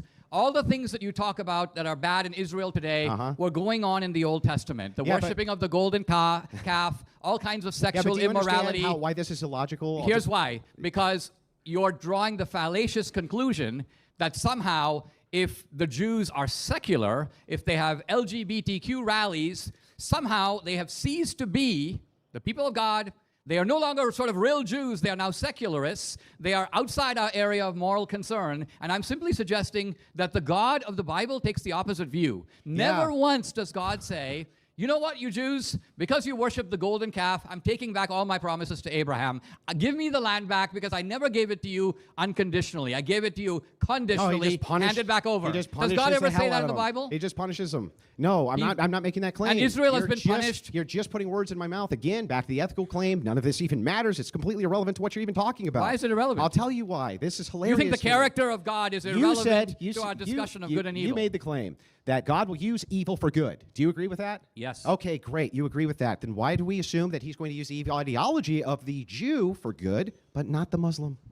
Well, God may well... Hang on. Yeah. I want to repeat that question because I want you to answer it. I'm answering it. Why should we assume that it's only Jewish people who we both agree hold an evil ideology instead of Muslims who we agree hold an evil ideology that God won't use them for good? Why do we just instantly assume it's only going to use Jewish people for good? Well, number one, we are fallible people in the world. So we have to look and make judgments. It is possible to argue, for example, someone might say, due to the fact that America has become like Sodom and Gomorrah, God used 9/11 as a form of divine punishment on America, right? You could make that argument. Yeah. It's a very speculative type of argument. I agree. Yeah, and so I is the argument make that it, but God's going to use Jews to do good. In theory, it's not impossible. Speculative. That's a speculative argument to say God's going to use this evil ideology to do good. That's your argument. So my argument was not, quote, God is using the Jews who are evil to do good. My argument was a refutation. Hold on. Let's be really clear. Okay. You basically were saying these are bad people and they are outside of God's purposes. And I said many times God uses people, even people who have completely rejected him, as his instruments for his divine purposes. Like Muslims. He's done it repeatedly. Now, like Muslims? Now, I don't deny that in principle, God could use the Indians, the Muslims, the Chinese. Yes, God can use those people. That's the whole point, man. You just are defaulting for some reason to say only this specific people group who I think holds an evil ideology, which you did say, that people group God's going to use for good. These other people groups. So you're asking us to pick an interest between two evil ideologies, pick and choose which ideology we prefer because you think that God's going to prefer that we prefer one of those evil ideologies. Well, Dinesh. First of all, that's the reduction of your logic. First of all, you're arguing as if there is no connection between God the Father. I mean, if you look at the Christian Bible, you could almost say that Magic Jew blood? Hold on. You could almost say that the Old Testament is a biography of God the Father, the Gospels are the biography of God the Son, and the Acts are the biography of God the Holy Spirit. This is the Trinity right there. And this is the historical unfolding of the Trinity in the Christian story. And now you're pretending like there is no relationship between Yahweh, the God of the Old Testament, God the Father, and the Jews? Are you Is that what you're pretending saying? that there's no relationship between God the Father and Christians? Yes. No, I'm saying. I'm saying that's that. really what's hilarious here. No, and I'm saying- we can I'm break it saying- down. Hang on, we'll break it down. I'll break it down with you. I'll go right along with Okay. you. Would you Jews agree- have magic Jew blood? Yes or no? Have what? Magic Jew blood, so they're preferred by God. Well, God isn't picking based on magic Jew blood. God is picking based upon a particular community that is built around a set. Hold on, on a set community. of divine instructions, rights, laws, commandments. Does this prophets. particular community have a specific DNA by chance? Sure. Got it. So, and we could trace that through their blood, right? So you would basically just say that people who have this particular blood are favored by God. Well, no more. I mean, you could make the same argument about Christians. Christians have DNA. Exactly. So, and Right, I would but- make the argument, I would make that exact argument about Christians. What's kind of hilarious here, as we're kind of moving through this, we're finding out that, one, you still have no moral ought for why it is that Christians are supposed to support Jews or Israel. Haven't heard a single argument. Well, that's because not one. you're- And by the way, that's because you're setting a standard where I am a Christian monk sitting on a sacred pillar in the Himalayas, and you're now asking me, give me a reason to support Israel. Yeah. I'm talking about Christians living in the world, where we recognize that in the world there's a lot of admixture of good and evil, and there might be good people in an Islamic world, but the Islamic ideology is bad. There might be good people the in Jewish Iran ideology right is now. also bad by your own admission. Jewish theology is bad. Judaism isn't, quote, an ideology. Judaism is a theology, and I agree. Where do you get your ideology from? Well, your what I- theology. Well, what you I was know getting who said at, that? You in your book. Well, You in your own book said I that. said a little minute ago, and you agreed that Islam is a comprehensive ideology that includes family law, divorce, honor killing, Sharia. Judaism is not an ideology in that sense. It is not trying to create a sort of comprehensive supervision over the world. Except its Islam own is. state? Its own state It with its doesn't own do it in laws? Israel. Israel doesn't have. When is the last time you heard, for example, of Jews being stoned for adultery, like in the Old Testament? Oh, happens not all the in time. forever, not in forever. Exactly. Yeah, of course. So, in other words, there's a big difference. In Islam, you still do get stoned. You get thrown sure. out of windows. Sure. You get killed by your own family members. You get killed for leaving But the religion. nobody's making a dispute there. The dispute that we have is whether or not and so the Christians point I have was any making- obligation to morally Okay. to support Israel All or right. support Jews who you, by your own admission, you say is an evil ideology. And I was saying that Israel, against that ideology, is doing a lot of good. If there's a ring of pedophiles and a cop decides, I'm going to go in there and I'm going to beat the shit out of all these people and I'm going to save all these kids, you go, wait a minute, isn't the cop a Jew? And I'm like, yeah. And you're like, well, isn't he a heretic? Doesn't he have the wrong ideology? Shouldn't we be rejecting him as much as the pedophiles? Dinesh, why are you making arguments for the lesser evil? This is backwards. It would be like How is it would be backwards? like- I'm saying it that would be like Israel- a cop who was also a pedophile beat the shit out of 10 pedophiles. How is the cop? And I'm like, oh. I'm like, okay, that's We just right on, agree- pedophile cop who beat Wait a pedophile. minute. Like, what are you talking about? So It's like an pedophilia. evil ideology. You make me want to pick and choose, but why? Why should I support either? Why should I support either? Why? Right. So because the cop is a drunk and he insults his wife and he got divorced and he has a mistress, we're not going to support him in his campaign against the pedophiles because he's no better than the pedophiles because they're both evil, according to you. No, you're taking. So if you want to take the extremes there, we can actually do that, and we can look at that. Why is it an extreme? Let's Sure. Hang on. We'll look So at, we'll look at pedophilia the same logic. We'll look, is Sharia. Yeah. Hang on. Pedophilia equals Sharia. It's the comprehensive Yeah. Islamic law. Are you The going to Jew- use your national resource or your resources? Let's just use your same example. We'll Okay. use the example of the drunk. Yeah. He's a drunk, and we're all morally against drunkenness. Let's say. I mean, Not I'm me, but I'm perhaps not. you are. But let's just say in this hypothetical that you are. So the drunk cop comes in, he beats up all the pedophiles, and we go, right on, man. You beat up these pedophiles, that's great. And what you're doing is a lesser evil, because we assume in this analogy that drunkenness is evil, right? Exactly. Now, are we going to give this guy any resources to go get beer? Yes, if he did a good job, I would give him That's some it. resources. So you're gonna, so I you're would. gonna, so you're gonna support, a thing you consider to be evil? No, I'm not. I'm not supporting the evil. I mean, if you ask me if I was Then what gonna- makes him evil? What makes the drunk evil in this But analogy? what I'm then? getting at is that the cop who did this deserves a medal. If you ask me, are we morally obligated to support cops great. who are Give him a kicking medal. the ass Here, of pedophiles? we'll go over my every answer is time- yes. every And time it a has Jewish nothing person- to do with what their Yeah. private lives are like and whether this is like. Oh, you this know, is great. Yeah. So what I'm getting at is you agree.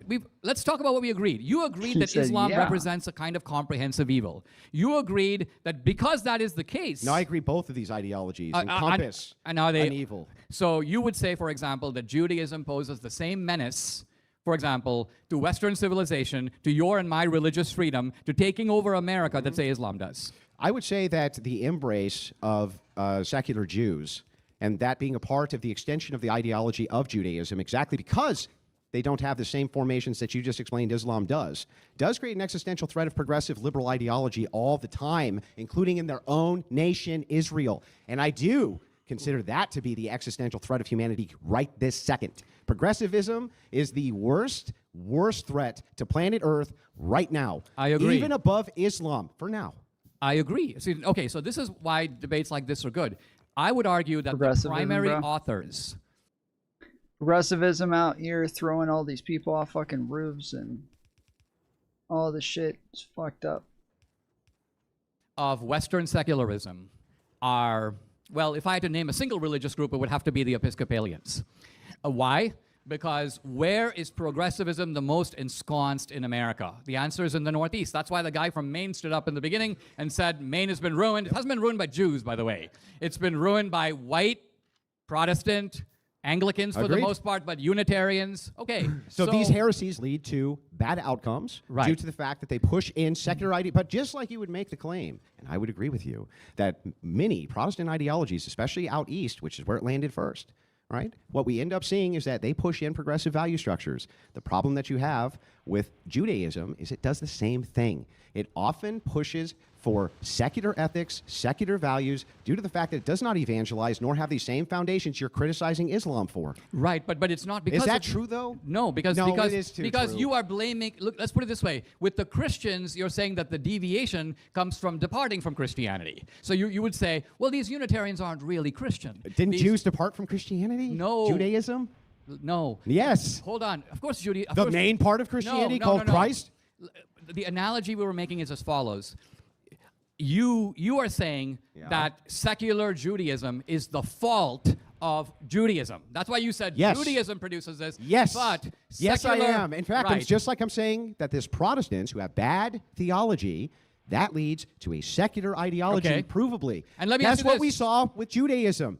Its same foundational heresy leads to secular values and progressivism. All we have to do is look at the state they're currently in that they founded, and what do you see? Dinesh, honestly, is it a progressive state or not? It is a progressive state, but so is America. And what I'm getting at and here America's is founded by Protestants who are in heresy, is, exactly. Why does Judaism have to account for secularism as a fault of Judaism? I mean, this is a good argument from Dinesh. Like, this is a good argument from him where I've heard, neo-Nazis. Andrew's not a fucking neo-Nazi, but I've heard neo-Nazis bring up these arguments a billion times saying that, we don't like Israel because they're progressive and they love gays and, blah, blah, blah. And yeah, I've never thought about the fact that, like, oh, these people do say that they love the United States, though, yet the United States is also a progressive country according to them. So but Christianity suffers no blame, no responsibility, no inherent objection by the fact Protestantism does. You just gave an accounting of it. You just said Protestants hit out east. When you have all these different Protestant heretical sects out east, that led to a progressive ideology. I said, yeah, I agree. Hold on one sec. Hey, Sean, I think the mic, we might have lost Andrew's mic. Testing. Okay. I think we got it. Okay, so I say I agree. The Protestant ideology led to progressive values. Somehow, though, when it comes to another heresy you agree was a heresy, which also led to huge progressive values in a state you just got done saying is progressive, that has nothing to do with Jews. That has nothing to do with Jews. It has nothing to do I didn't say it has nothing to do with Jews. It has to do with Judaism being a heresy, man. I said it has nothing to do with Judaism, just like I would say the same. You would say that the Christians, even though the United States is a progressive state, you wouldn't say the Christians are the reason that it's a progressive country. Yeah. In the case of the Northeast, the progressivism comes out of a rebellion against Christianity. Now, like Judaism? It's a rebellion against Judaism, whereas you're presenting it as a manifestation of it. Wait, say that again? I'm saying that the secularism in Israel is a result of a rebellion against Judaism, not a manifestation of it. You are maintaining that Judaism... Judaism... It's a rebellion against Christianity. The reason that these people groups become so ensconced in progressive ideology is because they reject Jesus Christ as their foundation.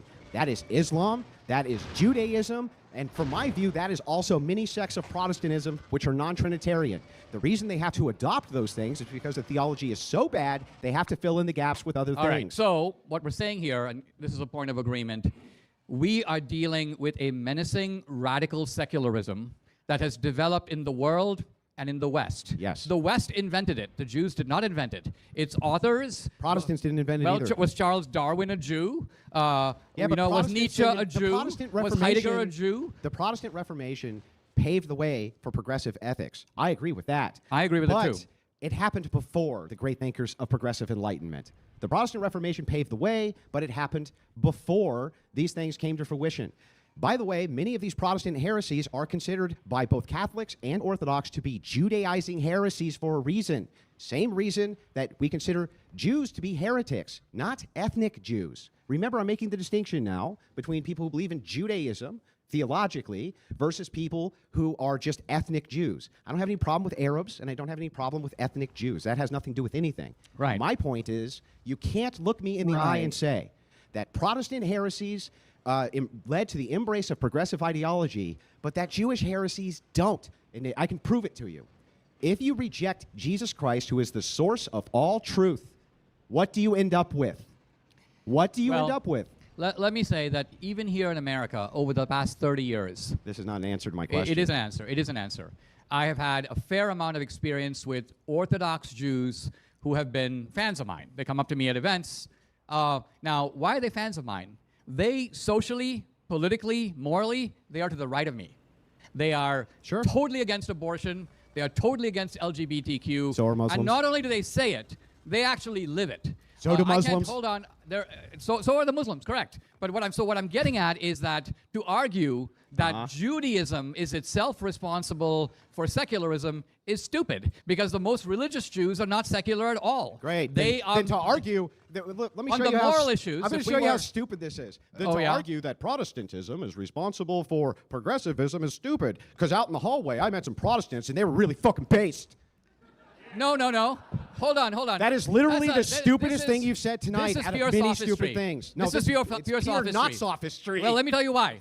Because what you do with an analogy is you misstate the analogy. If you could find me a group of devout evangelical Christians and say, these devout evangelical Christians who go to church on Wednesday, they go to church on Sunday, they are really into it and serious about their faith, but they happen to also support trans surgeries, they support abortion, I would be shocked, because I would say no. If someone is devout and serious about their faith, they're not going to support those things. They're going to be solid on the moral issues. So Episcopalians are not solid in their faith? So I just told you that Orthodox Jews are very solid on the moral issues, and they are not part of secular degeneracy. Yeah, but this is crazy. And then you switch the analogy and give me a generic Protestant. I'm going to repeat it to you verbatim to make sure I got it right before I respond. Okay. I'm going to steel man the position and so that there's no doubt this is not a straw man. Okay. You are saying to me, there are Orthodox Jews who are just super based, Andrew. They don't like abortion. They don't like LGBTQ.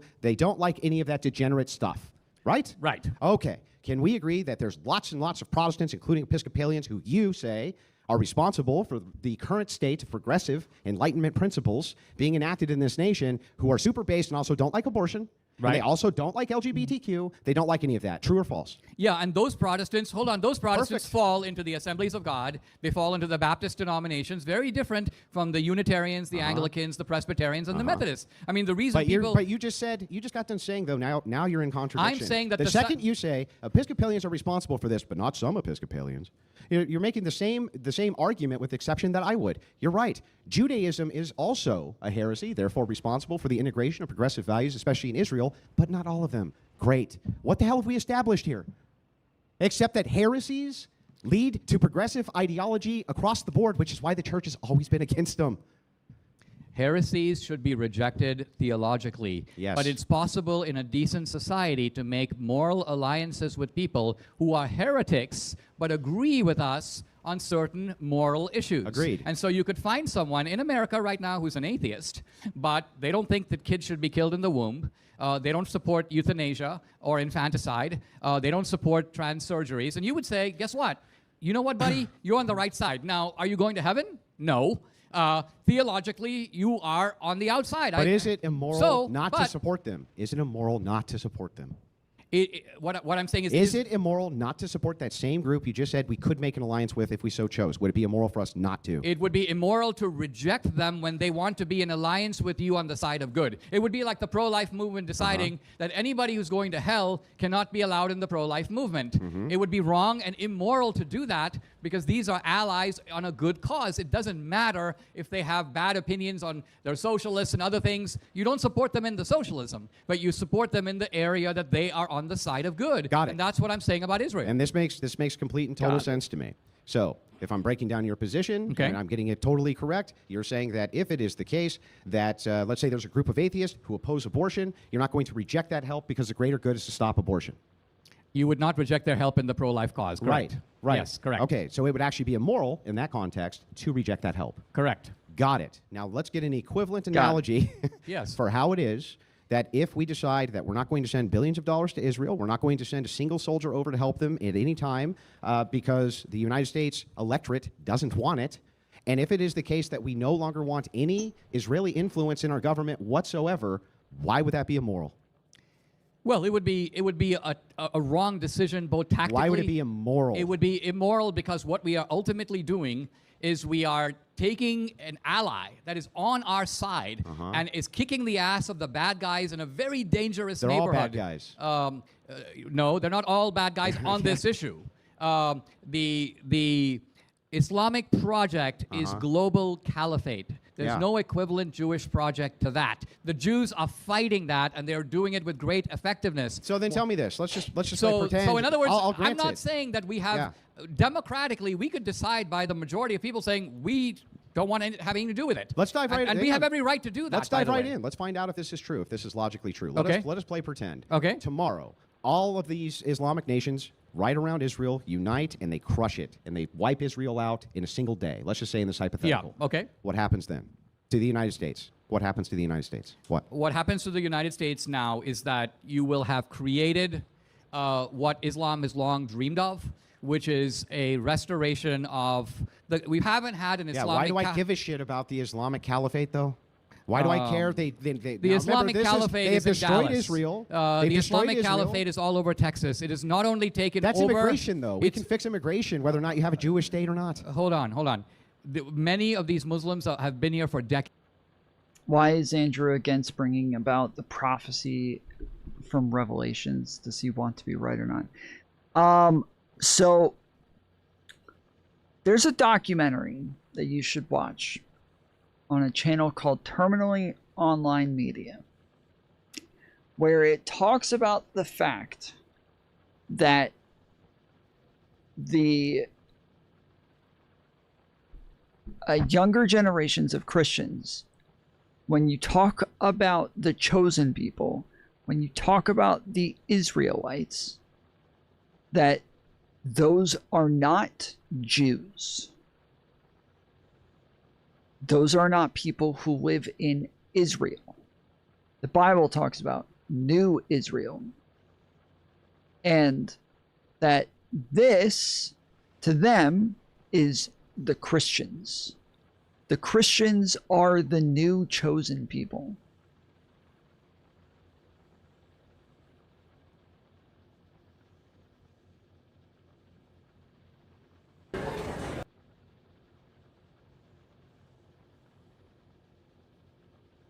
I'm about to get off, so I figured this is an easier way to just go over it real quick.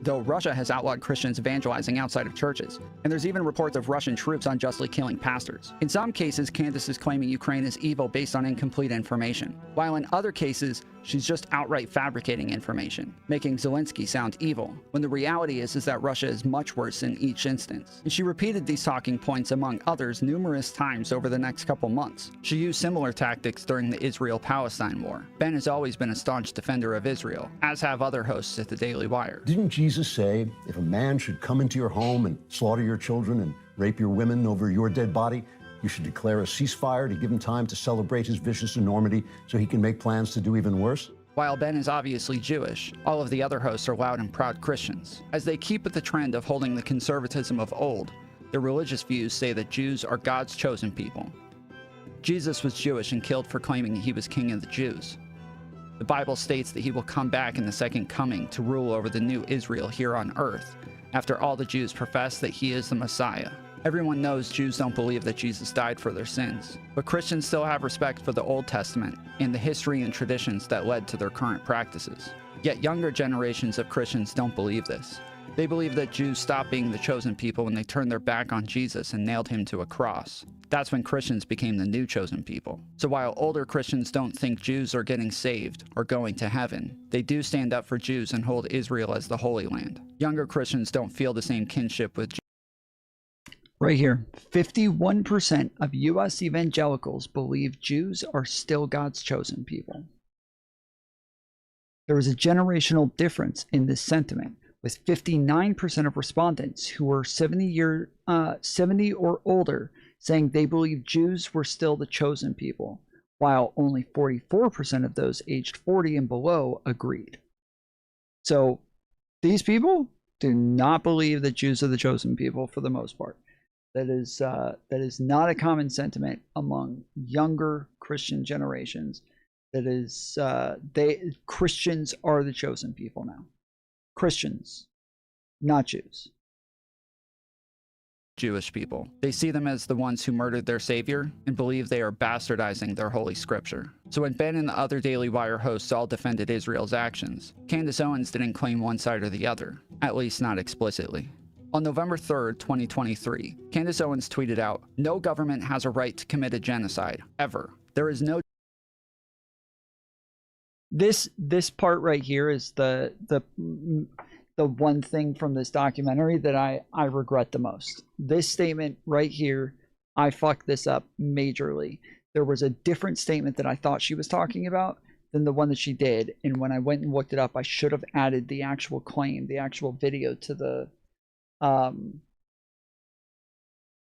documentary, but I didn't, and I ended up mixing it up as I was scripting this, and I fucked it up majorly. No justification for genocide.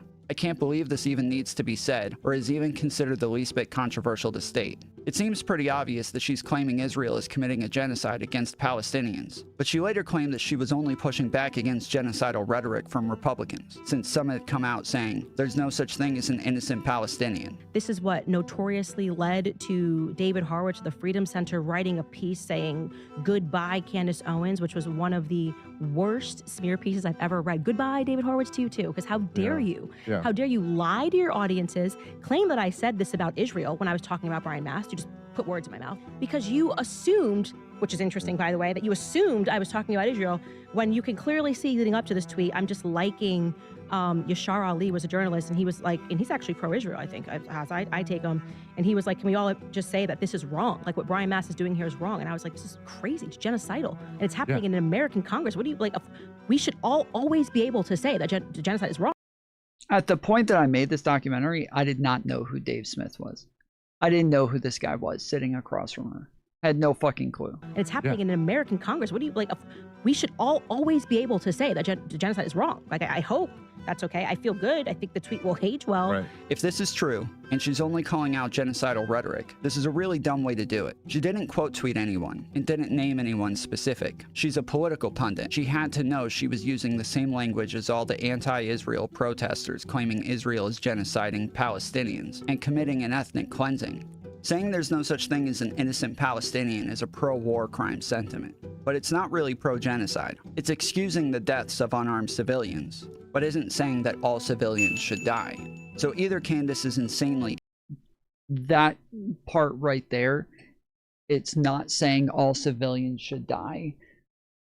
it is justifying the deaths of those civilians. So even if it's not saying all of them should die, it is justifying the deaths of them. And I fucked it up because I believe that they were talking about there were two clips that I was trying to figure out which one it was, and yeah, ended up fucking this up pretty majorly. So yeah. Great production, but we're going to need a part 2, especially since a lot has changed in what you know now. I mean, nothing really, as far as what this is about, nothing has changed. Like, I was just on the early end of predicting everything that came after. Like, I was just like at the very forefront of being like, bro, she's going off the fucking deep end. Like, she is about to get 100 times worse than she already has been this whole fucking time.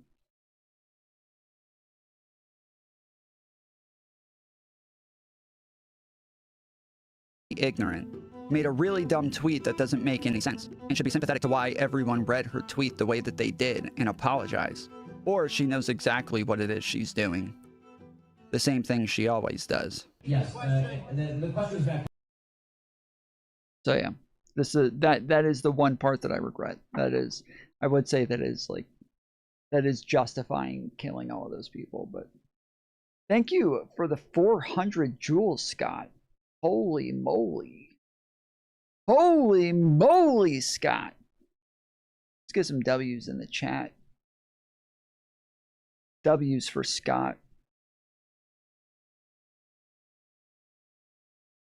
You gotta do one on Loomer in Ukraine. Loomer is just like not as relevant. I feel like the main thing that this was about was Candace Owens leaving the Daily Wire. And at the time, Candace Owens leaving the Daily Wire ended up being like a big split within the online Christian sphere, where a lot like this Israel divide kind of started. If you've watched the documentary, like, a lot of this is about the fact that Candace is claiming they're firing her because they hate Christians, because they're Jews. And so because she's a Christian, they're coming after her. The Jews are trying to get rid of the Christians. So that's her whole thing here. And so a lot of the people who liked her and who followed her were like, oh shit, done with Daily Wire. I'm done with those motherfuckers. They hate the Christians. Did she say that? Yeah. Yeah. It's in the documentary. Like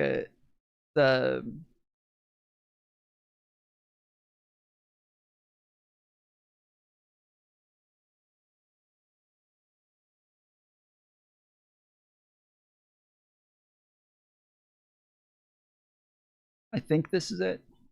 Policies at the Daily Wire. I'm not going to make any comment about the Daily Wire separation from Candace Owens in this forum.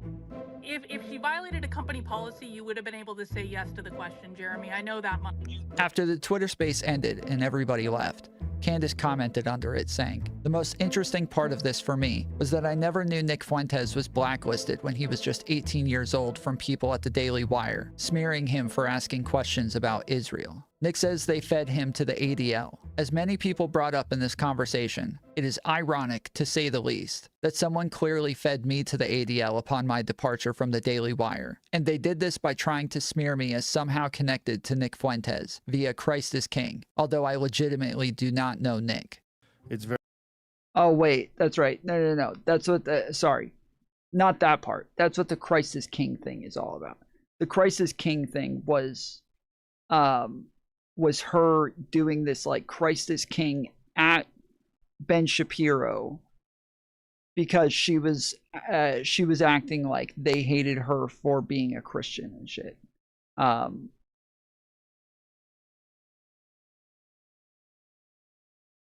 she was acting like they were coming after her for being Christian, and so yeah, so even at one part she's like, you're mad that I'm quoting scripture. Israel-Palestine war, regardless of which theory one believed to be true. If they were on the right and believed her firing to be unfair, they claimed it was a violation of Candace's free speech, and that the Daily Wire was canceling her. But what she was being canceled for, no one was really sure. But then Candace made another ominous post on Twitter trying to give people a hint while maintaining plausible deniability. The post read, "Overwhelmed by the amount of love I've received over the last 24 hours from all over the world. Thank you all. Also to my brothers and sisters in faith who are recognizing that we need to stand by one another.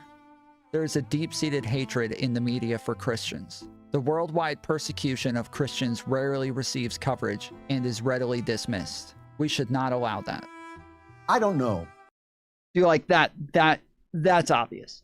She's literally starting this off addressing the support from people after her firing, and then immediately following it up with, and there's a lot of hatred towards Christians in the media.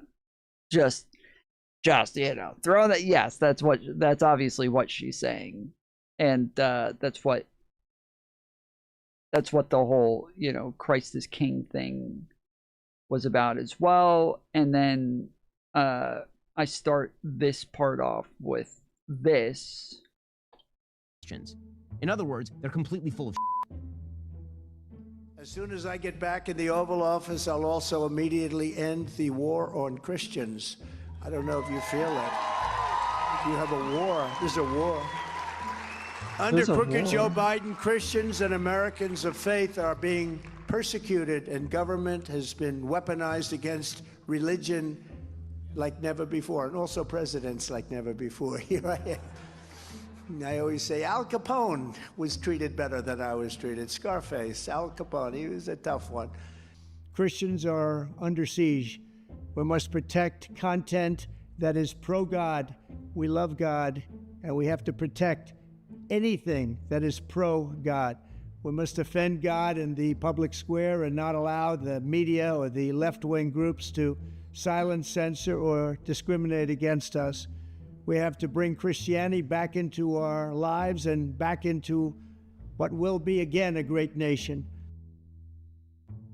On March 18th, 2024, Isaac Shore posted an article on the right-wing news outlet named Mediaite titled, "Candace Owens Endorses Wild Anti-Semitic Conspiracy."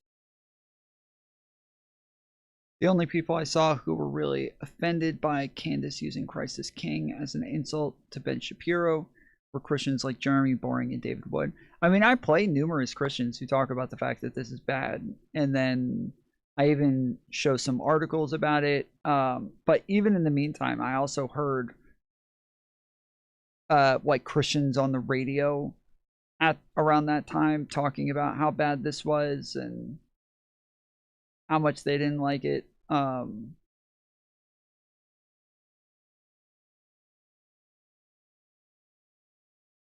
yeah.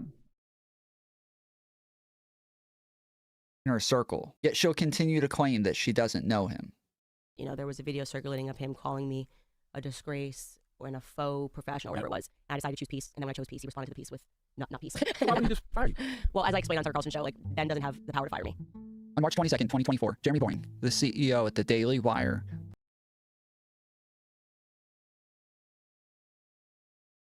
yeah, he talked about it.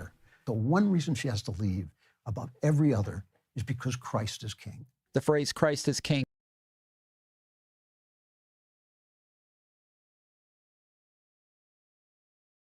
So yeah. I'm saying it wasn't Jews getting mad about it like Candace made it seem. Oh, yes it was. Yes it was. The Mediaite article that I just went over in the other clip that I was just on was a Jewish guy talking about how anti-Semitic it was. The ADL right here, white supremacist Holocaust denier Nick Fuentes is praising Candace Owens' vitriolic anti-Semitism. It's hardly surprising, but it does set off alarm bells when bigoted people come together to push anti-Semitic agenda. It adds fuel to the Fire of Hate talking about her saying Christ is King, and Nick Fuentes' support of it. Here's Media Matters, Holocaust denier Nick Fuentes celebrates Candace Owens. She's been full-fledged war against the Jews. Let's see. Yeah, and the ADL had like a whole thing about the Christ is King thing. And then, yeah, there was the Mediaite article. There was, you know, obviously Ben Shapiro and others. But yeah, there were a lot of Jewish people who came out against this. It goes on to say, but what Boring describes as opinion can at this point be universally recognized as a misleading euphemism. Perhaps it is technically true that Shapiro and Owens have a difference in opinion over whether there is a small ring of sinister Jews exercising disproportionate power in Hollywood and Washington. And perhaps it is technically true that they disagree about whether some Jews are drunk on Christian blood. But to describe it principally as a difference in opinion is to miss the point, which is that Owens is a bigot detached from reality and paid by the Daily Wire to promote her worldview to its audience. Nick Fuentes. Yeah, there were a number of like Christian articles that I went over and like Jewish groups that I talked about saying that the Christ is King thing was anti-Semitic. So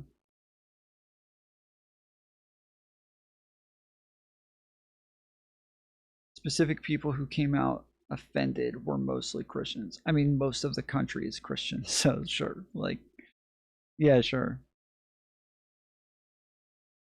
But like I literally have a montage of like Jewish people as well coming out against this and the sorts of things that they're saying.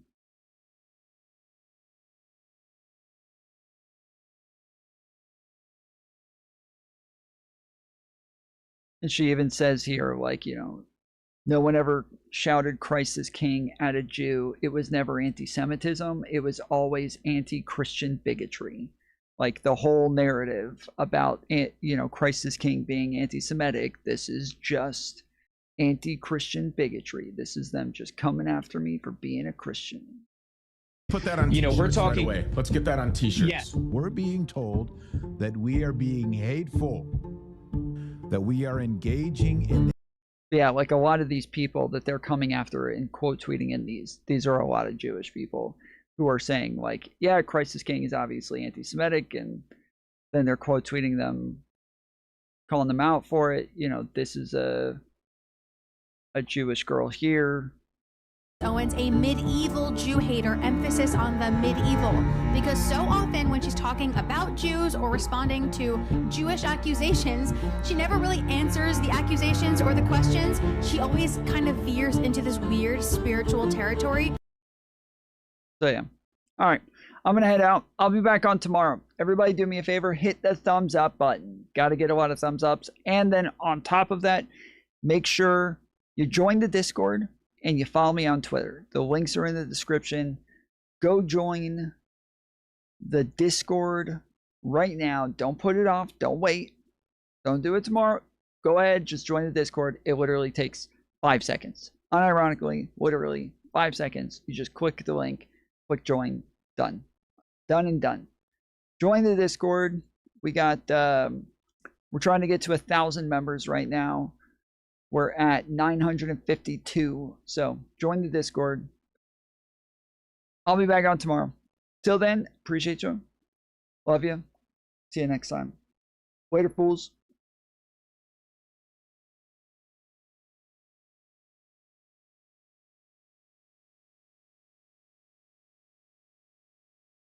The wind is bullshit.